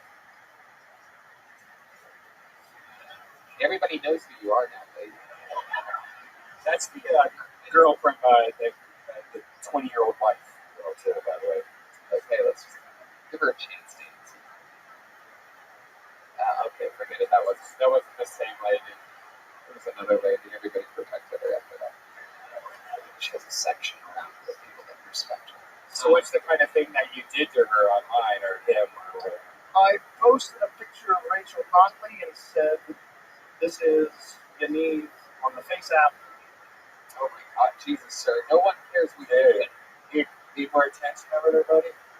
Okay, everybody relax. Everybody relax. It's always bad when people yell at once. My bad for asking what you said. No one cares about your opinions back then. Yeah, my God, you're sounding like a gross transgender back there. All right. Alan, fun. We appreciate your honesty. Congratulations on your first set ever. You let it rip here tonight. I found out who Yaniv was because of you. And we appreciate you. Alan Paley, ladies and gentlemen. There he goes. Alan K.W. Paley, P-A-L-E-Y. I'm going to let you have us, but just know in my heart, there'll always be my feet. Oh, what am I doing? I should do a And time is just flying here this episode. You guys think we should squeeze one more out of here, huh? One more. We need it. This is all we can possibly do. Okay. Final comedian tonight, it appears, goes by the name of Rob McNair. Rob McNair. It's the groans around the sad people that didn't get pulled out of a bucket. A moment of relief for some. However, the stress now belongs to Rob McNair, who's making his way to the stage. Very nicely and slowly. Here he is. Ladies and gentlemen, give it up for Rob McNair. So I'm in the back the other day with my 7-year-old boy. He's a little fruity. He goes to me, hey Dad, I can touch my penis to your penis. I said, come on, we don't do that with other boys. He said, huh? You do that with girls? And I said, yeah. He was in the water. He said, oh my God. He comes back out. He says, I said, yeah, that's a good baby. He says, oh my God. Comes back out. Says, it's a mom.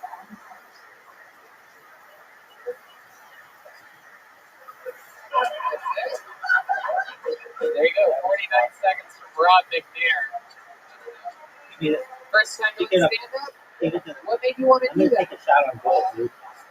Posterity. Prince Harry, let's talk about it. And I made it. Because I'm a pimp. I'm a West Side gangster. That's a dragon attack, baby. Take it down to your koalas. What is that? Maybe I might score here. I might score here. I didn't know Canada had a New Jersey.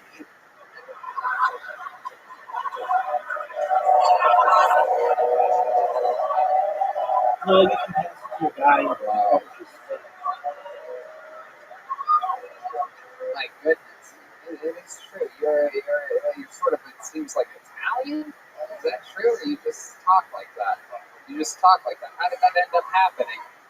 Look at this shot, Zook. What? Look at that shot, Zook. That's the dragon attack, Oh, dog. the East Coast Montreal. There you go. English guys. Yeah.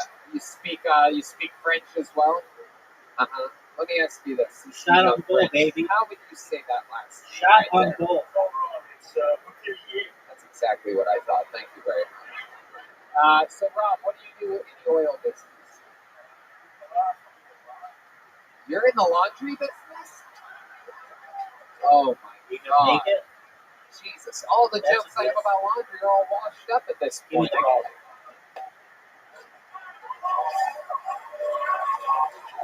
Get it to my guy. Oh, dude, what do you think of this shot?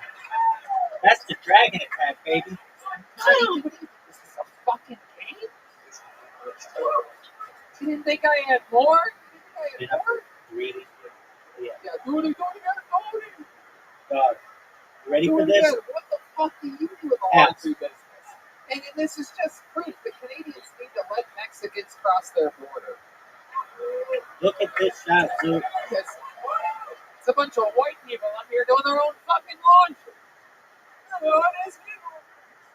Gotta beat Sergio, my man, down in Los Angeles. It would be the greatest comeback in history here. Everything's fucking perfectly. It comes in tight plastic bags. Oh, shoot. All right, go ahead. What do you do with laundry? An account manager for laundry. You don't work. You don't know the guy that runs the laundry business. You do. You came here with him here tonight. Wow. So that's crazy. So that's your boss. Everything you say, you need to say for the microphone. Just that was the tickler. There you go. So that is so much fun. You work in the laundry business. That's the whole thing. Interesting stuff. You had your first time on stage tonight. You guys are going to be able to talk about. I think we should squeeze one more person out of this fucking interview. We have to. Every once in a while, you just have to. We're going way too long. I'll say that. We've gone over our time. Ready for the shot on Plus, goal, dude? after this, we are doing a massive meet and greet right here on this stage. We have posters, specific Calgary Filtoni posters drawn by Ryan J. Bell that we brought, a very limited number. And we're going to sign those for you and take a picture with you if you want it right after the show. Yeah, the line's going to start right over here behind Jeremiah. But before that, the final comedian of the night goes by the name of Byron Johnson. Look at the shot, dude. Johnson.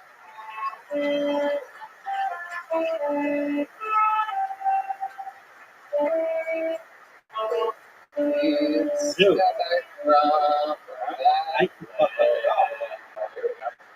I just scored the dragon attack. Here he is, Byron Johnson, everybody. Guys, this is it. Your final comedian of Calgary's first ever Kill Tony, Byron Johnson. All right, fentanyl destroyed the relationship between me and my mom. It's a weird story. Neither one of my mom or myself did it, but when my wife was having my little baby girl, she couldn't handle it after about 30 minutes of pain, which is understandable. But I did because I'm that good. I was asking fentanyl. From the dragon attack. So after my little baby girl was born, she I know, I was pretty crazy too.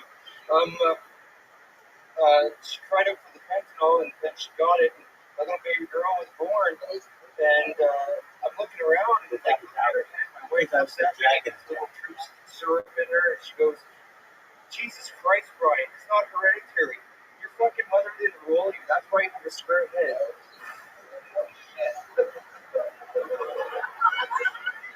That hurt. What are pretty much the same thing? That's why I was bad at my mom for the rest of my life. Oh my goodness, wow. So the big reveal there for anybody listening to the podcast is that he has a square head. And why is that again? As do I. Just a little bit. Apparently because I'm assuming my mom didn't roll me or something. Roll you? You know that's not a thing, right? That's just... apparently my wife lied to me that. What does that mean, roll you? Well, apparently what I found out too as well, I'm not sure, is that I guess maybe late to your mom or your bag. Oh my god. And I have 3 older brothers, so...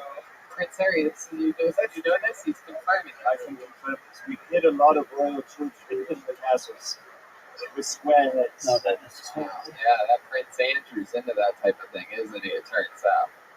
We should have banished you to a pineapple under the sea then. Yeah, you have SpongeBob head.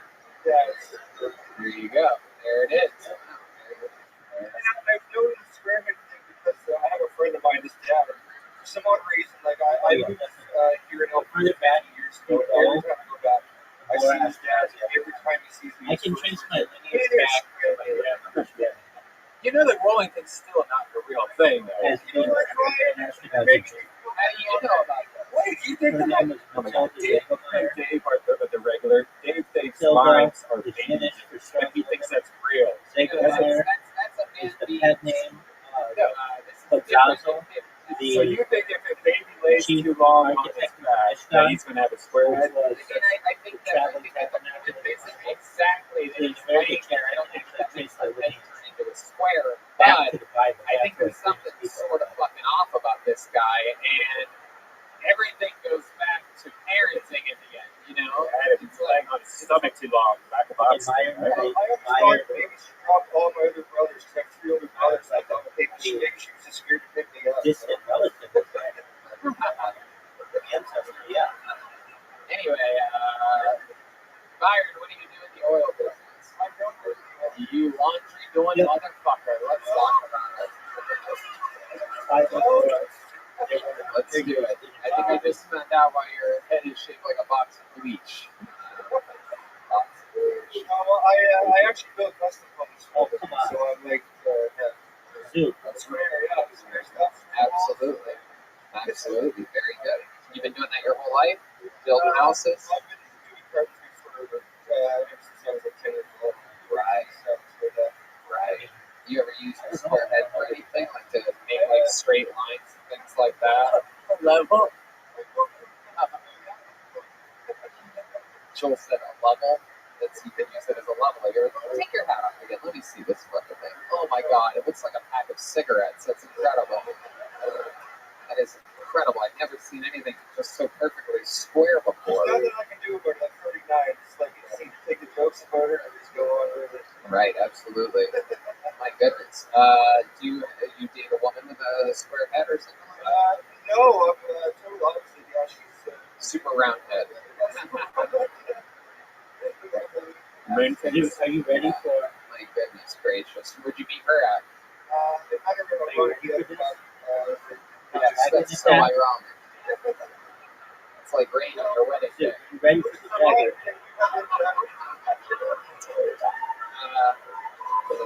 It's okay.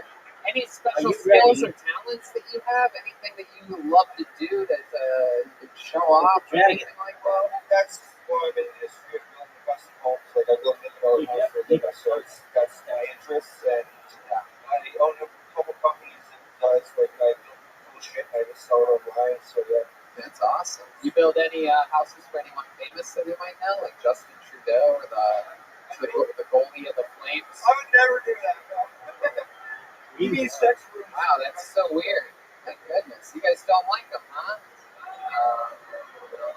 It's a shame. I don't blame you. Down in America, we have a leader too, but our economy is booming right now. So that's such a video. He's a big believer in oil as well. Dude, are you ready for this? All right, no, don't say that, sir. That makes it weird. He's just a very successful president. That's all he is. Wow. Anything crazy we should know about your life other than your square head, Byron? Not that I can think of. Like that's crazy drunk times in my days. Yeah, what's the drunkest dumb thing you've ever done? I went back home for I grew up in Nova Scotia, so I fly back there, and I went back and for a charity buggy ride, and I got so drunk that I fell in the pothole where everybody was pretty much pissing every night, all night.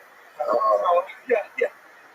Dude, are you ready for the dragon attack? I took my clothes off at the party and just like hosed me down in the middle of their lawn. Oh my God! Wow, with a square head, that must be hard because you don't have like gutters on the side to let it run down and just fucking. I had to look forward. Dude, shot on goal. Are you gonna pass it? All right, Byron. First time? Go stand up. Second time. What happened the first time? How long ago was Shot that? on goal. Dude. No, I don't know. It's like lined up. You ready for this, big dog? I dedicate this shot to Zoo. Down there watching everybody else do it. So. And the dragon attack. My wife said, "Hey, you've always told me you have nothing to lose." So wow. Damn, look at that. What a little support system. How lovely. She has the confidence of a woman married to a man with a square head. Hey. She told you, go do it. Chase your dreams. Don't be a square. This episode brought to you by Squarespace.com.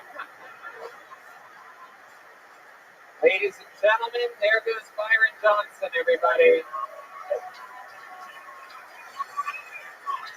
That's it. We did it again. Thank you to Infinite CBD.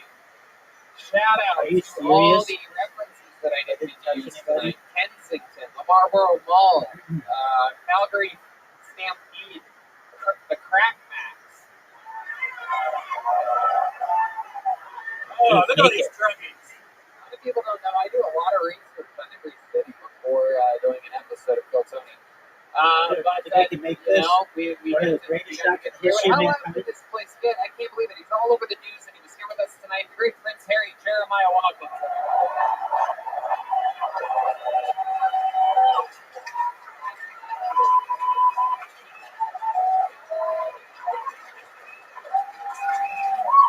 Why don't you turn around, do a 180 so everybody can laugh at what Joel and I are laughing at? Come on, show them. It's so clearly a costume. He has a little opening in his back. Come on, show them. Look at this patch, dude. That thing kind of a patch. That's hard. Look at that. Jeremiah, go ahead. I'll be in Buffalo, Syracuse, Albany in February, and Las Vegas. Don't mess it up. A couple other dates at JeremiahWatkins.com. And then Christy Is that a Stephan on pass? Giannis Papas from History Hyenas on Jeremiah Watkins. Need to clear it. So look it up on YouTube.com. That's right. Absolutely. Jeremiah.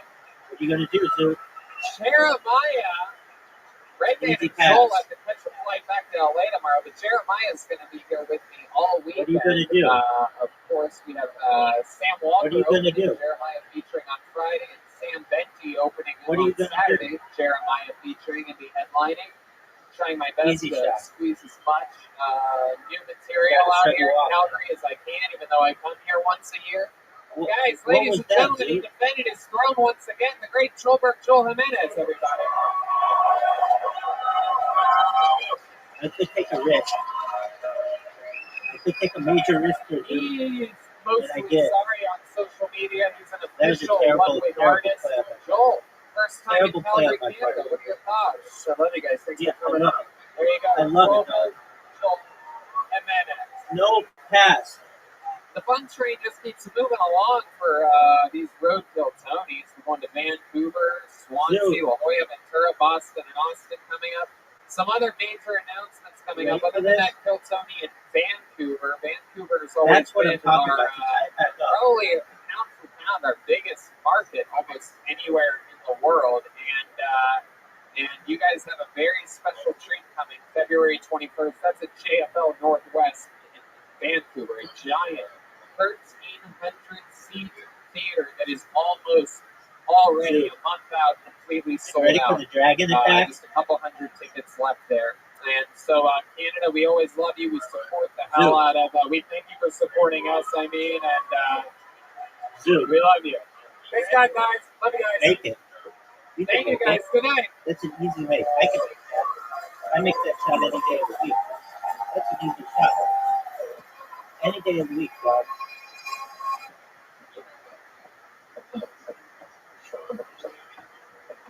Dude, you ready for this? You ready for that pass?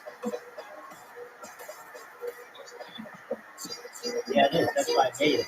Because I'm a pimp. Dude, do you believe the comeback that I've had on you?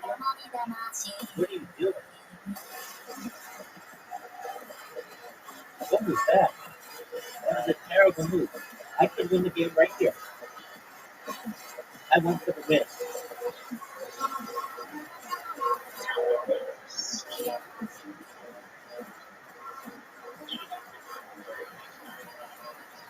Well, you started on offense, so.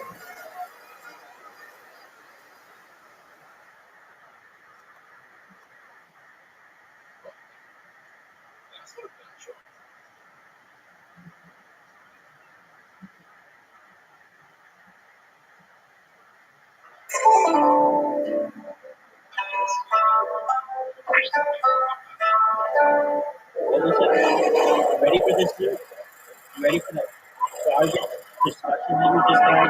Nobody was paying attention to you. Dude, are you ready, Pam? Are you ready for the win? I dedicate this to all the Welsh people, all the Australian people, all the Ashkenazi Jews, and you, and all the best. Here we go. I just scored. Champion of the world, Zero. We're done. I won. I won. Champion, Jim. Hey, this is Rabbi coming to you live from the Road Famous Comedy Store Meeting Room for a brand new episode of Kill Tony. Give it up for Tony Hinchcliffe.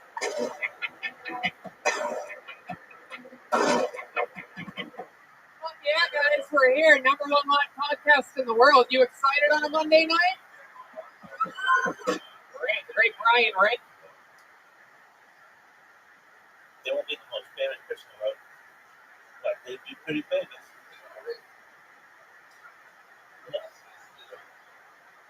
No, but they'd be pretty famous.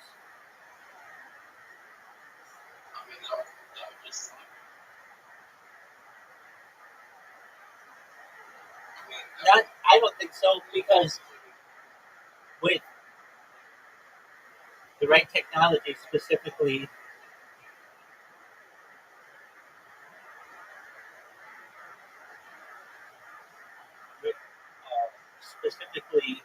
revivification technology, they could be brought back alive.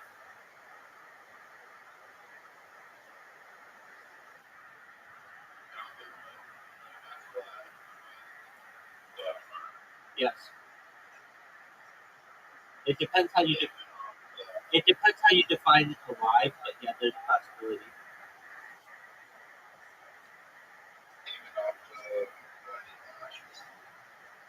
That makes it more difficult. But yeah, there's a way.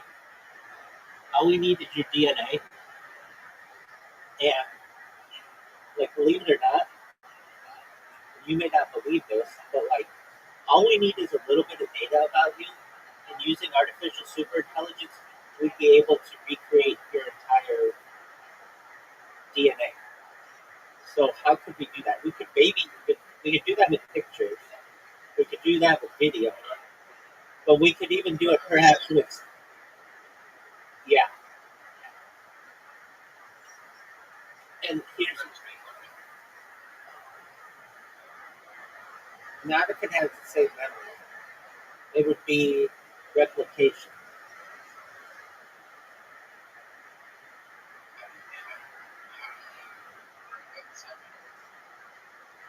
Well, it's difficult to do it first, but you have to understand. Come on. I have your questions. One thing at a time. So let's just take the sound of your voice right now. The tonations, the volume. Now, right now, we can't tell that much about you. We can tell that you're a man. We can tell that you're Australian. But in the future, your voice will be able to be dissected to actually know exactly how old you are. It would know perhaps, okay, they don't believe it. You don't give enough credence for future technological development, and that's cool, but that just makes you a doubter.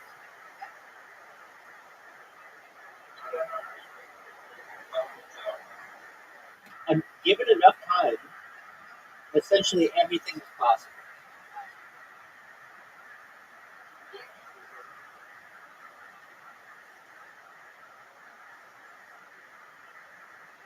So we would be able to replicate you in all your memories, your personality, and be able to build your DNA using just a voice sample. Now, I'm not saying we'd be able to do that in the next 1,000 years, but in the next 10 million years, yeah.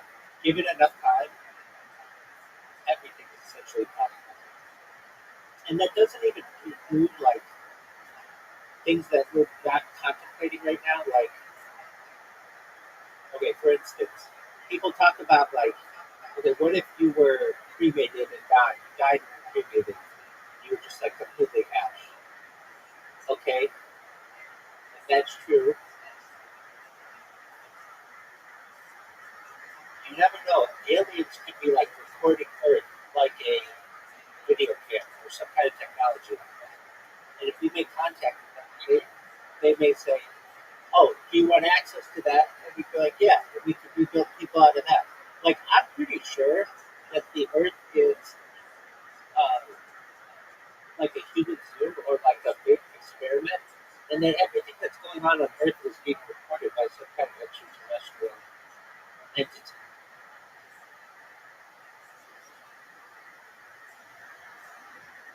It would be like, okay, okay, that's fine. It would be like what we do at zoos. Like we have video cameras in zoos, and we watch the behavior of different animals. Aliens could do the same thing to us.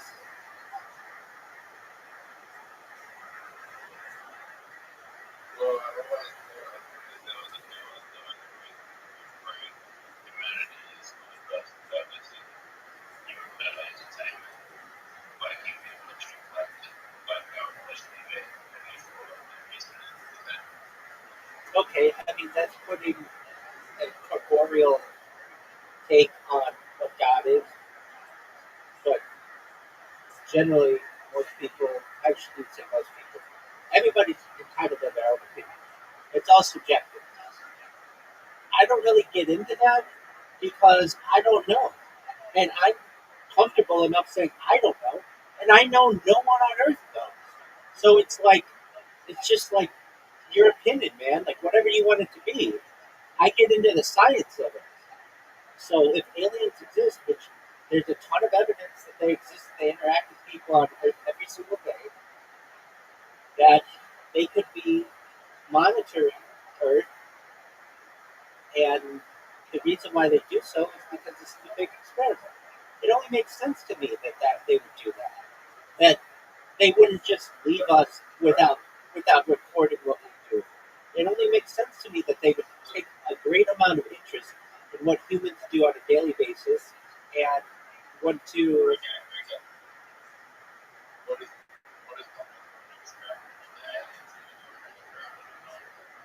That can happen. And I think that's true. That's when you get into different alien races. So there's the idea that there's the alien race, but they're only droids of a higher alien race of like reptilians, and then like perhaps draconians above that. But that there it gets into the Galactic Federation, which is like the United Nations of space, and it gets into discussions of is there peace in space?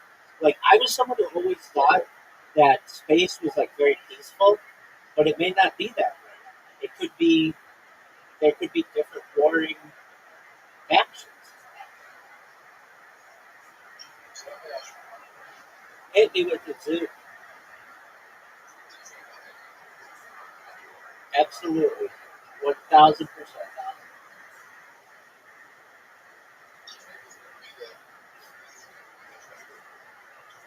Absolutely. They would want what has the most amount of data.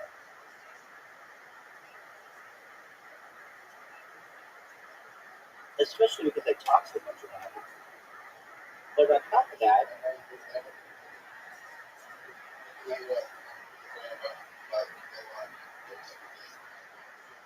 no, they wouldn't care about that.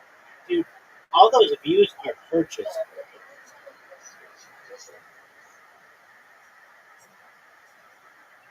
Mr. Beast buys those views. So the aliens would very easily be like, oh, okay, this is just like someone who made a purchase online. That's no big deal. What they would want is, hey, there's somebody who has more of this data than anybody else. And it's very different.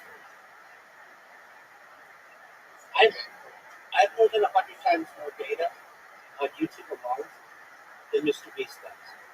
Would you rather have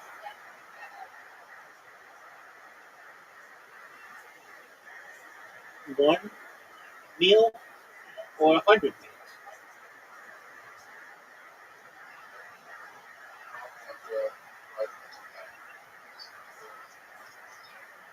Yeah, but to an alien, aliens are different in what they consider entertainment. They may consider unedited raw footage very entertaining. And they may see Mr. Beast's very quickly edited video as being somewhat useless. It's like commercialized. Raw, uncut video may be the most interesting thing, interesting type of content in the future, because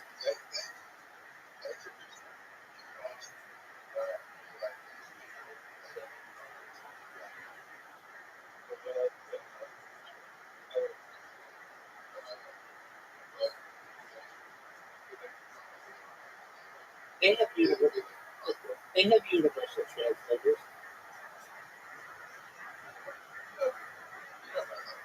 Yeah, I mean we already have universal translators, so it's closed-minded to think that aliens would have a way to be able to translate our language.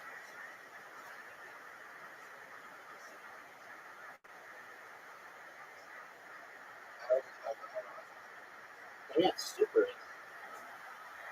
They have ASI, artificial super.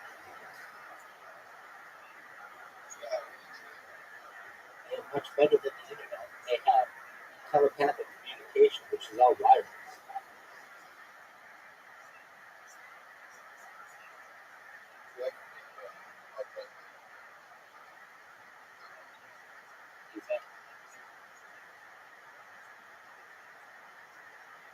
But you know what's weird?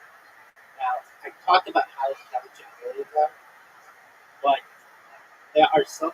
Okay, if you listen to alien abduction stories, they get confused by some of the things that we have.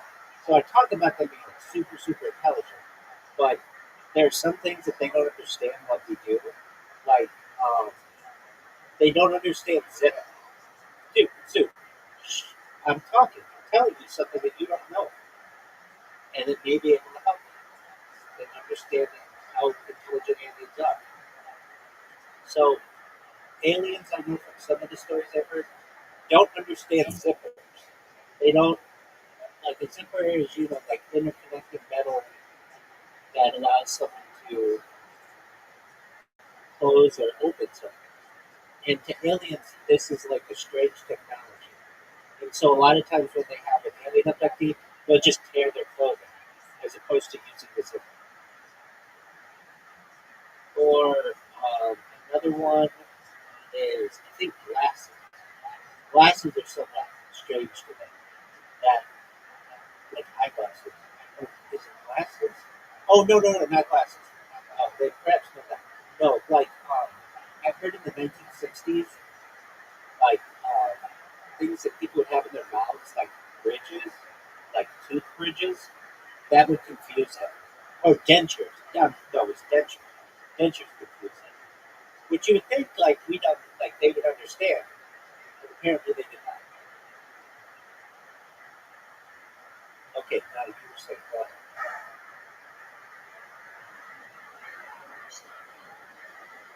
All right. Well, enjoy yourself, and just know, Zoo, when you're going to, just remember this. If you remember anything about today, anything, know that you lost in golf, you lost in literati, and you lost in table soccer twice.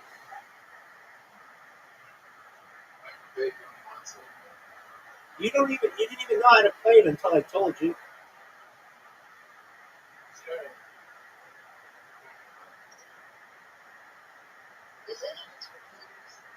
Yeah, that's a great question. That's it. Yeah.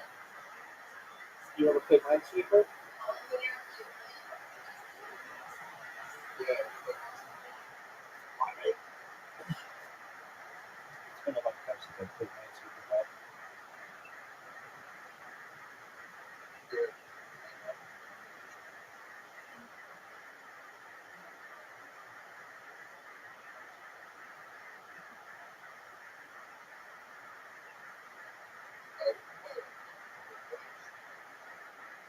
You want to play already?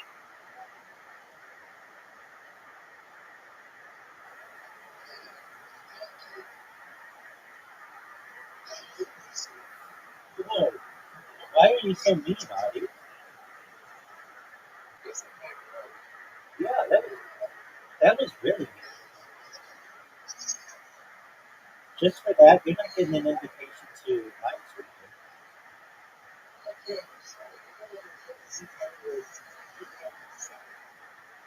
Why are you so mean?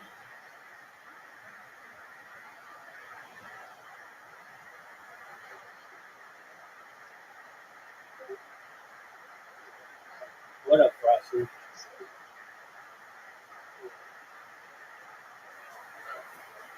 Alright, go. You have 5 seconds.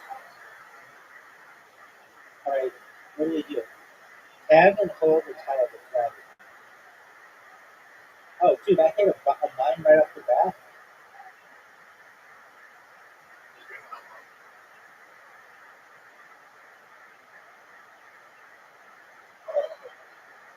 Yeah, fuck that.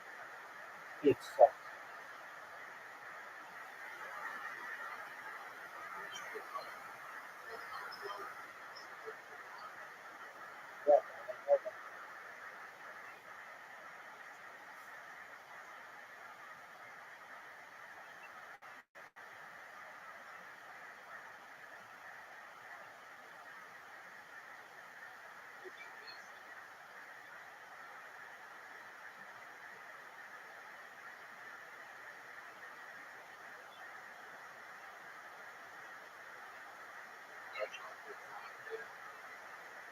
This game sucks.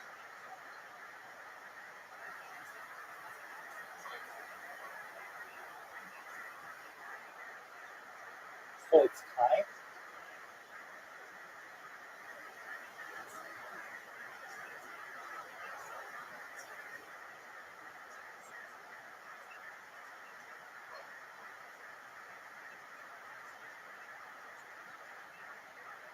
I didn't know.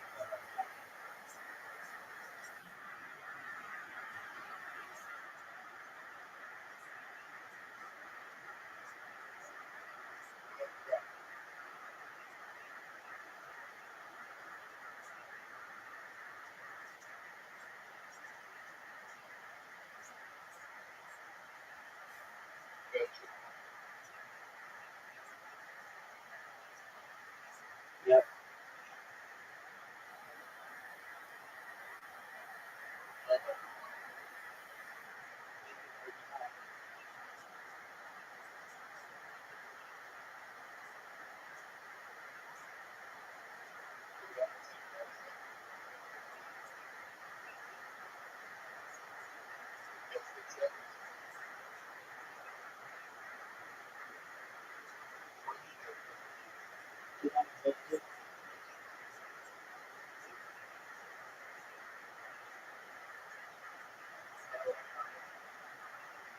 I don't like this game.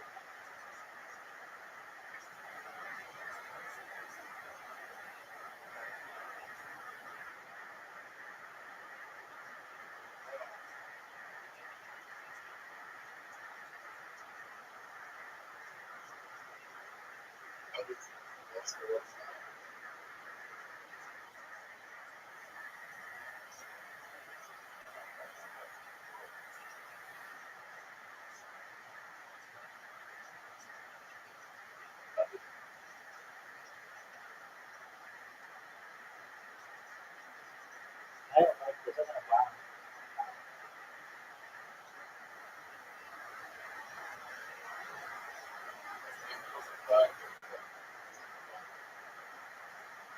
I don't really care what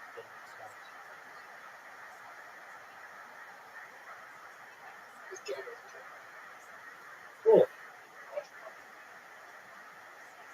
Dude, why are you talking like that?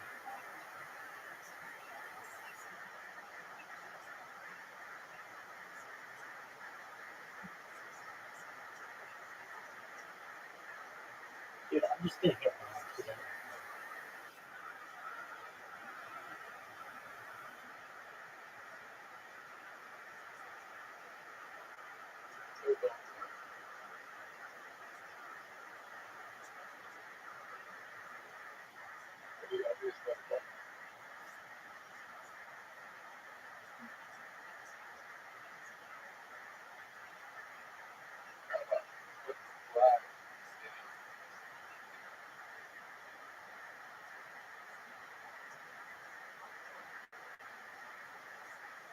ridiculous songs.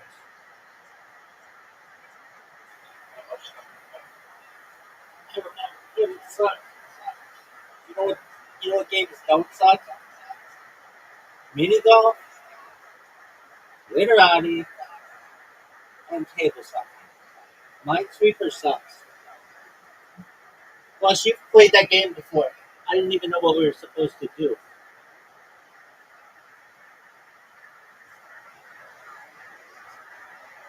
It's cool though.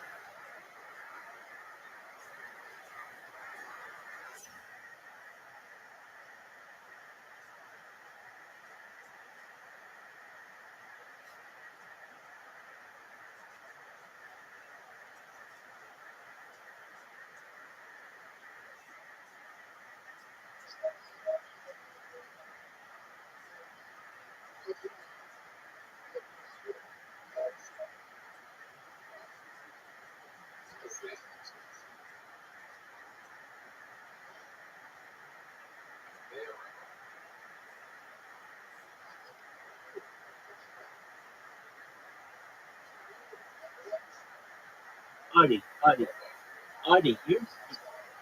Artie, Artie, why are you being so mean?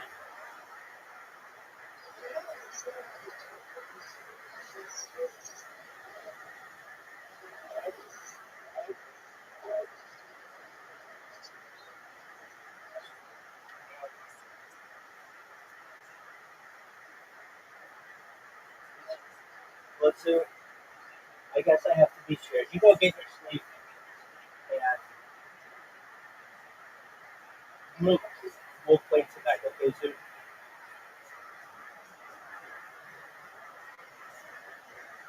Artie, why are you being so mean to do?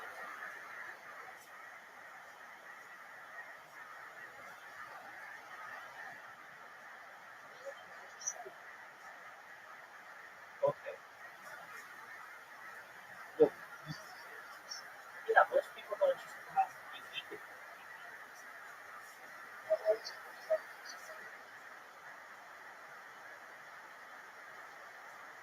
You have to learn to show.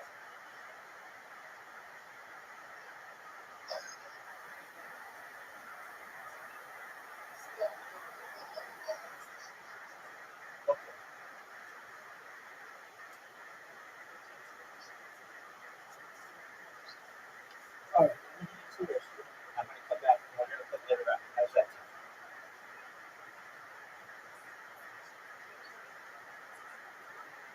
Be right back.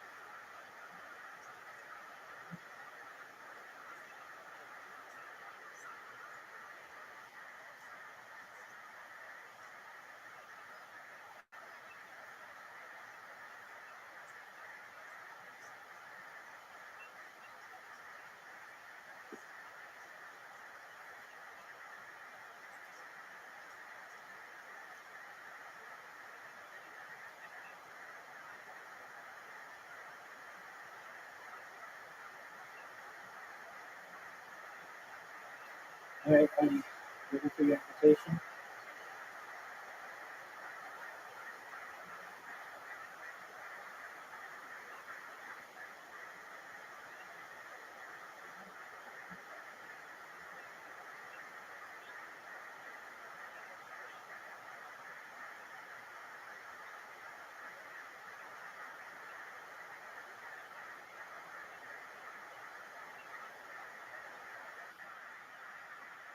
You have your invitation.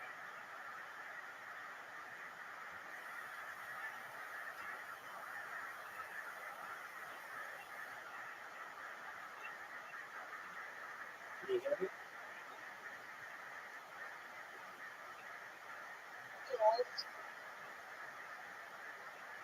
You what?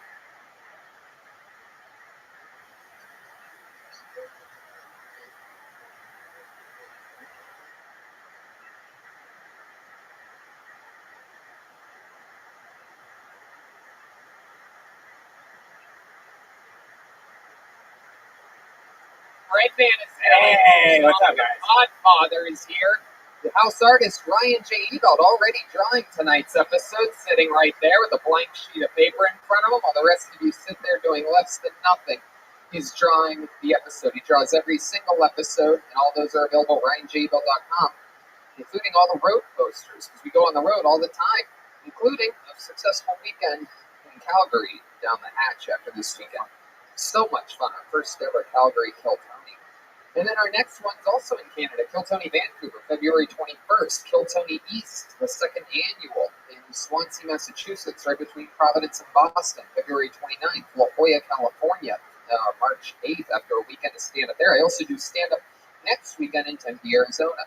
Kill Tony Ventura, California, March 12th. Kill Tony Boston, April 9th. With stand-up shows on the 10th and 11th of April.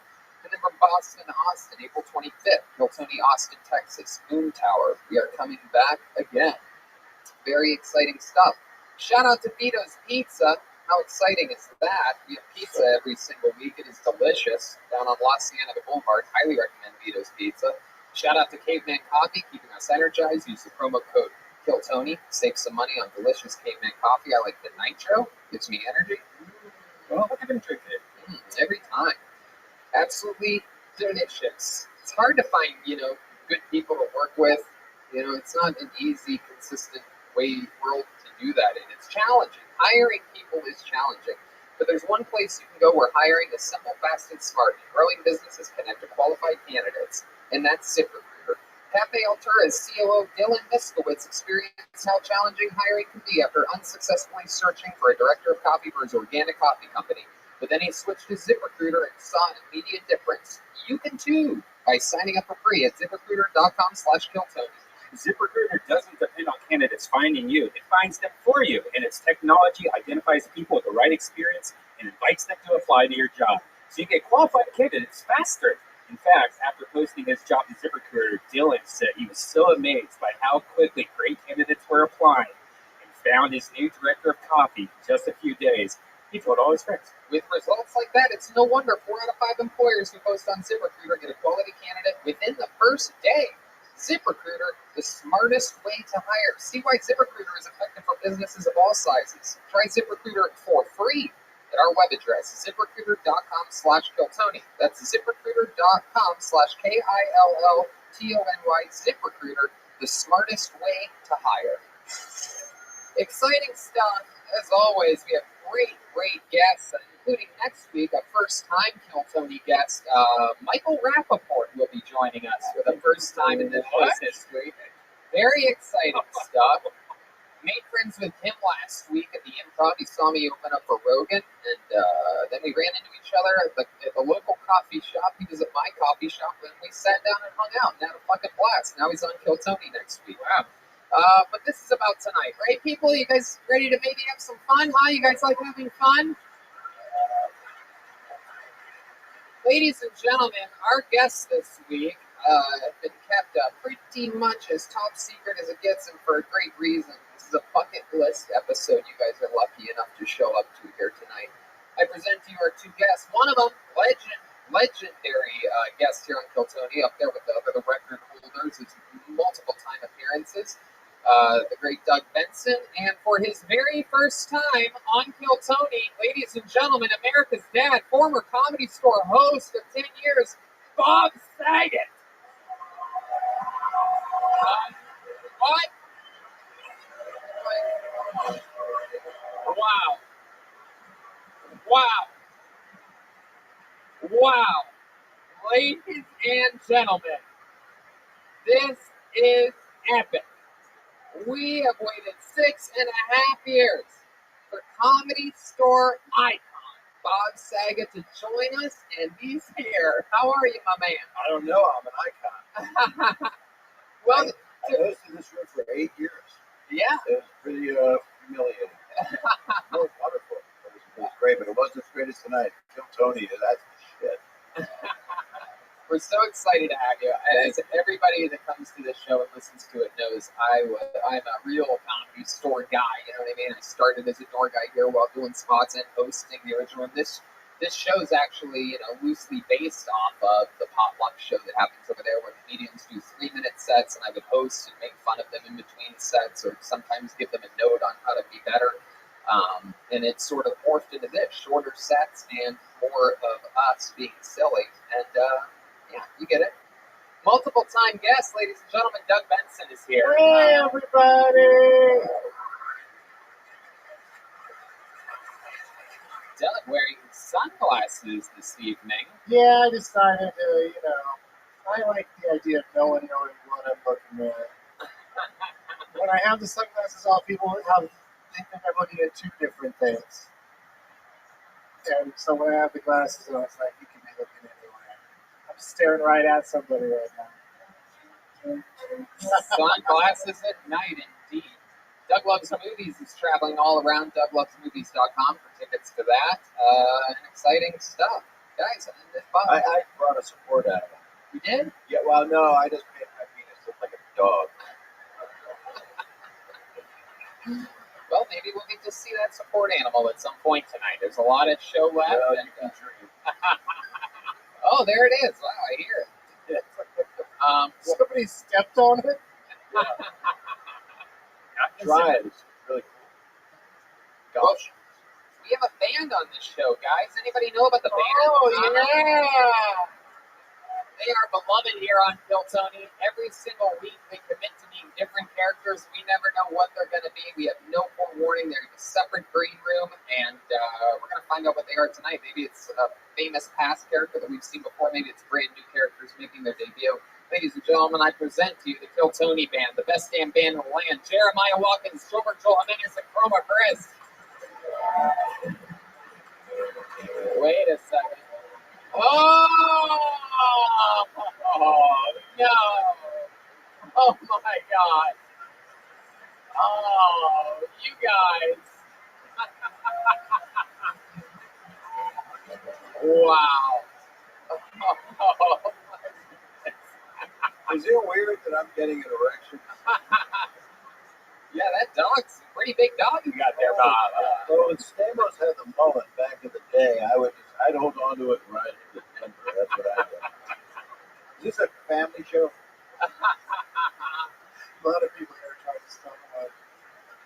My goodness, what a special treat. This is the first time we've had cast members from Full House on. I'm guessing you are Dave Coulier, is that correct? Joey Gladstone. Cut it out. Oh. There we go. And back here we have Danny, it's so good to see you, pal. Yeah, it's good to see you, Joey. How's Woodchuck that I hate? Oh, we got him right here on the panel. Doug Benson. Okie dokie. And next to you we have what appears to be Mary Kate and Ashley Olsen if they live next to a nuclear facility. You got it, dude. All right. It's an uncanny resemblance. It's insane. Look just like my dad. I just wish Mom was here. Well, she is. Her ashes are in here.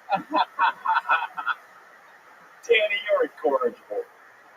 And then back here we have Jesse from Full House Telemundo, also known as Full Car. How's it going, Jesse?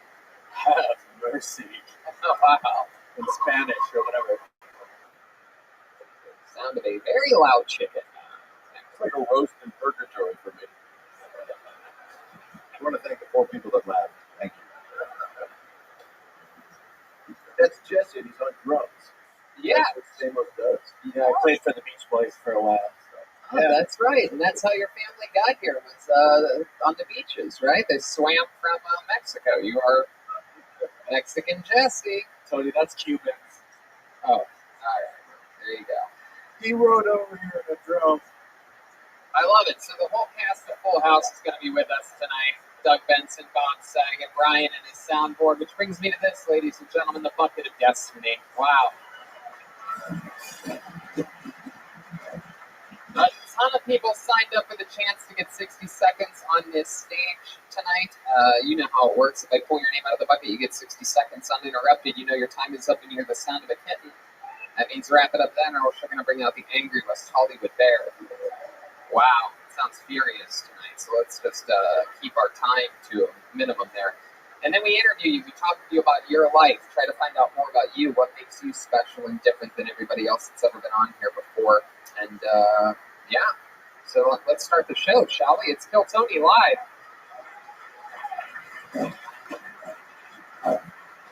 Guys, you're the #1 live podcast. Can you make a little more noise than that? Anyway, it's a Monday night. There we go. Beautiful. That's the audience part that you'll smooth into the other parts where they didn't react. Yeah, we're gonna edit that straight into the hard laughs.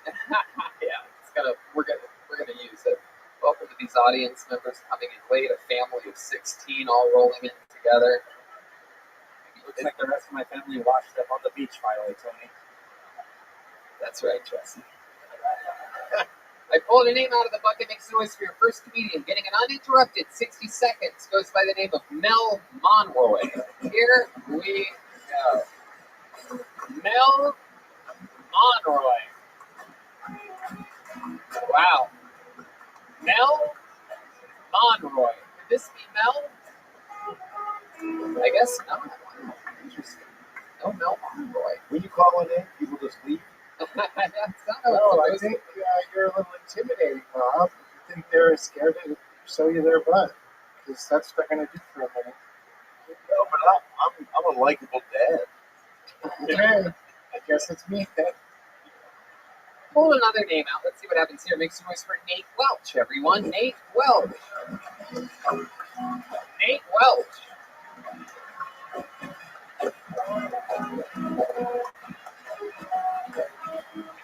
Wow. No movement whatsoever. Multiple blacklists so far. How about Ray Chase? Is Ray Chase here? Wow. No Ray Chase? Ray Chase? Hold on. Is this last week's bucket? Yes, Nate Welch. Ladies and gentlemen, Nate Welch. Okay. Here he comes. No, that way. Nate. Oh, no.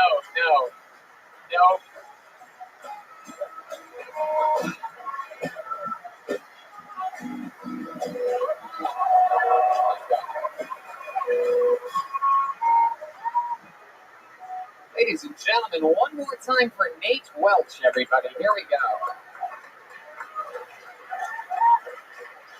California's weird, bro.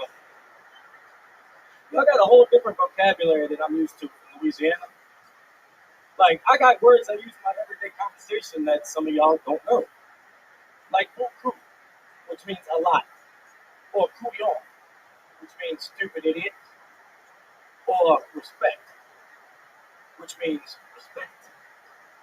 And y'all got words I don't know. Like kombucha. I ain't drinking that. Retrograde. Still don't know what that is. Don't care. Some chick with armpit hair tried to tell me about it. I was like, right out. And transplant. That don't mean what it sounds like it means. This chick told me, hey, I like your accent. Where are you from? I said, New Orleans. She's like, oh, so you're a transplant. I'm like, no, I ain't. I'm a dude. Yeah. Everywhere, the place, the place. Welcome to the show, Nate. Thanks, bro. Welcome, welcome. Is there a podcast playing in your pocket? Yeah, right there's now? something in your phone. You're watching the live stream. I was in the line. That's why I didn't give you whenever y'all called, because they still got a line. Wow, it was so weird. I was listening to both you and the show at the same time. It's so weird. Oh, man. And somehow, on the recording in your pocket of this show, I heard laughter and none here in the room whatsoever. It was incredible. I don't know. The power of the live stream is mind-boggling here. Very exciting. Any initial thoughts on Nate, guys? You've been on this show before, right, Nate? Yes. And where are you from, Rick? New Orleans. That's what you're saying. And then you gave us a kind of a Wikipedia of the thesaurus of the words that don't mean anything to you and or to them. But you have a nice, amicable style. You should learn probably to not kill yourself trying to get through like a police barricade, and probably turn off your phone when you're working. These are great tips, Bob. Yeah. It was incredible. You seem like you had no idea how to get to the stage before, but you've been on the show before. There's 2 stairways on each side. For some reason, you came up here like some kind of zombie demon straight to the middle of the stage. We've never had anyone do that before. My bad. I ain't gonna lie, I was kind of nervous because I was trying to get up here. I didn't want to miss my opportunity. And you fell behind me. Yeah, you fell down. You gotta fall down to stand up, I guess. Right? Fuck it, I could Thanks, Joseph. I pulled the tightest so Leo went into the world. I understand. No one wants you to miss your opportunity. So, Nate, how's mingling into Los Angeles? How's that going for you? How long have you lived here now? I've been here for about a year and a couple months, but it's going real good. I really like it out here. How are you getting more Italian the longer you live in Los Angeles? I love your look. Kind of out of breath. What? Kind of out of breath because I'm fat. Heck yeah. And I understand. Is it from the excitement of doing this? Yeah, it's kind of like I was out there waiting, smoking a cigarette. I heard my name and I was like, oh shit. So, threw my cigarette. Do most people say oh shit when they hear your name? It depends on the situation, I guess. I go, I think it closed well because it ended. Thanks, bro. Let's check in with the great one and only Uncle Joey. Nate, how long have you been smoking cigarettes? Since I was 18. It's never too late to stop, you know that? Yeah. I've never seen this episode of Lost before. I like this guy's style. I call it like friendly white supremacist. You know, he looks like the enemy, but he's really a friend. Mr. Clean. What other career do you have? What other job do you do besides selling meth? I ain't no Heisenberg yet, but I'm a bouncer. Oh. Security. You didn't bounce here. It just fell. That's funny. He should throw his act out. That was just a minute. That was a. I know. Yeah, it was just a minute. It was just a minute. He was saving the other minutes for another time. I think it's good for good minutes. Right. But you're a nice man. And I'm saying that just in case you're packing a gun. Nah. I can't trash nobody really because you're a nice person. It's hard to get up here in front of all these people and not get much laughter. Especially in person. Doesn't he seem like a nice guy? No, I mean a nice guy. A guy that'll take you down to the river and shoot you in the back of your fucking head. That's kind of. Wow. Nah. You ever killed a man? Nah. You like gladiator movies? Yeah. You ever seen a grown man naked? Not on purpose. You ever check your cat to see if it's a boy or a girl? You ever run backwards through a cornfield naked? No.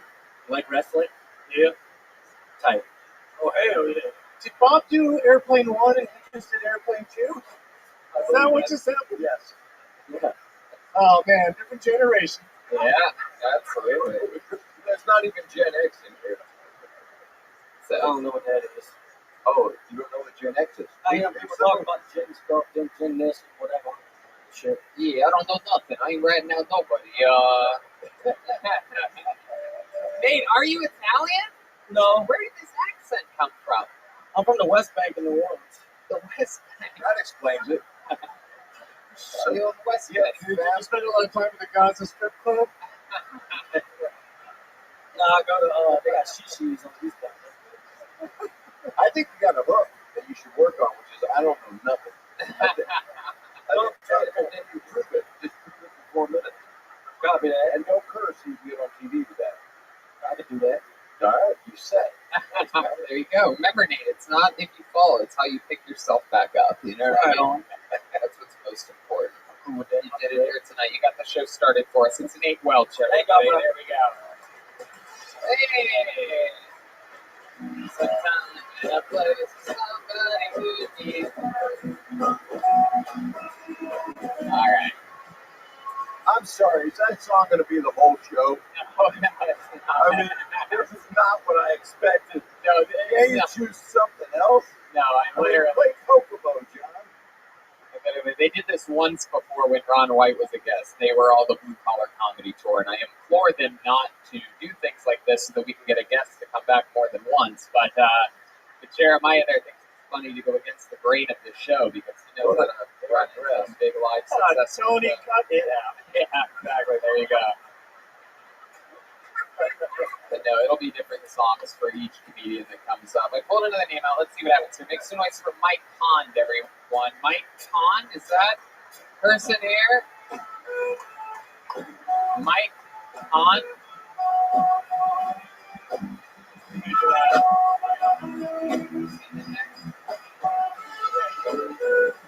He's coming. Here he comes. Here you go, Mike Pond. You go that way. Follow the red tape that way. Oh, follow David Deary. David Deary's on top of it tonight. There you go.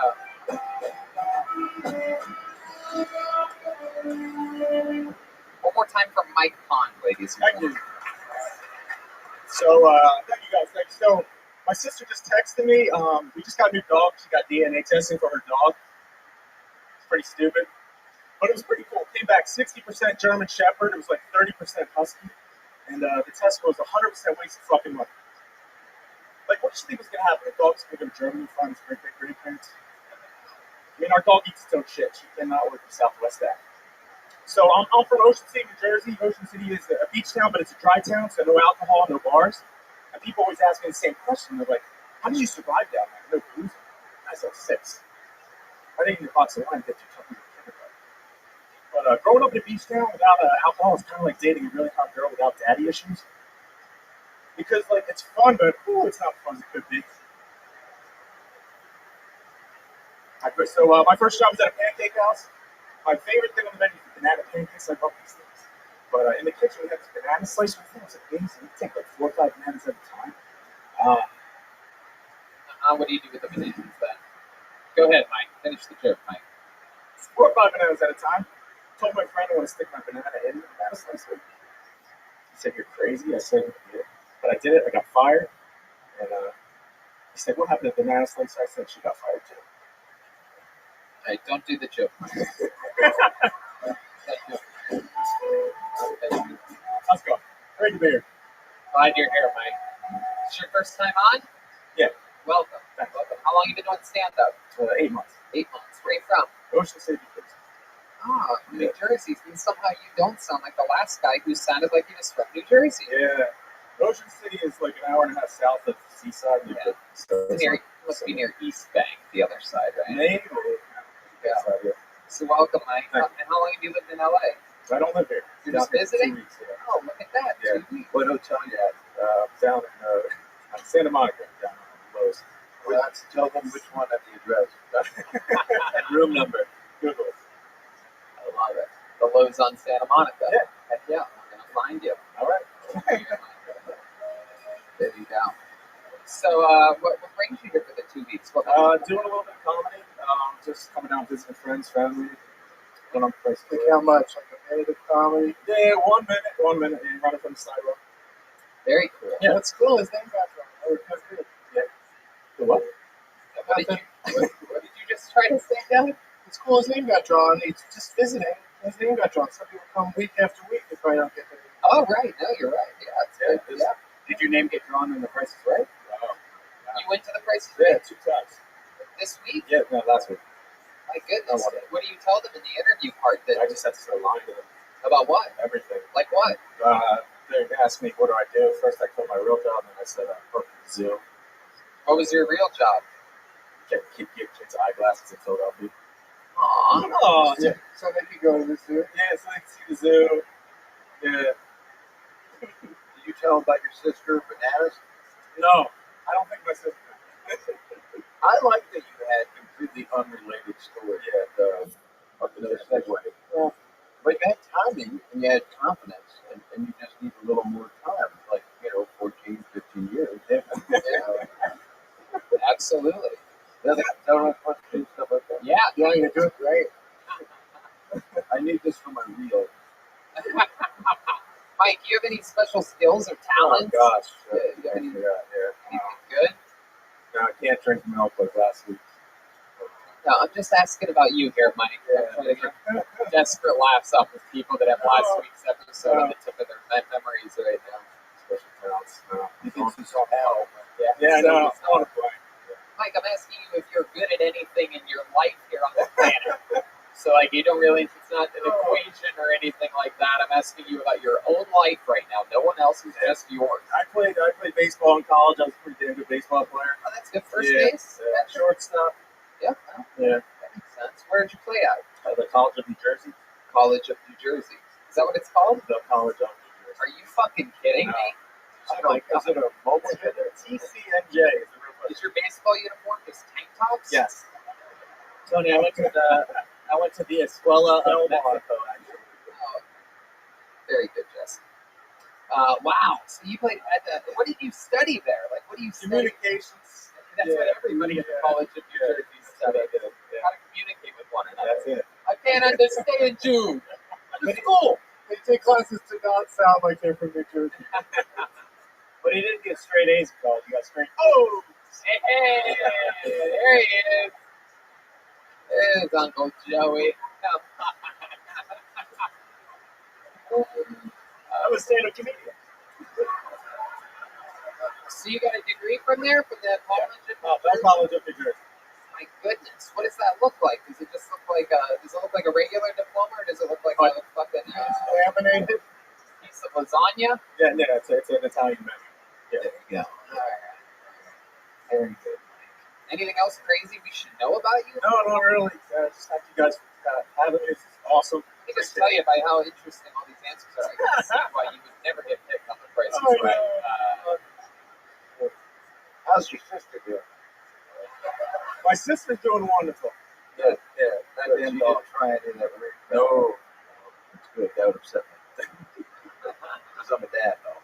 Yeah, America's dad, right? Yes. But I think you got potential. You have a likability for people. Do you want to do stand-up? Is that what you People have told me that I'm likable, but they don't tell me I'm funny, so that's not it. Yeah. Well, you should listen.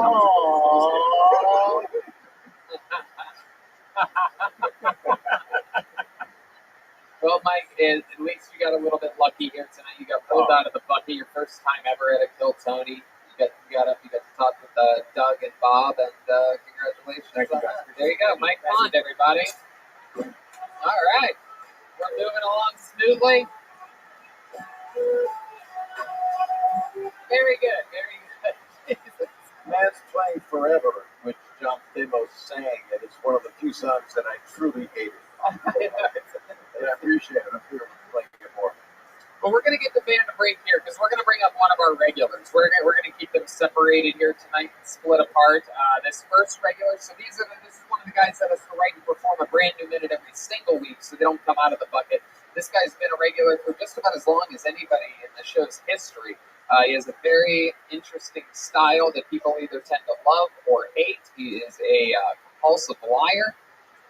Let's find out what he's going to talk about tonight. It's the Big Red Machine, William Montgomery, everybody. Here he is. Oh, boy. Here he comes. Wow, he's got a standing ovation here in the middle of the room. Ladies and gentlemen, it's William Montgomery. What do you mean there's no more ham? It's my impression of my dad when we went to Hawaii and we were on an island with no more ham. What a nightmare. I just sold a screenplay about the apocalypse, and it's about all the good people and bad people that are left, but they all have vitiligo. It's called The Stained. It's like Stephen King meets Michael Jackson's cover story for his skin bleaching. A lot of people don't know this. When I was in middle school, I used to get high and then choke myself. I would stick my head in my desk and just keep slamming the desk down. It's actually how the guy from In Excess died. Wow, William Montgomery, ladies and gentlemen. Wait a second. What is this? What the fuck is going on? Who is this guy?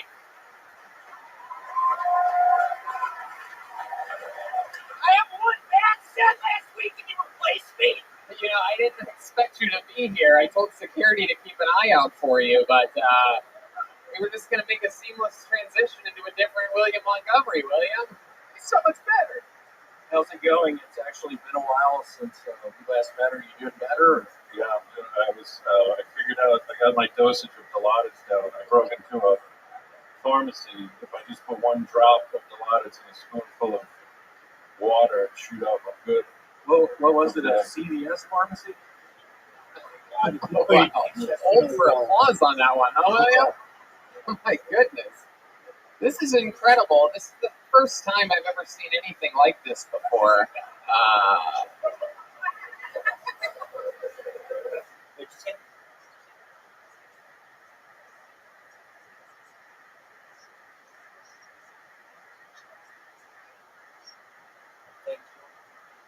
You know that's how I am. Very competitive. I can't let anybody win.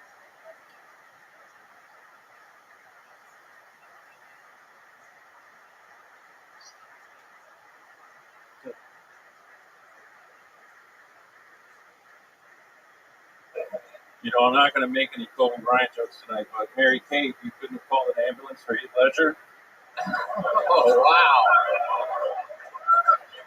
Oh, my goodness gracious. Oh, Bob's reaching for the sword. I'd like to give a moment of silence.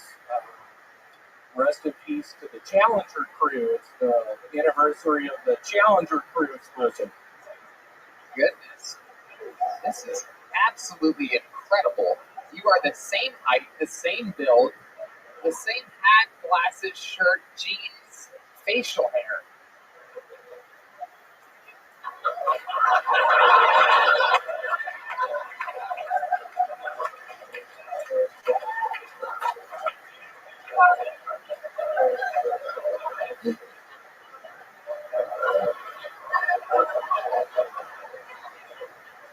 Wow. So, how'd you two meet? It was 2 years ago. We were with my and melting cans goods. You two definitely finish your own sandwiches.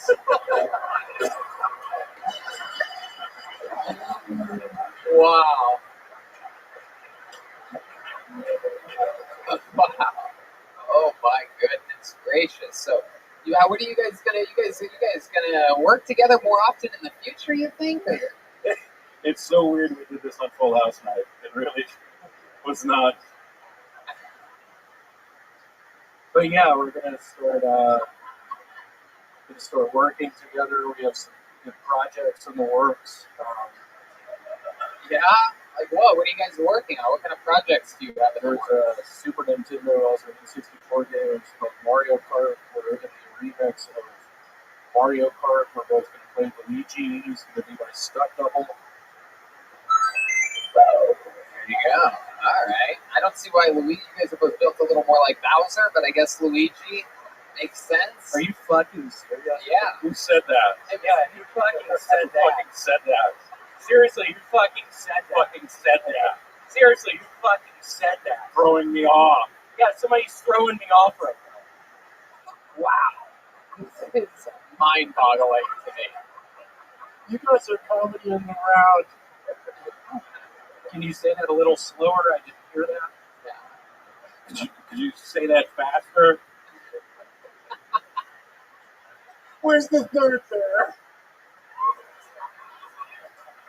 My goodness gracious. My mind is just blown right now. I don't even know where to begin with this. You guys are brothers or perhaps just friends? Like this is a 3 years ago, got tickets to fish. One thing leads to the other. What a nightmare. Total nightmare. We got trapped. I ate a whole Corova pot brownie. We were literally at a fish show at the aquarium, literally watching fish. you guys were watching fish in a tank perform? Yeah, I mean, like, sure, we saw sharks, Octopus, pufferfish, blackfish. saw some black people at the aquarium. Goodness gracious. Wow. Are either of you in a relationship? That's a good question.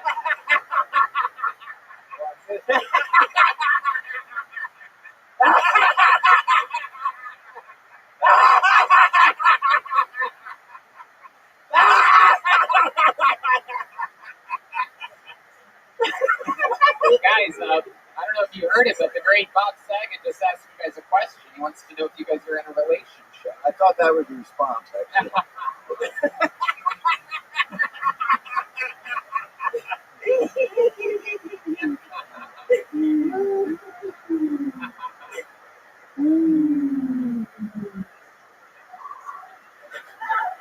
I think they are in a relationship, perhaps with one another. Yeah, I think. Oh, are they about to kiss right now? I don't think they could because of their stomach. Who the fuck said that? Who the fuck said that? Don't throw us off right now. Throwing me off. You're throwing me off. God damn it, Larry. God damn it, Larry. So is this, would you guys consider this one of your best sets that you've ever had on the show, or, Yeah, I think it is. I think it probably is. Probably is.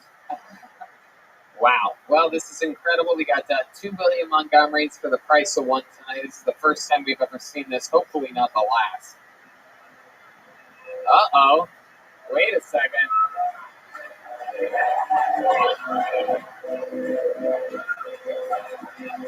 Wow. This song takes a little while before it hits that main part. A little bit longer than usual. But I guess we're not even going to get there. There we go, Brian. Brian's listening. Wow. What is going to happen here?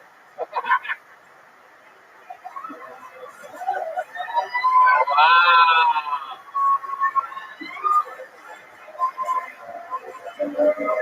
All right. Just a little. Put the fucking music down! Ricky! God!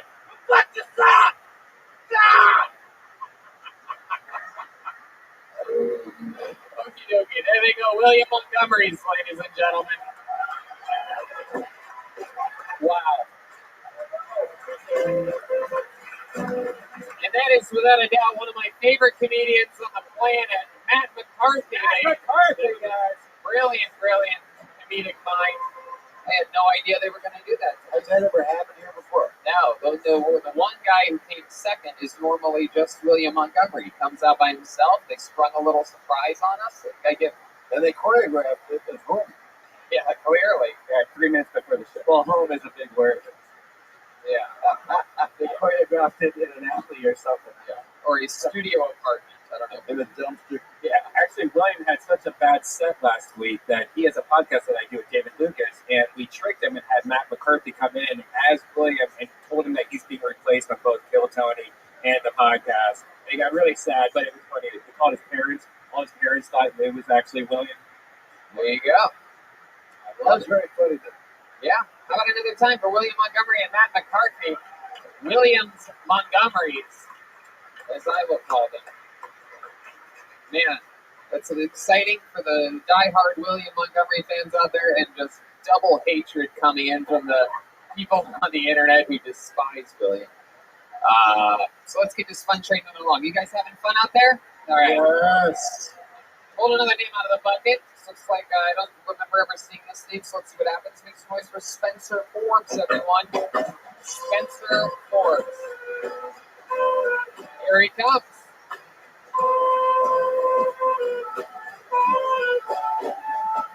One more time for Spencer Forbes, everybody.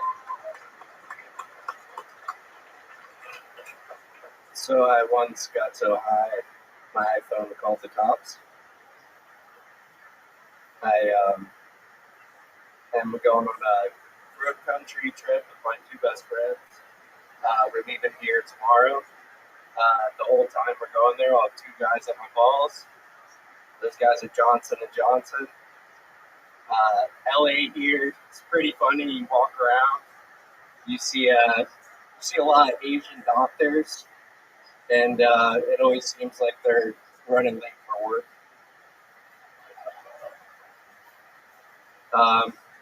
I'm really excited, thinking about doing a new internship, marketing manager for the Jehovah's Witness. I think their marketing tactics are a little dated. Could work on something better, maybe some Facebook ads. Spencer Forbes. Wow. I'm going to shock you right now by telling you that's my favorite set of the night so far. Thank you, Tony. This was incredible. This is one of your first times ever doing stand-up? This is my first time. First time, everybody. Hell yeah. There it is. There's nothing sheepish about that performance. That's the sheep of the first-timer. Congratulations on popping your cherry. How old are you, Spencer? 25. 25. Absolutely adorable. Welcome, welcome. You from here in Los Angeles? I'm actually from Florida. From Florida? Oh my goodness, look at you. What part of Florida? Cocoa Beach, Florida. Wow. My goodness, I thought you were, I recognized you as one of my favorite cast members of one of my favorite shows called Succession on HBO. You know that show? Heard of a lot of success, Tony. No, it's not about that. It's not what it's about. It's about a family that owns a gigantic company and they have a bunch of money. Like close to right now, I can actually tell by the amount of hair on your neck that you don't really come from money. Am I right? Besides my last name, Tony, that's it. Forbes. You got it. Thank you. You got it. You got it, dude. Hey, let's throw my Chris over there. So Spencer, this is exciting. You're 25. What do you do? I own a pool cleaning business in Florida. You do? Shit. Pull a lot of alligators and things out of swimming pools? No. Now, what's the craziest thing you've ever cleaned out of a pool? Well, I had this sketchy guy. I cleaned his pool for a while. Was it you? No. Go ahead, tell us. And he, well, I guess he would have strippers come over and have parties, and he'd leave me to clean out like 10 dildos out of his pool. Oh my goodness. Let me ask you this. Would they float or would they sink? They sank. They sank? Yeah. Oh my goodness. Yeah, see, I find that interesting. That is what you should have opened with. Yeah. I think because dildos float to the bottom, full skimmer, you got me. Facebook crushed at the end, by the way. Congrats. Thank you. I mean, it's your first damn time. Yeah, absolutely. I mean, that's scary. And you're not a white supremacist, right? No, I'm not. Oh, I'm so disappointed. But you know, he's got balls. For sure. And dildos. Let me ask you this: when you would scoop the dildos out of the bottom of the pool, would you would you use a net, or would you sort of swim down there and like bob for them like apples with your mouth? Bring them up in your teeth. Yeah, exactly. Talk about the deep end. I would use the net. Net skills are on point. Who was your dad? Was that a family member? Yeah. You ever fuck one of your clients? You ever do the pool guy? Whoa, language, Brian. That's only on the internet. It's like all my clients are like 80 years old. None of them are Like, That's not an answer to the question. Yeah, exactly. They have a pool. No, I haven't.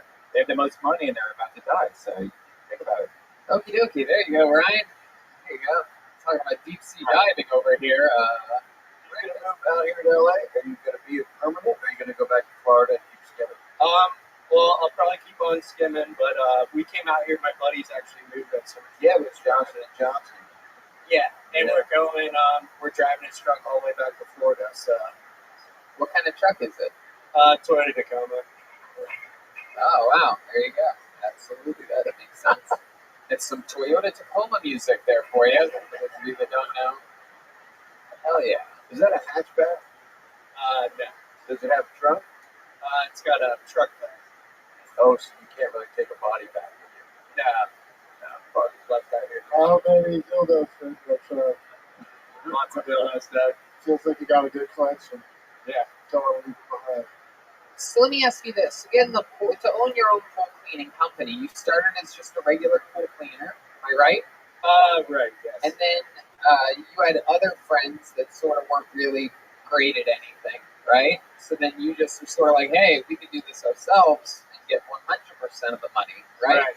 So that's really all it is that you run a pool cleaning company and you just give your friends jobs too, the ones that you can't do. Right, yeah, my friend's watching right now.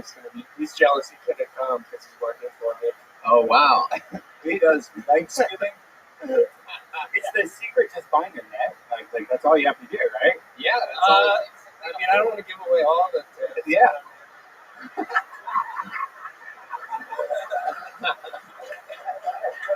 You got to talk about pool cleaning in your That is what you have to do. Yeah. That beat there, you know what I mean? Like starting the business, the dildos thing. Yeah. You got electrical motors to do that for people. You put the app on the phone and you turn shit on. I can do it all. Well, you do it all. I can do it all. Has anyone ever told you you look like Chris Hemsworth with Down syndrome?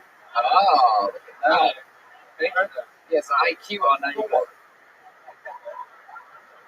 Wow. Any special skills or talents that you have, Spencer? You a soprano singer or anything like that, or perhaps a Can you sing the theme song of The Sopranos? I can't. No. Do you have any special skills? I can jump up and feel good. You can? Well, let's see you do that. Put that mic in the mic stand. Let's see. A jump up heel kick from Spencer Forbes, everybody. This is some. Wow. Wait a second. Are you sure you can do that? You want to try again? Wow. I'm pretty sure anybody in the world can do that, Spencer. What the fuck was that? Can you do it, Joe? Oh, my God. I'm pretty sure Red Band can do that. He can do that.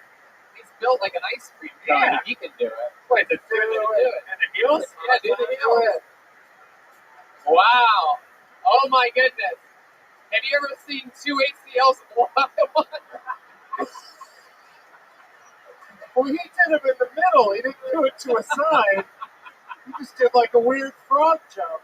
He made like a heart with his leg. Oh, okay. I could do it too then.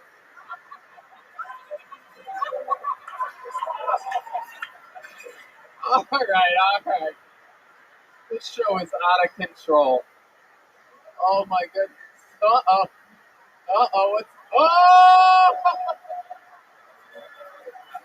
What's oh my goodness. You're in big trouble now. Uncle Joey just found something that fell out of Doug's pocket here. Uncle Joey, what is that? Doug? Yes, Uncle Joey. I found this. Do you know anything about it? I can't lie to you, Uncle Joey. It's mine. Were you doing it to fit into school?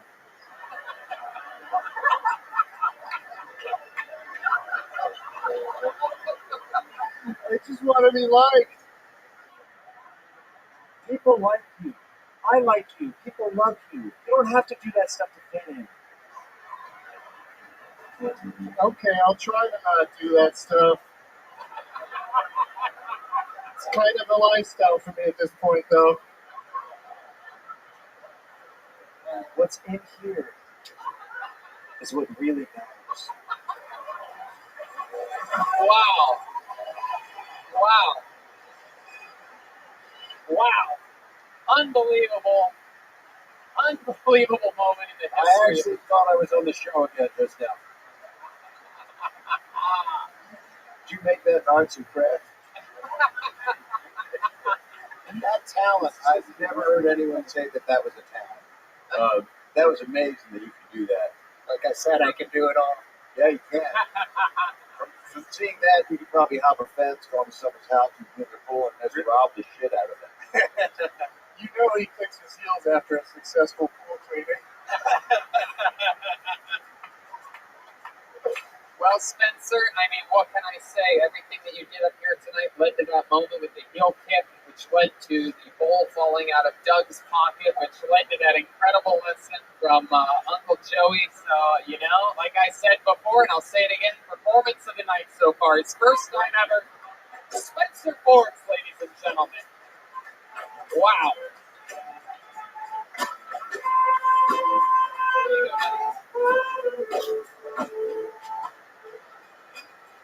All right. I have a feeling this person's not going to be here, but let's see what happens here. Let's just see. Make some noise for Galloping Buffalo. Galloping Buffalo. Hey. Bye, Sharona. And a Galloping Buffalo out there? Galloping Buffalo. Here we go. Here comes Galloping Buffalo. Oh, there it is. Everybody. It's a bison. Oh, my God. It is unbelievable how much trouble people are having getting to this stage tonight. One more time for Galloping Buffalo, everybody. Cool. My name's Michael Silver. All right, cool. My buddy's a trust fund baby. He's always making fun of me. He's like, hey, Mike, you're poor. I'm like, hey, George, your mom's dead.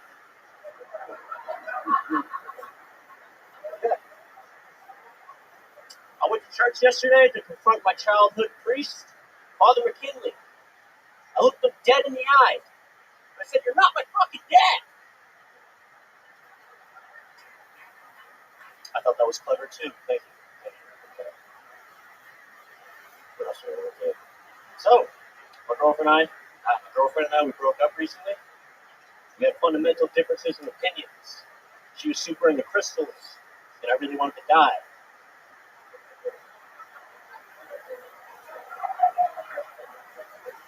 Who smokes weed?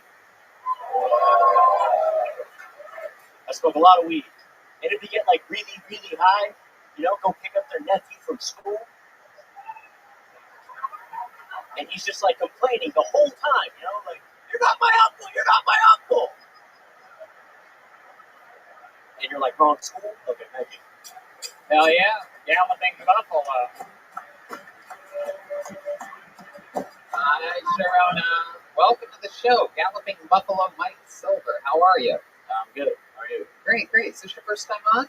No, it's like my third time. Oh, okay. What have we talked about before? What have we learned about you in the past? What are some of your highlights in the show's history? I sell fish, I used to box. Oh, that's right. Did you box fish? Yes. What kind of fish do you sell? I used to sell fish. Oh, bait a lot of salmon right now. And then Helicons got back in the season, so it's something well. Well, congrats. Yeah, it's a lot. You just like. You used to sell fish, Vaughn? Yeah, I did. I was a seafood club. I could clean 100 pounds of fish in an hour. Wow. Can you do that? Yeah, I can clean it way quicker. It takes you an hour? Yeah. Oh, you know what? Hold on. Can someone get us 100 pounds of fish real quick? Let's see it. We're about to have our first ever Kill Tony fish cleaning competition. Mike Silver versus Bob Stein in a battle of the Aphrodite just opened her legs. That's Aphrodite over there. Oh my goodness. That smells like 200 pounds of fish. My goodness. And you work in the fish business, it's a family business? Yeah, it's my uncle's business. Right. He has two good dark humor jokes in there. Yeah. Didn't you think so? I thought it was good. It was good. Thank you. I'm just glad my pipe didn't break. Yeah, that is incredible. A testament for how durable the pipes that you keep around you I are. turned my motor around and that thing didn't break. Yeah. Makes you just want to tap your heels all over again. Let's check in with Uncle Joey. Now, when you work with fish, is the day rate scale? No, this guy gets paid to the gills. I'm telling you right now, for sure. Did you have to go to school for that? Yeah, and how do you stop them from smelling you cut off their nose? That's the other. See how quiet that was? I thought that you want to be a comedian. Is that what you want to do? Yeah. The fish isn't enough. I mean, it gets the bills paid, so. You stink at the end of the day, right? Oh, yeah, I don't even smell fish anymore, honestly. It's not good. You got to use lemon to get it off. No, I just like shower typically, or I have like a. Oh, you shower? Yeah, regularly. Interesting. I think that's the best action. Yeah, absolutely. 100%. I don't like How long have you been doing stand-up, Mike? About 10 months now. 10 months. Wow, such a short while. And you are from here in LA? Yeah. Uh-huh. Like next LAX. You live by yourself? No, with my brother. How your brother's older, younger? Yeah, he's older, 24. He works in the fish business too? No, he's an admin. Admin. Yeah, like he does ads, advertising. Oh, okay. He didn't want to be in the family business? No, he used to work, but he didn't do what to college. Wait, he's an admin for an administration company? No, he does advertisements for companies like Google and other shit. He's like, Well, if you live right by the airport, are you waiting for? Oh no, I know fresh where fish that's just where I delivery? grew up. I'm sorry. That's just where I grew up. Oh, you don't live there? Yeah, I live over in Lomita. And where? Lomita. Oh, I dated her. Oh yeah. You got in trouble. She's horrible. What's your favorite terminal? What up, Cancer? Yeah. You ever fuck a fish? Oh, Yeah. Red band's going hard. Wow, hard hitting questions. That would be a wide mouth bass, Fish, right? you know. Extra lubrication. Very good. Other than that, Otherwise, you would just call him a fish fucker. Is that what you're gonna have? I just think if I was working with fish my whole life, as a young kid, I'd probably try it. Oh yeah. Took the words out of my mouth. Right, I didn't want to be caught. No, flashlights for free. Why Water. you put me on blast, man? Come on. wow, you guys have brought We this can talk room about to it a minimum. Boy, oh boy. Why galloping buffalo? I want to, when people who know me look me up and or like follow each other, it's like, who the fuck is this guy? And they're like galloping up in the seats. Me, and they're like, ah! Oh, wow. Eagles looking you up. You get to be there for their reaction. No, I imagine their reaction. So I hope it makes someone laugh. Like that's how I imagine it. Was it galloping buffalo to get their mind off a fish to scare them? Well, no, it used to be cackling hyena, and then like I was trying to come up with the most elaborate stuff I could think of. So what's next, Senor Giraffe? Anyway, back to you in the studio. So your brother works in ads. You work with fish all day. Why do I get the feeling that your apartment smells like a Gwyneth Paltrow candle warehouse? You don't have to answer that. I'm just glad the third guy in the evolutionary chart is working. No trouble. Do you have a girlfriend right now? No, we just broke up. Oh, really? Why'd you break up?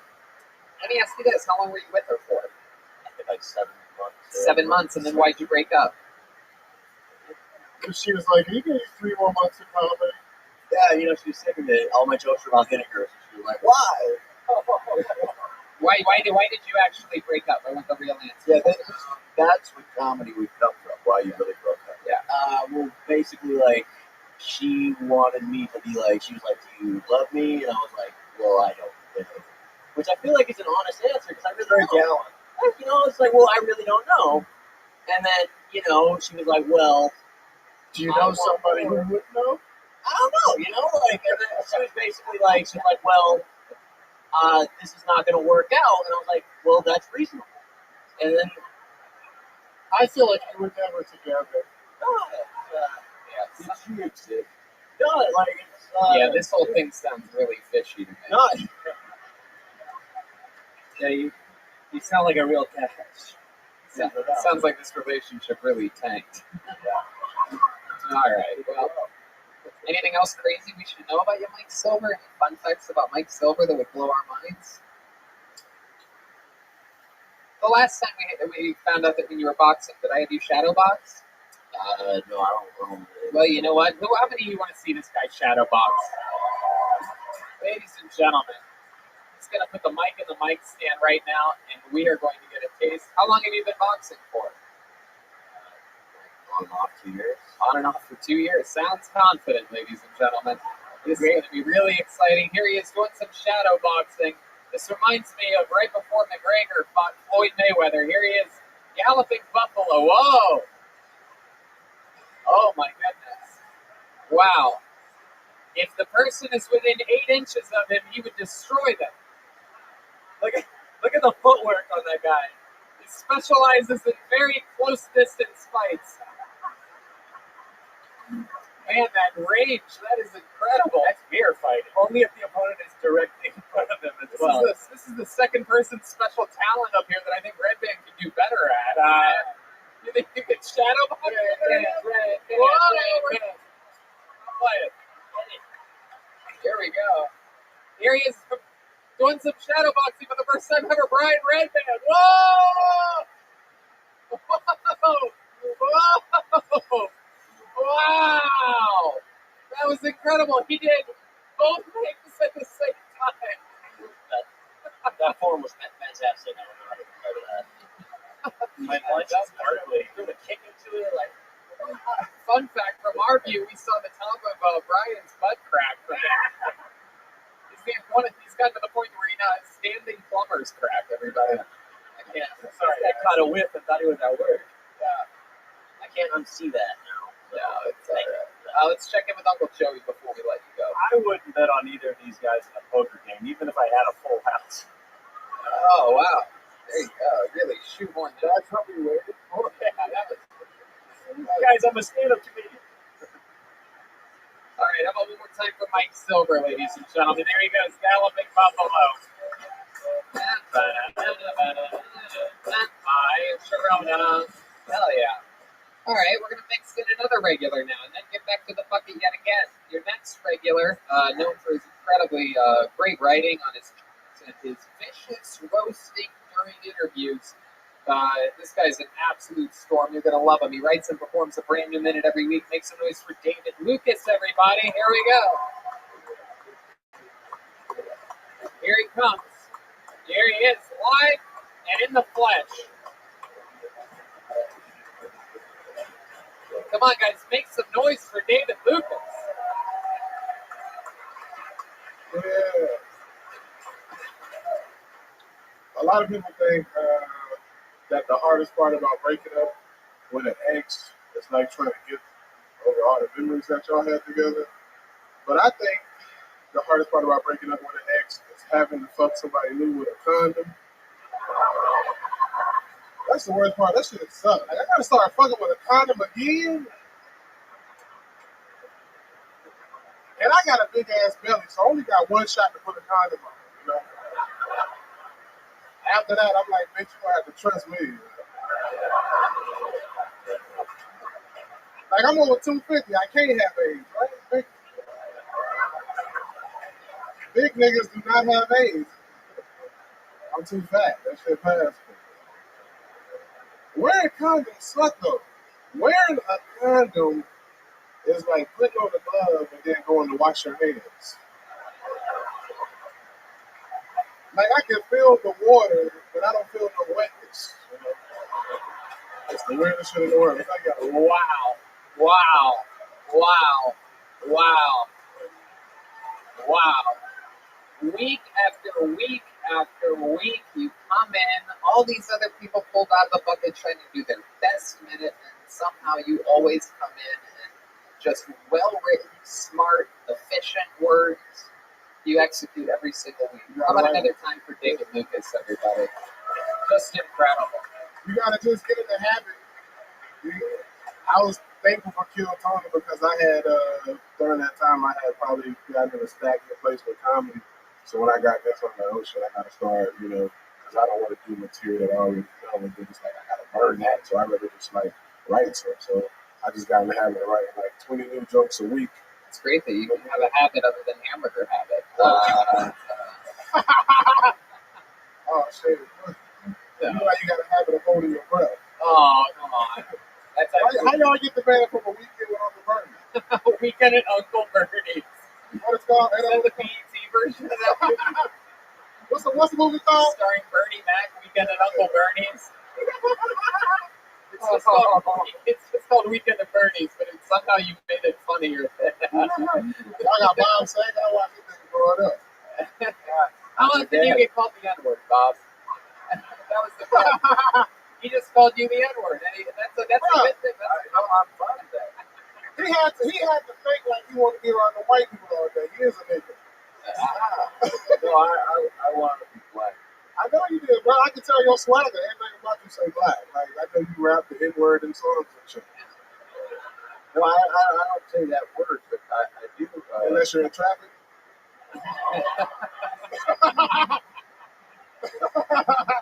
That's funny, but no, that's what causes traffic. What about the condom thing? Is that real? I mean, would you when you broke up? Did you wear a condom? I hate wearing condoms, bro. But have you? You do? I hate it though. Have you ever done a benefit for Planned Parenthood? Because you could open with that. Yeah. Is that, that reinforces birth control? I mean, do you have any kids? Yeah. What do you got? A girl. He's actually done. So the condom was not being used. No. I knew it was gonna happen. But I mean, shit. I lost my virginity like 14 years ago, so one kid, those are pretty good odds. You know what I'm saying? Yeah. What are you, like 20 now? Yeah. So you were 6? No, 29. I think so. 29. No, I'm sorry. I just imagine you being 6. That's how old you I mean, I am from the South, but I ain't from that area. What was that like, out of curiosity? What was it like when you lost your virginity? How did that go down? Kind of like the first time you sat down to pee. Oh, well.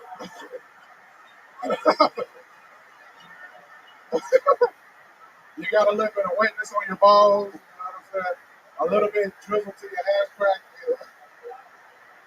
So you're saying he's got no dick with giant long balls, but hey. Tony got a henny. Okay, yeah. Okay. Yeah, I'm the one with the When henny Tony out of fucking girl, he be scissor kicking. All right. Tony be bumping coochies. What? You be bumping coochies. All right, well. Let me rub my pussy on your pussy. That's the name of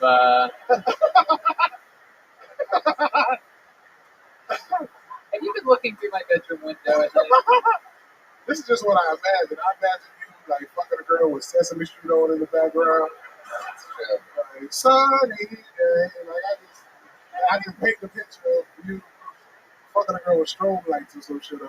Like, No, you're absolutely right. That's how I can't get hard if Sesame Street's not on in the background. I imagine you make the animal noises like a tiger.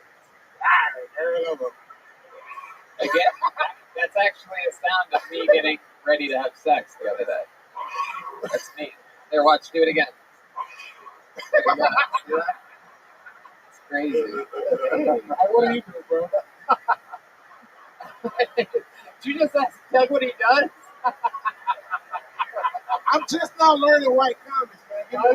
I'm just Uncle Bernie hanging out. Doug Benson, right? Doug, yes. Right. Like your cholesterol, he's always high. Yeah, there you go. That's that. There you go. It puts the lotion on his skin. Yeah. You know the rest. Yeah. You just had a weekend with Eric Griffin. How was that? Oh, man, we sold out 4 out of 6 shows. You sold out 4 out of 6 shows? No, we, motherfucker. What'd you sell out of? The food?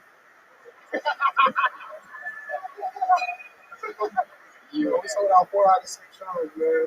A couple, I can't remember y'all name, but shout out to the people that drove from Tennessee to come see me in Atlanta. That would kill Tony fans. Thank y'all. That's great. That's great. Are you from Tennessee? No. I was in Atlanta, but they drove from Tennessee to Atlanta. Where are you from? I was raised in Macon, Georgia. Yeah. How was that? Did you say Macon, Georgia? No. Yeah. That used to be our basketball team, Macon. Heck yeah. Macon was shit, man. No matter where you live, that's the hood. Even if you live in the good neighborhood, because the it's not big enough to like separate the bullshit from the good shit. So even if you like in a great neighborhood, some bullshit is like everywhere you look. What I'm There's a saying, handle on you. you could be in a great neighborhood, but like the hood is like 6 minutes away. So you know what I'm saying? Like talk about this shit. No, You should. what you I always respond well. Richard always talked about it here. yeah, I'll talk about it. Yeah, it's good. Yeah, it sounds like some great redistricting comedy. That's true. People love your gerrymandering humor. Here's my hunk on busing. I like it, bro. He remind me of a black person. Sunglasses on in the club. Yeah, that's what black people way to go. Yeah. So they call it, where I'm from, we call them hater blockers. Okay. So that way the haters. Anybody ever heard that term? Anybody from the South heard about hater blockers? Oh, you're the first black person I've ever seen. Who are you? Ace Ventura? Uncle Joey. Oh. Yeah. Oh, okay, I got it. Look at the drummer. Oh, you the racially ambiguous nigga. Yeah. That's exactly what I was thinking. That's you said it. The pretty boy who used to wear all the leather jackets like what Tony got on. He still does. Yeah. He's got them. This is this. You know what I can do with this jacket on? I get to bump into a lot of pussies with my pussy. So I'm very excited. And what are you wearing? You look like a yeah, exactly. I want a belt for you, dog. Oh, look at that fucking thing. Off-white. Who fucking off-white, man? Oh my goodness. I don't know. Fashion. I don't know what's going on there. You look like an out-of-shape NFL referee though with that thing hanging down. Tony, you look like you wear vegan leather. Oh my god. With that belt, what is that? Caution tape for after you commit a crime? And that shirt looks like a billboard for Cool Runnings. It was worn by a guy that's never ran before in his life. Oh my god! I can't be wrong with this thing. I got a jet lag. How did you find a belt that's bigger than your waist? Like, how do you have slack? How do you have all that slack? It's long enough for you to hang yourself up. Plenty of room. You're just jealous that I can hang myself, David Lucas. If you ever tried, you'd have to do one of those sad, like, doorknob leans where you just lean into it and you're, like, butts on the ground. I had to jump off a bridge. Yeah. Golden Gate Bridge can hold me up. Maybe you can. I got a joke about that. I said I tried to commit suicide one day, the ceiling fan came down. Wow. That is. Are you on the Jamaican bobsled team?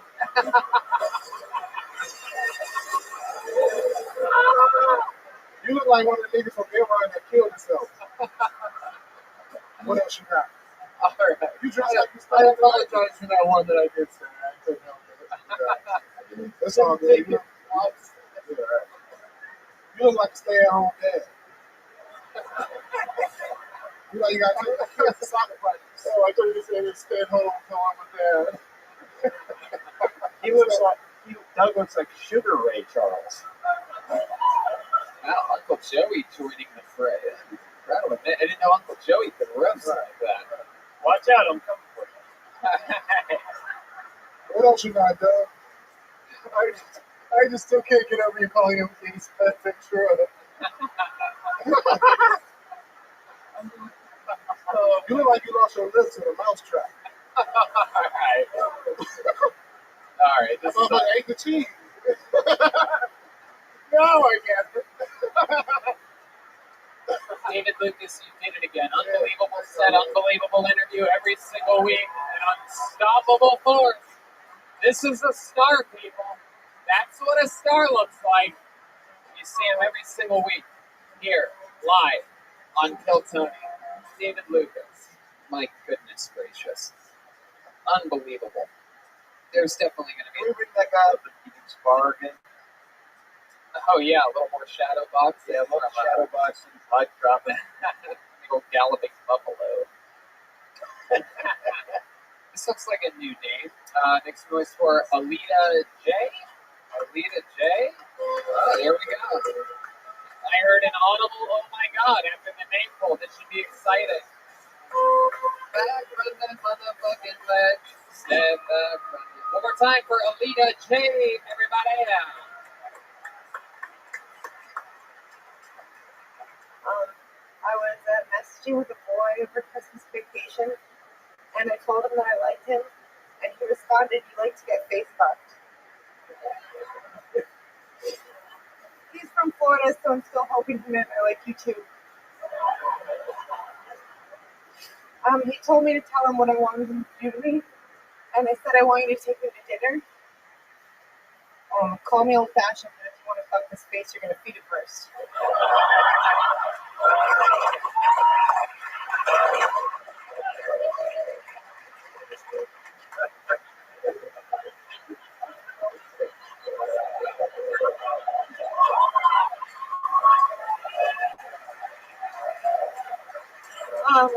I haven't had sex for over a year because it's easier to quit sex than to quit drinking.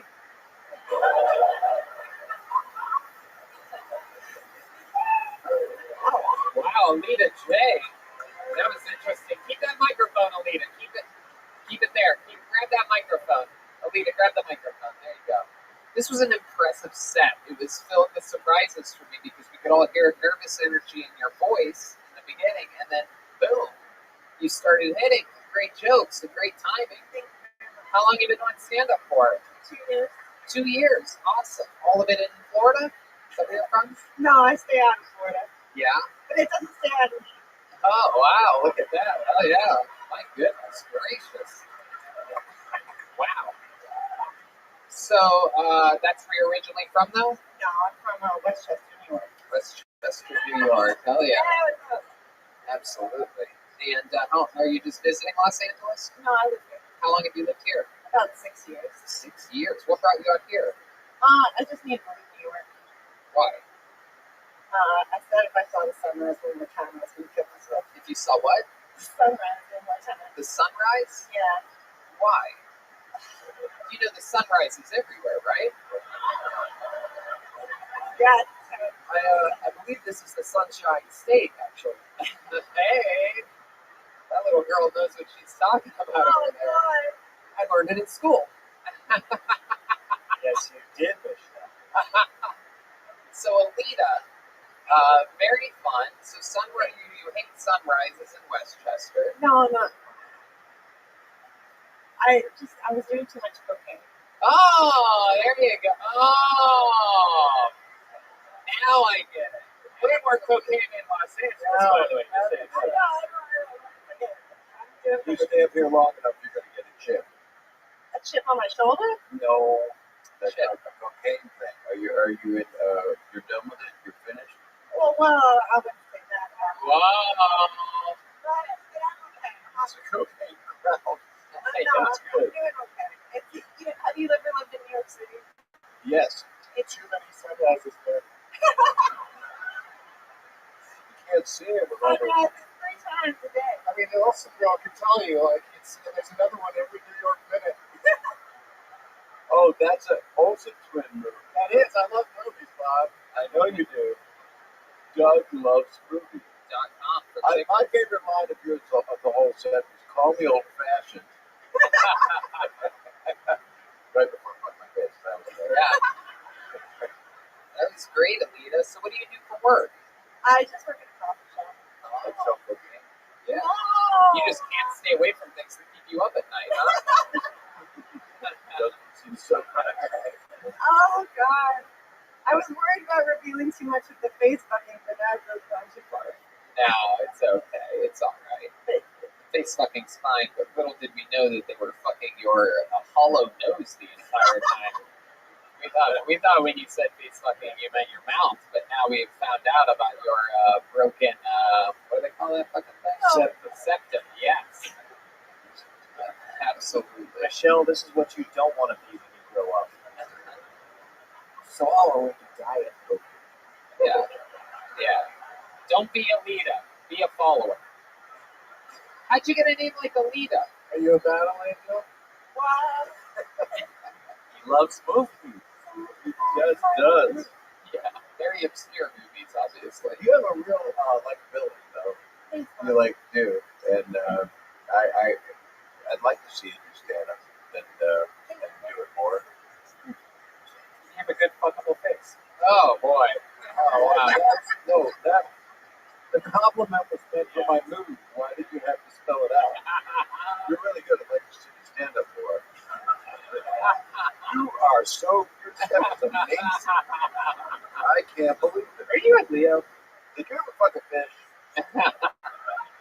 Alita, what else about your life should we know before we let you go? Any other fun facts about Alita? I wish you hadn't revealed any of it. No, it's all right. If you didn't, you'd be considered boring.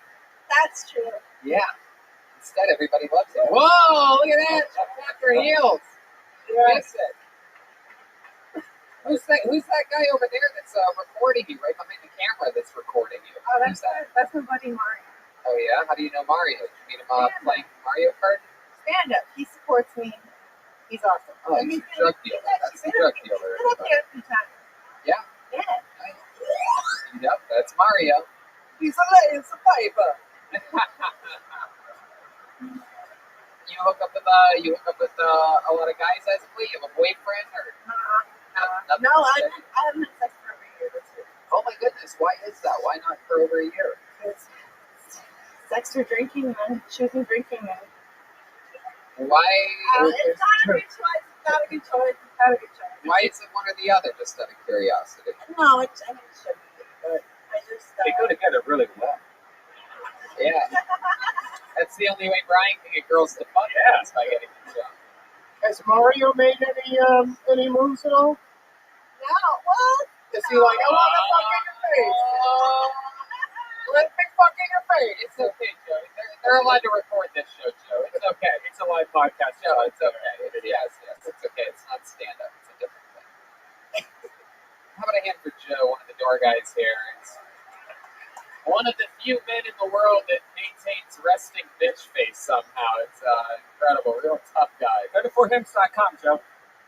Yeah, absolutely. Use the promo code KillTony and save 15%. So, wow. Alita, very interesting. So, over a year. 2 years. What kind of guy do you like? Do you like the tall guy that maybe lives in Florida for his goals? Yeah. Kind of like that? He uses his hammer as a comma. Yeah. And some people don't like commas. Yeah.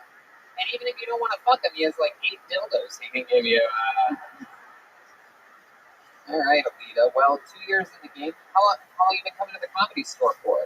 Not that many times. Like, this is like my third time. Third time ever at the Comedy Store, and here you are now on the red lacquer main stage. What's the longest set you've ever done?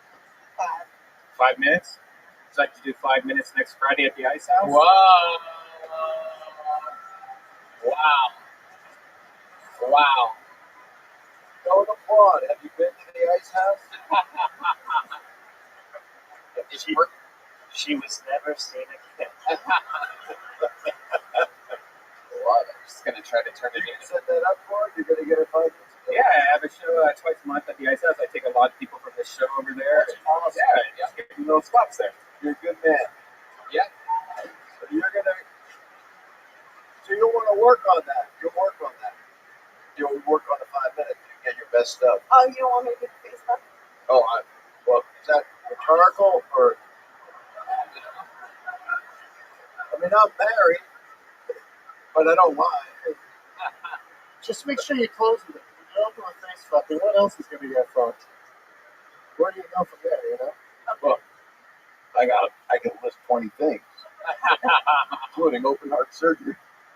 What? Joey, say something. You guys. Ladies and gentlemen, how about one more time for Alita J? Everybody, there she goes. She's going to the Ice House, everyone.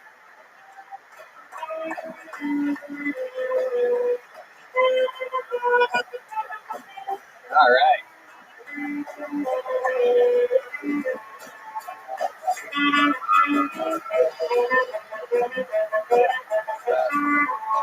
So this is a special part of the show where we're going to go right back to the bucket, but for right now, what do you say we bring out our third and last regular in the evening, huh? This young man right here just started stand-up actually only a few months ago, but after 20 years of improv training out of the Chicago area at Second City and building an amazing repertoire of incredibly hilarious videos other comedy stylings. He joined us here a couple months ago, and I absolutely fell in love with him immediately. Ladies and gentlemen, it's the Human Shield, the one, the only, the great Michael Lehrer, everybody. Come on. Here he is. Oh, boy. Guys, come on. You got to make more noise than that. It's Michael Lehrer, everybody.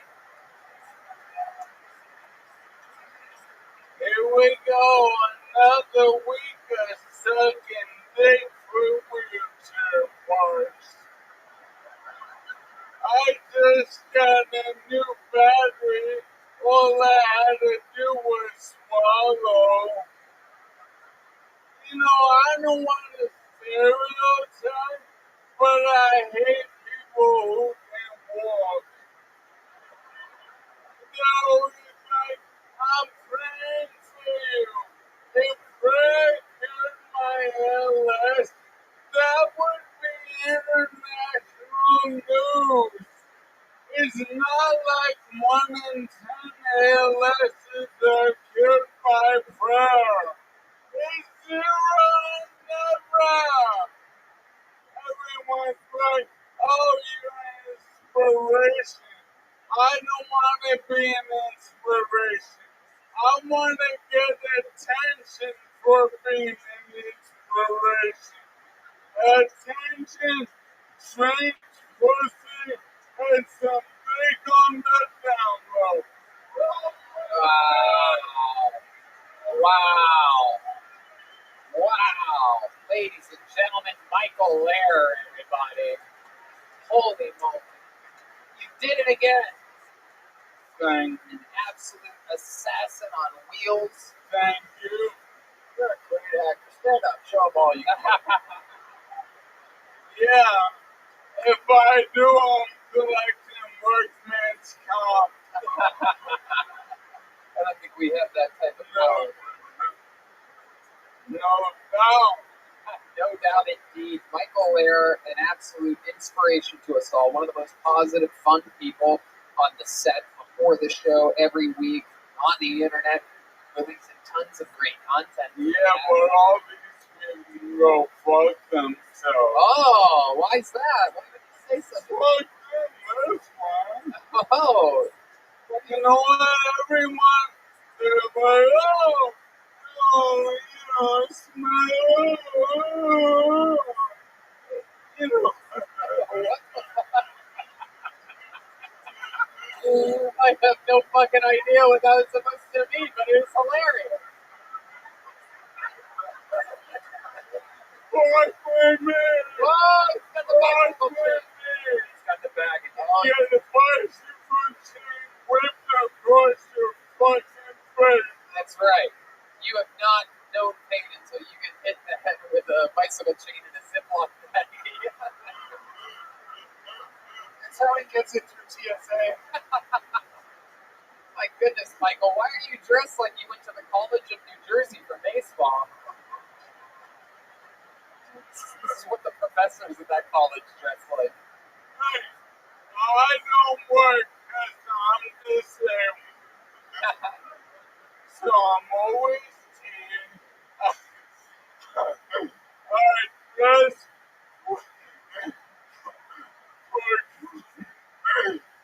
Do you dress like that because you can't beat your wife in real life? Hey, we're doing real good. We got into role play. She lays down there, run her ass over. Ah, look at that. Wow. Yeah, Bob.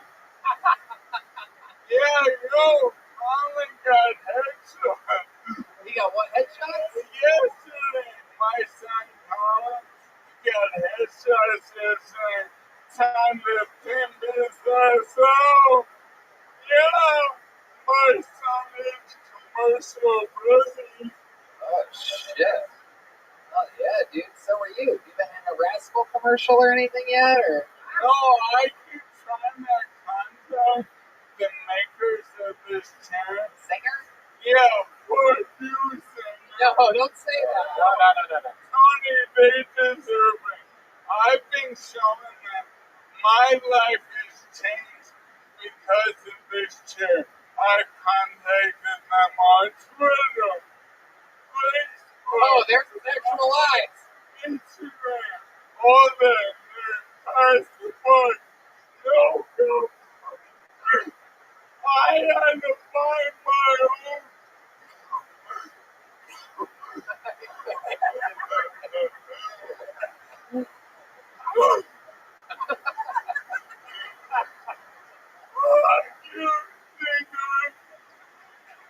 What is their? Do you know what their handle is online? Do you know? Yeah, it's like they're hiding something. It's so confusing. How about we have all the listeners of the show find out the Zinger? It's what do they call a wheelchair? Or what do they call that? A power Zinger power chair, and tag Michael Lair in it, and let's try to get it sponsored by Zinger. Yes, we can do this. Yeah. We can do this. Absolutely. We have to make sure we do it in the next couple of years because we don't have much time, people. Yeah. And what should we like reach out to anyone else, like P-Bags or anything? Like, is there anything? P-Bags.com. P-Bags.org. Yeah. Now this is. Wait, why? The size of your head. Oh my goodness. Big old condom. Wow. From the zinger to the dinger. My goodness. So now, I know for a fact that this is the first time that you have been seen by Bob Saget and Doug Benson. So you guys have any words of wisdom or advice for Michael Lair? He's only been doing stand-up a few months. I just automatically you're on a roll, man. We have to go to commercial. Zinger! You're hilarious. And I met you backstage and you had some positive spirit. I liked you immediately. Well, you were very funny. Oh, I didn't do anything. No, you're a natural person now. Can we, Hotel room, yes. Yeah. Beautiful. He's juggled his certain chords. He watches movies while we do it. Because Doug loves movies.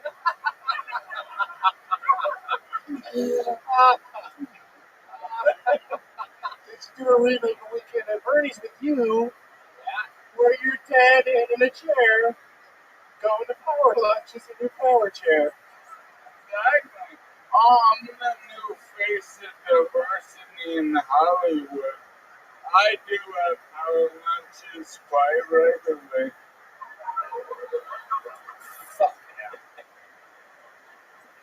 Michael, anything else crazy about life you want to get out there this week or talk about or anything like that? Yeah, man. You know what, man? I'm premiering, I do magic and rap. So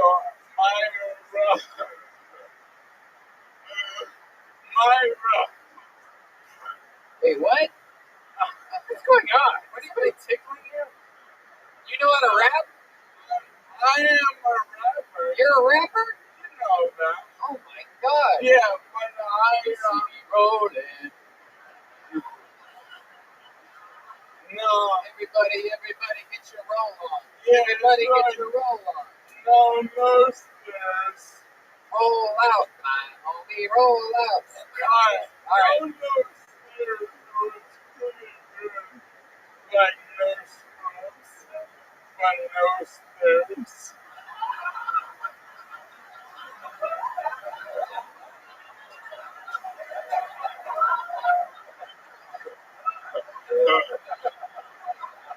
Everybody's laughing. He doesn't walk upstairs.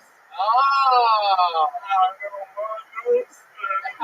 Stairs are for me to get up because I was able to work for 11 times tonight at the comedy store. Whoa. My goodness. He went from TLC to ALS real quick. That is just incredible. Michael Lair, you are a goddamn comedy angel. We absolutely fucking love you. You are one of the new backbones of this show. You are a real rock star. Don't go chasing waterfalls. And at Zinger Chair, guys. Like, tweet out the Zinger Chair. Let's get them sponsored. Yeah, we guys. found out it's all one word at Zinger Chair, ZingerChair. So let's make some noise out there and make sure you tag Michael Lair as well. And let's let them know that they already got a lot of promotion. Could get more. Yeah. Or that new Segway egg thing. Get that. No, how about Zinger Chair, everybody? There you go, Brian. Great idea, Red Man over here. Always with the new amazing twists. What do you guys think? Should we end this thing bucket one more time and get out of here, huh? It doesn't really seem like it. You guys want to go to the bucket one more time? All right.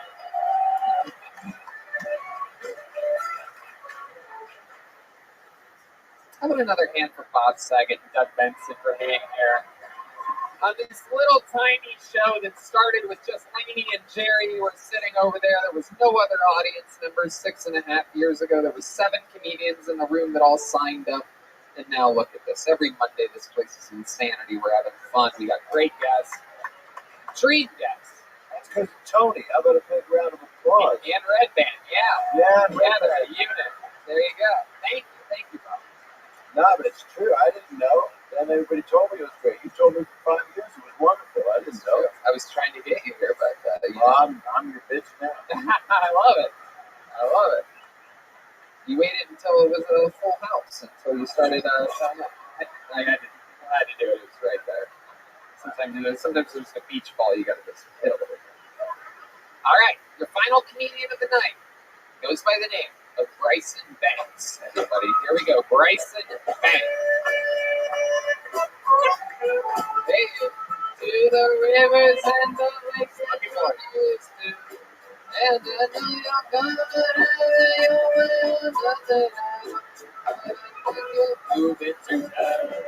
one more time, your final comedian of the night is Bryson Banks.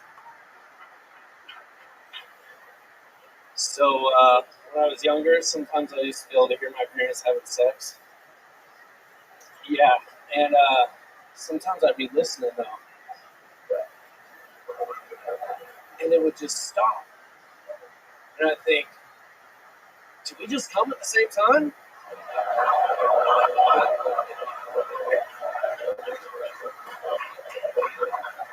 I'm joking, guys.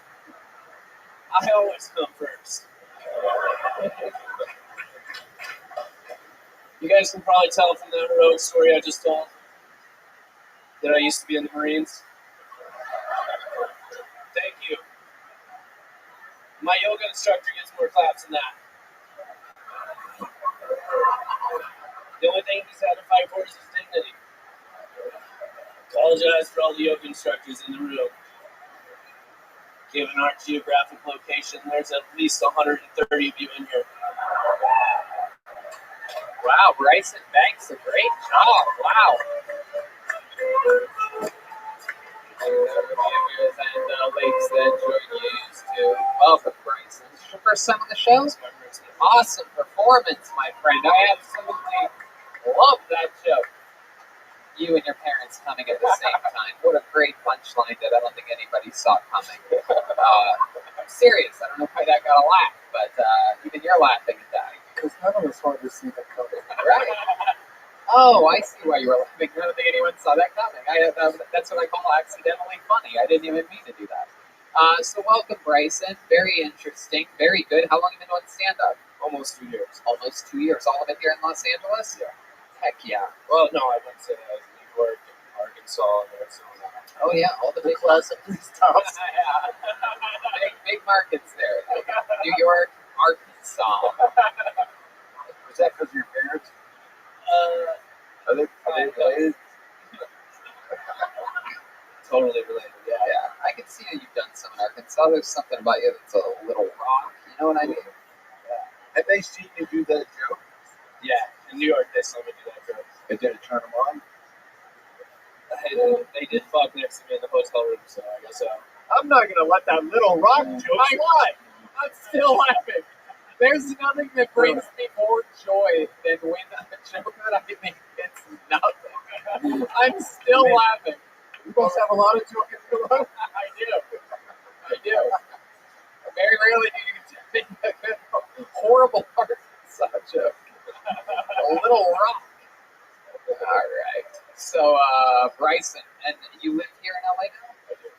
for work?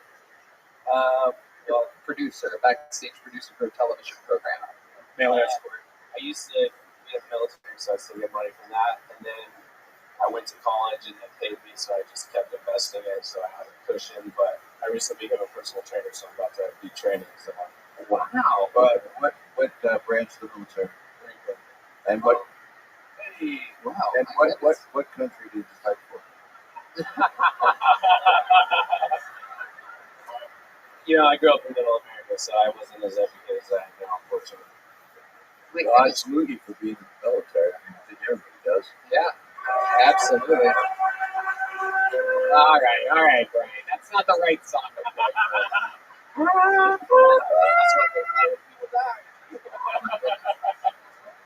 Killing it tonight. Yeah, all right. Yeah. I know you're probably more used to bombing as a U.S. Easy. No, it's okay. Where have you been stationed at before? I was in 29 Palms. Oh wow, one of the more dangerous Yeah, places to totally. be in. I forgot your sunshield. There's a lot of sunrises out there in 29 Palms. It's about 2 hours east of Los Angeles. It was 30 pounds till a bomb took out the last one. 29 Palms. That's only about, 45 minutes away or so from beautiful Joshua Tree, California? Yeah. And when I first moved here, people were like, "You want to go take shrooms at Joshua Tree?" And you're like, hell no, I'm going to have flashbacks if I go out there. So what would you do in 29 Palms? Well, I joined as a rifleman, and then I tried out for snipers and mid platoon, and did that with them. Wow, look at that. Now you're up here sniping with great jokes. That's incredible. You keep up on you're still in shape? You're a personal trainer? Yeah, I went through a program called FitOps, which John Cena just donated $1 million to. Oh, wow. And he didn't donate it anonymously? He admitted that he did that? It wasn't one of those things where he gave him the money and he's like, you can't see me like that. Oh, yeah, where were you on my Little Rock joke, you pieces of shit? Writing all this right in front of you, you assholes. Think I had that stop John Cena donated money? All right. Let's check in with Mary Kane and Ashley over there. No, I was just gonna say it looks like a Terminator convention. We got like the old broken model and the T2000 model. She's talking about Michael Lehrer in the back there. Oh my God! All right. My goodness gracious! You think you could? How good of a trainer are you? You think you could help our homeboy back here? Oh, he's got the bicycle chain. Look at that. That's what he's gonna pay you with. You accept bicycle chain as payment. Then was that another Marine out there that did the little thing, or was that just a fan of men? You're a Marine? You still in Marine shape, you think? No? Hey, you don't sound like a Marine. You look more like Marine life. We can't see you right now. Yeah, I'm a Marine. I mean, hey, you don't keep any Hoorah, hoorah. PCR repair. What made you decide not to be in the Marines anymore? I didn't decide that. It's time to be rich. What's your contract? Just wasn't. Did you ever, it's a pretty brutal question I'm about to ask, but did you ever snipe anybody? No, I not. Right. Just hit, what would you just hit targets and things like that? Targets in one province in Iraq, thankfully. Bed Bath & Beyond. What was that, Uncle Joey? What just happened? Just some confetti flew from the ceiling. I thought a bat was in here, and I just had a small mild heart attack again. A small piece of confetti from definitely one. Right by confetti. A little fun fact, by the way, this confetti is from one thing and one thing only. It is from when we shoot off confetti twice a year on this show. And a fun fact that Danny, the sound guy, and us talk about is that another sound guy that works here sometimes complains about the confetti that falls randomly during shows. And I'm always like, that's bullshit. Confetti doesn't fall randomly during shows here. I've said it like 3 times to management, and I was wrong. There you go. That's the other guy was? Oh, wow. Why were you scared of confetti then? Like, what do you think it was? It's Uncle Joey. He's a sensitive. Well, I seriously just thought it was some kind of creature that was coming from the ceiling. Or this place is also haunted, so I know a gay party was going on somewhere around me. You're actually right on both counts. Yeah. It is haunted. I think it's proven tonight.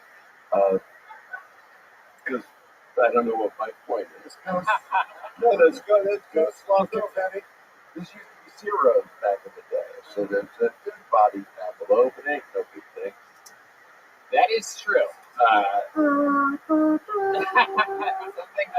Something that a lot of the comedy store people know that have been here a while, or that people like me that have been stuck here for hours at a time back in the night. Have you experienced anything?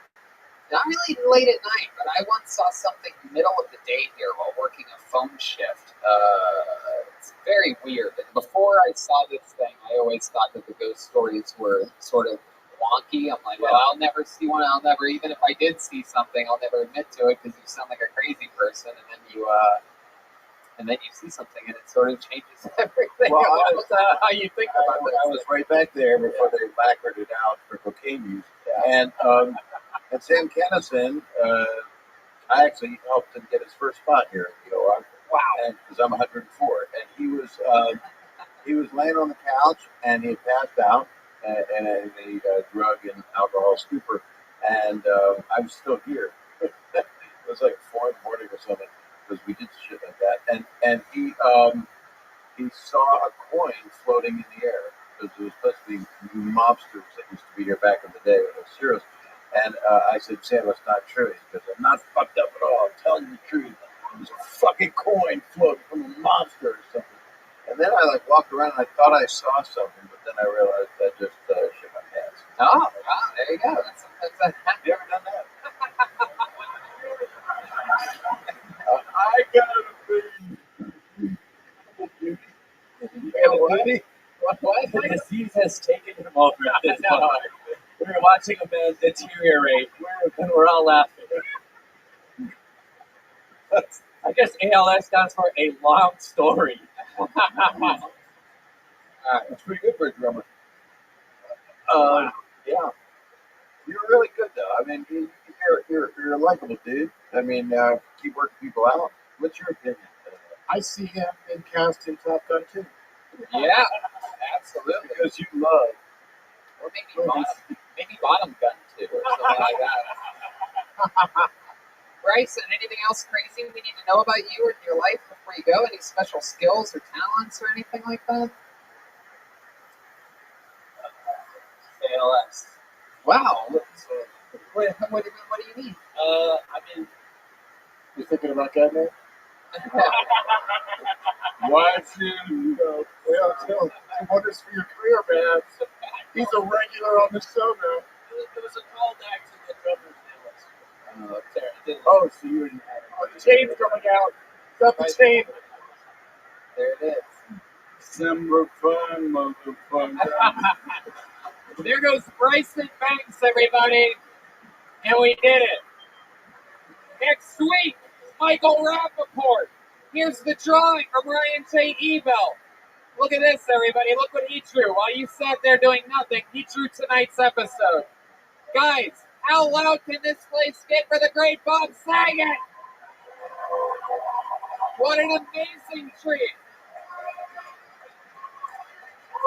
We've had almost everybody. Everyone knows we've talked about it on podcasts about who's left, and this was a bucket list treat for me and this show, sir. Thank you so much for coming by. I love you, Tony. Thank you so much. And I love Doug because he loves boobies. How about a hand for the great Doug Benson, everybody? Yes. DougLovesMovies.com for tickets. He's on tour always.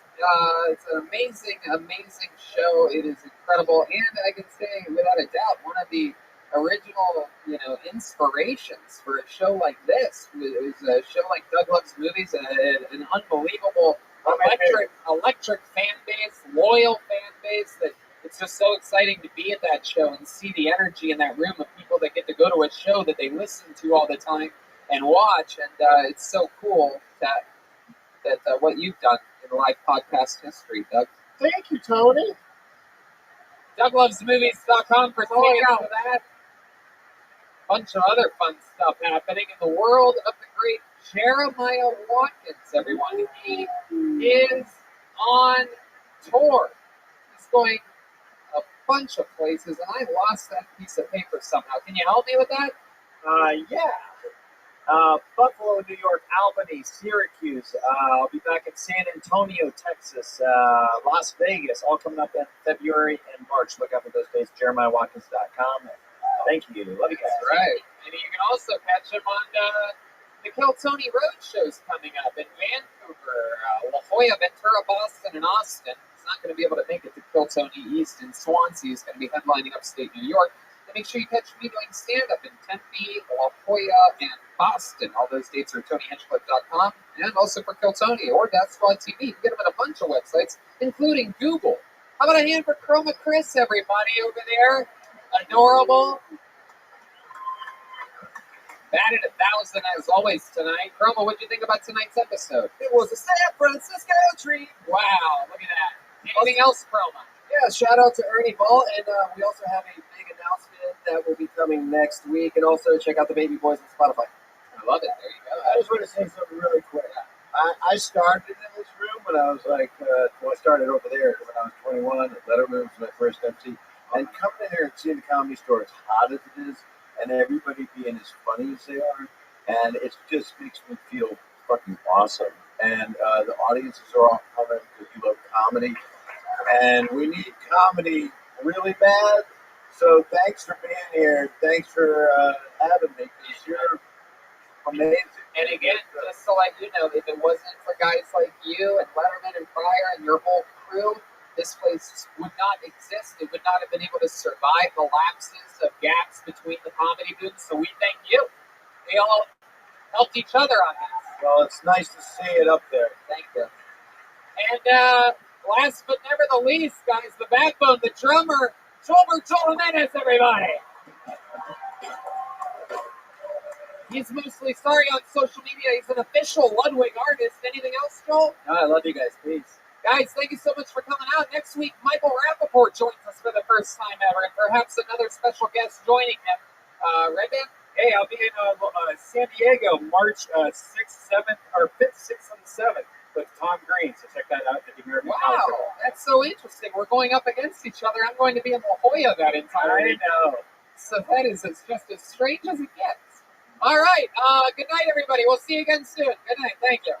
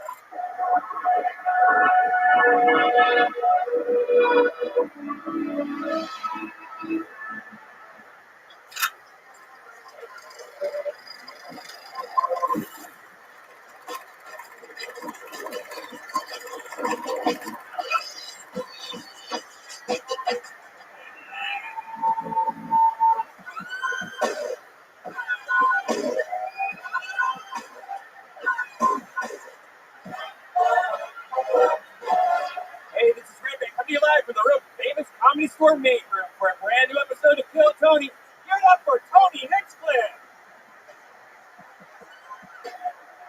Wow, hi guys, here we are. Come on, make some fucking noise. We are live at the Comedy Store. Hey, look everybody, it's Brian Redman. And the great Ryan J. Ebelt has already started drawing tonight's episode right there while all of you sit there. He draws every episode, including all the tour posters, which are available everywhere that we go. We're going a lot of places, like February 21st, Kill Tony Vancouver, 1,400 seat venue there. I'm in Tempe all this weekend doing 5 stand-up comedy shows with former regular Ali Bukowski featuring and the great Golden Ticket winner Tristan Bowling opening all those shows. February 29th, Kill Tony's back at Venus de Milo for the 2nd annual Kill Tony East. We're in La Jolla March 8th after I do 3 nights of stand-up comedy there. March 5th, 6th, and 7th, Kill Tony on the 8th. Tacoma, I do believe we have 2 Kill Tonys or 1, I'm not sure. Check the website. March 20th and 21st, there's also stand-up shows connected to that. Skankfest Houston, Skankfest South, March 27th and 29th. Kill Tony Boston just sold out on April 9th. However, we just added another show today. I believe the link goes live tomorrow. That's Kill Tony Boston show added April 9th. 4 stand-up shows in Boston, April 10th to the 11th. And then from Boston to Austin, we go to Moon Tower, April 23rd through the 25th. Exciting stuff. I'm all hopped up on Caveman Coffee and Vito's Pizza. Life is good. I have to watch my diet. I'm getting older, man. I don't know what your New Year's resolution was. Think long and hard. 40% of men by age 40 struggle from not being able to get and maintain an erection. Go to forhims.com, a one-stop shop for hair loss, skincare, and sexual wellness for men. They connect you with real licensed doctors and FDA-approved pharmaceutical products to treat ED. You know all about this. Yeah, I actually just ordered some. It's great. It's really easy to do. You just go online. I did it on my phone. You don't have to go on your computer. You just answer a few questions. You talk to a real doctor, and they just send you back a prescription. Next thing you know, you get something in the mail. It took only a couple days. It was awesome. And it's not like the fake, creepy stuff that you get like at a gas station. This is real medication. And it's erectile without the dysfunction. That's right. This is going to be the hardest year of your life. Let's toast to your biggest year yet. Try Hims today by starting out with a free online visit. Go to forhims.com/kill. That's forhims.com/kill. forhims.com/kill. Prescription products are subject to doctor approval and require an online consultation with a physician who will determine if a prescription is appropriate. See website for full details and safety information. This could cost hundreds if you went in person in the doctor's office or pharmacy. Remember, that's forhims.com/kill. Heck yeah. I had a beautiful day today. Beautiful day. Relaxing. That wind all night threw me off, and I was torn and tattered this morning. Still forcing myself to go for a jog, but then I'm like, you know what? Now I'm hungry. I don't know. The show's in a few hours. What am I going to do? I chose Postmates. Unbelievable. Works every time. Sometimes I get out of here at 2, 2:30, 3 a.m. after a fun night. I get home, and I'm like, what? I'm starving. What am I going to do? I could make something, but who wants to do that? No. I start playing a video game after going to Postmates. By the time everything's ready to go, I hit pause, I go out there, and the food's ready. It's your personal food delivery, grocery delivery, whatever kind of delivery service you need. Anything you're craving, Postmates can deliver. Yeah, it's 24 hours a day, too. So it doesn't matter if it's 3 a.m. I love it. I also use it. When we're on the road, we're in a city we don't even know. We're in our hotel room. We order Postmates. We get to choose any store we want to, any restaurant we want to. You don't even need to know where the restaurant is. Postmates will deliver anything to you. You can download the app for iOS or Android for free. Browse local restaurants and businesses and track your delivery in real time. You can see exactly when the driver's coming to you. For a limited time, Postmates is giving our listeners $100 of free delivery credit for your first 7 days. To start your free deliveries, download the app and use the code KILLTONY. That's code KILLTONY for $100 of free delivery credit for your first 7 days when you download the Postmates app. Anything you need, anytime you need it, Postmate it. Download Postmates and save with the code KILLTONY. That's it. You guys ready to start tonight's episode? Money. It's a special one tonight, guys. As always, it's always a pleasure to get the chance to rotate in a rare first-time guest on this show. We're knocking off a lot of our bucket list style guests this year, and this is no different. Ladies and gentlemen, I present to you, give a big Kill Tony welcome, the one and only Michael Rappaport. Yes. Fuck yeah. Absolutely. He's here. We are going to watch comedians do comedy tonight with Michael Rappaport, host of I Am Rappaport, comedian for the Stress Factory, February 13th to the 15th, Chicago, the 29th of February, MichaelRappaportComedy.com for tickets. Michael, welcome. Glad to be here, excited to be here, fan of the show, and I've heard much about the live Kill Tony experience, and just happy to be a part of history. I'm excited. We're excited to have you here. We're going to have a fun time. Michael and I really was met a few weeks ago. He caught me doing a set at the Improv, and the next thing you know, I'm at my local coffee shop. I picked you up. That's right. It was like I picked you up in the coffee shop. It really was like a date. I was actually going to get that coffee to go. I didn't even tell you. I was there to just pick it up. No, I could tell. And then I was like, "You want to have coffee?" You were like, "Sure." Yeah. We sat on the patio I was for 45 minutes. I was sitting here. We had a little chat. It was nice. Absolutely. So I'm excited that you're here. One thing you might not know about the show, Michael, is that there is a band on this show, ladies and gentlemen. Beloved by the fans of the show. They add a very silly element to it. Every single episode they commit to being different characters. I never know what they're going to be or what they're going to do. They've been getting ready in a separate dressing room, as always. Perhaps it's the return of some of our favorite characters that we've seen in the past, like the Milkman or Feminist Stacy, or things like that. Perhaps it's the debut of a brand new character we've never seen before. Let's all find out what they are together when I bring out the best damn band in the land, the Kill Tony Band. Jeremiah Watkins, Schulberg Joel Jimenez, Chroma Chris, and Jesse Johnson. Jesse Johnson joining the band again. Whoa! Wow! Wow, we've seen these guys before, no doubt about it. These are the coaches, ladies and gentlemen. No doubt about it. That is Coach Roy Robison. We've seen him before many times. Calls a lot of penalties on these young comedians. Roy, how are you? Fantastic. How are you doing? I'm great. Very exciting. I almost drafted Patrick Mahomes at Johnson County Community College years ago, but he politely passed.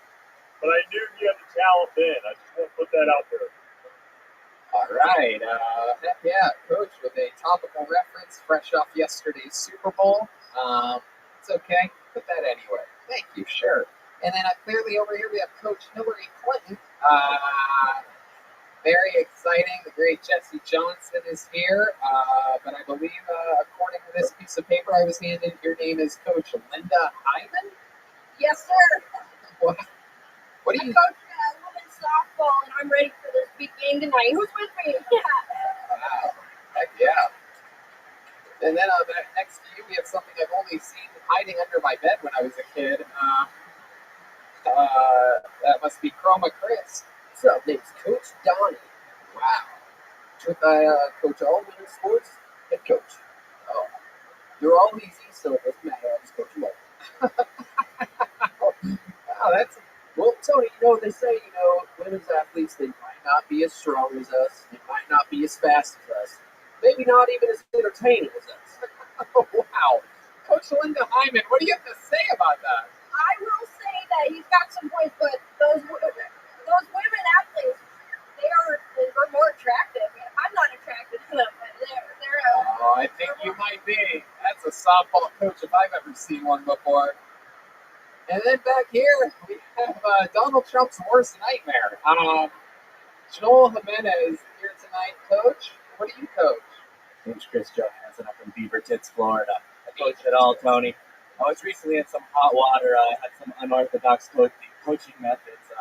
Let's just say players play harder when you have a gun. All right. Well, it's a long trip to be here from Beaver Tits, Florida. So I'm glad you guys could make it. So this is it. We have the coaches. We have Michael Rappaport. We have Brian and the wacky soundboard, which brings me to this. The bucket of destiny, ladies and gentlemen. Over 100 comedians, and perhaps people that aren't even comedians yet, perhaps people's first times, signed up for the opportunity to get 60 seconds uninterrupted on this, the grandest stage of them all, the main room of the Comedy Store. If your name gets picked, you get 60 seconds. You know your time is up when you hear the sound of a kitten. That means wrap it up then, or else you're going to bring out the angry West Hollywood Bear. You guys ready to start this show?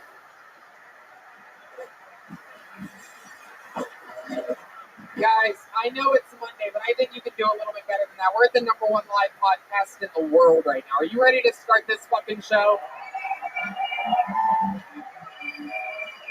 And here we go. Your first comedian getting an uninterrupted 60 seconds tonight goes by the name of Jonas Bresendow. Jonas Bresendow. Jonas, here he comes. Hell yeah. And it has begun. How about one more time for your first comedian, Jonas Bresendow. Here we go. Good to be here. I think enough time has passed, so I can honestly say this. I did not care about the fires in Australia. Not one bit, didn't care. I saw the picture of that charred kangaroo, and you know what I thought? It looked delicious. Everybody was like, what a tragedy. I'm like, what a waste. Is there any hot sauce over there?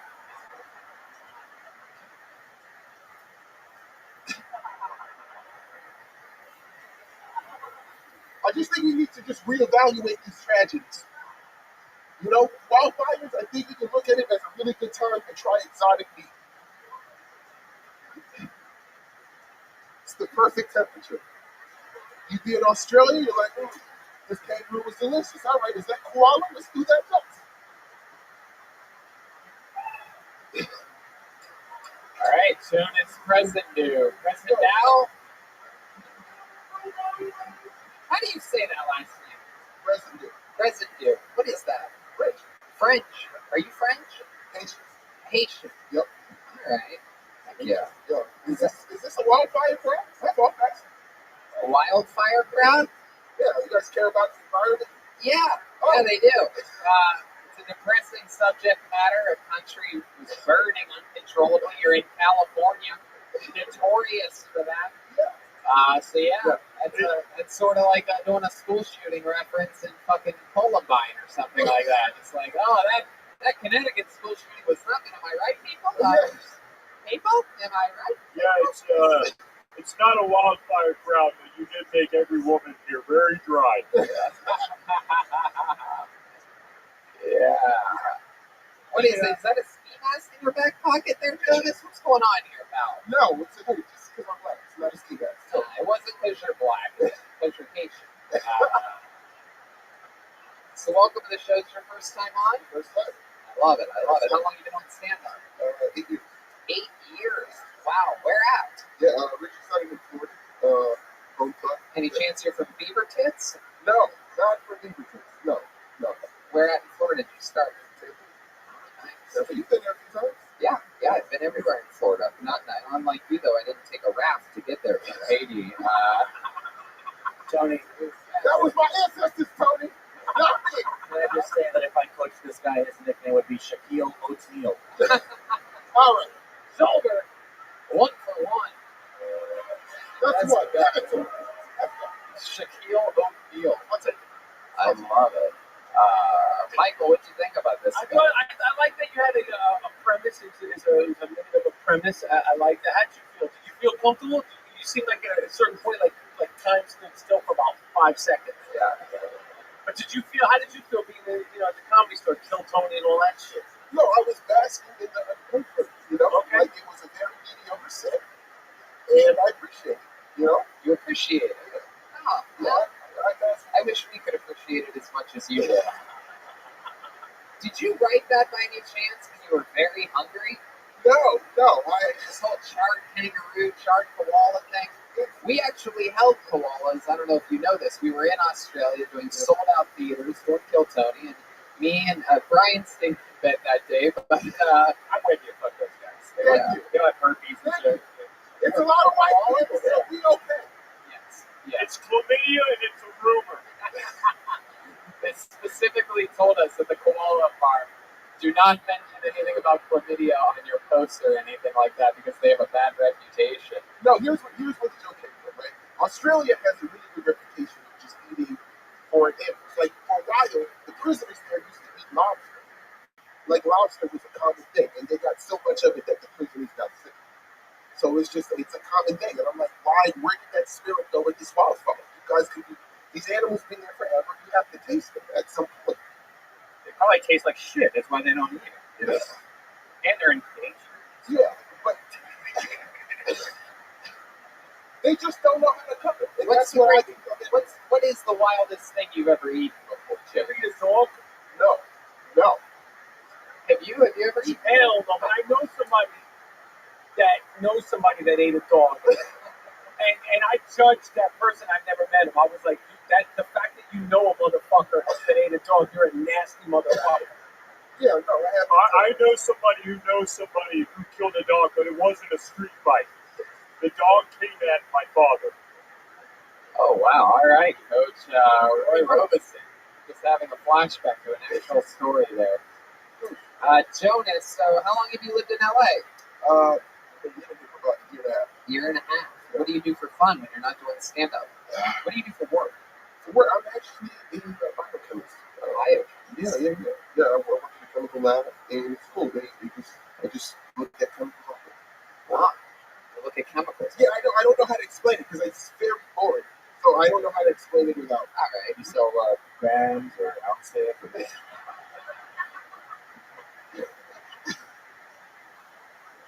You whip it in the glass?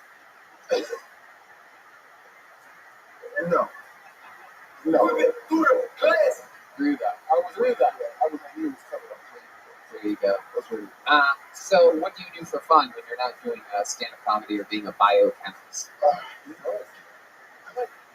I like boxing. I actually spar. Boxing what? Donuts? No. You put in boxes? No, there is. Coach Linda likes boxes too.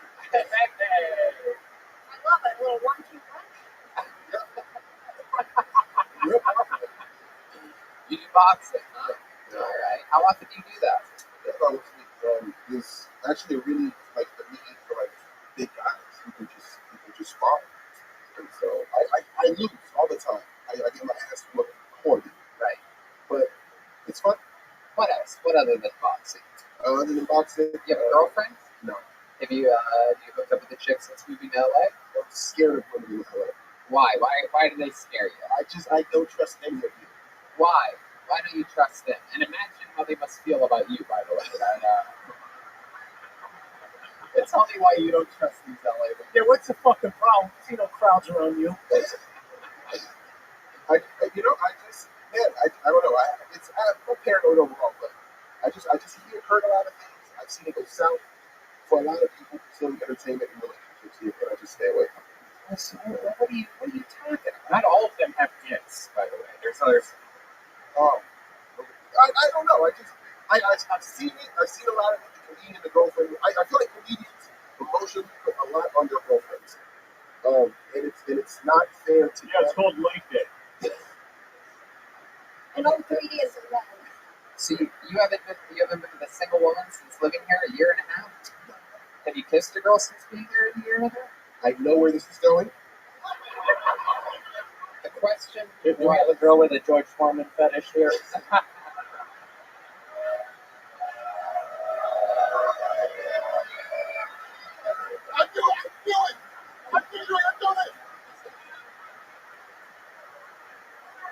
When was the last time you had a PB date? Have you kissed a woman since living here in Los Angeles? Simple yes or no question. Tell the truth. No. Is there a woman out there who got his nice first out like this? No, you shut the fuck up. Wrong show to come on if you haven't kissed a girl in LA. Guys, there must be a lady out there. If you bring her up, No, it's not going to be Aphrodite. Everybody just relax.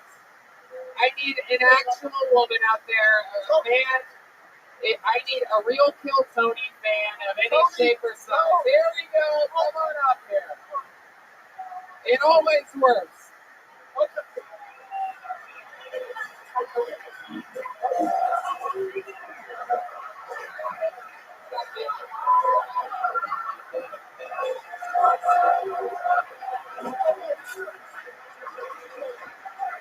I'm pretty sure he's gay, everyone. No! Even the girl that just kissed you thinks you're gay, dude.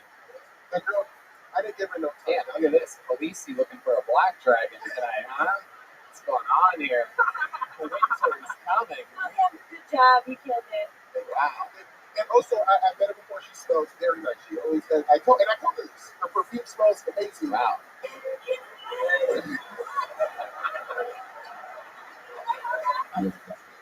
Thank you, Tony. The thing I like most about that is her perfume.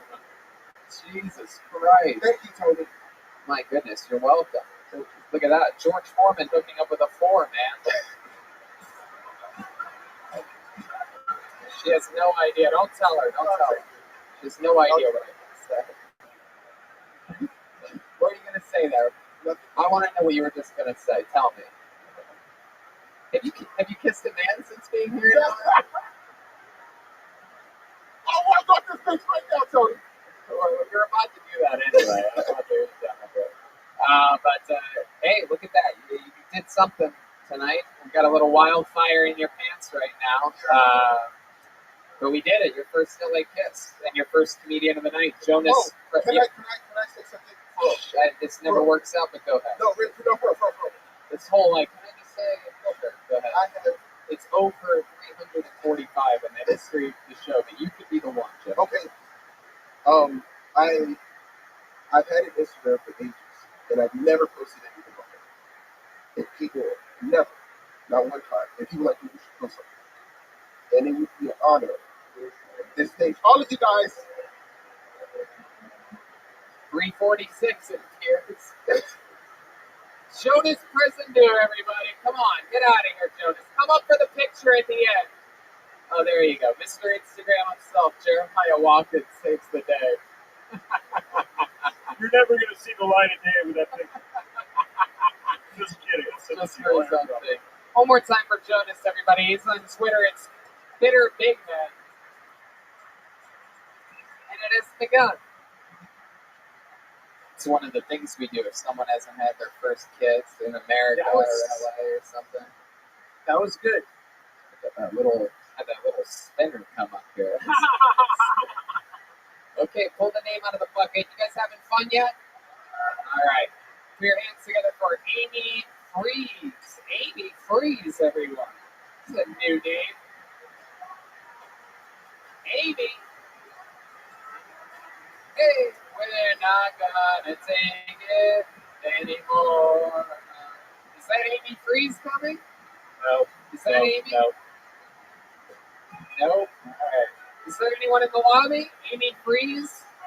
Amy Freeze. Okay. Oh, Blacklisted. what a shame. It sounded like a fun name. Amy Freeze. All right.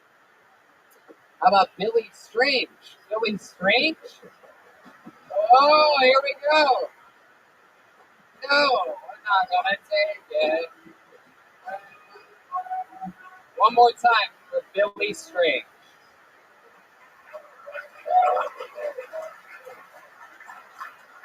Oh. So a while ago, I tried breaking into the BDSM community. For those of you who don't know, that is the bondage, domination, and sadomasochism community. And the guy that I was in it with is really cool. He's like, listen, Bill, before we get started, I'm going to need a list of all of your limits. And I was young and naive. I was like, you know what? I don't have any limits. Do whatever you want. So he's like, all right. Well, I want to bind your testicles, separate them with zip ties, and slowly run needles through each of them. And I was just like, you know what? I feel like that's my limit. Billy Strange. Hell yeah. Really strange. Yeah. The name says it all. Yeah. Come from a long line of strangers. Pretty long, I suppose. Fuck yeah, dude. Look like anywhere between 23 and 74. What is this? I know. Like, time is either should be very well calculated. Where are you from, Billy? New Jersey. Okay. The Upside Down and Stranger Things. Fuck yeah. Oh, he looked at me and I wet myself just a little. Yeah. You got quite a gaze on you, Billy. Yeah, it's kind of a weird blank gaze because people look at my face like, oh, you're happy, and then I'll make the same face. I'm like, oh, you're gonna kill me. I'm like, no, it's the same look. I just don't care. Yeah, you have those eyes. The last thing you see before the trunk closes. Frightening, man. Frightening. What do you do for work? What do I do for work? Yeah. I guess I help people who can't pay their student loans get enrolled in student loan forgiveness programs. Oh, really? Oh my god. Jesus, they must go to see you. Like, man, I really hope whoever this is can help me. And they see you, they're like, I'm fucked, man. I'm never gonna get that student loan. Yeah, fuck it, I'll pay the loan. How long have you been doing that for, Billy? Student loan thing? Yeah. 3 weeks. 3 weeks. 2 weeks. Well, what did you do before that, Billy? Yeah, why do you keep asking, repeating the question into question? Because it makes you feel like you're making this whole shit up, Billy. You're buying time. Don't give me that fucking look. Now, what was your previous job? Sold liquor. Sold liquor. How come that job ended? Getting high on your own supply? No, I didn't sell it. Oh, where were you selling liquor at? Jersey. Jersey House is kind of liquor. Okay, there's a little plug for a liquor store in New Jersey. I thought he said salt liquor. I was so confused. Salt liquor? Why would he say salt liquor? He looks like a guy with like salt. Oh, okay. I love it when the coaches explain other coaches' jokes for them. So let me ask you this: what's your living situation? You seem like the kind of guy that lives like in some type of like a apartment building basement that no one knows exists. Like you crawl underneath every night.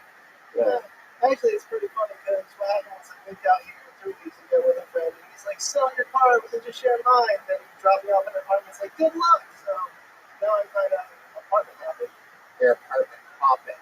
So where'd you sleep last night? By the looks of your hair, I'm guessing outside. And upside down. Yeah, I slept in a hospital last night. Oh, I would have guessed a Charles Manson slept in. Right. Okay. So how old are you? I am 29. 29. You've got a FortHims.com. Oh, man. My goodness. So what's been going on in your life? How did this happen to you? How'd you end up looking like this at 29? You've been through a lot? You've seen a lot? Your dad used to beat everybody? How did I get this way? Well, is that because he sort of looks like Chewbacca? Why is Star Wars happening here? Well, I guess I grew up in a short town, worked a bunch of A short town. a short town A short. in Ocean City. I actually used to work in a mega church, which was super. Oh, what'd you do for the mega church? I ran all their like audio video equipment. Oh, wow! Look at that. A lot of little boys and priests. What you film at the Sunday service or? Yeah, I filmed the Sunday services. A lot of it was them going, we don't hate gay people, don't let them in the church, stuff like that. So, how did that make you feel when they would say that? It made me feel like I shouldn't say anything if I wanted a paycheck. How do you feel now? Yeah, Oh, do you believe in God? Not really. Clearly, he doesn't believe in you either. I'm just saying, I'm just saying. Look at the cards he's been dealt. Anyway, what do you like to do? What do you like to do for fun? You seem like the kind of guy that knows how to fucking play some darts or something like that, right? You play darts? Yeah. Bocce? I mostly just hang out with friends and stuff. Yeah. Where do you like to hang out at? What do you like to do? You like to stand outside of playgrounds and things like that? Or what do you and the crew do? I just go to friend shows, support them. Put that mic close to your mouth. I just support friend shows, stuff like that. Support friends shows. Are you thinking about going pro with that, or what? You ever play any sports? I think the coaches want to know. They might want to recruit you. Yeah, I'm scouting you right now. He's wearing 2 pairs of pants. I find it peculiar, but also athletic. You ever play any sports? I did play soccer as a kid. Really? Goalie? Yeah. Yeah? Thank goodness. Like, what's the most fun you've had? How long have you been in LA for? 3 weeks. 3 weeks. What's the most fun thing you've done so far since you've been here? I just had that. I'm sorry to laugh like this, but it just hit me that this guy probably hasn't had a kiss yet in Los Angeles. Yeah, And I would love to see the fucking 1 or 2 that comes up here to fucking. Are you nervous? Are you comfortable? Like right now? Like how do you feel right now? Because I can't, and I don't like your fucking eyeball. Like, Yeah. I think we're more nervous than I can't. What's up? Like, what? Are you nervous? Are you comfortable? Like, what space you in right this second? I'm pretty comfortable. Okay. Is Strange your real last name or is that a stage name? It's my last name. Really? Wow. You look like if Action Bronson worked at a morgue or something. Is there any woman out there in the loose ashtray looking pants? No, I think that's a reach. I think this is an impossible case. When is the last time you kissed a girl? A living girl. Not one that you're about to put the dirt back on top of after robbing a grave. Have you ever robbed a grave before? That's the only question that you answered immediately without repeating it back.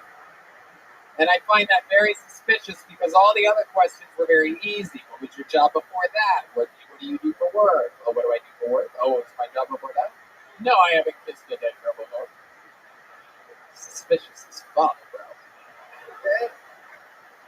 Would you be suspicious of you if you were sitting where I'm sitting?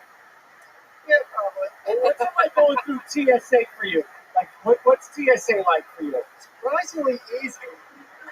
What's TSA like for you? You walk through like that? Yeah. Seriously, one time at the Houston airport, I was going the wrong way, and the guy's like, "Hey, you, down that line, get out of here." Like, what was he, Italian? The rare Italian TSA guy? Hey, get out of here! You're going the wrong way. It's a TSA. All right. Okay, let's just final question. What's the creepiest thing you've ever done? What is the thing that you've done? Yeah, what's the thing you've done that matches this look? Like, Be honest. Come on. What's the creepiest thing ever? Creepiest? Come on, you know the thing. Come on. Come on, Billy, Come on, come just on. say it. Don't Say overthink it. When you're amongst friends, everybody here likes you. Yeah. I know it's a weird feeling. Right? You guys love Billy Strange, right? Come on, Billy. Come on, Billy. The creepiest thing. Come on.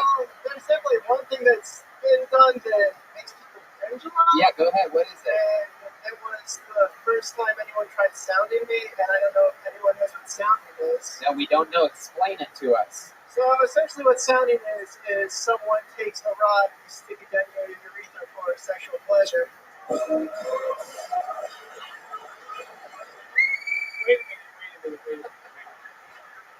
Wait. Say that again? What is that? They take a rod and they stick it down your urethra for sexual pleasure.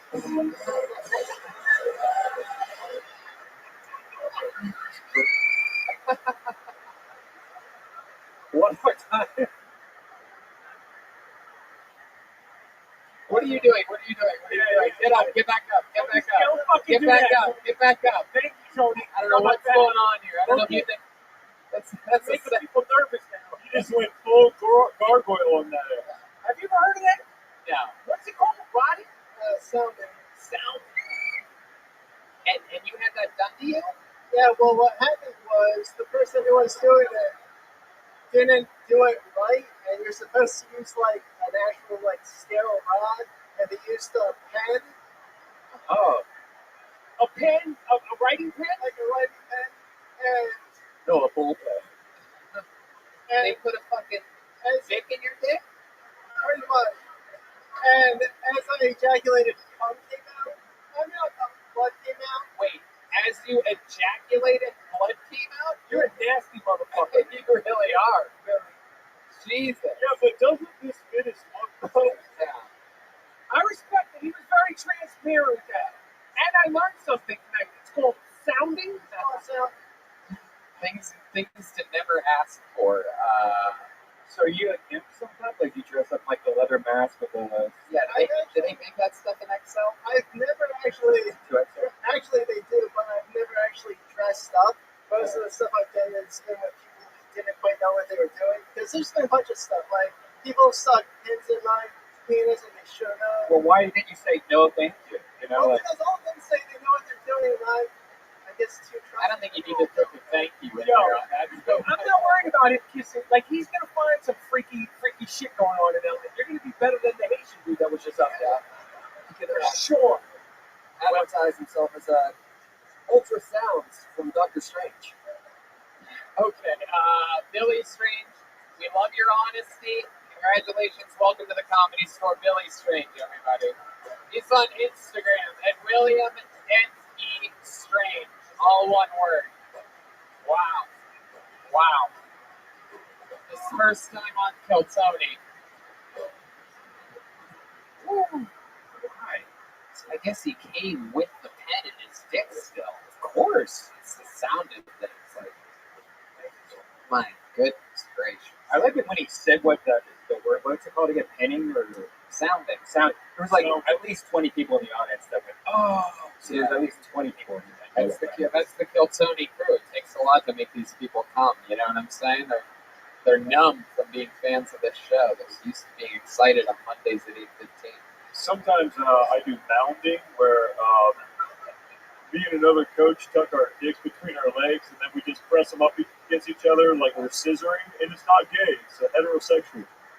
Wow. All right, coach. My goodness. A lot of information there. Yeah, totally not gay at all. Okay, pull the name out. Make some noise for Bryson Banks, everyone. Bryson Banks. Hey! Here he comes.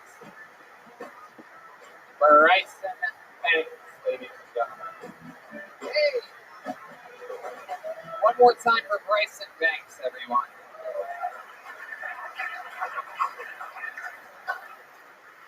It's 2020 and there's still a lot of racism. It's my opening joke. I had racist roommates. Finally, I was like, enough's enough. I'm moving out of my parents. My father hit me a lot growing up. So I joined the Marines. Because I miss my dad. People always ask me too, they're like, Bryson, what was it like in the Marines? So I tell them, being in the Marines is like being in the biggest fraternity. Except, you have to wake up early, work out, and there's a chance you might get shot. Kind of like going to school in America. Too soon? Was there another one that I haven't read about yet? Not good. Hell yeah, Bryson Banks, 2 weeks in a row, huh? So look at you, you lucky fuck. Welcome back. Is any of that true? Your parents racist? Yes, they are. Absolutely. Like, we're just gonna repeat it back like the last meeting. Are my parents racist? They were racist, huh? Yeah, against two. What race? It was weird because the first time I could say my father is Hispanic, and so he's like racist. Against everyone? Yeah. Really? Yeah. All right. It's what we call the away team. Okay, and is it true that your father hit you? That's true as well? Yeah. How old were you in the last time that he hit you? You had to guess. Probably teens. The teens. How about the earliest? What's the earliest hit you took that you remember? The earliest? Yeah. This guy had a lot of hits. You guys should recruit him for your baseball team. His stats are looking good. Yeah, when your dad hit you, then you go.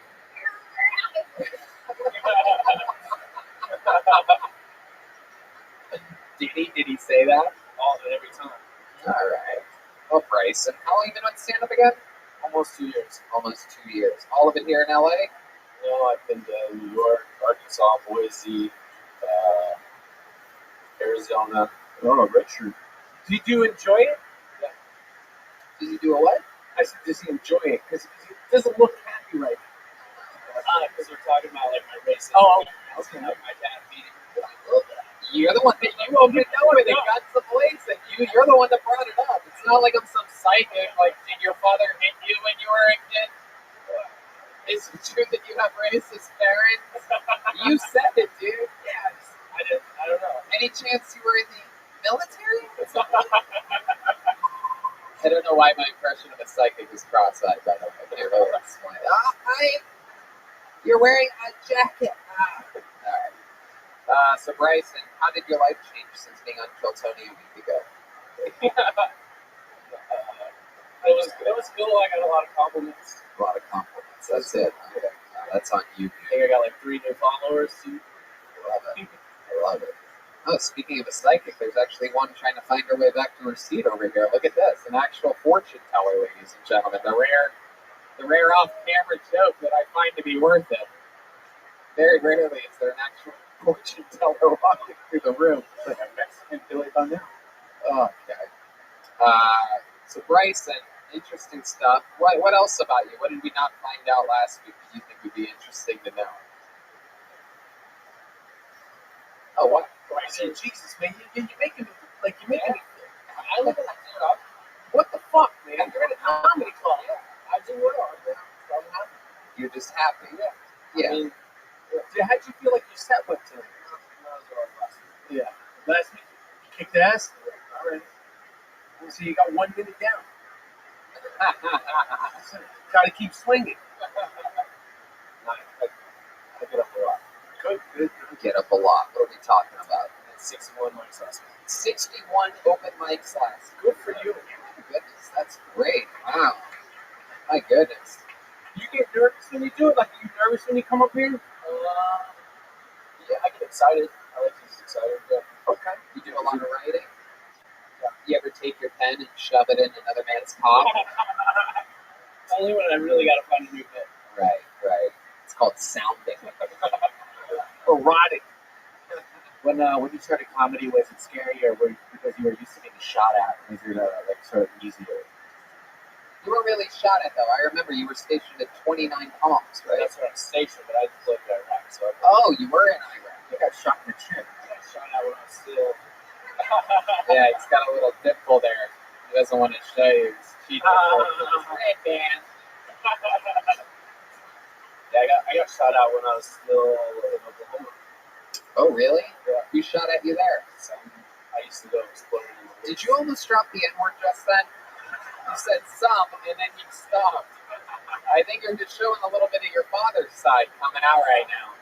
I was going to say hillbillies, but... Oh, hillbillies, all right. Don't want to offend the hillbillies. Yeah, you don't want to offend all these hillbillies out here in Los Angeles, California. They're just everywhere. Tony looks like the Pringles guy on that. Are you trying to make fun of me right now? You look like your attempt at turning things around. Is that the noise that you thought was going to happen? You look like Tom Hartley. All right, let's just relax. We're not going to have a fucking roast battle. Don't give a fucking word, dude. I will fucking glass of water. I don't care. Marine, don't give a fuck, dude. All right, Jesus, Coach. My goodness. My boss. Oh, my God. You look Just like my star quarterback, who's also a date rapist. You ever play any sports? Yeah, what sports? Wrestling, baseball, football. Yeah, he loves it. Coach loves it. I love it. Wow, Bryson. What else has been going on, man? Anything else in your normal life? I asked you what you do for work already. You led or did anything? Yeah, Yeah. personal trainer, and I do martial arts. Oh, can you show us a little bit of martial arts? How many of you want to see this guy do some martial arts? That's the martial arts music that you picked. This is our martial arts music. Put the mic in the mic stand. Do some fucking martial arts, bro. Keep your stuff in. And you better do it good, too. Take your jacket off. Can you break boards? Come on, beat the shit out of the air. Come on, do it. Oh, shit. Wow. Hold on a second. That's it? 2 punches and a fucking kick? What do? You just beat a midget's ass just then? It's like if I was like, I do hula hoop, and you're like, just fucking hula hoop. Have you ever seen this show? Let me show you how martial arts is done. Ladies and gentlemen, Coach Roy Robeson is about to... Come on. Get him, Coach. If you want to buy me flowers. All right, here he goes. Come on, hit the music. There you go, sure. Oh, wow. Oh, my God. Oh, wow. Oh, okay. All right, there we go. There we go. Oh, shit. Oh, he tried to take him down. Oh, shit. He's going, whoa. He's going some wrestling techniques here. Oh! Oh! Oh, my God. Suck his dick. Whoa!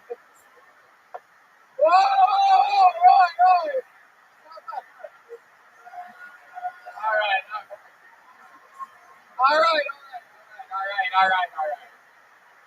All right, he put him in a very serious armbar there for a second.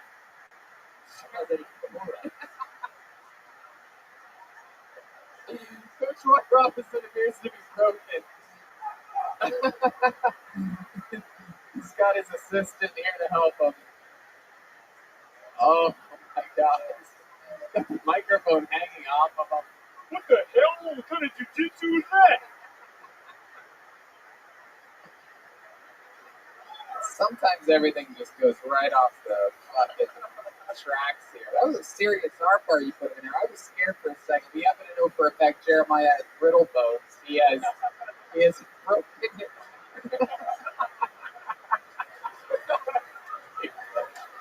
He's out. He's unconscious now. Do we got some belts back here, stat?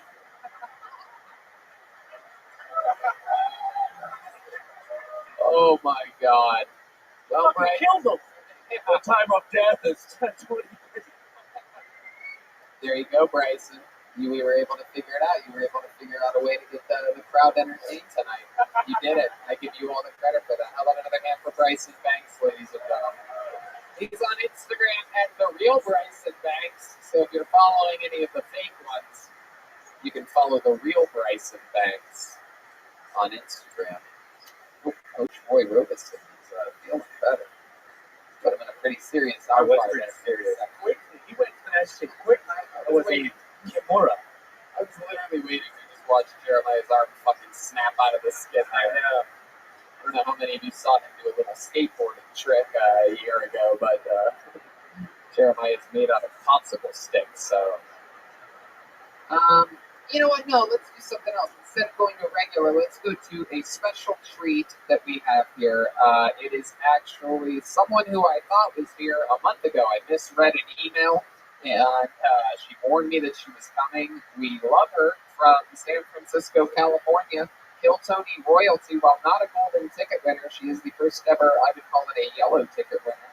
Make some noise for Kill Tony icon Nicole Tran, ladies and gentlemen. Doing a brand new minute.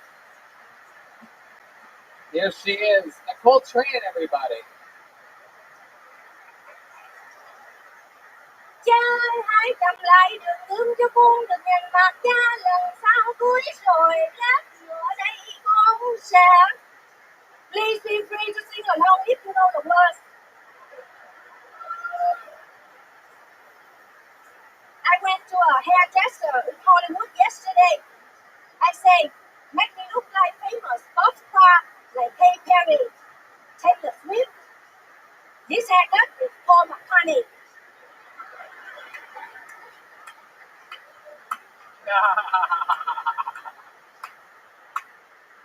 My favorite dog is the golden retriever. I throw a ball, he brings it back. I throw a stick, he brings it back. I throw out my boyfriend, he bury him in the yard.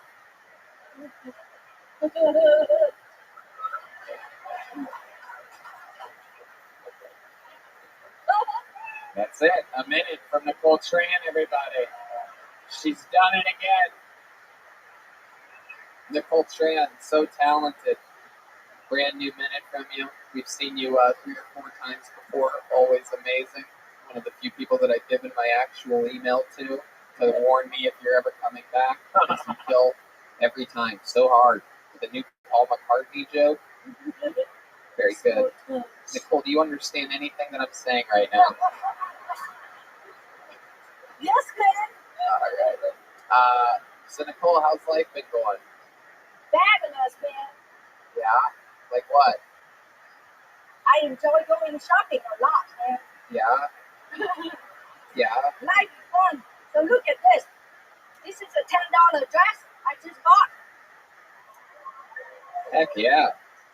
I love it. It's so beautiful. I've never seen a lady wear a dress designed off of a Kleenex box before. That's exciting. And a $50 Spanx. $50 Spanx. I love that. Michael, this is your first time seeing Nicole Tran, right? Isn't she lovely? She took the fucking breath out. I love it. I love it. Heck yeah. Oh yeah, she loves white guys with blue and green eyes. Yeah, I like white guys with blue eyes, but he must have 2 of them. Fuck yeah. You're on fire. Nicole, how long have you had the coronavirus?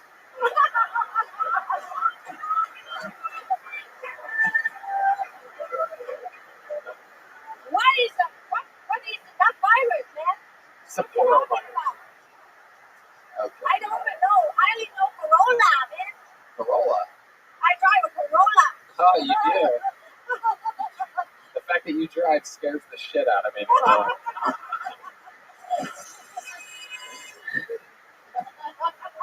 You ever been in a car accident before?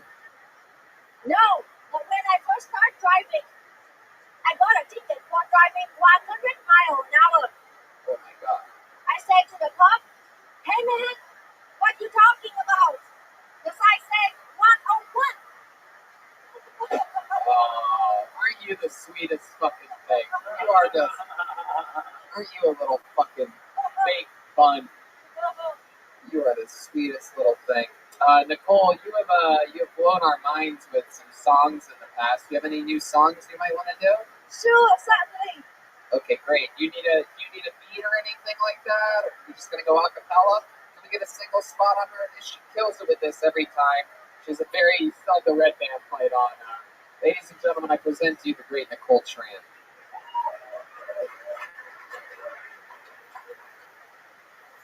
Somewhere over Encino,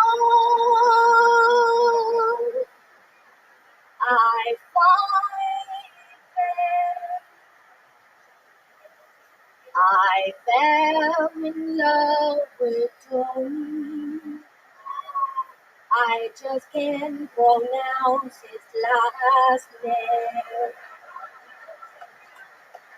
I drove out here with Pat with the night fell asleep in the backseat. I dream of Tony.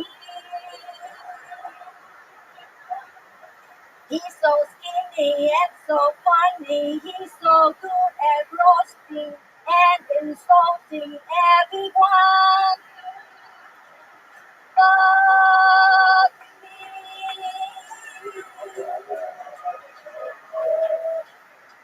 Somewhere over Encino, blue eyes shine.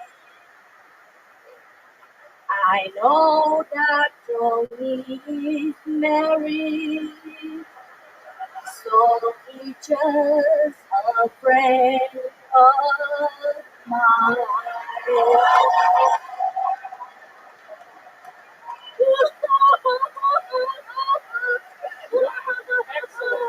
That is unbelievable. You are a goddamn assassin. I love you. I wouldn't fuck you, but I love you. Thank you, Tony, for giving me opportunity to be here. Wow, it is incredible. The sound of your beautiful voice is the best. That's the best sounding thing I've heard since learning what sounding is. You know what I mean? Oh, a little hunt for Coach Roy Robeson. Nicole Tran, we absolutely love you. That was so awesome. Thanks for creating that song and singing it. I was not expecting that at all. That was incredible. Ladies and gentlemen, Nicole Tran. Just for you, Tony. Thank you so much. You're definitely going to do that again. And by the way, I need you to lay that down on a track for me. I'll play that before I go on stage. I'll come out to that song on my stand-up. and by the way, I don't have a green card, so please do not tell anybody that you saw me here tonight. I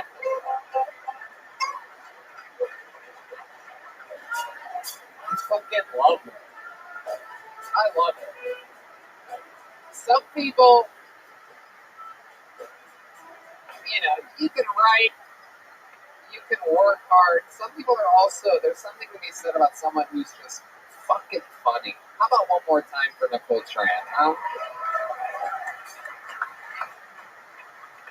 All right, and before we get back to the bucket, let's knock out our first regular of the night. He is here. Last week, we were shocked to find out that there was two of them at once. He has an unbelievable, silly style. It's considered extremely polarizing. People either love him or hate him. I fucking love him. Make some noise for the Big Red Machine, William Montgomery.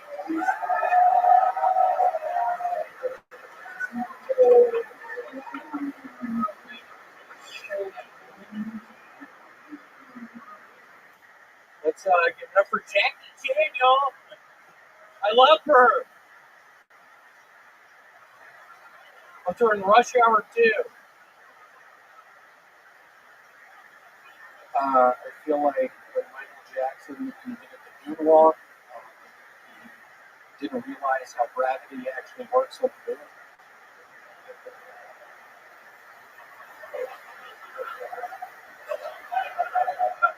So I'm setting up an escape room in my apartment and charging people $1,000 a month. $500 if they sleep in the same bed with me.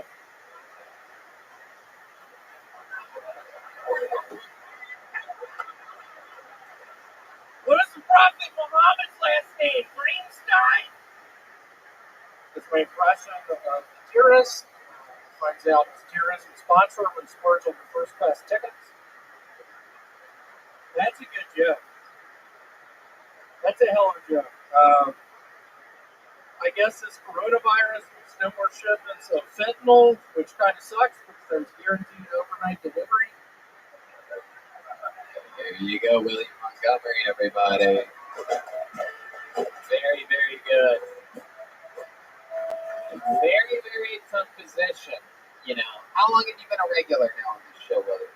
5 years. Okay, that's not true. You're lying already. That is a blatant Somehow lie. still doing the new minute every week. Don't do the math on that. It's been at least a year, plus you've done at least 5 or 6 of these on the road. We're talking about definitely at least an hour of material, a brand new minute every single week. Funny enough, I was in the doctor's office an hour this past week. Oh, really? How did that go for you? Strep throat. That's it? What is that strep to your stomach? What do you mean? Yeah, that protruding, massive stomach that you have. What did he say about that? It's his tonsils. What'd you just fucking say? You heard me. Don't mess this up. This is, up to this point, probably one of my best songs. At one point, you turned around and on the punchline of a joke, and you winked at Michael Rappaport. Michael. Yeah. Michael, how'd you like that? I like that. I like that. I like that young redhead. I like that winking at me and shit. But that was a fun joke. I like doing the escape room, charging people $1,000 a month. I caught you, Trip. $750 if you take out the trash. I love it. William, I think having two Williams out last week, one thing I noticed from the word on the streets that I follow is that I think it was a big turning point for you. I think a lot of people that maybe didn't like you started to like you. I guess what I'm sort of confused about, I apologize I wasn't able to be here last week. I was at a funeral in Memphis. Oh, you weren't either one of those Williams? Yeah, I was hearing a lot of chatter. I wasn't here last week. Oh, okay. Well, there were two guys. Okay. Wow. Are you kidding me? You do that one more time. I was expecting enormous laughter when I said I wasn't here last week. That didn't. William, has anything happened in this past week that is interesting in your real life, in your normal life? You still have that girlfriend that drags you down? So last night we're up. I now live in the loft up in Echo Park. And 2 nights ago, she was sucking away at penis. I couldn't ejaculate. I was drunk, but last night I was able to ejaculate in her mouth. Pretty exciting stuff. Is that it? That's the whole story? Are you getting it? No, what scares me, all these guys talk about blowjobs and stuff, it just hurt me really bad. Why did it hurt you? My penis gets sensitive. It does? Right after you finish? It turned into a nightmare last night. Oh. Just a real nightmare. You mean after you finish, right? Immediately after or during the blowjob? Just immediately after I was squirming on the bed. She kept going? She kept sucking? Michael, I loved you in True Romance. There you go, absolutely. Appreciate it. Get up for Michael Rappaport, y'all. True Romance. Absolutely. 100%. One of my favorite movies. I also loved you in Ernest Goes to Camp. I thought that was Thank you. Give it up for Mike Rappaport, y'all. Yeah. William, he's been here the whole time.